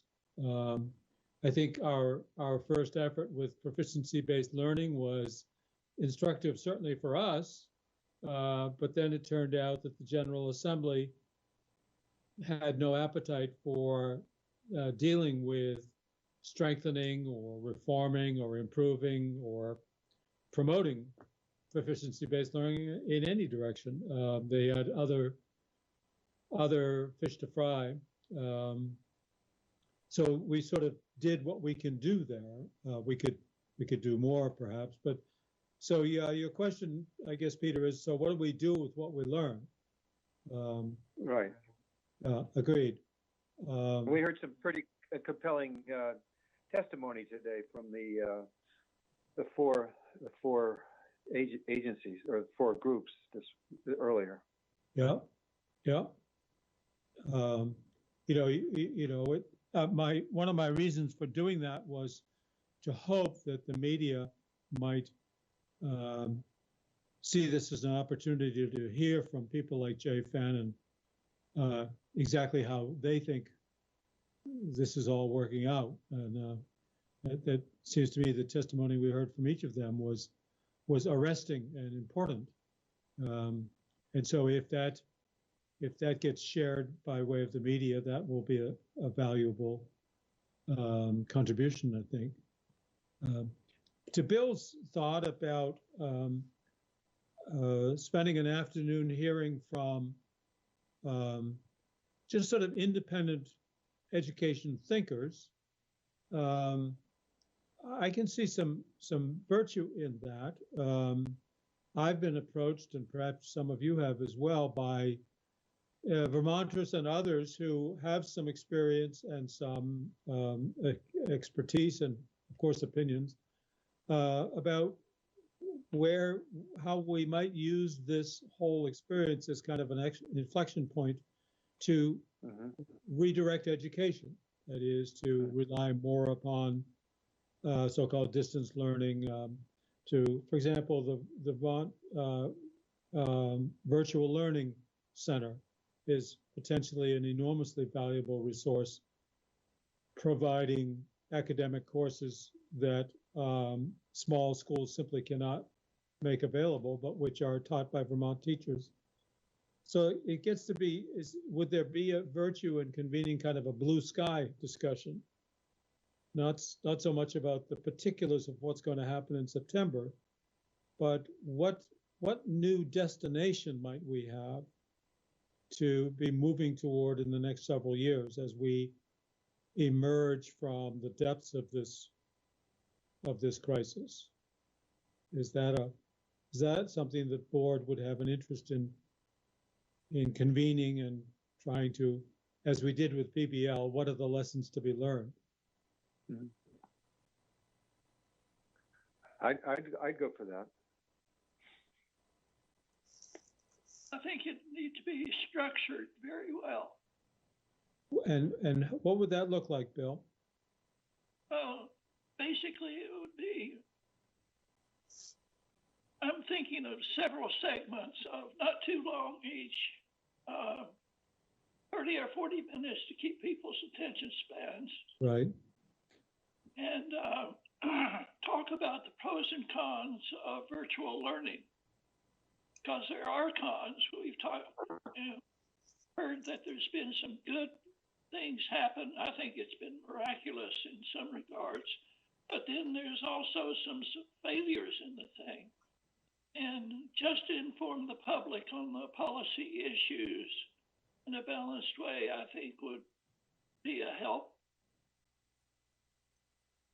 Yeah. I wonder, too, if we want to thematically try and frame it around equity, some of what's been revealed and areas to not lose focus on as we pivot and turn towards what happens into the future. They identified, equity with respect to digital access and, support in homes and outside of schools and in schools. That being a focus of what has really revealed itself, not in a way that we didn't know existed before, but is certainly amplifying the issue. So I don't know if we want to try and take that on. That was something I think that Jeff Fannin mentioned specifically. I think that's a great point, Kim. That the model that we left behind, we always knew we were doing a lot to mitigate sort of structural inequities in homes. We know it more now that those services are not directly available to children. And absolutely, to any extent that we might extend and make better some of the tools that we've found work pretty well for some of the kids, better than we thought for some of the kids, really, as you and Jay and others have said, have exaggerated and made greater the difference between the haves and the have-nots, the ordinary student and the student with disadvantages. And surely, one of the best possible strategies to improve any activity or organization is to improve the bottom part, the part that's not doing so well. That lifts the boats, all the boats. And any organization that wants to get better needs to go at its weaknesses, not at its strengths. And our weaknesses are in serving children from unusual and challenging circumstances. That's where we're nowhere near as good as we want to be and as they deserve. So I must say I like the idea of equity, because that, frankly, is where we're failing. And by the way, so is every other state, I'm sure. I'm not trying to pick on Vermont by any means. In fact, by many measures, we do better about that than many states. But still, we're nowhere near as good as we want to be. And if we were to listen to some of these visionaries, that would be very interesting. But I think all of us would want to say, yeah, but how's that going to work out to enhance equity, not aggravate inequity? Hi, this is Kathy. Yeah. I joined late. Hi, Kathy. So welcome. To everyone. I came in while Secretary French was closing out his last half hour. Good. So I apologize for missing some of the conversations from the people that gave testimony, as well as Sure. all of you. I will say I like the idea of the equity being the pivot point to start the conversation. As long as we have maybe a little bit broader scope beyond just the obvious of those individuals, those kids that, being able to work online, whether they don't have internet or whatever else they need, to just the inequity that we get through virtual learning for those learning styles that aren't conducive with it. I have a 12-year-old granddaughter and a 15-year-old granddaughter, and they're both at South Burlington. The success rate each of those the kids are having is much different. That has nothing to do, obviously they're in the same household. It's an inequity in the ability for one of them to be successful in this versus the other one that needs to be in the classroom, needs to be supported by their fellow students, needs, that type of thing. Sure, student learning.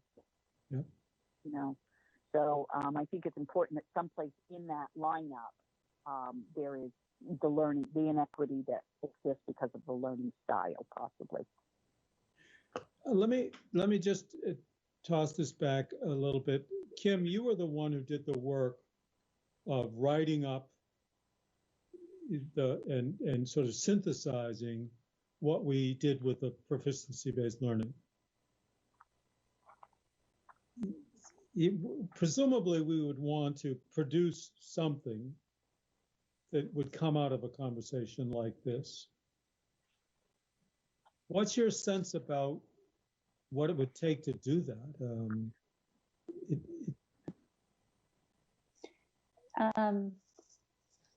I think trying to write that was difficult, not knowing what we were sort of looking for as we were going in. And I think conversations are richer if you're not predetermining what you're looking for necessarily. But I think if we had goals of what we were trying to report out, we could try and frame the discussion in a way that lends itself to hearing what's being said. So we are trying to get the outcome, feedback for the outcome that we're looking for, not the content being predetermined, but rather the framing of it would have been helpful in writing if we had sort of had that going in. I think it was absolutely invaluable to have the notes that Chelsea and Mike, I think, took for us. That was invaluable. And I think in this format, if we are working in this format that's virtual, I would say there's a limitation to the amount of time people have capacity for this. So that these conversations, I think it probably Bill, I think said, maybe there are several 45-minute conversations or smaller chunks. Maybe we look at it from a digital equity lens and we think about what those broader things are we're hearing from the field. Equity in the context of what? We heard 3 different areas, I think, and invite those topics in small pieces over the course of a few different meetings, maybe. I think I would Oh, go ahead, Kathy. I'm sorry, I didn't mean to interrupt this. I got a feedback here. I wonder if we took the approach of several little conversations and that we twist the equity piece for what a child needs, what a child's needs are. So when you're talking about equity, a child's number one need when you're talking virtual learning, of course, is the technology piece of it, right? But what are the other needs that a student has, I should say, a student has towards being successful in the virtual classroom? So there's the really big technology need, right? There is the support that is needed by the family, just the environment that the student is in, and it's more attention to detail that the parents are having to take.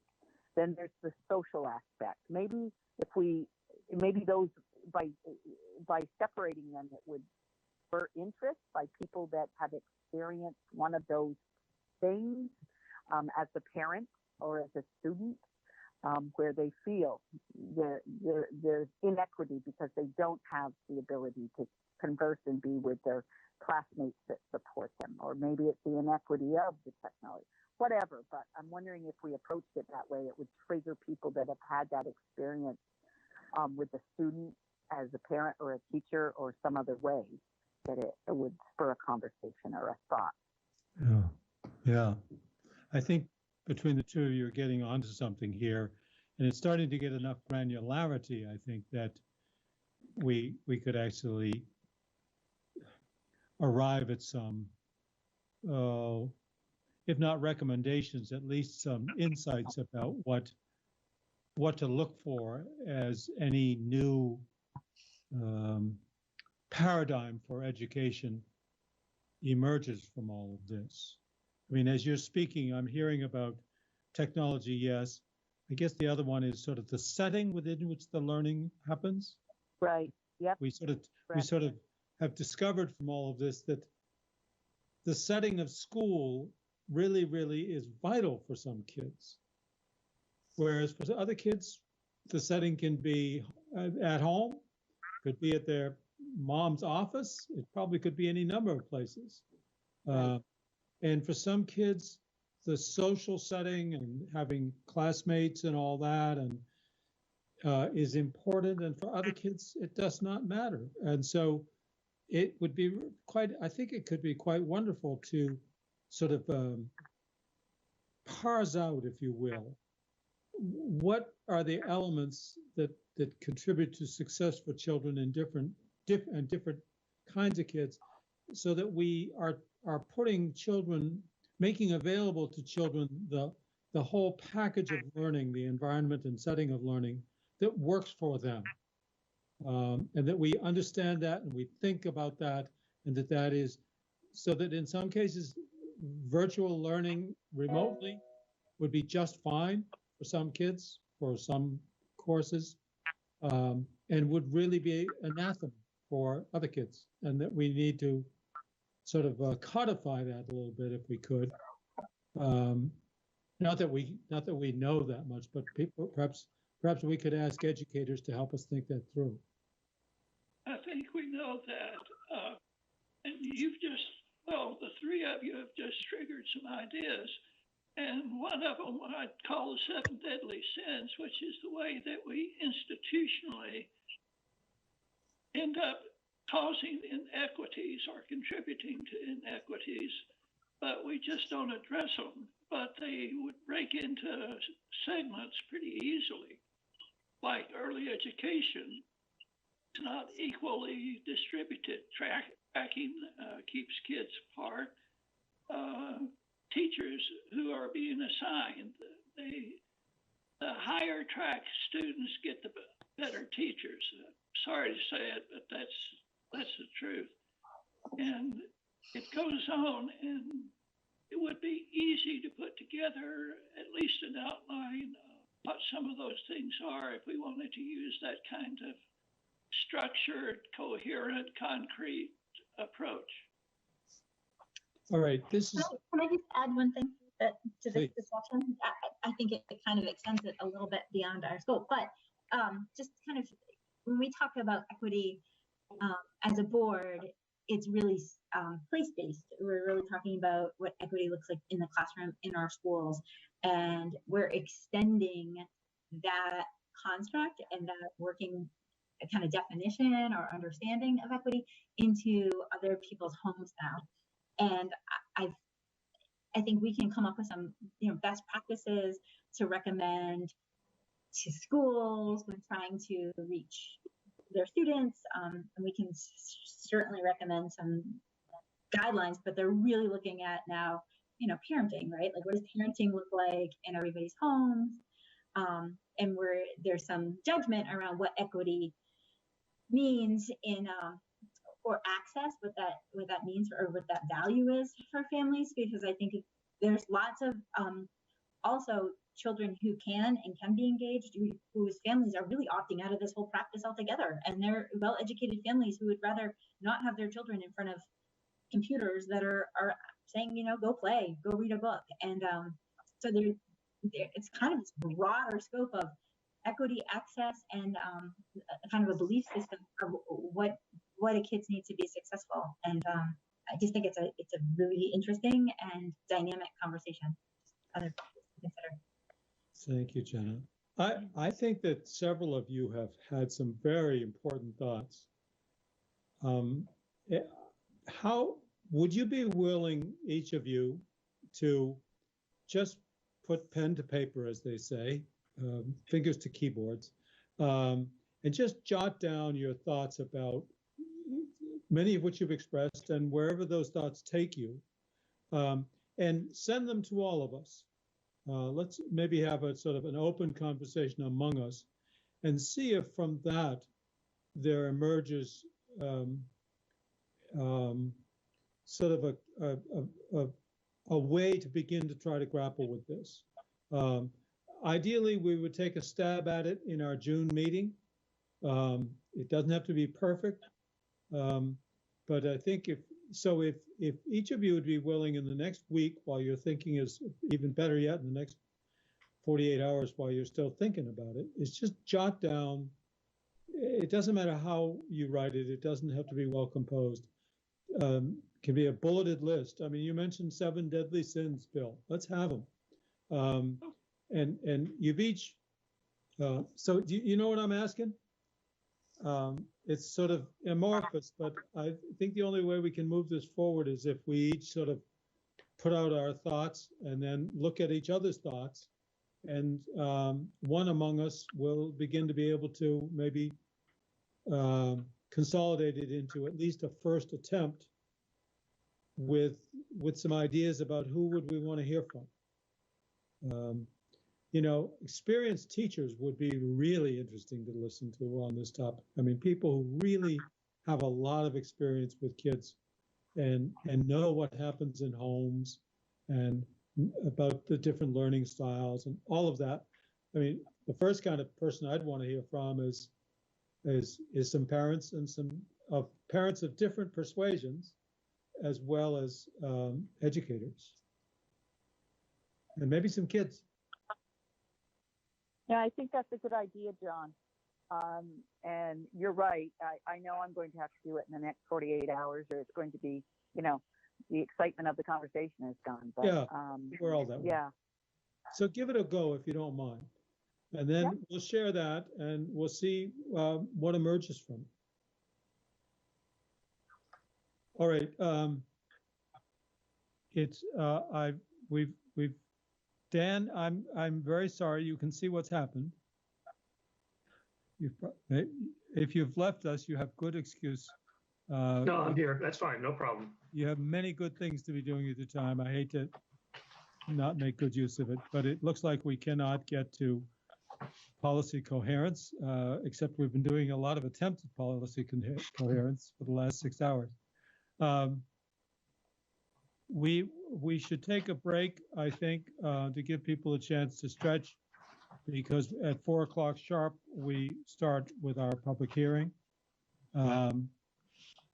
Dan, but before we go, do you have any comments or thoughts about what you've just heard us talking about?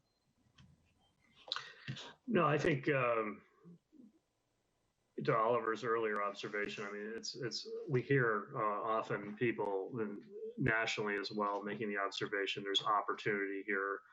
I think you've referred to this in sort of the context of history. You know, this is a significant event, and there will be, you know, institutions in our society and our relationships and how we've provisioned services that have had this sort of trajectory from another era are up for renegotiation to a certain extent. So we should be open to that as much as possible.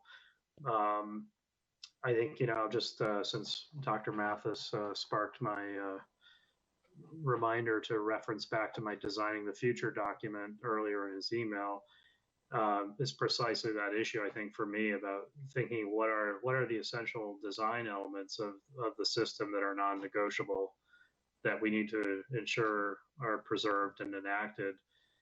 But the observation would be that the structures that have historically been created to enact those values are probably the things that are going to be adapting, not so much our values, but our structures. And in particular, those structures that historically have been tied to assumptions on technology of another era or communication technology from another era. We need to be open to the idea that, you know, the technology we have today, as imperfect as it is, can enable an expansive curriculum, can enable greater equity, can enable individuals to create in ways that other technologies really limit. So I think, you know, the issue around structure, which is ironically, I think, also where a lot of our costs are as well, that we need to be open to, you know, getting, I think, clear about what our values and purposes are, but then being open to allowing the structures to adapt to meet those. So, you know, historiography is filled with moments like this where societies adapt because of an event. It's not so much continuous with the projection that where we were 6 months ago, but it's a moment of change. Right. So. Thank you, Dan. That's a nice valedictory to what we just have been doing. I must say, I'm impressed by what I've heard among all of you. I think there's been a lot of insight and wisdom today. Then now the challenge is knitting it together into a coherent next step for this board. Thank you all. Let's take a break until 4, which is 5 minutes away, by the way. And we'll then open the hearing. And we definitely do have some folks who are planning to speak to us in the hearing. Thank you all. Do you know how many, John? I don't know precisely, 3, 4, 5, maybe.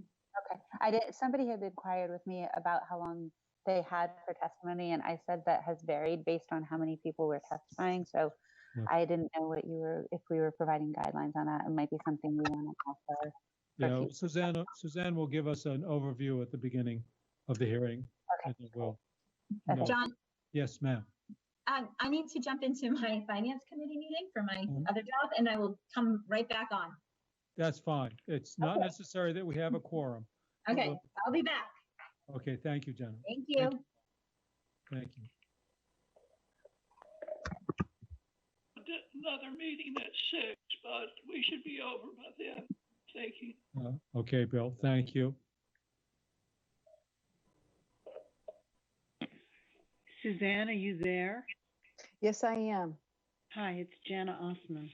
Hi, how are you? Thank you for I'm calling good. in. How are you? I'm doing well. You did a good job being right on time. I know. Well, I just thought I better call. And so, if you dial the area code, you can't get through. So you just have to dial a number if you're local. So, Oh, that's good to know. I did not know that. And I'm going to make a note of that for the next time that this happens, because sometimes we have these little weird things happen with Teams. It's supposed to be so easy, and typically it is, but you never think, that it might not work for somebody dialing in locally. right. Well, it was no problem just to dial it again, but Yes. somebody could get flustered if they called close to the time or something. So what they've just done is they've just taken a break from the regular state board meeting, and they're going to start right back up in about 4 minutes. So if you wouldn't mind just hanging tight. Okay, and you're the first to go, right? Yeah, so it sounds like John's going to ask me to go over a couple of things, and then I imagine he will just say your name or I'll say your name, and then you can go. And it looks like, based on another email that I had, it might be you will have 10 minutes. You do not have to use 10 minutes, but you will have 10 minutes. Okay, is it okay, like, if I read what I wrote? Oh, absolutely. Oh, yes. Oh, okay, because so is Don, what's the name of the chair? This is like embarrassing. Oh, no, his name is John Carroll. Okay. Oh, okay. Did he used to be a special ed coordinator? I don't believe so, but I'm not quite sure. Okay. All right. I'll just hang tight until you call me. Okay, sounds great. Okay, thank you. Thank you. I'm going on mute. Yep. Okay.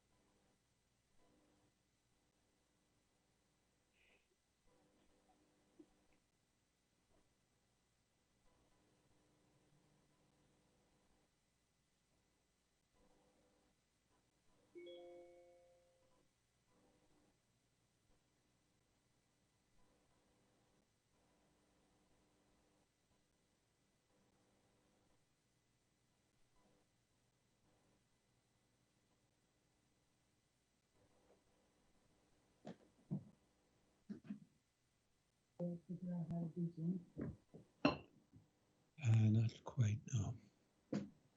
It's not so much Or, I mean, team. WebEx, whatever it is. Yeah, it's video. I think what's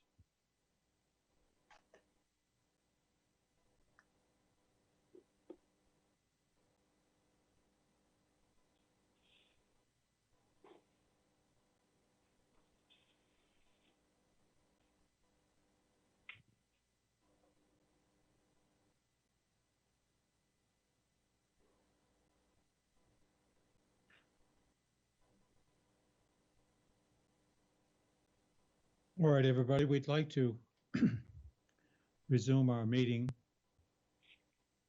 We're now at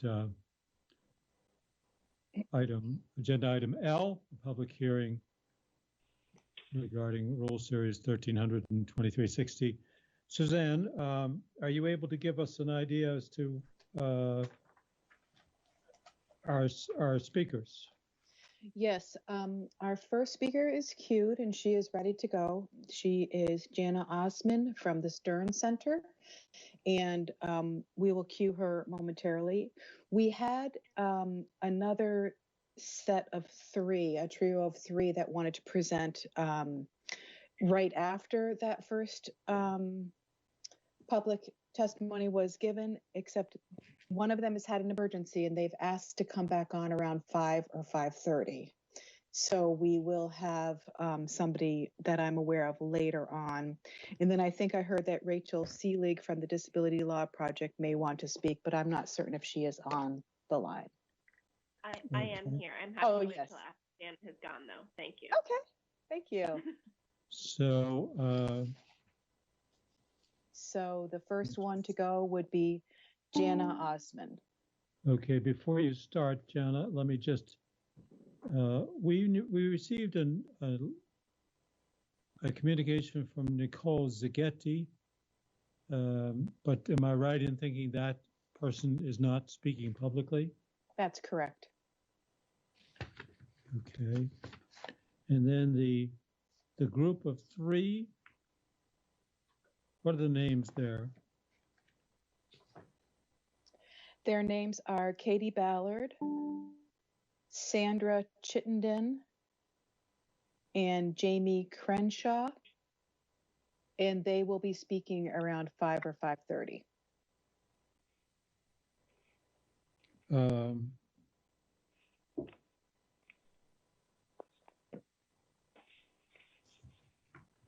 Just a sec.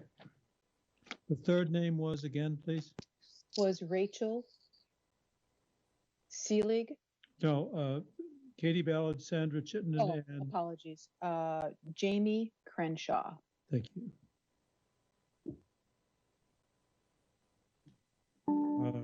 And so they will call in when they're ready to go around 5 or 5:30? That's what I'm thinking, yes. Okay, good.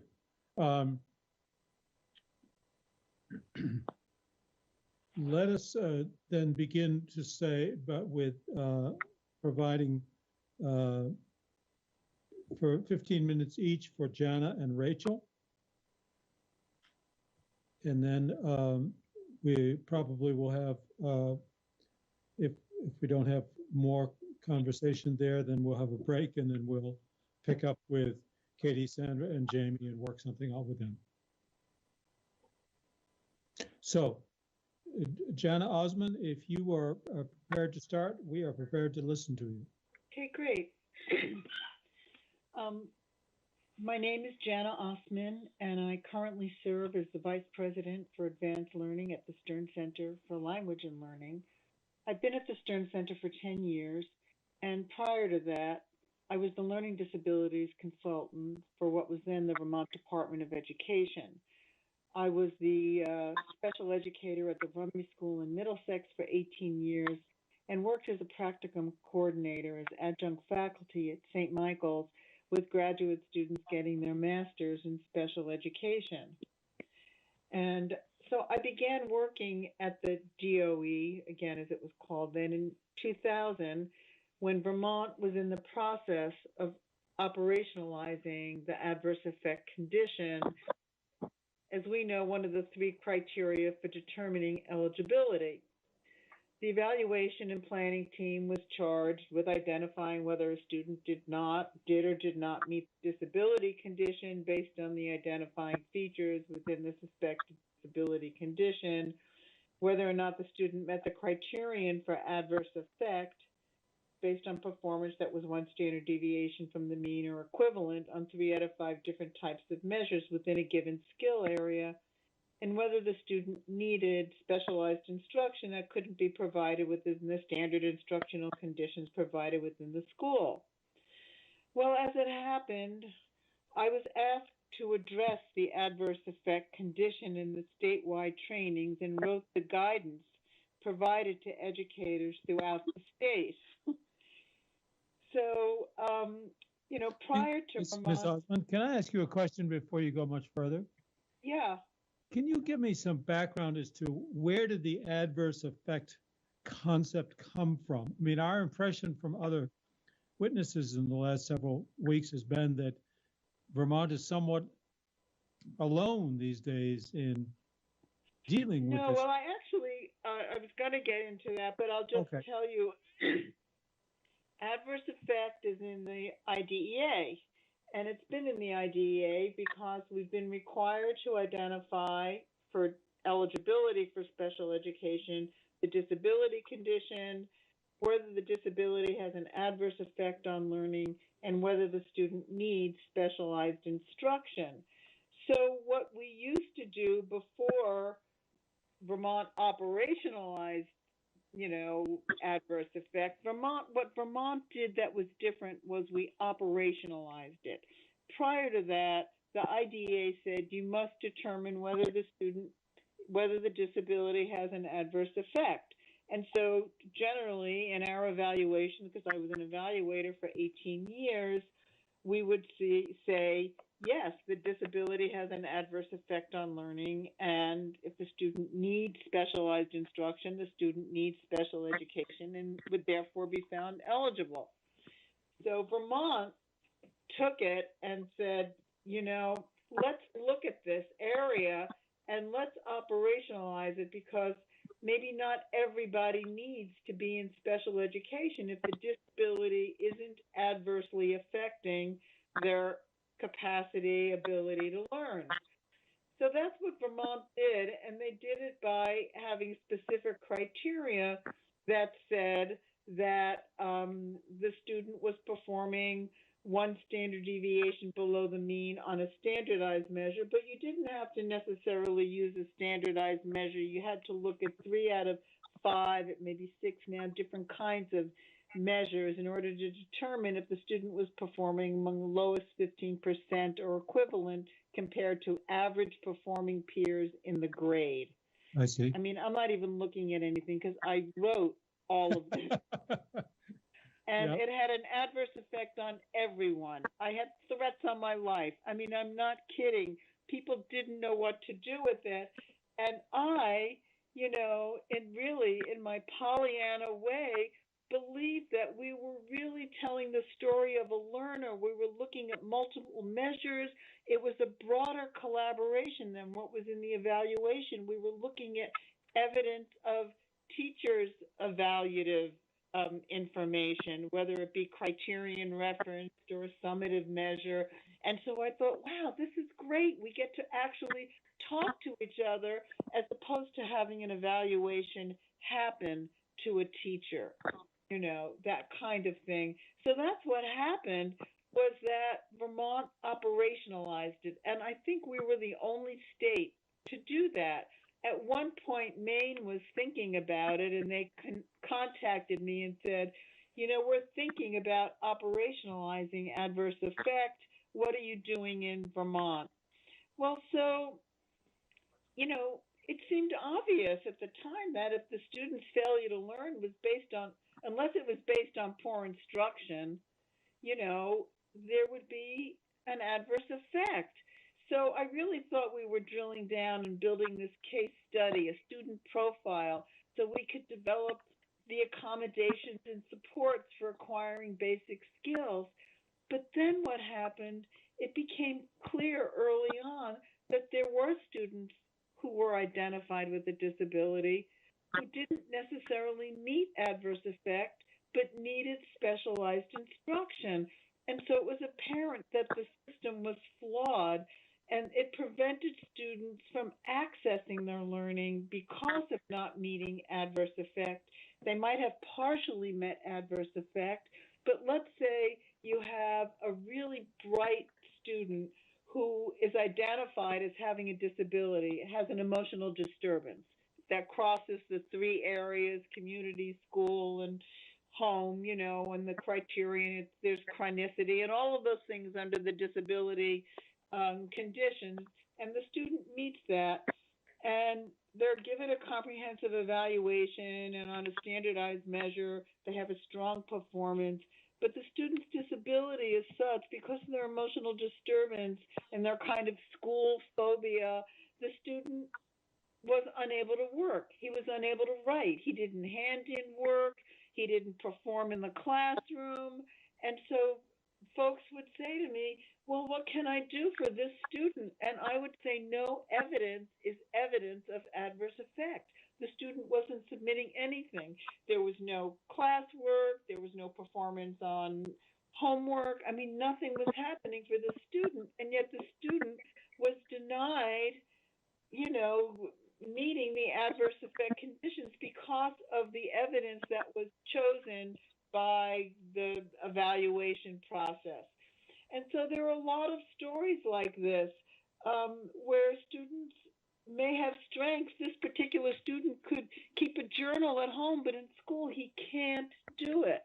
You know, so the case couldn't be any stronger for this student to access his learning based on need in a skill area as well as his functional performance. And this is really about functional performance. And when adverse effect was operationalized, functional performance was not required to as a consideration until 2004, when the IDEA was reauthorized, and we were asked to focus on present levels of achievement and functional performance on the IEPs. Are you okay? Yes, we're fine. Let me interrupt you for a moment. To those of you who are listening, and there are about 20 people on this call now. Oh my gosh. Please mute your phones or your laptops. We're picking up some background noise from somebody who's listening in, and please mute your call. Thank you. Go I'm not right ahead. I'm not going to mute my call, okay? No, all but you. Okay, so in 2004, the IDA was reauthorized. I also, by the way, was responsible for launching responsiveness to instruction in Vermont. So in terms of what are those systems of supports available for all learners. So anyway, in 2004, the IDA was reauthorized with a focus on present levels of achievement and functional performance on IEPs. But the evaluation procedures used to measure a child's functional skills, as it was said in the Federal Register, must meet the same procedures described in what has to happen in an evaluation. So there was an imbalance. There should be a parallel structure between what we must do in the IEP and the information we need in the evaluation to reflect in the IEP. In other words, functional assessment, functional skills were not evaluated in the evaluation, just the basic skill areas. So in the case of the writer who can't write because of his emotional disturbance, you know, it's really difficult. So there needs to be a crosswalk between the two, or it really becomes an issue of equity if a student is denied the protections of special education as a result of functional issues that aren't addressed in the evaluation, or given consideration as a factor that's impeding learning, and the possibility of opportunity for workforce development or higher education. I mean, what do we want our students who struggle with both academic and functional performance? What do we want for our students? And so it really is time to retool, because the retooling will make our special education rules equitable and have a positive impact for Vermont students to realize their hopes and dreams. You know, and so when we're deciding who's eligible for special education and who's eligible for an IEP, we have to consider functional performance and not just academic performance. And so the eligibility rules should be changed to accomplish that. Thank you. Thank you. Let me just ask a follow-up question. So Sure. is it your recommendation then that not that the adverse effect concept should be eliminated, but that the elements in a youngster's case that are evaluated should include functional considerations as well as academic. Yes, I do think that we have to comply with the IDEA, which requires that we consider adverse effect. So if we can consider adverse effect without the specific criterion that Vermont applied for identifying that condition, other than showing the evidence, the strong evidence, then, you know, that's really what I would prefer, rather than operationalizing it so that it ends up being discriminatory. I think that we need to be able to report. So we must report adverse effect. That's in the federal guidelines. We must do that. How we do that is the question. I think Vermont is a stringent application that is at times discriminatory. We've received testimony that more or less comports with what you've said. In fact, at least one witness said that the purpose seemed to be to restrict access to special education services, or that at least had been the effect. Would you say that there's merit to that claim? Well, I do think that's true, but when you look at this, the whole comprehensive evaluation process, when we come to need, for example, if one school is better resourced than another, then within one school, within the same district, it may be determined that the school has the capacity to provide, has the system of supports available to meet a student's needs, where a less resourced school, who also may not have had the tools that professional development and programs and applications provide, you know, would not be able to do that. So we have injustices throughout this entire evaluation, eligibility, disability determination, and eligibility system. I think that the guidelines around disability are clear. The guidelines around adverse effect are discriminatory, can be discriminatory.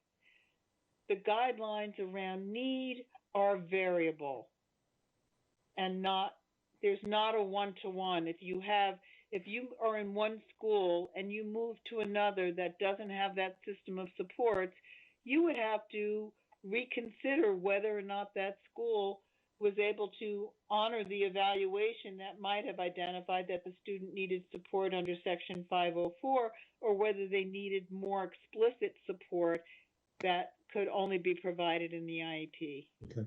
All right. Thank you. Let me ask you to do this, please. Yeah. As you know, we're dealing only with the rules, the new rule 1300 and 2360,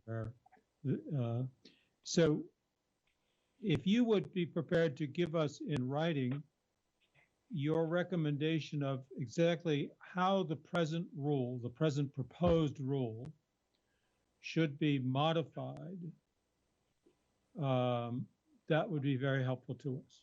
Okay. I mean, you have my testimony for today, but I will definitely develop that further so I can make recommendations for modification. The more you can give us how your concern translates into changes in the rule, the more helpful your testimony will be. Okay, great. Okay, I can do that. Yep, thank you for letting me speak today. You're most welcome. Thank you for joining us, Ms. Osmond. Yep, my pleasure. Bye-bye. Goodbye. Next, we'd like to hear from Ms. Seelig. Great. Are you there? I'm here. Yes, I am. So let us take 15 minutes, and if you need more or we need more, we'll find it. Thank you. Terrific. Well, thank you again so much for having me. And my name is Rachel Seelig. My job is to be a staff attorney in the Disability Law Project, but you've already heard in prior public comment from my colleague Marilyn Mahusky about what legal aid's position is on the rules. So I'm going to leave that to the side today. I also serve as the chair of the Vermont State Advisory Panel on Special Education, which was until very recently known as the Vermont State Educational Advisory Council, or the SEEC. Is that the group that's an adjunct of the Agency of Education? So I was actually going to give you a little bit of information about what the State Advisory Panel is, because I think we maybe have not spent as much time in front of the board as we should moving forward. So the IDEA, one of the requirements of Part B is that every state needs to have a state advisory panel that is made up of kind of a diverse group of folks who are interested in special education. So there are lots of membership requirements that, we need to have special educators and teachers and folks who are involved in the correction system and folks who are involved in voc rehab and transition out of school into post-secondary education or workforce. We need to have a representative from DCF. And probably most importantly, we need to have at least half of our members be either parents of kids with disabilities or individuals with disabilities themselves. Yes. And unfortunately, for a while, Vermont has not had the makeup on our state advisory panel that we're supposed to have. We are working on that very actively. And we've got a bunch of parents, and you're going to hear from 3 of them later today, it sounds like, who have applied to join our council and are just waiting for their appointment paperwork. So we've kind of been in a transitional period where we've been really trying to be more proactive about making sure we have that parent voice and that individuals with disabilities voice active on our council. But at the moment, a majority of our membership are not parents, and I think that's important for you all to understand. But the IDEA tasks us with certain activities, and one of those activities is providing public comment when rules are being considered that affect students with disabilities. So we are an advisory group to the State Education Agency to answer the question you were actually asking. That's required by federal law. Well, I just will interject that I think many of us are delighted that there's new blood and energy on this advisory group. And I want to, before you end, I want to ask you to be sure to send me your contact information so that when I am communicating with stakeholder groups, I'm sure to be communicating with you as well. I would be happy to do that. And I do have some written comments that I will submit to you. I didn't get them out before this meeting today, but I will make sure that you have all my contact information along with those comments. Thank you. So our group, again, because we've been going through this transition, we really had, even though the rules have kind of been out there in their pre-comment form through the census-based funding advisory group for a while, this group has really started looking at them and discussing what we want to comment on just since about March of this year. So I'm very happy that the legislature has approved the extension of the public comment period, because what I'm going to be able to present to you today are really on 4 topics that we've really had the chance to discuss thoroughly. And I anticipate coming back to you with additional comments down the line, whether those are in writing or whether you hold more public hearings in the fall. Great. So the 4 things that I'm going to talk about today are, first, the definition of special education. This group did write to you back in, I think, October in support of some other work that was being done to try and align the Vermont definition of special education with the federal definition. And I know that has been incorporated into the definition section, and we really support that and are very happy to see that that change was made before the rules were published for public comment. The thing that was of concern in the current definition was that it excluded services that are incorporated into the standard instructional conditions or the educational support system. So it was creating this disincentive to push special education services into the general education setting. And so that language has come out, which is great in the definition section. But that same language shows up in several other rules. And we've tried to identify the other places where that still shows up. And we recommend that it come out in those other places too, to avoid confusion. And we also recommend, because the definition of special education services does show up in a couple different sections, that the same definition show up in each of those sections rather than referring back to one particular section. And that piece is really more to try and make the rules easier to follow. You know, when parents are trying to understand these rules, they're dense, they're hard to follow. If you find definitions in one section, you might not go looking for definitions in another section. And so to make the rules easier to use, we just recommend that definitions, if they show up in multiple sections, be the same across sections. And the written comments that I have identified those places where we've found that. Very good. But if we've missed any, we hope that it will change other places as well. That's very helpful. So that's the first piece.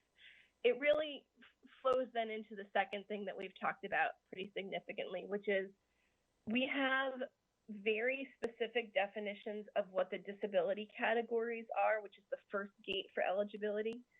As you've heard, we have a very significant system for defining whether there's adverse effect shown. I'm not going to talk about adverse effect today, but where we don't have very specific guidance in our rules, and I think Jana referenced this a little bit, is in defining when is there a need for special education. And so what ends up happening is a child is evaluated in one district, and that district has lots of services, and they are found not eligible because their needs can be met through other means, and then they move somewhere else, and then all of a sudden their needs can't be met. Another piece that's a challenge when it comes to need for special education, and this relates to the DMG report that was, one of the big drivers of Act 173. DMG recommends that we ensure that learners who struggle receive all instruction from highly skilled teachers. And one of the things that our council has talked about a fair amount is that sometimes, not all the time, but sometimes, and enough that a bunch of people, had identified this as a problem. Once a student is identified as eligible for special education, they get told they can't access some of those non-special education supports like a reading or math specialist. And so our special educators are great, and they tend to be expert in disability areas, but they're not necessarily also the reading expert and the math expert and the writing expert, right? And so we want to make sure that the rules are written so that students don't lose access to those non-special education providers just because they do have a disability. That means they also need specialized instruction. And one of the solutions— There's no language that you would propose to achieve that? We do have some language that we would propose to achieve that. And again, it's in my written comments, but essentially what it says is, students' needs for special education services are to allow them to access and benefit from their educational program. And so they need to be receiving all instruction from highly skilled teachers and continue to be eligible to benefit from supports available through other tiers of a multi-tiered system of support. And so again, that language will be in my written comments so that you have that. So that's the second big chunk. And then the third piece that we talked about is, concerned that even though Act 173 says, you can't use an MTSS system to delay evaluation, we've seen challenges with that in other states. And so some language around, you can be providing MTSS services and evaluating for eligibility, that we're not going to delay evaluations, we think is really important.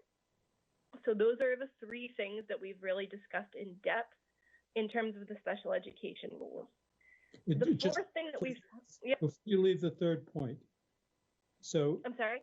Yeah. Before you leave that third point about MTSS, is there evidence that that LEAs or schools do use MTSS as a reason to delay evaluation? And is this So I'm going to take off my SAP hat for a second and put back on my disability law project hat. Yes, I have absolutely seen in my work and, students who have been on an educational support team plan or been receiving other services. And so they're told, we got to try this first. And that's just not what the special education rules say. And that's not what Act 173 intends.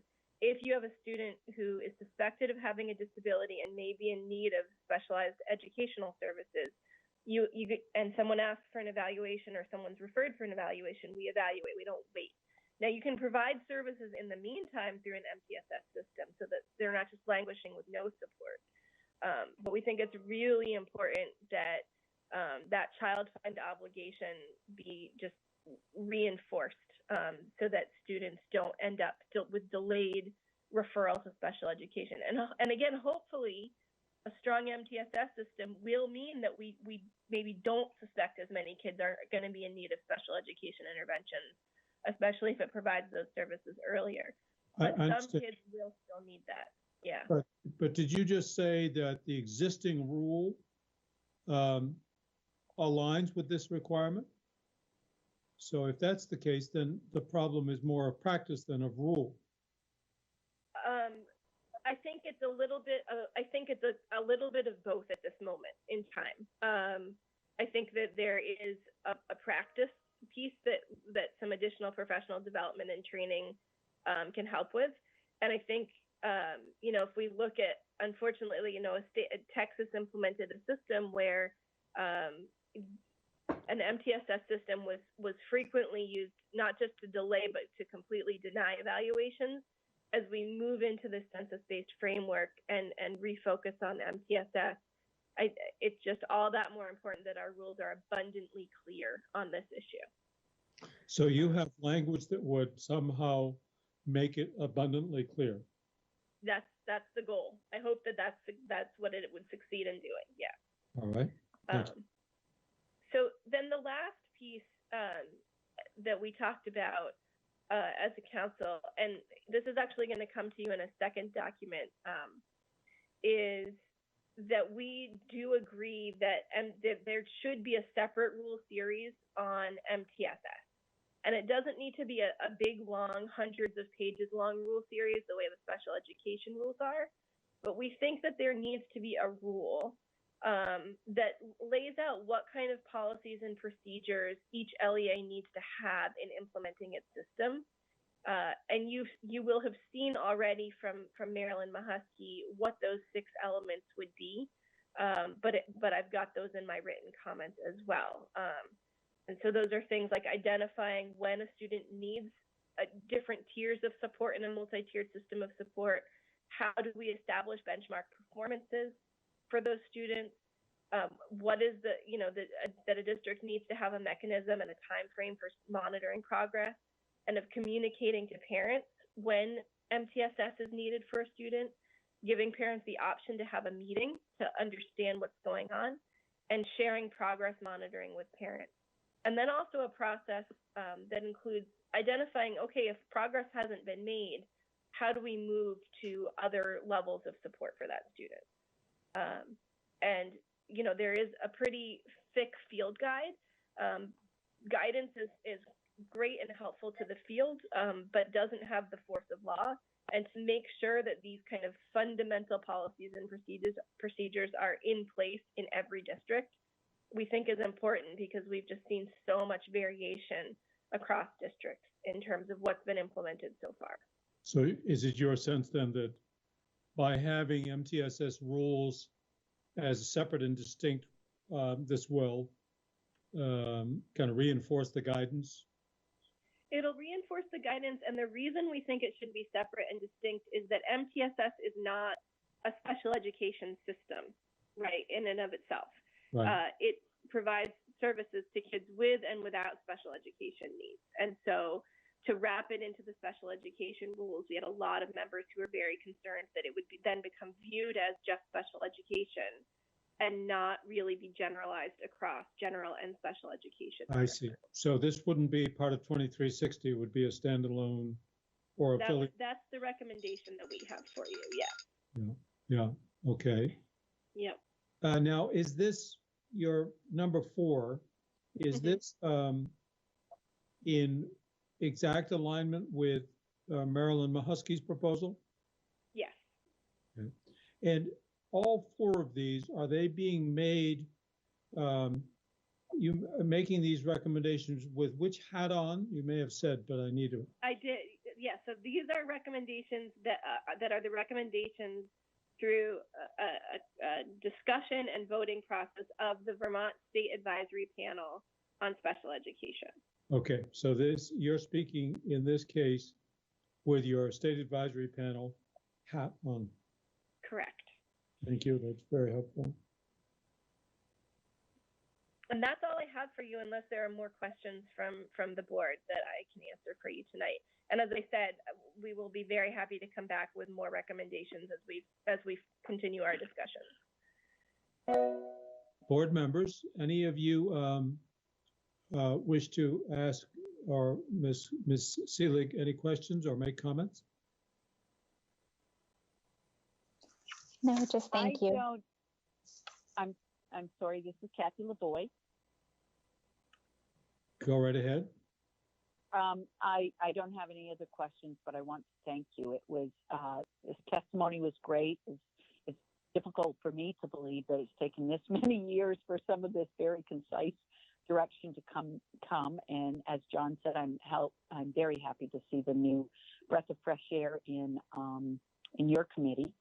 And having had a nephew with some pretty good special needs that experience the fluctuation or the differences, I should say, going from one community to another, I am so happy that some of this may bring some greater definition to what is allowed, what is needed, and how we need to support. So thank you very much. Thank you. Thank you, Kathy. Kim, did you want to say anything more? No, I too just wanted to say thank you for the testimony. It was helpful to see it framed out that way, or hear it, I'm sorry, framed out that way. Yeah. Thank you. Yes, very helpful. Any other board members wish to comment or inquire? Ms. Seelig, I would just share with you that I think it was at the August 2019 meeting of the State Board, a member of the audience commented somewhat in passing that the advisory group was, quote, moribund, unquote. And it sounds like it isn't moribund anymore, which is great. I would agree with that. I think we've been having some wonderful discussions, and I've enjoyed listening to you all today. One of the things we did to try and encourage participation, and you're doing it by meeting and well into the evening, is we've moved our meetings into the evening. Oh, and nice. That has really helped make parents available to participate in a meaningful way. Right, So. right, nice. And one final question. Do some of us know your father from state government? Many of you, I'm sure, are well familiar with my father from state government. For those of you who don't know, he runs the Housing and Conservation Board. His name is Gus Seelig. Gus Seelig, and he is pretty much an institution in the State House. Yes. Very good. I will be in touch with you and with other advocacy groups and the advisory group to just get your guidance about how to make best use of this extended comment period that we now have been conferred on us. Of course, the governor has not signed the bill, but I think there's no reason to expect he will not sign the bill that was passed by House and Senate. So as soon as we have the governor's signature, I'm going to be in touch with all of you to say, okay, so how can the board best be available to you and your stakeholders to make good use of this additional time? That sounds great. We'd be happy to help. Thank you so much, Ms. Seelig. Thank you. Suzanne, Yes, John. so we are complete with that, and it's 4:40. What do we don't know precisely when we'll hear from. We don't. It says that she says we should be there by 5 or 5:30 at the latest. Okay, all right. Members of the board, do you have any comments or questions so far?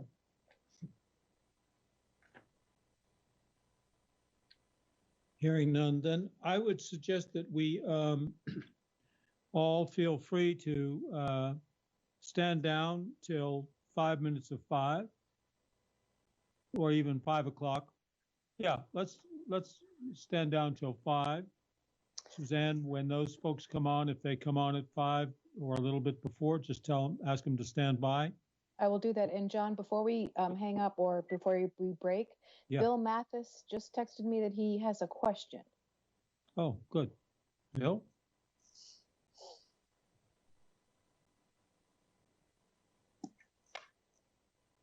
But Bill, I don't. We can't hear you. No. Perhaps you need to be unmuted, Bill? Can you see if Bill is still on the call? I can't. John, I actually have a question. Maybe Yes. while we find Bill. Yes. It's Kim. And I think it's probably maybe not appropriate for the hearing for us to discuss it as a board, and we don't even have a quorum. But the question that we raised at the end of the other session to consider our responsibility in sort of cleanup in these rules, even to the extent they are not particularly or directly related to the law that we are generating the rule because of. And I just didn't know if we might put that on a future agenda and have sort of a legal opinion or guidance on where we go with that. Indeed. Recognizing that there are some areas that seem dated in this particular one. It's my first experience with this, so I don't know if you all have had this situation before, but yeah, you're absolutely right. That's a question that I think we want to be briefed on. We certainly would give the agency an opportunity to brief us with their legal expertise. I am provisionally making arrangements with the Attorney General's office to provide independent counsel for the board on this topic. And of course, we put Ms. Mahosky on notice that she would be invited to brief on this question. And I'm thinking that we should do so kind of at our convenience, but certainly in the autumn at the latest. There's no point in waiting until the public comment period is all over. Because once the public comment period is all over, we should move as quickly as we can to revising the proposed rules into final rules. And so knowing the boundaries of how far we can excurd into this stuff would be necessary. And so were you thinking also of doing something before the end of the year to address this question? I was hopeful to understand our role and responsibility in this through that lens, so that we are doing somewhat what you are doing, John, is asking for specific recommendations on language and other areas. This last Rachel shared that some pieces of this appear in multiple places, and should be addressed in those multiple places. So it would be helpful for us to understand what our range of responsibilities are in this, so that we can keep that in mind as we're taking testimony and considering future drafts, I guess, is what I would understand the process to be. Yeah, it's sort of tricky. I did talk with Emily Simmons about this. She gave some advice that was helpful. She sort of said that we probably should approach this public comment period as receiving all public comments that are offered and not foreclose any by saying, well, that's outside our territory. But that we are, Emily's thought was, but when the public comment period is closed, then we are free or even obliged to decide what is kind of admissible testimony and what is beyond our authority to do. So, but there's no harm in addressing this question before we have to make the decisions. In fact, it makes good sense to understand John, these this is sooner rather Emily. than later. Go ahead. John, this is Emily. I just wanted to let you know that I'm here, and I guess the comment I would add to Kim is that there should be no fear in the board in taking this question on. It sounds really big and intimidating. It's not. If you want to go ahead and put this on even next month's agenda, I would be happy to be available for that conversation. I've already written a very short opinion anticipating that you all would need this. It's not going to be hard or complicated. You can also go outside of me, but I'm definitely prepared to discuss that with the board. Thank you, Emily. Thank you, Emily. I'm glad you're there. I hope I characterized fairly your advice to me. I think was given over in an agenda conference one day. Right. Yeah, I think it would be nice to have that conversation you and I had for the benefit of the full board. Yeah, yeah, good. So, other comments, questions before we take a little break? All right. So let us all be back at 5 o'clock, please, for those of you who can. And if you can't, it's understandable and it's not a problem. We're not obliged to have a quorum for the work that we're doing here. Thank you. See you at 5. Prepare it and post it. And once I get the link to that, I can shoot it off to you. Okay, thank you, Suzanne. Sure. Okay, we're back. It's 5:01, and we have not, am I correct, Suzanne, in saying that we've not yet heard from Ms. Ballard, Chittenden, and Crenshaw? We have not. Okay. Somebody just came back on.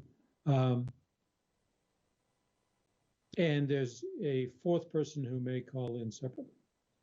Yes. Ms. Morse. I think at this time, we're sort of on standby, board members. What I would just suggest you do is mute yourselves and but keep your audio on. And Suzanne, will you just give us a yell? I will. Just a loud screech will get our attention. I will do that. Okay, and we'll come scurrying back. Okay, thank you. Thank you, Suzanne. Suzanne, can you hear me? I hear Hi, you. Bill. Yes. Oh my goodness. Did you get both of those emails? I received that you had a question, and then I received the email that with the questions, and I forwarded those to John. Oh. Yeah, just a little bit ago. I imagine you haven't received it yet, or you're not checking your emails. No, but I'm having so much fun with technology these days. Oh dear. Just go shoot myself and be done with it. Well, no, don't do that. Well, I wouldn't. Mm-hmm. Is this on the subject of distraught in data land, Bill? Yes. Oh, that's another conversation we should have sometime, but it's not urgent. But I just picked one that has a Suzanne address label and used that as the carrier. Okay. Hey, while we're just killing time here, Emily, we're standing by. I see you're on board. We expect some folks to call in, but they haven't yet. So Suzanne will give a loud screech when somebody's on board and ready to talk to us. So anyway, Bill, have you been receiving invitations to meetings that you How would I know? How would you know?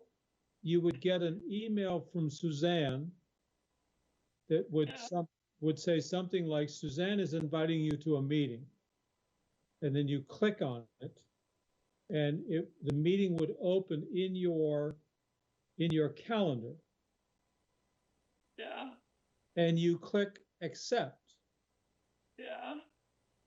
And then the meeting notice, in my experience, and Suzanne, you may have a better way of doing this. My experience is that the meeting notice then disappears from my email, but it is in my calendar. That's correct. So it's a little bit hard for people. It was hard for me for a while to realize that I had everything I needed in that meeting notice.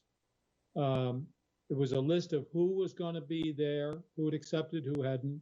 And then if you scroll down further, there was any documents that were included. And then you scroll down further and you find the links to this meeting, the team meeting. Yeah, you're telling me stuff I know, but it just hasn't worked out that way in the last 2 days. It's just been miserable. Well, do you know? I'll sort it out with the techie, but Suzanne gets brownie points for being very helpful. Well, I'm sure she has been, not to mention patient. Thank you, Bill. Do you suppose, Suzanne, do you suppose that, are you confident that Bill has accepted these notices? I am confident, no, not that he's accepted them. I'm confident that he's received the email because it just goes to his vermont.gov unless he's experiencing some issues with, his own personal side of the internet or his computer or something. In terms of Teams, we do have our IT people helping Bill try to figure out why he can't log into Teams anymore, because we did see him at one of the hearings, right? But we haven't seen him since. So they've been working with him to try to figure it out. Is there any way, Suzanne? Is there any way to? Hi, Jenna. We're just killing time. If you want to just stay nearby, but you don't need to be in front of the camera. We're waiting for some people to call in. Oh, thanks. I was going to just add that I didn't get anything for this meeting unless I am impaired technology-wise as well a little bit, but it didn't come the same way it came for the last meeting. That's all. And then I had to call Kim to say, are we getting anything for this meeting? And she got me into Teams because I didn't even know how to get in here because I don't use this platform at all. But I'm getting better, but I don't know if that makes a difference on your end to have that feedback. It is helpful. Now, the initial meeting invitation went out on last Tuesday afternoon. Yeah, I don't have anything. Okay. So it appears some people received it and some people didn't, but I don't know why that would be. Suzanne? Yes, John? I noticed on the email that you sent out today. Yes. That the Jenna name that you used was not Jenna O'Farrell. Oh dear. It was Jenna at rural something or other. Oh, and I was just going to say, I didn't get any today. Oh dear. So that was my error. So I will take 100% of the blame for that. Well, I sent it to the wrong email, Jenna. My apologies. I should have sent it to the vermont.gov. That's okay. I know that role. I don't. Oh dear. So I think that solves one.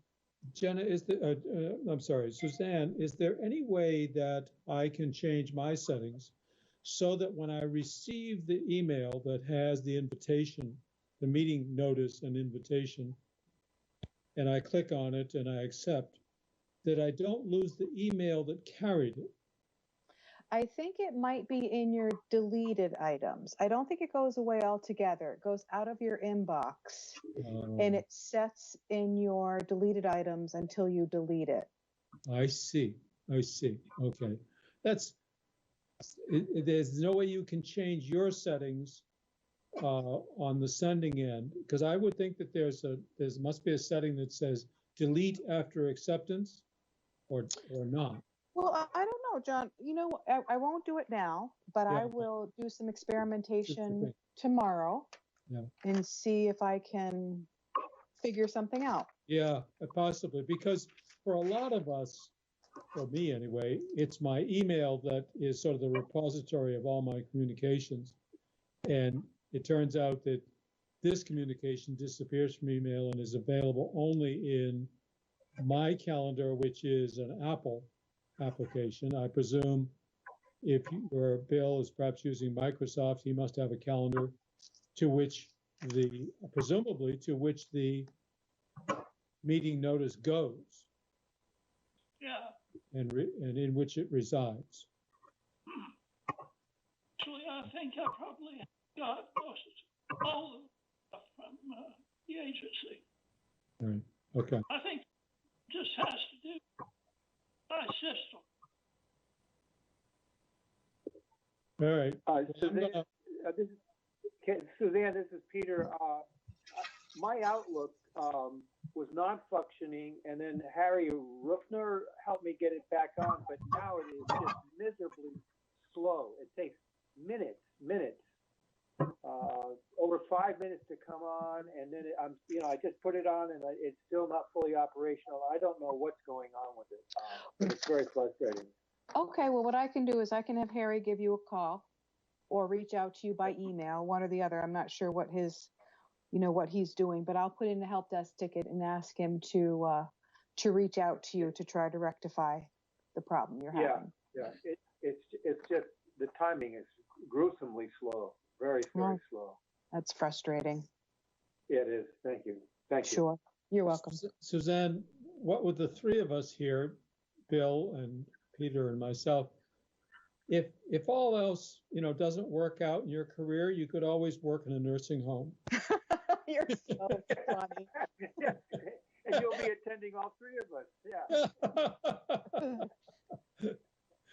John, I appreciate that. I just got a great belly laugh out of your comment, so that's a nice moment. None of this applies to you, young lady, but it certainly does to Peter, Bill, and I. Yeah, another generation. You are doing great. You are. It's a steep learning curve, and lots of new platforms and devices and. All right, I'm going to mute and stand by for the screen. Yes, Bill, I'm here. Well, now that we've had this break, I've got the 7 deadly sins. You want to look it over?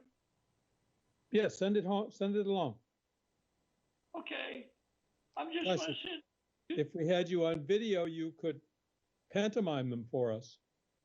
Well, if I were on video, I could do all kinds of things. But Yes, thank God. yes.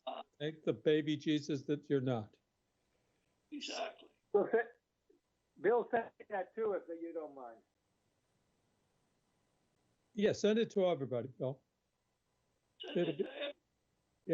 It'll be part of your thoughts, which I'm just now writing an email to all of you to ask you to follow up with your thoughts about our next conversation.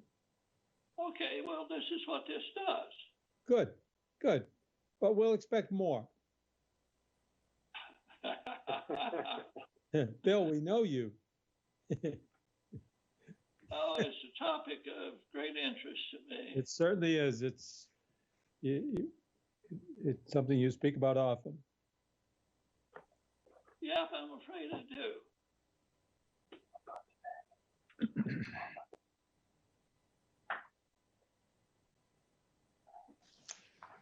Well, It's 5:45. We'll just keep. Yeah, I think I'm gonna depart. So All right, Peter. bow out of this. So thank Fair you. enough. All right. I have a golf date with my wife that I pushed back to 7:00. We play pasture golf out on our lawn here, Oh, good for you. and it's a lovely evening for being Sure is. outdoors. Well, I'm heading out in my convertible.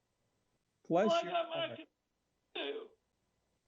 You should do Well, that too, Bill. Yes. You That might be guys. one of your deadly sins. Yeah. Yes. All right. All right. Good meeting today. I thought there was a good exchange on all fronts. Yeah. Pretty big questions there for us to grapple with. Yeah. All right, Peter. God bless. Take care of yourself. Yeah. Carry on. Take care. Yeah. Bye-bye. Bye-bye. So instead of going golfing, I'm going to another board meeting. Oh, lucky you. I get to do two, you know? You should be so lucky. Indeed. All right, Bill. Well, nice to hear your voice. We hope we'll see your image before long. And I'll look forward to your further thoughts about convening further discussions about the future of education, in particular around equity, what we've learned from our experience so far. You got it. Thanks, Bill. Take care. John, Yes. Katie and her 3 colleagues will be joining shortly. Great. They did ask for a time frame, and I told them that I thought that you were going to offer them an additional 10 to 20 minutes. Yep. And I imagine that they will be calling in the next couple of minutes. Great. Good. Excellent. Thank you. Thank you very much. Sure. Hi, John. It looks like Cynthia Gardner-Morse is going to be calling in momentarily. Great. Good. And we haven't heard yet from Katie Ballard and those folks yet. They only said that they were going to be calling in shortly. We're just in standby pattern. Sure. Then let's start in with Cynthia and then make time for the others. Okay. Hello, Suzanne. I'm wondering where Ms. Morse is. Hi, John. Yes, I gave her the call-in details. We're just waiting for her to give us a ring. Okay, great. And now I'm starting to worry about the time. If I'd like to give 10 minutes to each person, so we'll just do our best. Yes, I agree.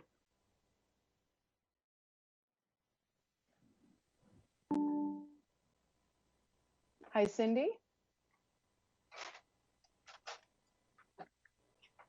Hello, Cindy.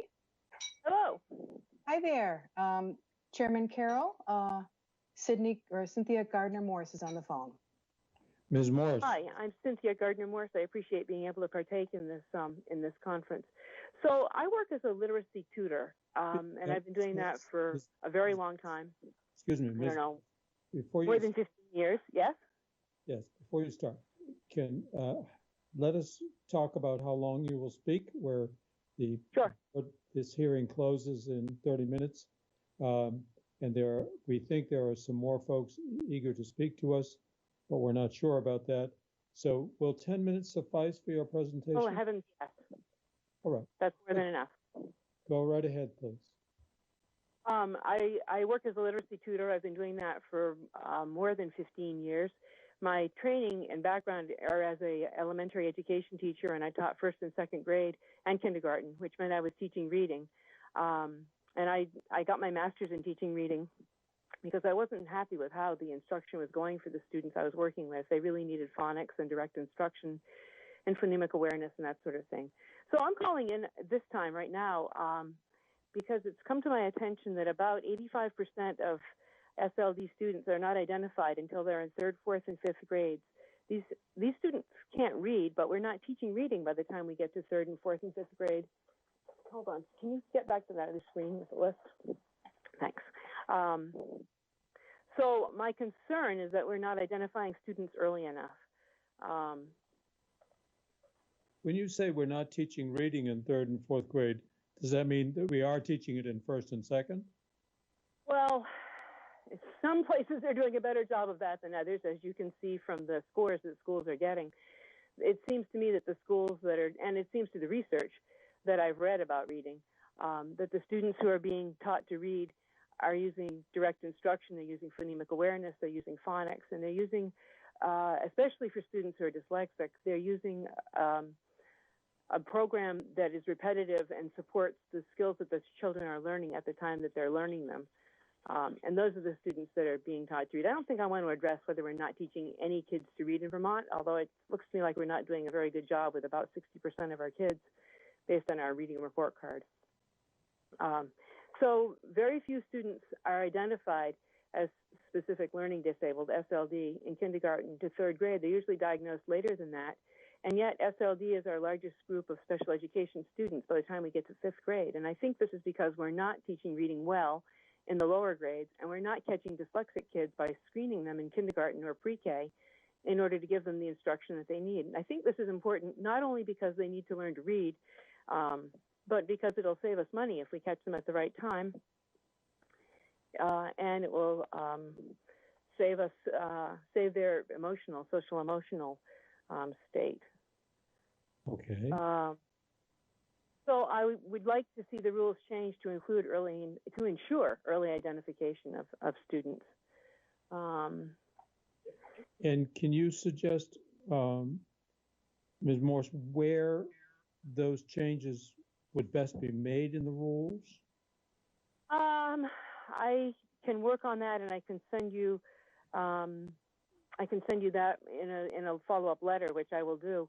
But it seems to me that under Child Find, we should be able to have a screening that will screen for the signs that a student might have dyslexia. Those are well documented, and there are a number of screeners that would work well. I have a couple of recommendations from experts in the field that would be good tools to use for that.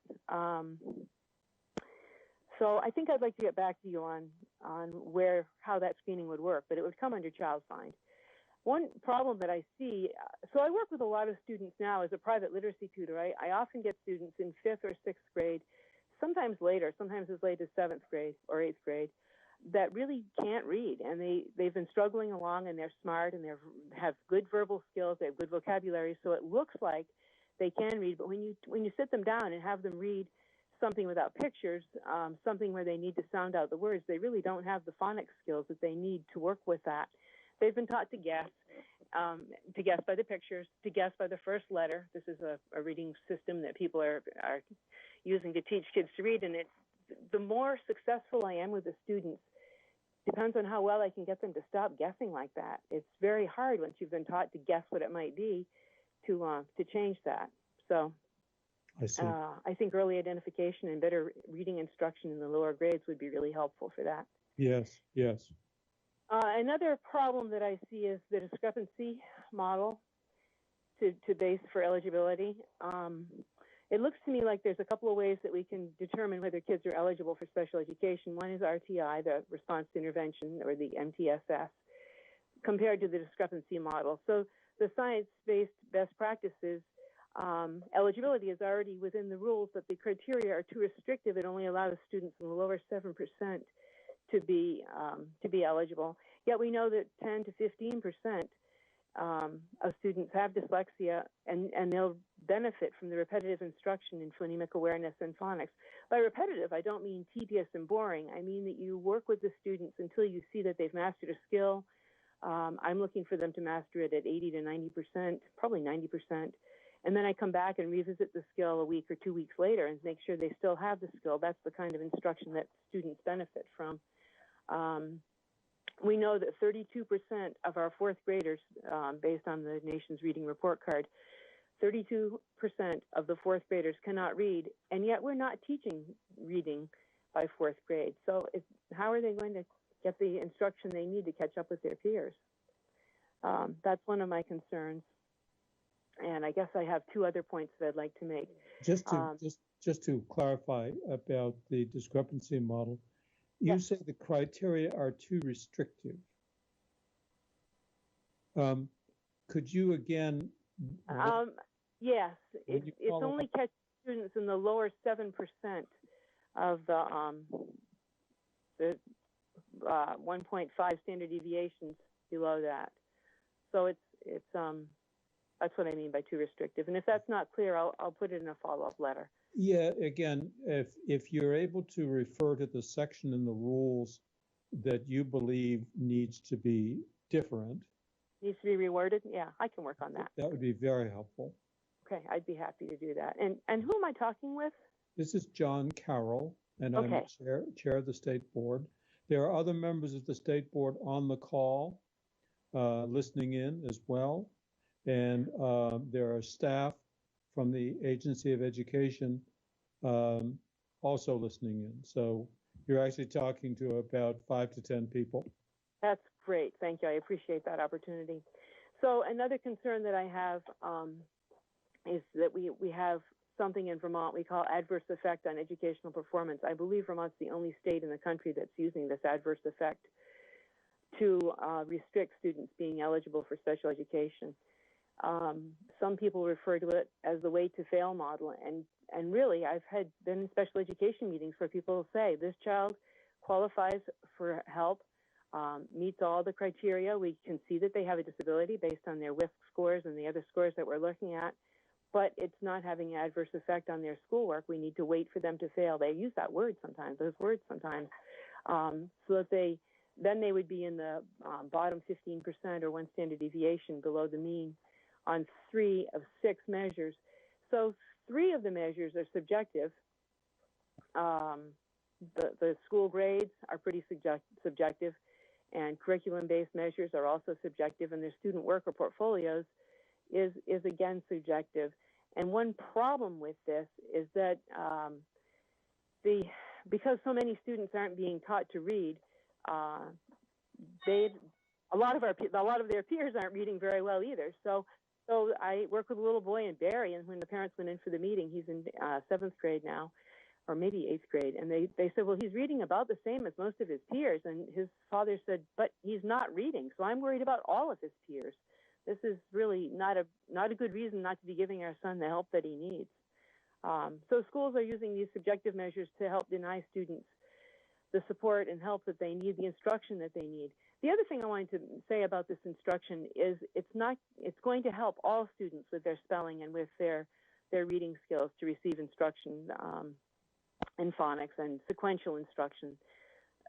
It's not, I can't see that it would ever hurt anyone, and it will benefit such a large percent of our population that we can see are not reading by the nation's report card, 60% at fourth grade or behind.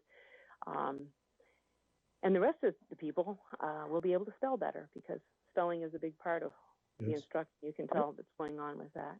May I ask a question about adverse effect?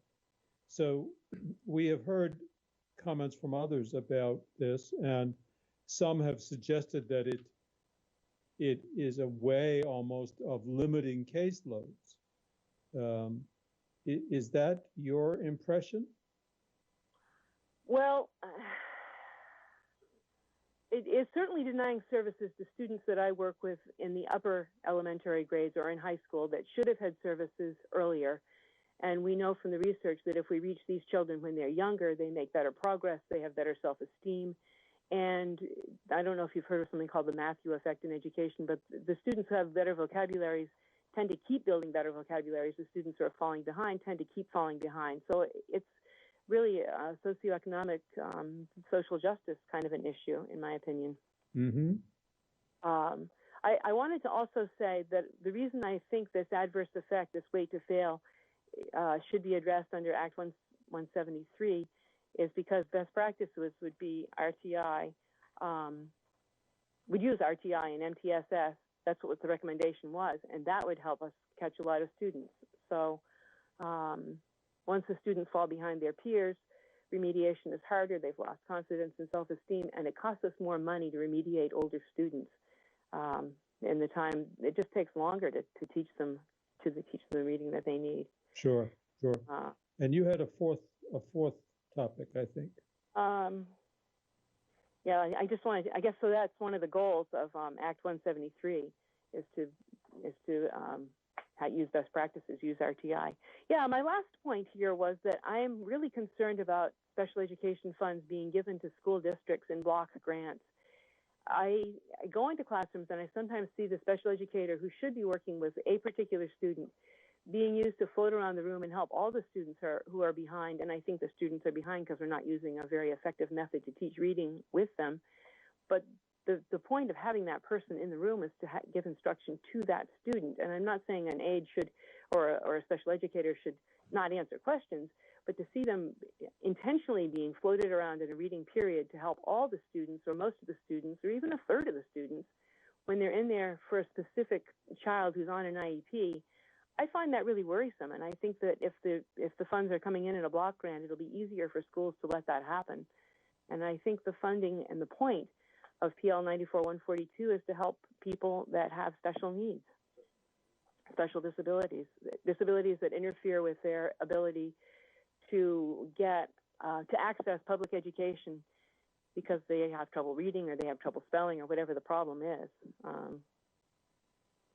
So your concern is that block grant funding, you believe, would diffuse the attention of educators to? I think it will directly interfere with FAPE, with fair and appropriate education for students who are diagnosed with IEPs and who should be receiving special services based on their disabilities. And in their IEPs, they should have measurable goals that are being attained and checked regularly. This is what I think would be a good thing with MTSS, is to check their goals, check them every 2 or 3 weeks and make sure the students are making progress in attaining goals. I've worked with students whose goals have stayed the same year after year in their schools. And, you know, you say, why are we still working on this? And they say, because the student still isn't doing it. Well, it seems to me if you're doing that, you need to turn the faucet off or adjust it at the top. You don't keep plugging the same hole with the same thing if it's not holding the, if it's not working. So, okay. All right. I appreciate the opportunity to talk with you. If you have any questions, Suzanne Sprague had the way to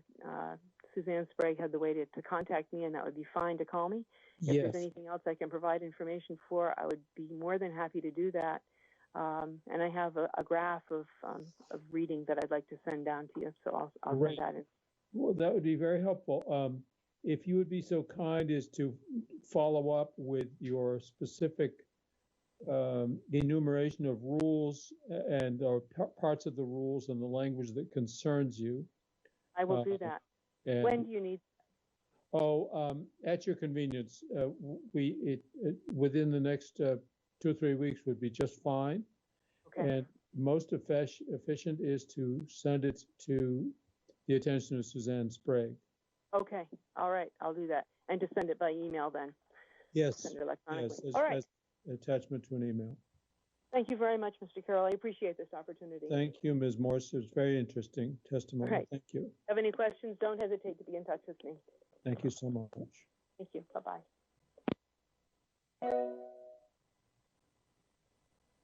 Suzanne, do we have our other friends? I think they're calling in right now, so I'm going to let them in and see. Okay, I'm sorry it's so late in the game, but go until 7. Yes, hello, is this Katie? Hello? Hello. Hi, is this Katie? I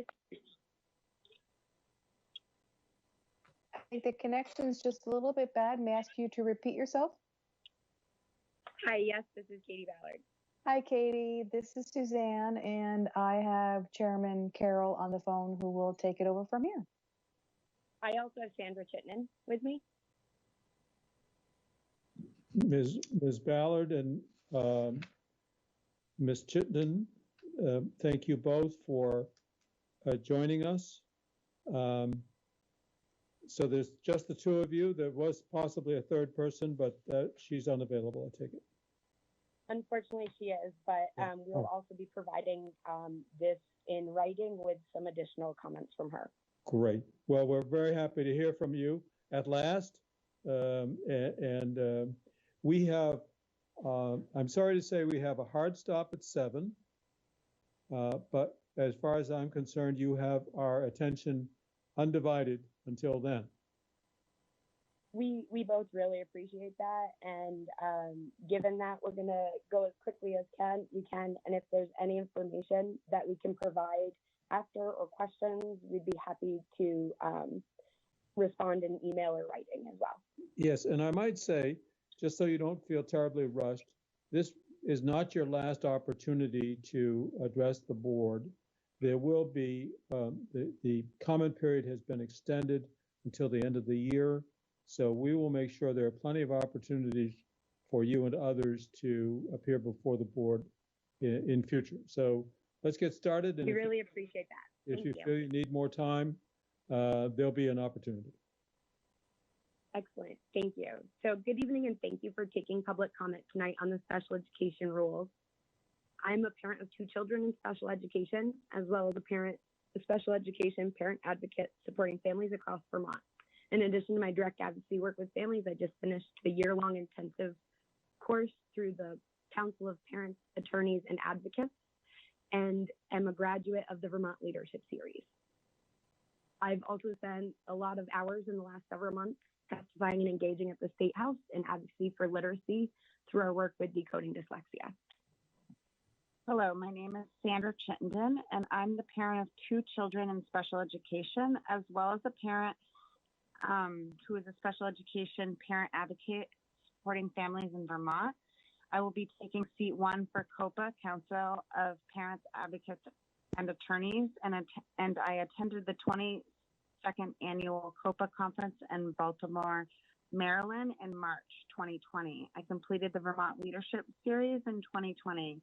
I've also attended several Vermont Family Network conferences. I'm a person who has gone undiagnosed with dyslexia, dysgraphia, and dyscalculia and struggled all through school. I got my GED and was working towards an associate's degree and didn't finish because at that time I had no idea I had learning disabilities and was entitled to accommodations. I'm passionate about Vermont and advocating for systemic changes within our public school systems, especially special education.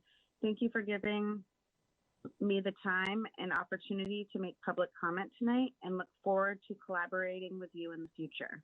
The first rule that we'd like to talk about briefly is adverse effect. Adverse effect has been an issue for many parents in Vermont because it requires a child to fail or be a certain amount behind the standards before they're able to qualify for special education. Many states have removed the adverse effect rule completely, and that is what we will be advocating for. Not only do we feel it is often used to delay a child's special education services that they deserve and need to be successful in their education, it seems to be interpreted and applied inconsistently in many areas of our state. While the rules provide for avenues to find adverse effect in many areas, it doesn't include ways to meet adverse effect in some areas like social and emotional learning, which creates a barrier to students with certain disabilities. 34 CFR 306 of IDEA no longer requires the adverse effect as being a date, and we see the removal of this rule in Vermont as bringing us closer to being in compliance with federal law and intention. The next area that we would like to speak about is significant discrepancy model for determining SLD in Vermont. Discrepancy requirements for SLD in Vermont rules should be removed completely to eliminate the barrier of accessing special education for children with specific learning disabilities. Current federal law 34 CFR 300.307A1 clearly states that the state must not require the use of a severe discrepancy model between intellectual ability and achievement for determining whether a child has a specific learning disability. In addition to addressing the discrepancy model in the rules, we would ask the board to review and amend several aspects of the SLD rules. We would ask the board to add a specific definition of the term dyslexia, such as dyslexia means a specific learning disability that is neurological in origin, characterized by difficulties with accurate or fluent word recognition and by poor spelling and decoding abilities that typically results from deficits in the phonological component of the language, and that is often unsuspected unexpected in relation to other cognitive abilities. Secondary consequences may include problems in reading comprehension and reduced reading experience that can impede the growth of vocabulary and background knowledge. During the session, the House Education Committee attempted to take up the literacy crisis in Vermont, and in doing so, they heard from more than 30 families, students, and professionals in a public hearing addressing the lack of appropriate identification, assessment, and benchmarks being inconsistently interpreted and applied across the state, leading to significant delays in identifying children with learning disabilities and ultimately increasing the cost of interventions necessary to remediate the deficits. We would ask the board to review the current rules related to identification, evaluations, services, or interventions being provided to children struggling to read with dyslexia or other learning disabilities, and include a mandatory screening for all students annually in K through 3, or if there is a lack of progress at any time, or an increase in behavioral issues. In our written comment, we'll include links to those public hearings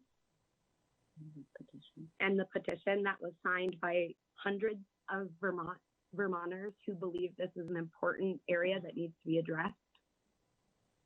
Vermont has higher identification of children with emotional disturbances than many other states, and we believe this is due to the ineffective evaluation interpretations being used related to identifying students with SLD, as well as the barriers to assessing the appropriate specialized instruction and programming due to the current interpretation of the discrepancy model that isn't in compliance with the IDEA. Many of the families that engaged in the literacy discussion this session have been impacted by late identification. Both of our older sons have been on IEPs for the majority of their education and were identified as behaviorally challenging and emotionally disturbed, in addition to having SLDs.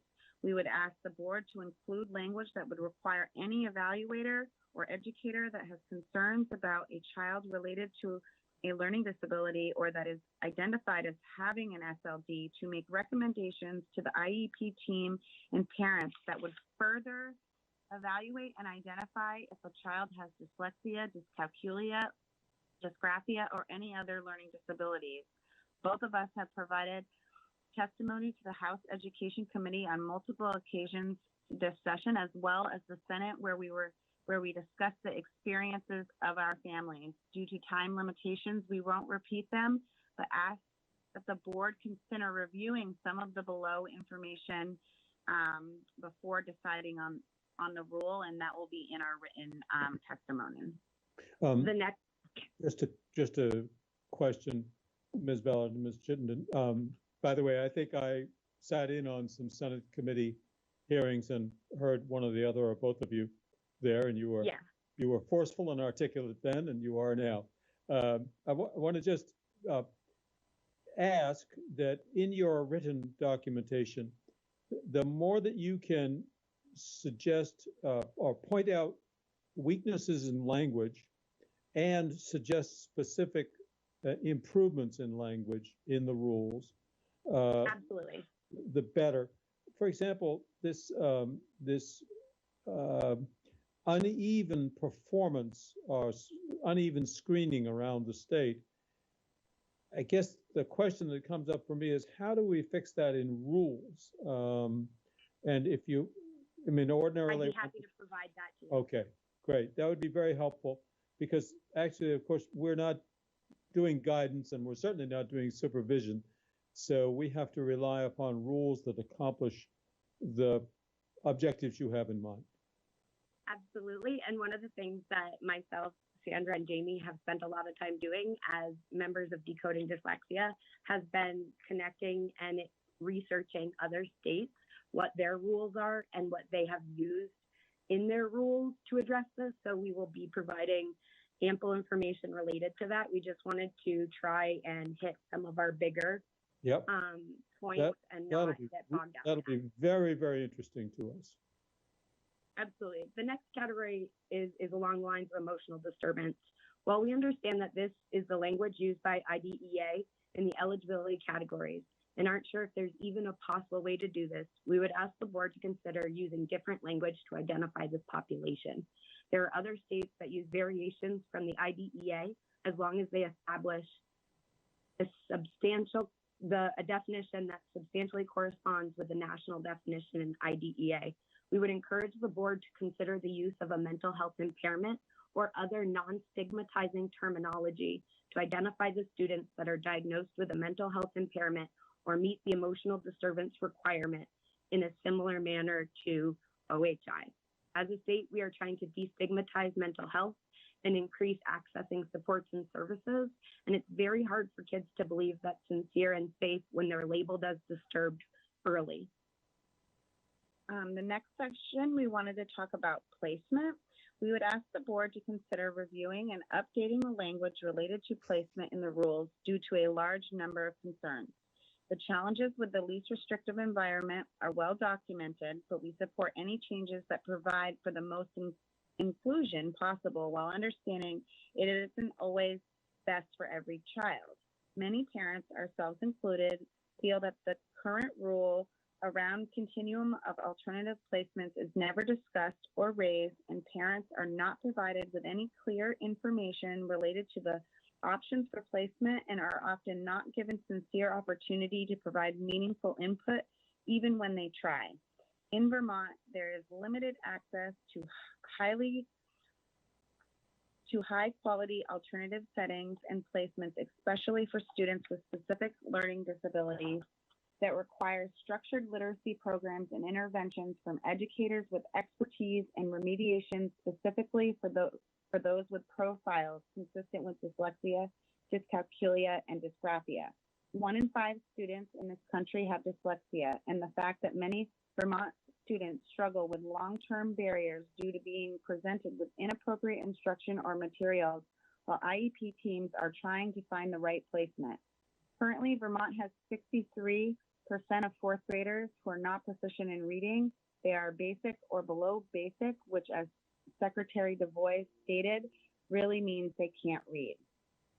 Parent consent and participation is a big concern for us. We respectfully ask that you give the rules around parental participation and consent the review that it deserves, and include seeking more input from parents about what they are experiencing related to the regulations or the rules and how they impact them.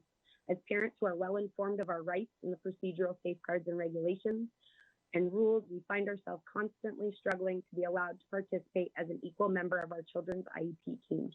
When they hold meetings, they often have already drafted and developed their offer or idea of FAPE, and despite the limited opportunity to provide input or raise concerns, ultimately parent feedback is not included and often dismissed by school teams. We would like the board to change the language in the rules to allow parents to be able to engage with the IEP team as equal members, given that experience. And we often feel judged, told we aren't qualified to offer input, talked down to, or ignored because they have a different interpretation of parental participation. Parents are limited to 1 hour to discuss an entire annual IEP, and that largely consists of the school team reading the draft they have to the family without opportunity to ask questions or discuss. When our parent asks for another meeting, the district will often assert that they have filled the requirement of IDEA for parental participation, and if the family doesn't agree or wants more time, they can access due process. By simply adding language that allows for more than an hour of a meeting or clarifies that, parents would be able to provide more informed information for their children and might not need to access the same level of dispute resolution, but by being able to fully engage. We would advocate for a rule that's similar to the parent signing IEP, similar to the way that New Hampshire currently addresses this. So an annual IEP currently doesn't require a parent signature. We would like the rule to change so that it does. Parents should be able to sign the IEP either in full agreement, partial agreement, or full disagreement and explain prior to implementing the IEP. This is a significant concern for parents and creates a dynamic that parents are not an equal member of the team and their consent is not necessary for further educational programming of their child. We would ask that the language to address the reality that some parents are not engaged and schools aren't able to get consent in a similar way to the identified process and initial consent. Our written testimony will also include the following areas we would ask you to consider: creating IEP facilitation training and positions at the AOE that parents and districts can access free of cost when it would benefit and eliminate the need to assess further dispute resolution avenues; local special education parent-teacher advisory councils to support districts with providing parents with training to be informed participants and to understand the IEP process in Vermont. This is done in many states, as Massachusetts and Connecticut are models that we would support. Training for special educators on the basics of IEP regulations, smart goal writing, objective progress monitoring, procedural safeguards in conjunction with parents, and a possible avenue would be to use the state advisory panel. Lastly, we would like the board to consider the creation of a literacy task force or dyslexia-specific advisory group with balanced membership with the charge of reviewing and identifying the best practices and needs to address the growing literacy crisis in Vermont. Again, we recognize that our testimony doesn't specifically always connect with how that could be changed in our rules. So our written testimony will definitely include language and research that we have found that supports how the rules can be used to address some of these. And we really want to thank you all for the opportunity to be heard tonight in a sincere and inclusive way, and really acknowledge how grateful we are as advocates and parents that you worked to delay this given the crisis. We're happy to answer any questions or offer to be available in the future with any more information if there's anything we discussed that you'd like more information on. Thank you. Thank you. Thank you. I would just say for myself that I'm just really impressed by how devoted you are to this, and not just for your benefit of your own children, but for many thousands of Vermont children as well will benefit from your advocacy. And we thank you for your earnestness. You must be out of breath. You covered a lot of ground real fast. and thank you so much for doing that. But and so we'll count on you sending us some further documentation, and we'll count on hearing from you again in a future opportunity. Any board members wish to make a comment or pose any questions? I just wanted to thank Sandra and Katie, Kim Gleason here. We've had the good fortune in Essex Westford to have their expertise and their voice at our table as well. So I'm appreciative of them sharing their experience, their voice, and their advocacy here for us to consider as we look at these rules moving forward. So thank you both. Thank you, Kim. Thank you. I think that This is Jenna. I just wanted to add too that I really appreciate hearing your feedback. I'm on the Child Poverty Board with Katie, and I think her commitment and endless advocacy is not falling on deaf ears. So keep going, and I appreciate hearing your voice. Thank you. that was Jenna O'Farrell, in case you couldn't discern that. Very good then.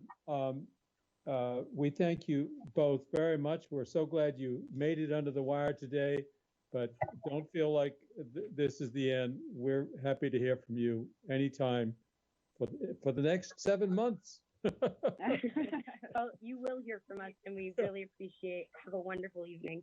All right. Take care. Thank you both. Thank you. And members of the board, I thank you for your stamina and your interest and your attention. I must say, much of this testimony is very compelling, especially for me, who knows so little about all this. This is important work we're doing, more important than I had perhaps realized. So thank you all for staying with this.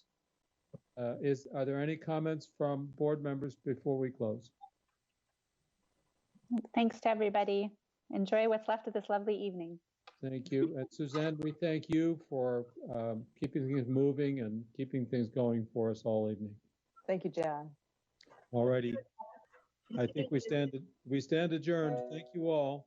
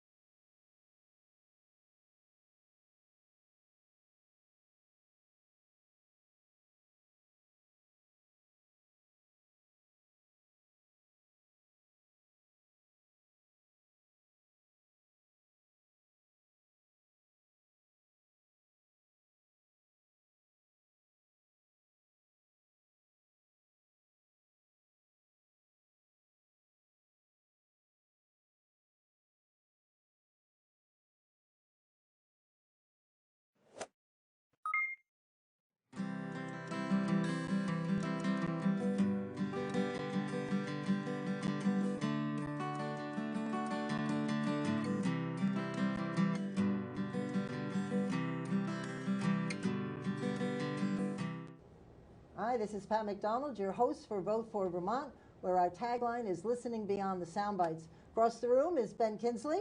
Ben, how are you? Welcome. Good, thanks, Ben's Pat. a co-sponsor, co-producer, and co-host. Yeah. Did all three. I You got all usually three mess of one them. of them up. Can you talk a little bit really quickly about your other work and why you're My other work? sponsoring our show? Sure. Yeah, I have a consulting firm called Imperium Advisors, and originally started out as a policy research and development organization, and quickly realized it's not enough to have a good idea. You have to be able to sell that idea. So from that came a whole bunch of other things that we do, everything from grassroots organizing, advocacy, communications, government relations, you name it. So yeah, check us out, imperiumvt.com. Good intro. Thank you very much. He's a real policy wonk. We know this. I've been called Anyway, that our on occasion. guest tonight, I am very pleased because he's actually never been on our show, and I That is apologize for that.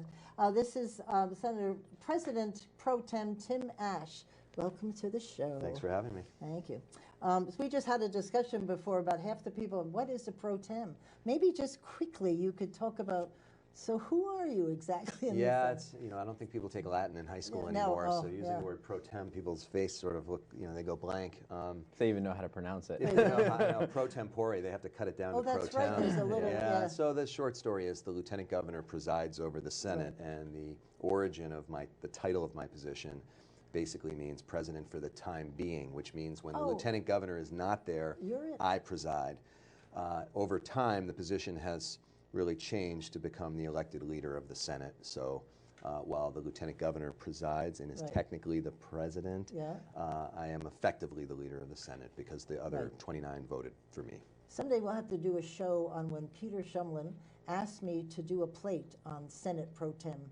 That is a story in itself. I don't know where that plate is. Do you have it? I don't. No, I get nothing. I get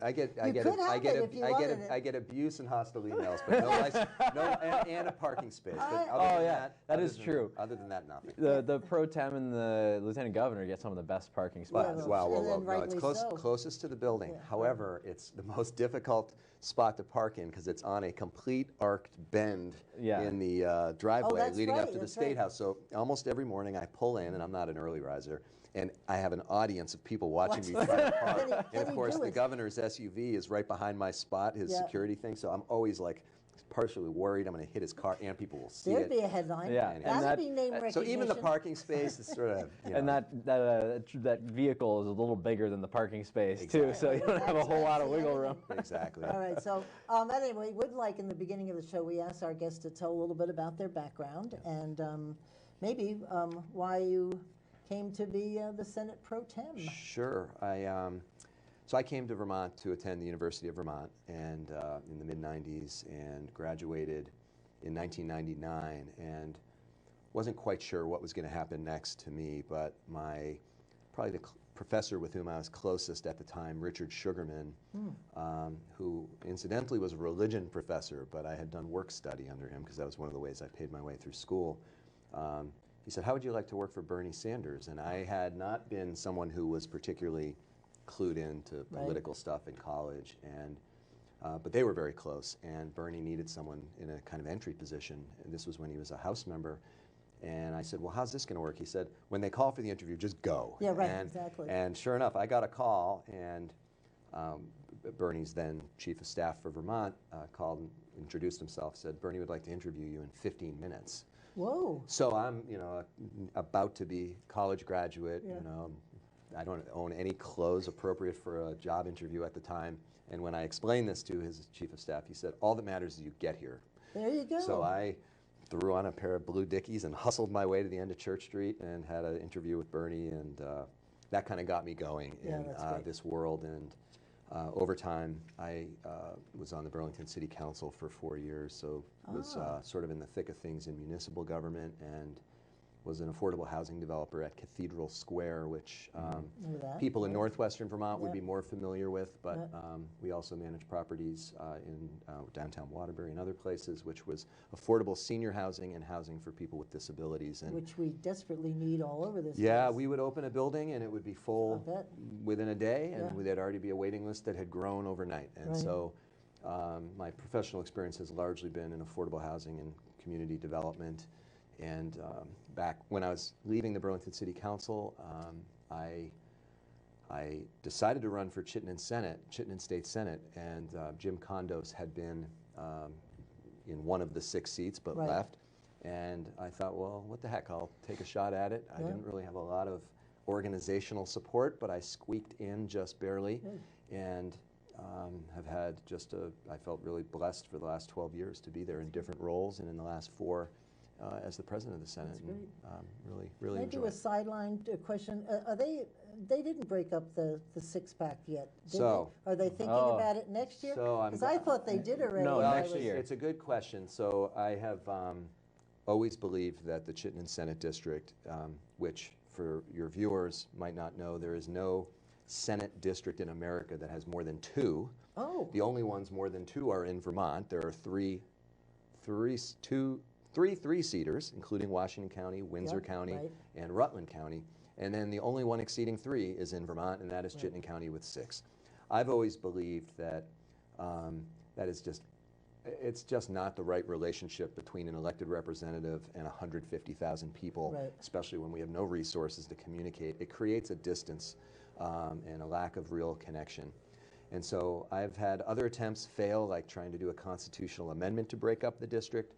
But last year, I was able to pass a statutory change, which said that at the next redistricting, which will happen next year after the census, no district can exceed 3 seats. Excellent. So the Chittenden district, some people think, oh, there's going to be 2 3-seaters.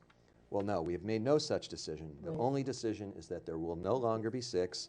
It will be broken up in some configuration, and I think it'll be better elected representation. Okay, cool. I knew they did something, but Erica Reddick, who's running for the council, was on the show last week, and I said, oh, they've already done it. And she said, well, I'm not sure that's We passed the law, but the execution happens after the census. So we were both right. Yeah, because it's waiting for the census before you redistrict. That's right. This is every 10-year deal. In the legislature, it does make a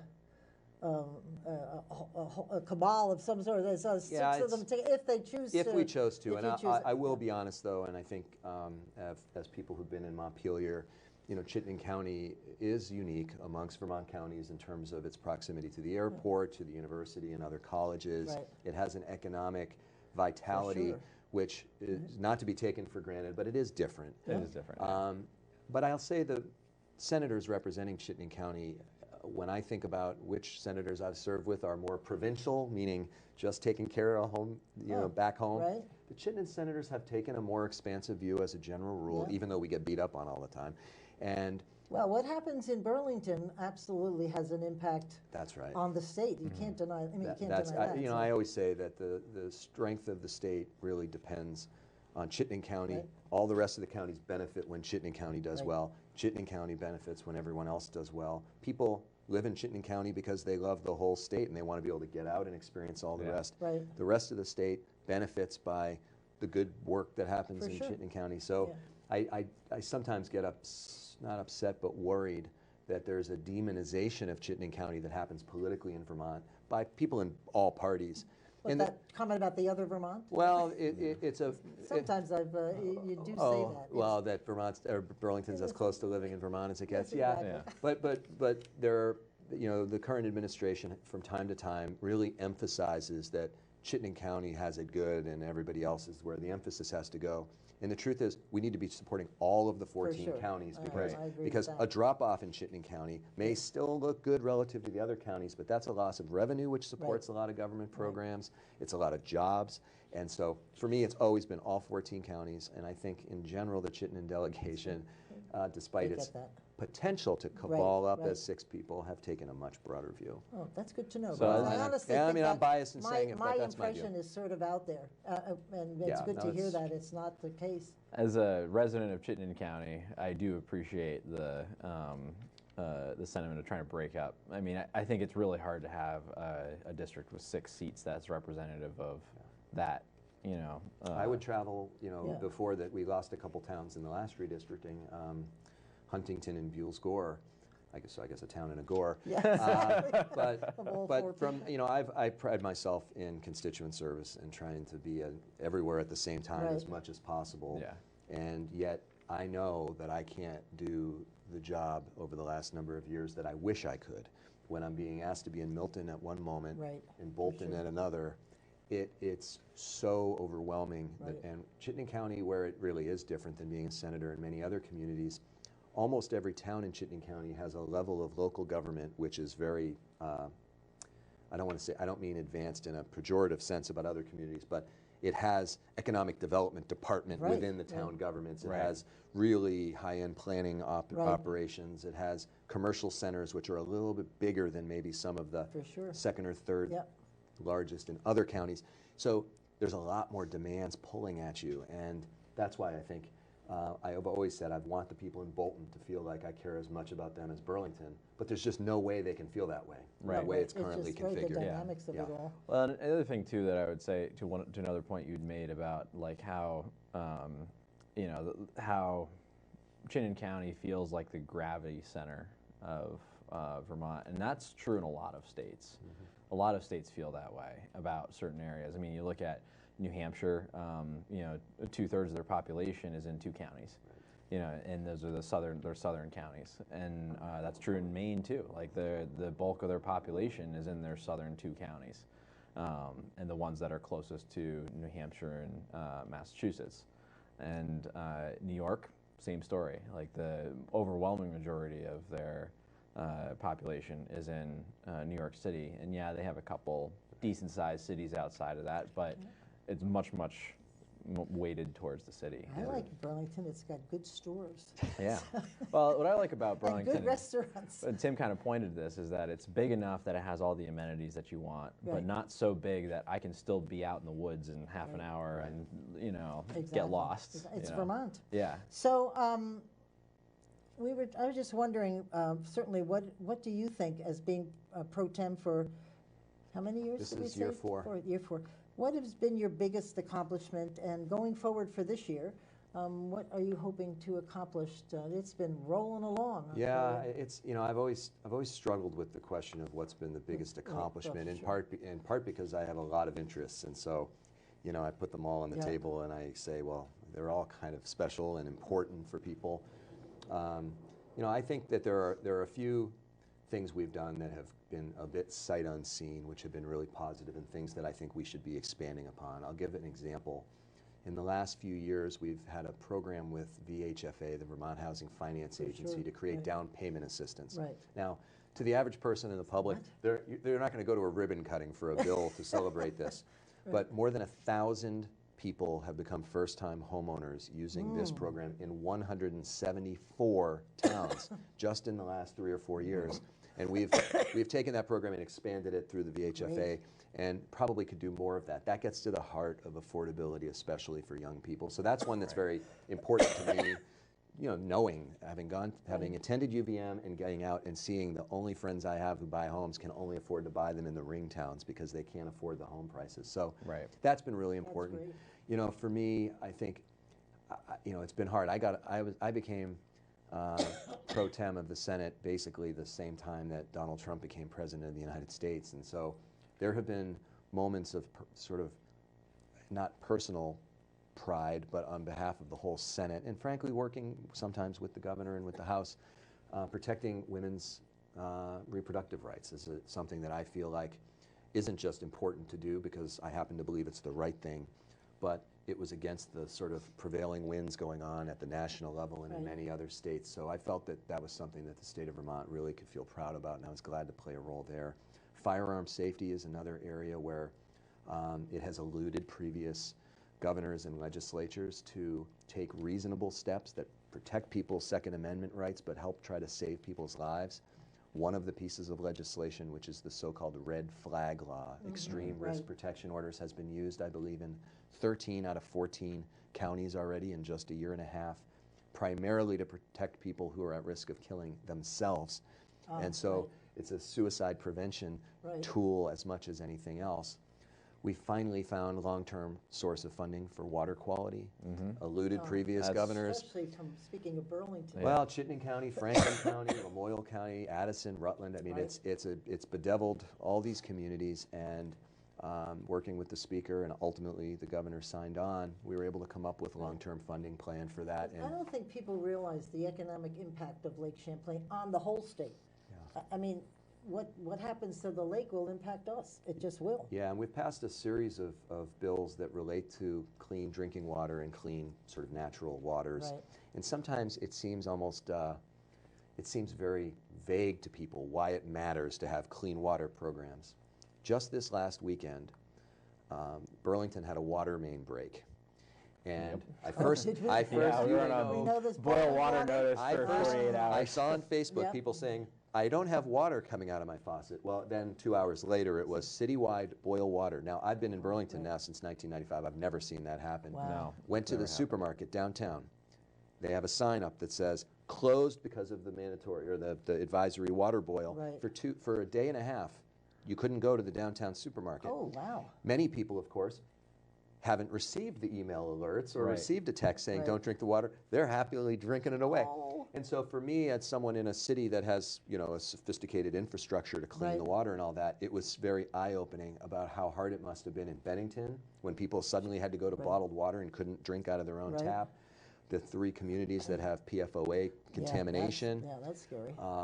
lead in the drinking water at schools. So these are, you know, putting together all these has been a really important thing.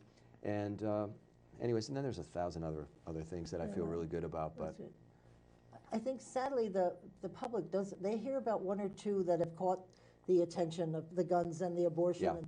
Yeah. And, but the rest just sort of don't get communicated out there. And I think there must be some better way to do that. That's why we hope this show brings to people what's really going on, because they don't hear about the... I appreciate that very much. And I'll tell you, in the era of Donald Trump, it is very difficult, and you can tell when you're talking to people how much or little they have any idea what's going on in Montpelier. It is very hard to get people to focus the limited energy and time they have on what's going on in Montpelier, because they're so focused and stressed or whatever about what's going on in Washington. And Well, that's why we picked our listening beyond the sound bites. Nice. Because you only hear just bits and pieces, and usually it's just the bills that have kind of created, you know, attention or emotion. The ones people fight about get the attention. Right. Today we passed a piece of legislation on the Senate floor, first step along its journey, related to criminal justice reform. It specifically addresses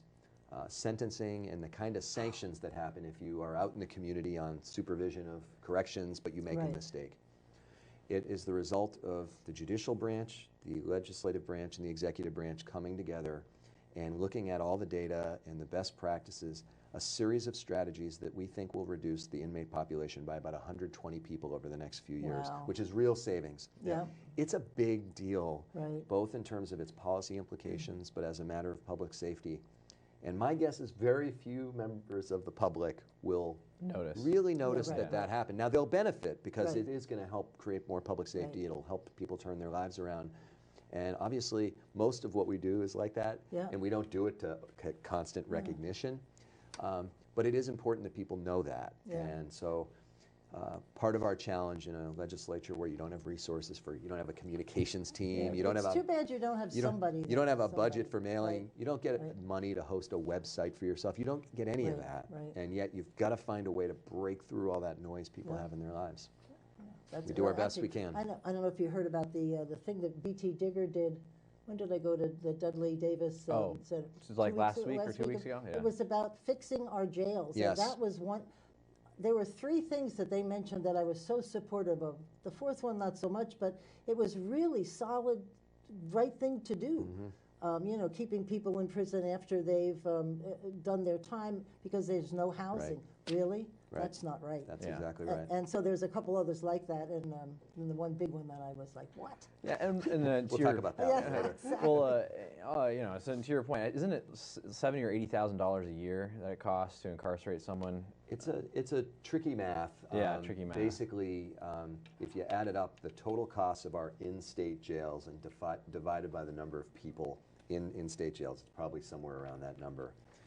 The very first thing that happens if you reduce the overall inmate population by 1, effectively, is you reduce one person who has to go to Mississippi. The cost of sending someone out of state to Mississippi is about $30,000 a year. We pay basically on a per day basis. Gotcha. And so but you think about that. If you had a strategy which was going to bring 10 people back, that's $300,000 you're not shipping to the company in Mississippi, and that you could either relieve tax pressure or reinvest in something right here, like the kind of housing that would allow someone to get out of a jail in Vermont. So we're calling it justice reinvestment for precisely that reason. We save money on the out-of-state need to send people to the Corrections Corporation of America place in Mississippi. We take the savings, we reinvest it locally in the kinds of things that let even more people successfully re-enter society. And I think it'd be good to get reduce people, recidivism. not going out of state like that, because I honestly think, I remember a dad of a prisoner who went out of state somewhere was walking around for the longest time with a sign, "Please bring my son back so I can see him." And I watched it. I was in DMV and I was watching him right outside my window, back and forth, and I thought, well, he's right, and that must help prisoners get better and understand when they get out. My dad was in the probation department where I grew up for over 40 years, so no kidding. not that I am a student of it as a result of that, but always felt a particular affinity for this kind of policy work. And I often have to relate to constituents who say, but wait, they committed the crime. Who cares if they have to go to Mississippi? Like, that's the consequences. And what I usually say is, other than the people who are away for a very long time, murderers, people aggravated, rape, things like that, most people are going to be back in the community. So if they're going to be eventually released and back in the community, you want that to be the most successful reintegration as possible. So then you have to factor, okay, which of those either locations they're going to be incarcerated or what programming that we're offering is going to make it so when they get out, which most of them will, they're not committing a crime again. They're not, you know, they turn back into productive members of society. Exactly. And so for many people, I'll take whatever angle I have to, either like get them back in the workforce, you know, or make it so they won't commit as much crime, you know, once they're released. But I do feel like these are the kinds of things that require that kind of engagement with constituents, which is a little hard in this day and age, but we still have to keep trying to bust through. For sure. Yeah, I just felt so bad for that for the father out there with the sign. What are you gonna do? How many people do we have that are being sent to Mississippi at this point in time? It's about 275. It so depends pretty on significant. the day. It was when I arrived in the Senate. First day I stepped foot was January 2009. There were about 675. So a lot of progress has been made. Good for you. After an earlier justice reinvestment approach when Governor Douglas was still in office, and various strategies and maybe some good luck, it dropped down to about 275. The thing is, it's been very stubborn because once you've taken the low-level offenders out of incarceration, once you've used diversion and community justice, you've reduced this. I don't want to reduce people to this metaphor, but the low-hanging fruit is gone. Right. So now you've got people who have done more complicated crimes or present more complicated challenges to successfully getting them back in the community. So that number has just been sort of fixed. That's why when we looked at the data most recently as a result of this three-branch effort, we realized many of the people who are incarcerated today, especially, well, men and women, it's not that they're in for the original crime they committed. Most of them have been released to the community and then did something that caused them to be sent back in. Now, a small percentage of them commit a new crime. They go out and they commit a sexual assault, they beat up their spouse, they do something like that. But most of them are called technical violations. Now, some technical violations are worse than others. But many of them, if we looked at it with a perhaps more practical eye, would say, wait a sec, is the right thing to do to send the person back for 10 days to jail where they can't go to work, so now their boss might lay them off, fire them, whatever, because they're not reliable, disrupts their family life, childcare is all the stuff that would come with suddenly being sent back in for a short sentence. We're not talking about going back for 2 years. We're saying sometimes 3 days. But they talked at this jail thing that VT Digger sponsored was that sometimes they stay longer than their sentence. And maybe they've got multiple that it adds up. But if they're finished their sentence, just send them home. Yeah, I'm sorry. it's a big challenge for us. And some of them are like being late for a meeting, things that aren't really, in my mind, up there. And that's what we've tried to do with this legislation is to remove the worst overreactions to non-harmful offenses. That's And, good. oh, Good job. and there are a lot of them, so it'll add Was up. that Sears's committee? You did that? Was It Dick is Sears? Judiciary. Judiciary. Continues to Well, be the he chair. did a good job. He He spoke at that continues to event. be the chair. He was there. Yeah, I was there in the back of the room Oh, for were this, you? the Oh, last half. I of thought it was great. They These did are- one the other night about FOIA requests and, you know, how we're going to write something about that. 'Cause Yeah, I that bet. was interesting. He's too. been the chair of that committee for what, 2 decades? Oh, yeah, forever. Not quite, but Close enough. Still Anyway, youthful. Still youthful. So this year you've got a whole. I just started writing things that are really active in the Senate, and the one I wanted to ask you about, and there might be some that you want. Act 250. I've been following that on the House side for Campaign for Vermont, and now it's in Ways and Means. But the committee has worked on it for like a year and a half. Are you really? Do you think you're going to get it out this year? That's a lot of research and a lot of. It is, and Complicated issue, too. Last year, the House and Senate leadership get together at the beginning of the two-year biennium to talk about division of labor, because you can't have everyone doing the same thing at the. It just, and the House committee was going to take up any Act 250 changes.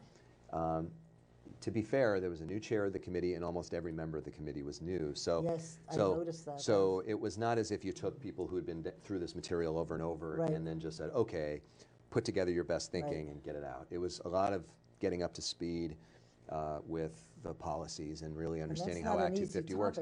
Especially many people, if you're not familiar with it, people have heard Act 250 as this political wedge issue.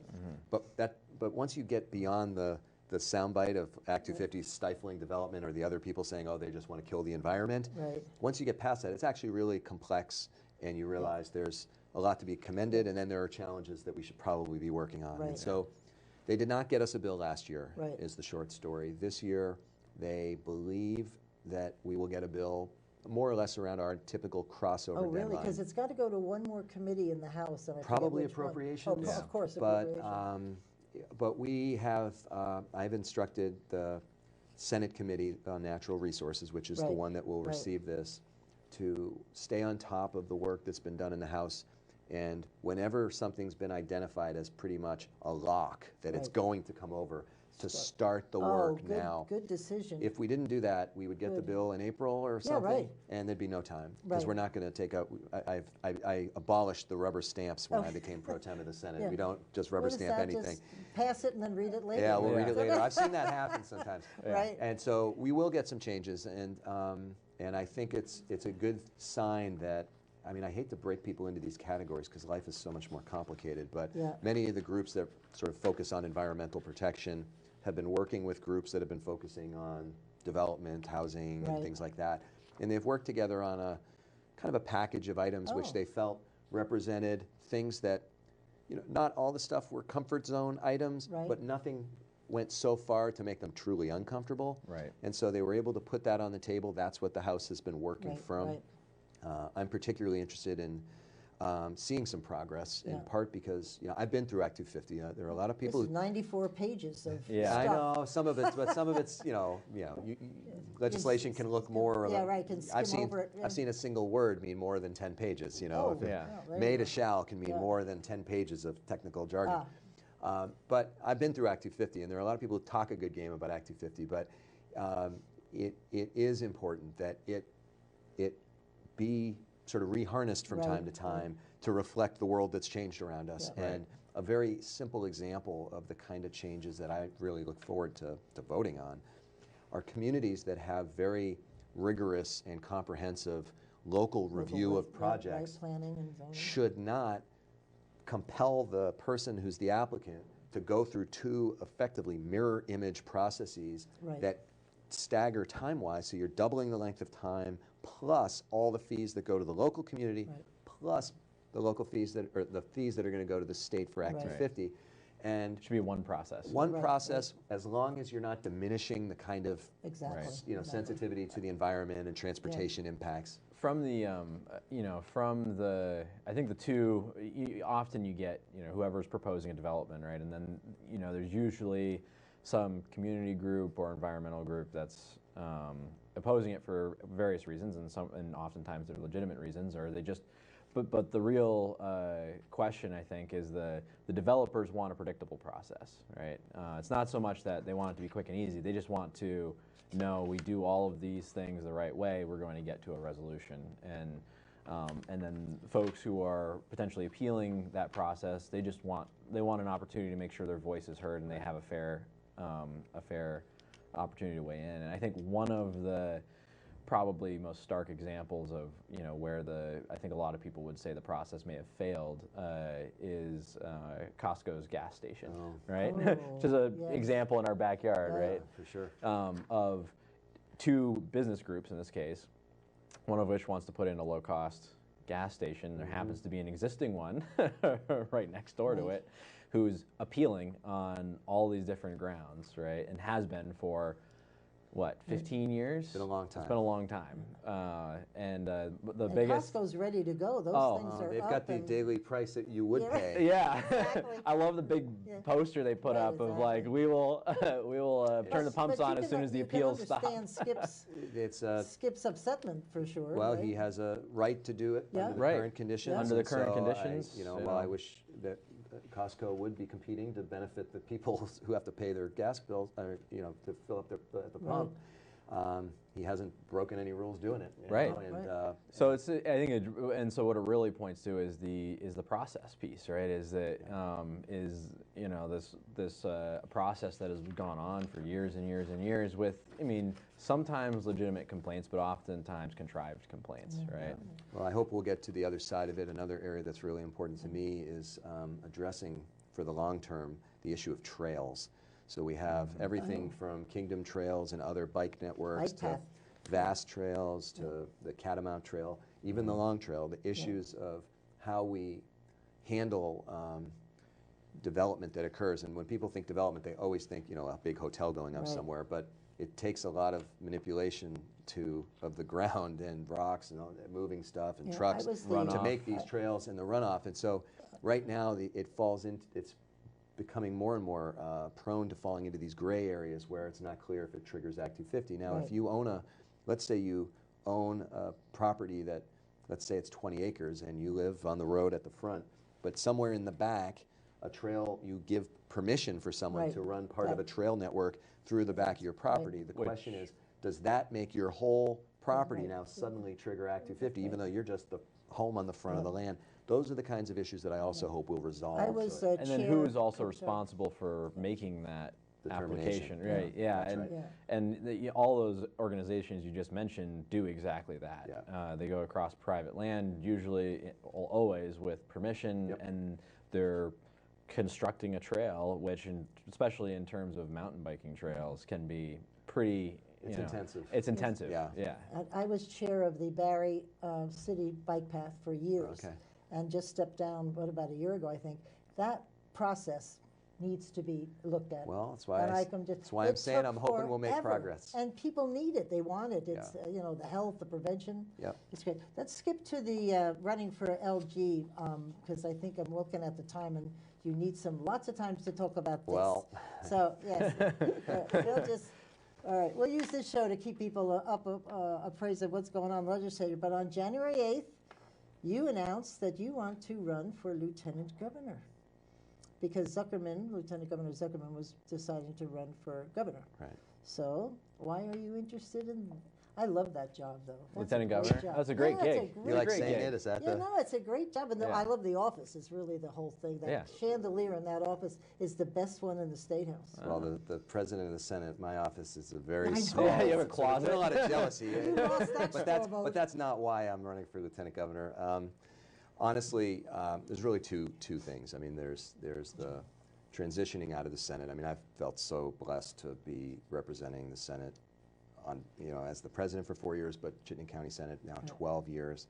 And I always said to myself, I'm not going to stay just because I can. And there's a moment where it's time for someone else to come in and follow and do their thing. And that applies both as just a member of the Senate, but also as the Senate president. And so, I'm feeling that moment has come. It's time for someone else to have that spot. And in the last 3 or 4 years, one of the things I've enjoyed most about being the president of the Senate is I've tried to tell all the Senate committees to get out of the State House, not to do just a field trip where you take a picture at, Right, a right. new housing ribbon cutting or something, but to actually hold committee meetings out in the field. Great idea. And every committee has done that in the Senate at least once, some of them 3, 4 times. Great. And it just brings government right to people. It allows people who aren't in the State House, who aren't lobbyists or don't hire lobbyists, to actually sit at the table and say what it looks like from where they are. Yeah.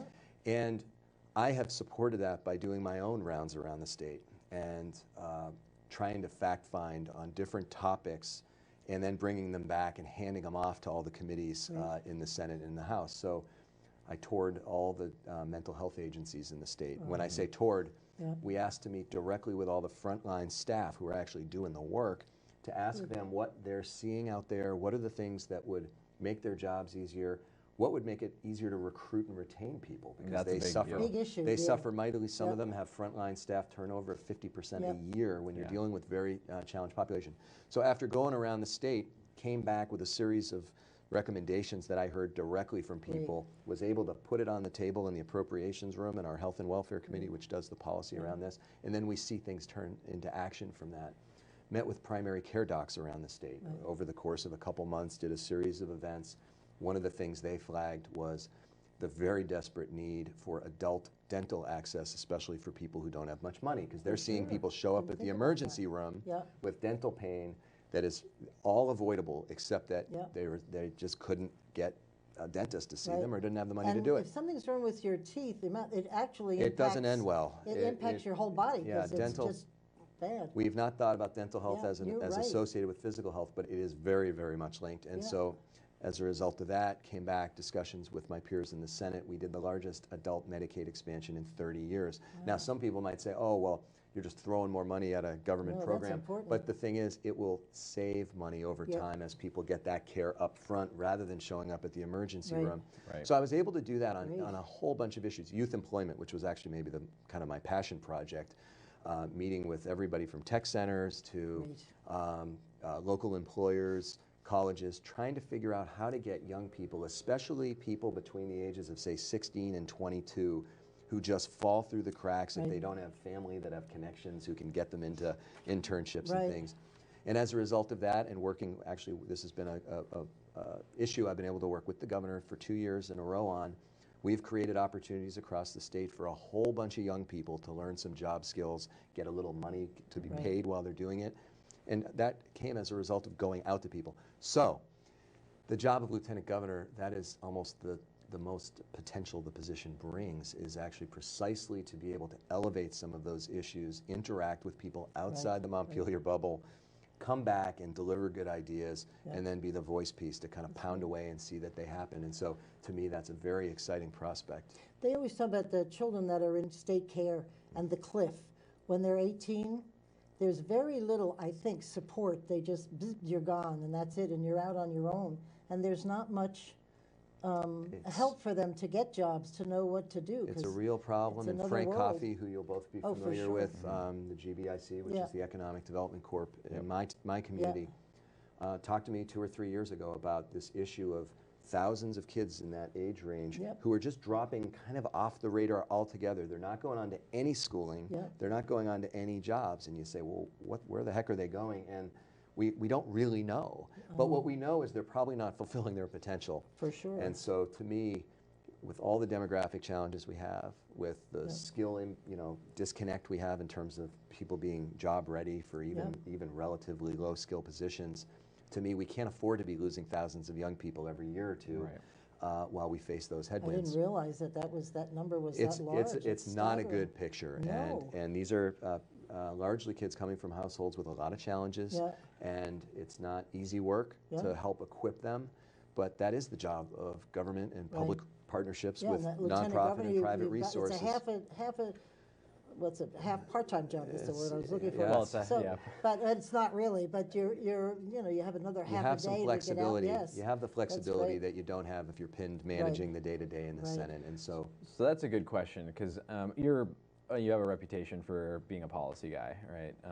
You try If to it's said dive- as a compliment, Says I policy accept. guy. If it's a compliment, I accept. Yes, it is. He's a Right. policy All right, from guy. you, I He likes accept. it. I Okay. accept the charge. Fair enough. You know, and as such, I know you like to dive in and like really deconstruct a problem, right? And I kind of approach things the same way. Like you like to deconstruct a problem, figure out what the real core issue is, and what's the best way to solve it.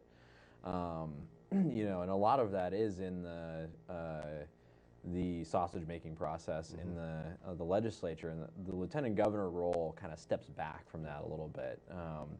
So I'm kind of curious. You know, it sounds like you want to use that office as more of an advocacy role, which is really what Howard Dean brought to the lieutenant governor's role. Like, there's not a whole lot of statutory authority as a lieutenant governor, right? Your role is often more ceremonial.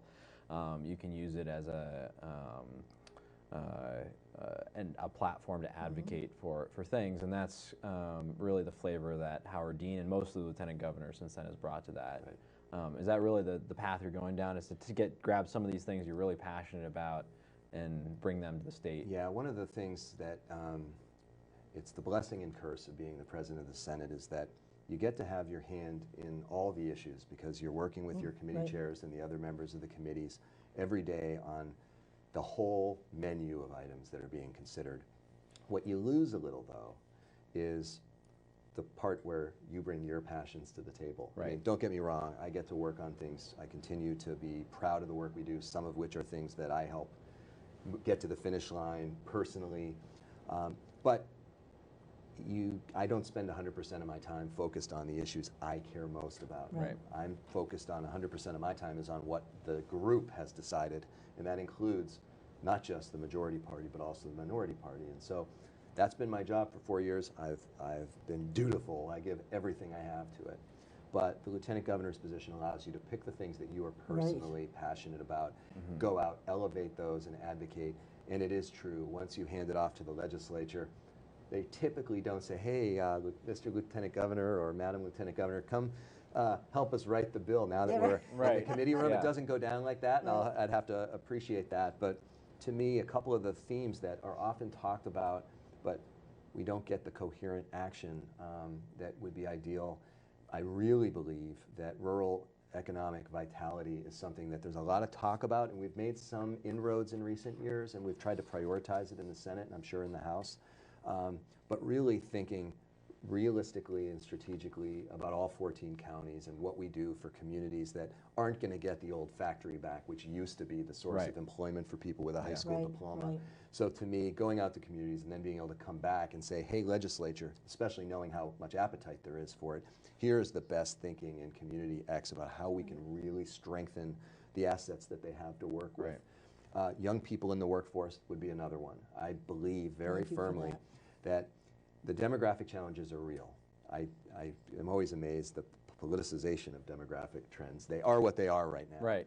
And we have some efforts to try to entice people to come to Vermont. They're really small parts of the budget. Some people don't like it because they think it's not right to give people money to come here. But to them, I'd say it's a tiny microscopic piece of the whole budget. And there's a return on that investment. Yeah, so, but also, like, don't stress it if you don't like it, because it's really a small piece. For those who think it's going to save the state, that's not going to happen either, because people come for a variety of reasons. It's not going to be just for this small enticement in the grand scheme of things. What we really need to emphasize as the core part of any strategy about filling the jobs people need is getting the most out of people who are already here. Right. And we have a tech center infrastructure through our high schools, which, as commendable as each facility is, I don't know that there's the integration there ought to be. We have a dizzying array of programs through the Department of Labor, which you, I think, know well. But we have job training programs, not just at the Department of Labor, at the Agency of Human Services, the Agency of Education. It's all across state government. Dozens of these programs, some of which serve 2 people here, 4 people there. I should send you my proposal, which was poo-pooed about bringing them all together. Well, I look forward to seeing it because but what it does is it means that all of our staff working on this and granting to nonprofits and private entities are scrambling all the time to do lots of little bureaucratic exercises, rather than having one thematic approach which says, hey, if you're in this demographic and you want to have skills, don't come and tell us which program you're eligible for. Tell us what you want to do. We'll match it. We'll figure out the rest. A case manager. Effectively, someone who is your problem solver. And this is sometimes has me running afoul of some of the entities who receive state grants. We cannot have 100 different demonstration projects going on at all times. There are some things which are bread and butter activities which can be replicated. The Vermont Youth Conservation Corps, to me, is one of the perfect examples of something that already has an administrative infrastructure. The public's understanding of it is all positive. They see young people who are kind of jazzed. Some of it's outside work, some inside work, but they gain skills. They learn how to work in teams. We need entities like Vermont Works for Women would be another good example. We need to expand and build on those known, high quality, ready to go administrative structures. And that to me is something that, you know, getting outside the State House bubble and working in the community level, we can come back and figure some of that out. So there's a lot of other things that I would elevate. You can't run on everything. Right. But the last piece I'll just say is really the affordability question. And that's another one where I know the politics of it. Governors always talk about affordability. The legislature says, but we care about that too, but it's harder to get your voice out there. Right. But issues like home ownership, to me, we have to make home ownership more realistic for young people in communities with high housing prices, which is virtually everywhere in the state. Loan repayment, we can't probably afford it to do it for all student debt, the way people talk about it, national debates. But there's a conversation about CCV right now. There is a conversation about CCV, which can go some... It's actually a surprisingly low price point. The price point is not that low, and the question, we'll work through that. But I'll tell you, as a student graduating from grad school with tremendous financial debt as a result of my borrowing to go to grad school, I would not have been able to return to Vermont if my school did not have its own loan repayment program. So I don't need a philosophy, you know, I don't need to be, it's not a philosophical discussion for me. It was the difference maker between me being somewhere else trying to make enough money to pay back my loans, or me being here and being able to do public service and other things that I've done. And so that's another key piece of it. And then on the jobs front, I think it used to be that people in private industry said government doesn't create jobs, you stay out of it, create the infrastructure. Well, there's more of an expectation that government play a role in kind of supporting and incubating and developing jobs, to keep it on simple terms. In my view, what we really need to do is revitalize the core of these communities so that people would want to locate their small businesses too. I think one of the really exciting, if modest, things that's going on around the state right now is the co-working spaces that have popped up in many communities, including here in Montpelier. It doesn't solve the demographic crisis. It doesn't create 2,000 new jobs. You're talking like Bradbury's? Exactly. Oh my God, that's what fabulous. it does is says to people, I have a place I can go. I'm going to benefit by being around other people who have some skills that I'm not going to hire a person full-time to do. And I'm not sitting home alone feeling kind of like a little lonely. I get a little bit of the connection like being in a typical workplace. And then people can, they offset some of the costs of fixed costs of running a business. They can share infrastructure like, whether it's the 3D printer or the copy machine, whatever it is, all that stuff gets shared into the cost. And that's the kind of infrastructure we need. I mean, broadband into downtowns. Some small communities still don't have high-speed broadband into just the core of the village center. So those are the kinds of things that I'd really want to figure out. You can't have a unique program for every community, but some communities could use a little bit of a nudge, and I think that's a role that the state can play. What I love about co-working spaces is the water cooler talk, right, that happens.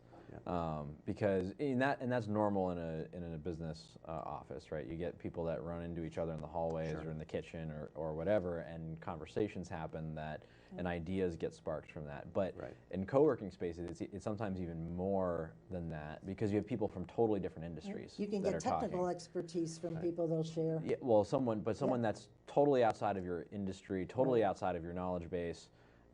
And spark conversations, and sometimes those conversations lead to something. Well, that's to me that's one of the I've been to a number of them, including VSET, which is located on Main Street in Burlington, and since many small businesses are now doing work that doesn't really need a big bricks and mortar workplace with 50 people, but might be design work or software development, programming, things like that.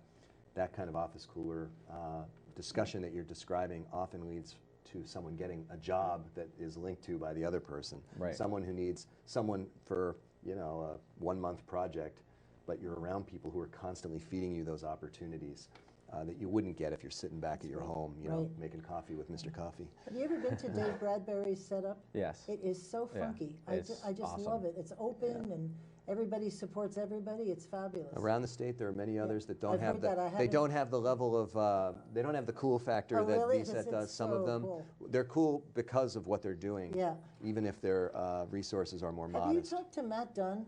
I have talked to Matt Dunn a number of times. He was yes. on our show. That is, he just put out an email about how much progress they're making in getting to Doing some rural awesome communities. stuff. Yeah, it's very Fabulous, positive in a community fabulous. that desperately needed Yeah. a kickstart. Yeah, that's great. Well, and I mean, this is right in line with the stuff that we've been talking about at Campaign for Vermont for years about, you know, workforce development. Because right, the last 4, 5, 6 years, the challenge hasn't so much been job creation, right? The job creation's been fairly strong last several years. It's the workforce piece. To fill the positions. The filled positions and the technical skills, because where the jobs are today is not where the workforce is in terms of skill set. So you either need to retrain your workforce. The problem is a lot of that workforce is already tied up in jobs that they do have skills for. So we need to grow the workforce, and there's a couple ways to do that. You can go out and try to attract more people to the state, which is a difficult proposition, right? And we talked a little bit about that. You know, it's we have these incentives out there, but you know, and they do work for what they're supposed to. It's a tool in the toolbox, but it's not the end-all be-all answer. One of the other strategies is pulling people who are not currently engaged in the workforce, right? So folks that have either fallen off the career path somewhere, or you know, maybe are coming into second careers, right? They've retired from one career, and they maybe have a pension plan or retirement plan, and have time and energy to still do something. So pulling those people back into the workforce and teaching them, giving them skills. It's an interesting issue. This past year, there was you know, the legislature, when it doesn't want to take action, creates study committees. Oh. One such was a study group that met in the off season to look at the state of Vermont's compliance with the Older Americans Act, which is a federal act. Interesting. And a number of programs, like the Agencies on Aging, the money comes through that federal act. Right.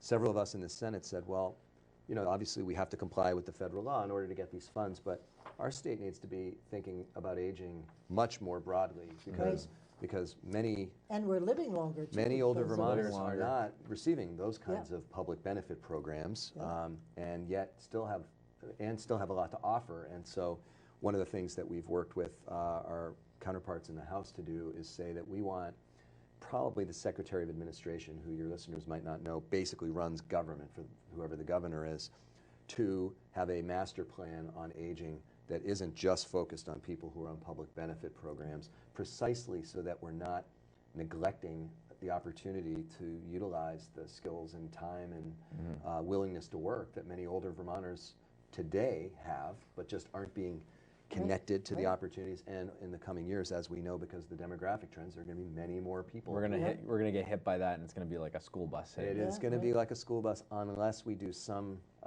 upfront work to manage that better. Just one more thing I would add to Ben's list of things we should do is I've always thought we should put on a full court press to UVM, to all of our colleges where out-of-state students have picked to be in 40,000 Vermont. a year. There you go. 40,000 students a year. Students have picked Vermont to go to school because they like the skiing, because they like the school, obviously, but just the lifestyle. Why are we not putting a full court press, find out what they're taking, try to create jobs that are a match and get them to stay here? You're a product of that, right? Yes, there you That's go. the pattern I We followed. never do it. Well, and one of the challenges, I think, and I think we're doing a bit better job today than maybe it would have been 10 years ago. You know, higher ed institutions, in particular the University of Vermont, they think about career readiness through their own lens as a higher ed institution. They weren't first and foremost saying, how are we going to help the state? That's right. And the state, each of the state college campuses had some similar thing going where, there's in the background, we'd like to find people connections here, but it's really about supporting the students in whatever job interviews they're, ginning up or whatever, I think there's an increasing relationship between state and the various higher ed institutions, Good. which I think is very promising, especially with the University of Vermont, which has 2/3 or whatever students who are from out of state, Right. and they're coming out with bachelor's or more in Yeah. either Bachelor of Science or Bachelor of Arts. And it's always discouraging when you speak to the CEO or HR director of a firm that has, say, engineering positions open, Right. and you know there are people graduating from UVM, and you suspect they have no idea that there's a good paying job right down the road, which would allow them to stay in Burlington or stay in Castleton or wherever. So those are areas that we've probably faltered a little bit in the past, but there are opportunities to Good. pick for the future. I've certainly talked about that over the years, Yeah. and Yeah. it just falls on deaf ears. And Well- it's supposed to be a lot of work to do it right, but it would be worth it in the end if kids stay. Well, if you think about the University of Vermont as an organization, it is effectively the same heft as state government is. Well, yes, and it you can is. have the new president is very excited to find ways to partner with employers. Oh. But don't forget, he's managing a culture of thousands of people that has to gradually shift, just like trying to change things in state government. I have to say sometimes doesn't happen at a rapid pace. Really? Yes. Wow, that shocks Never me. happens as fast as you want it to happen.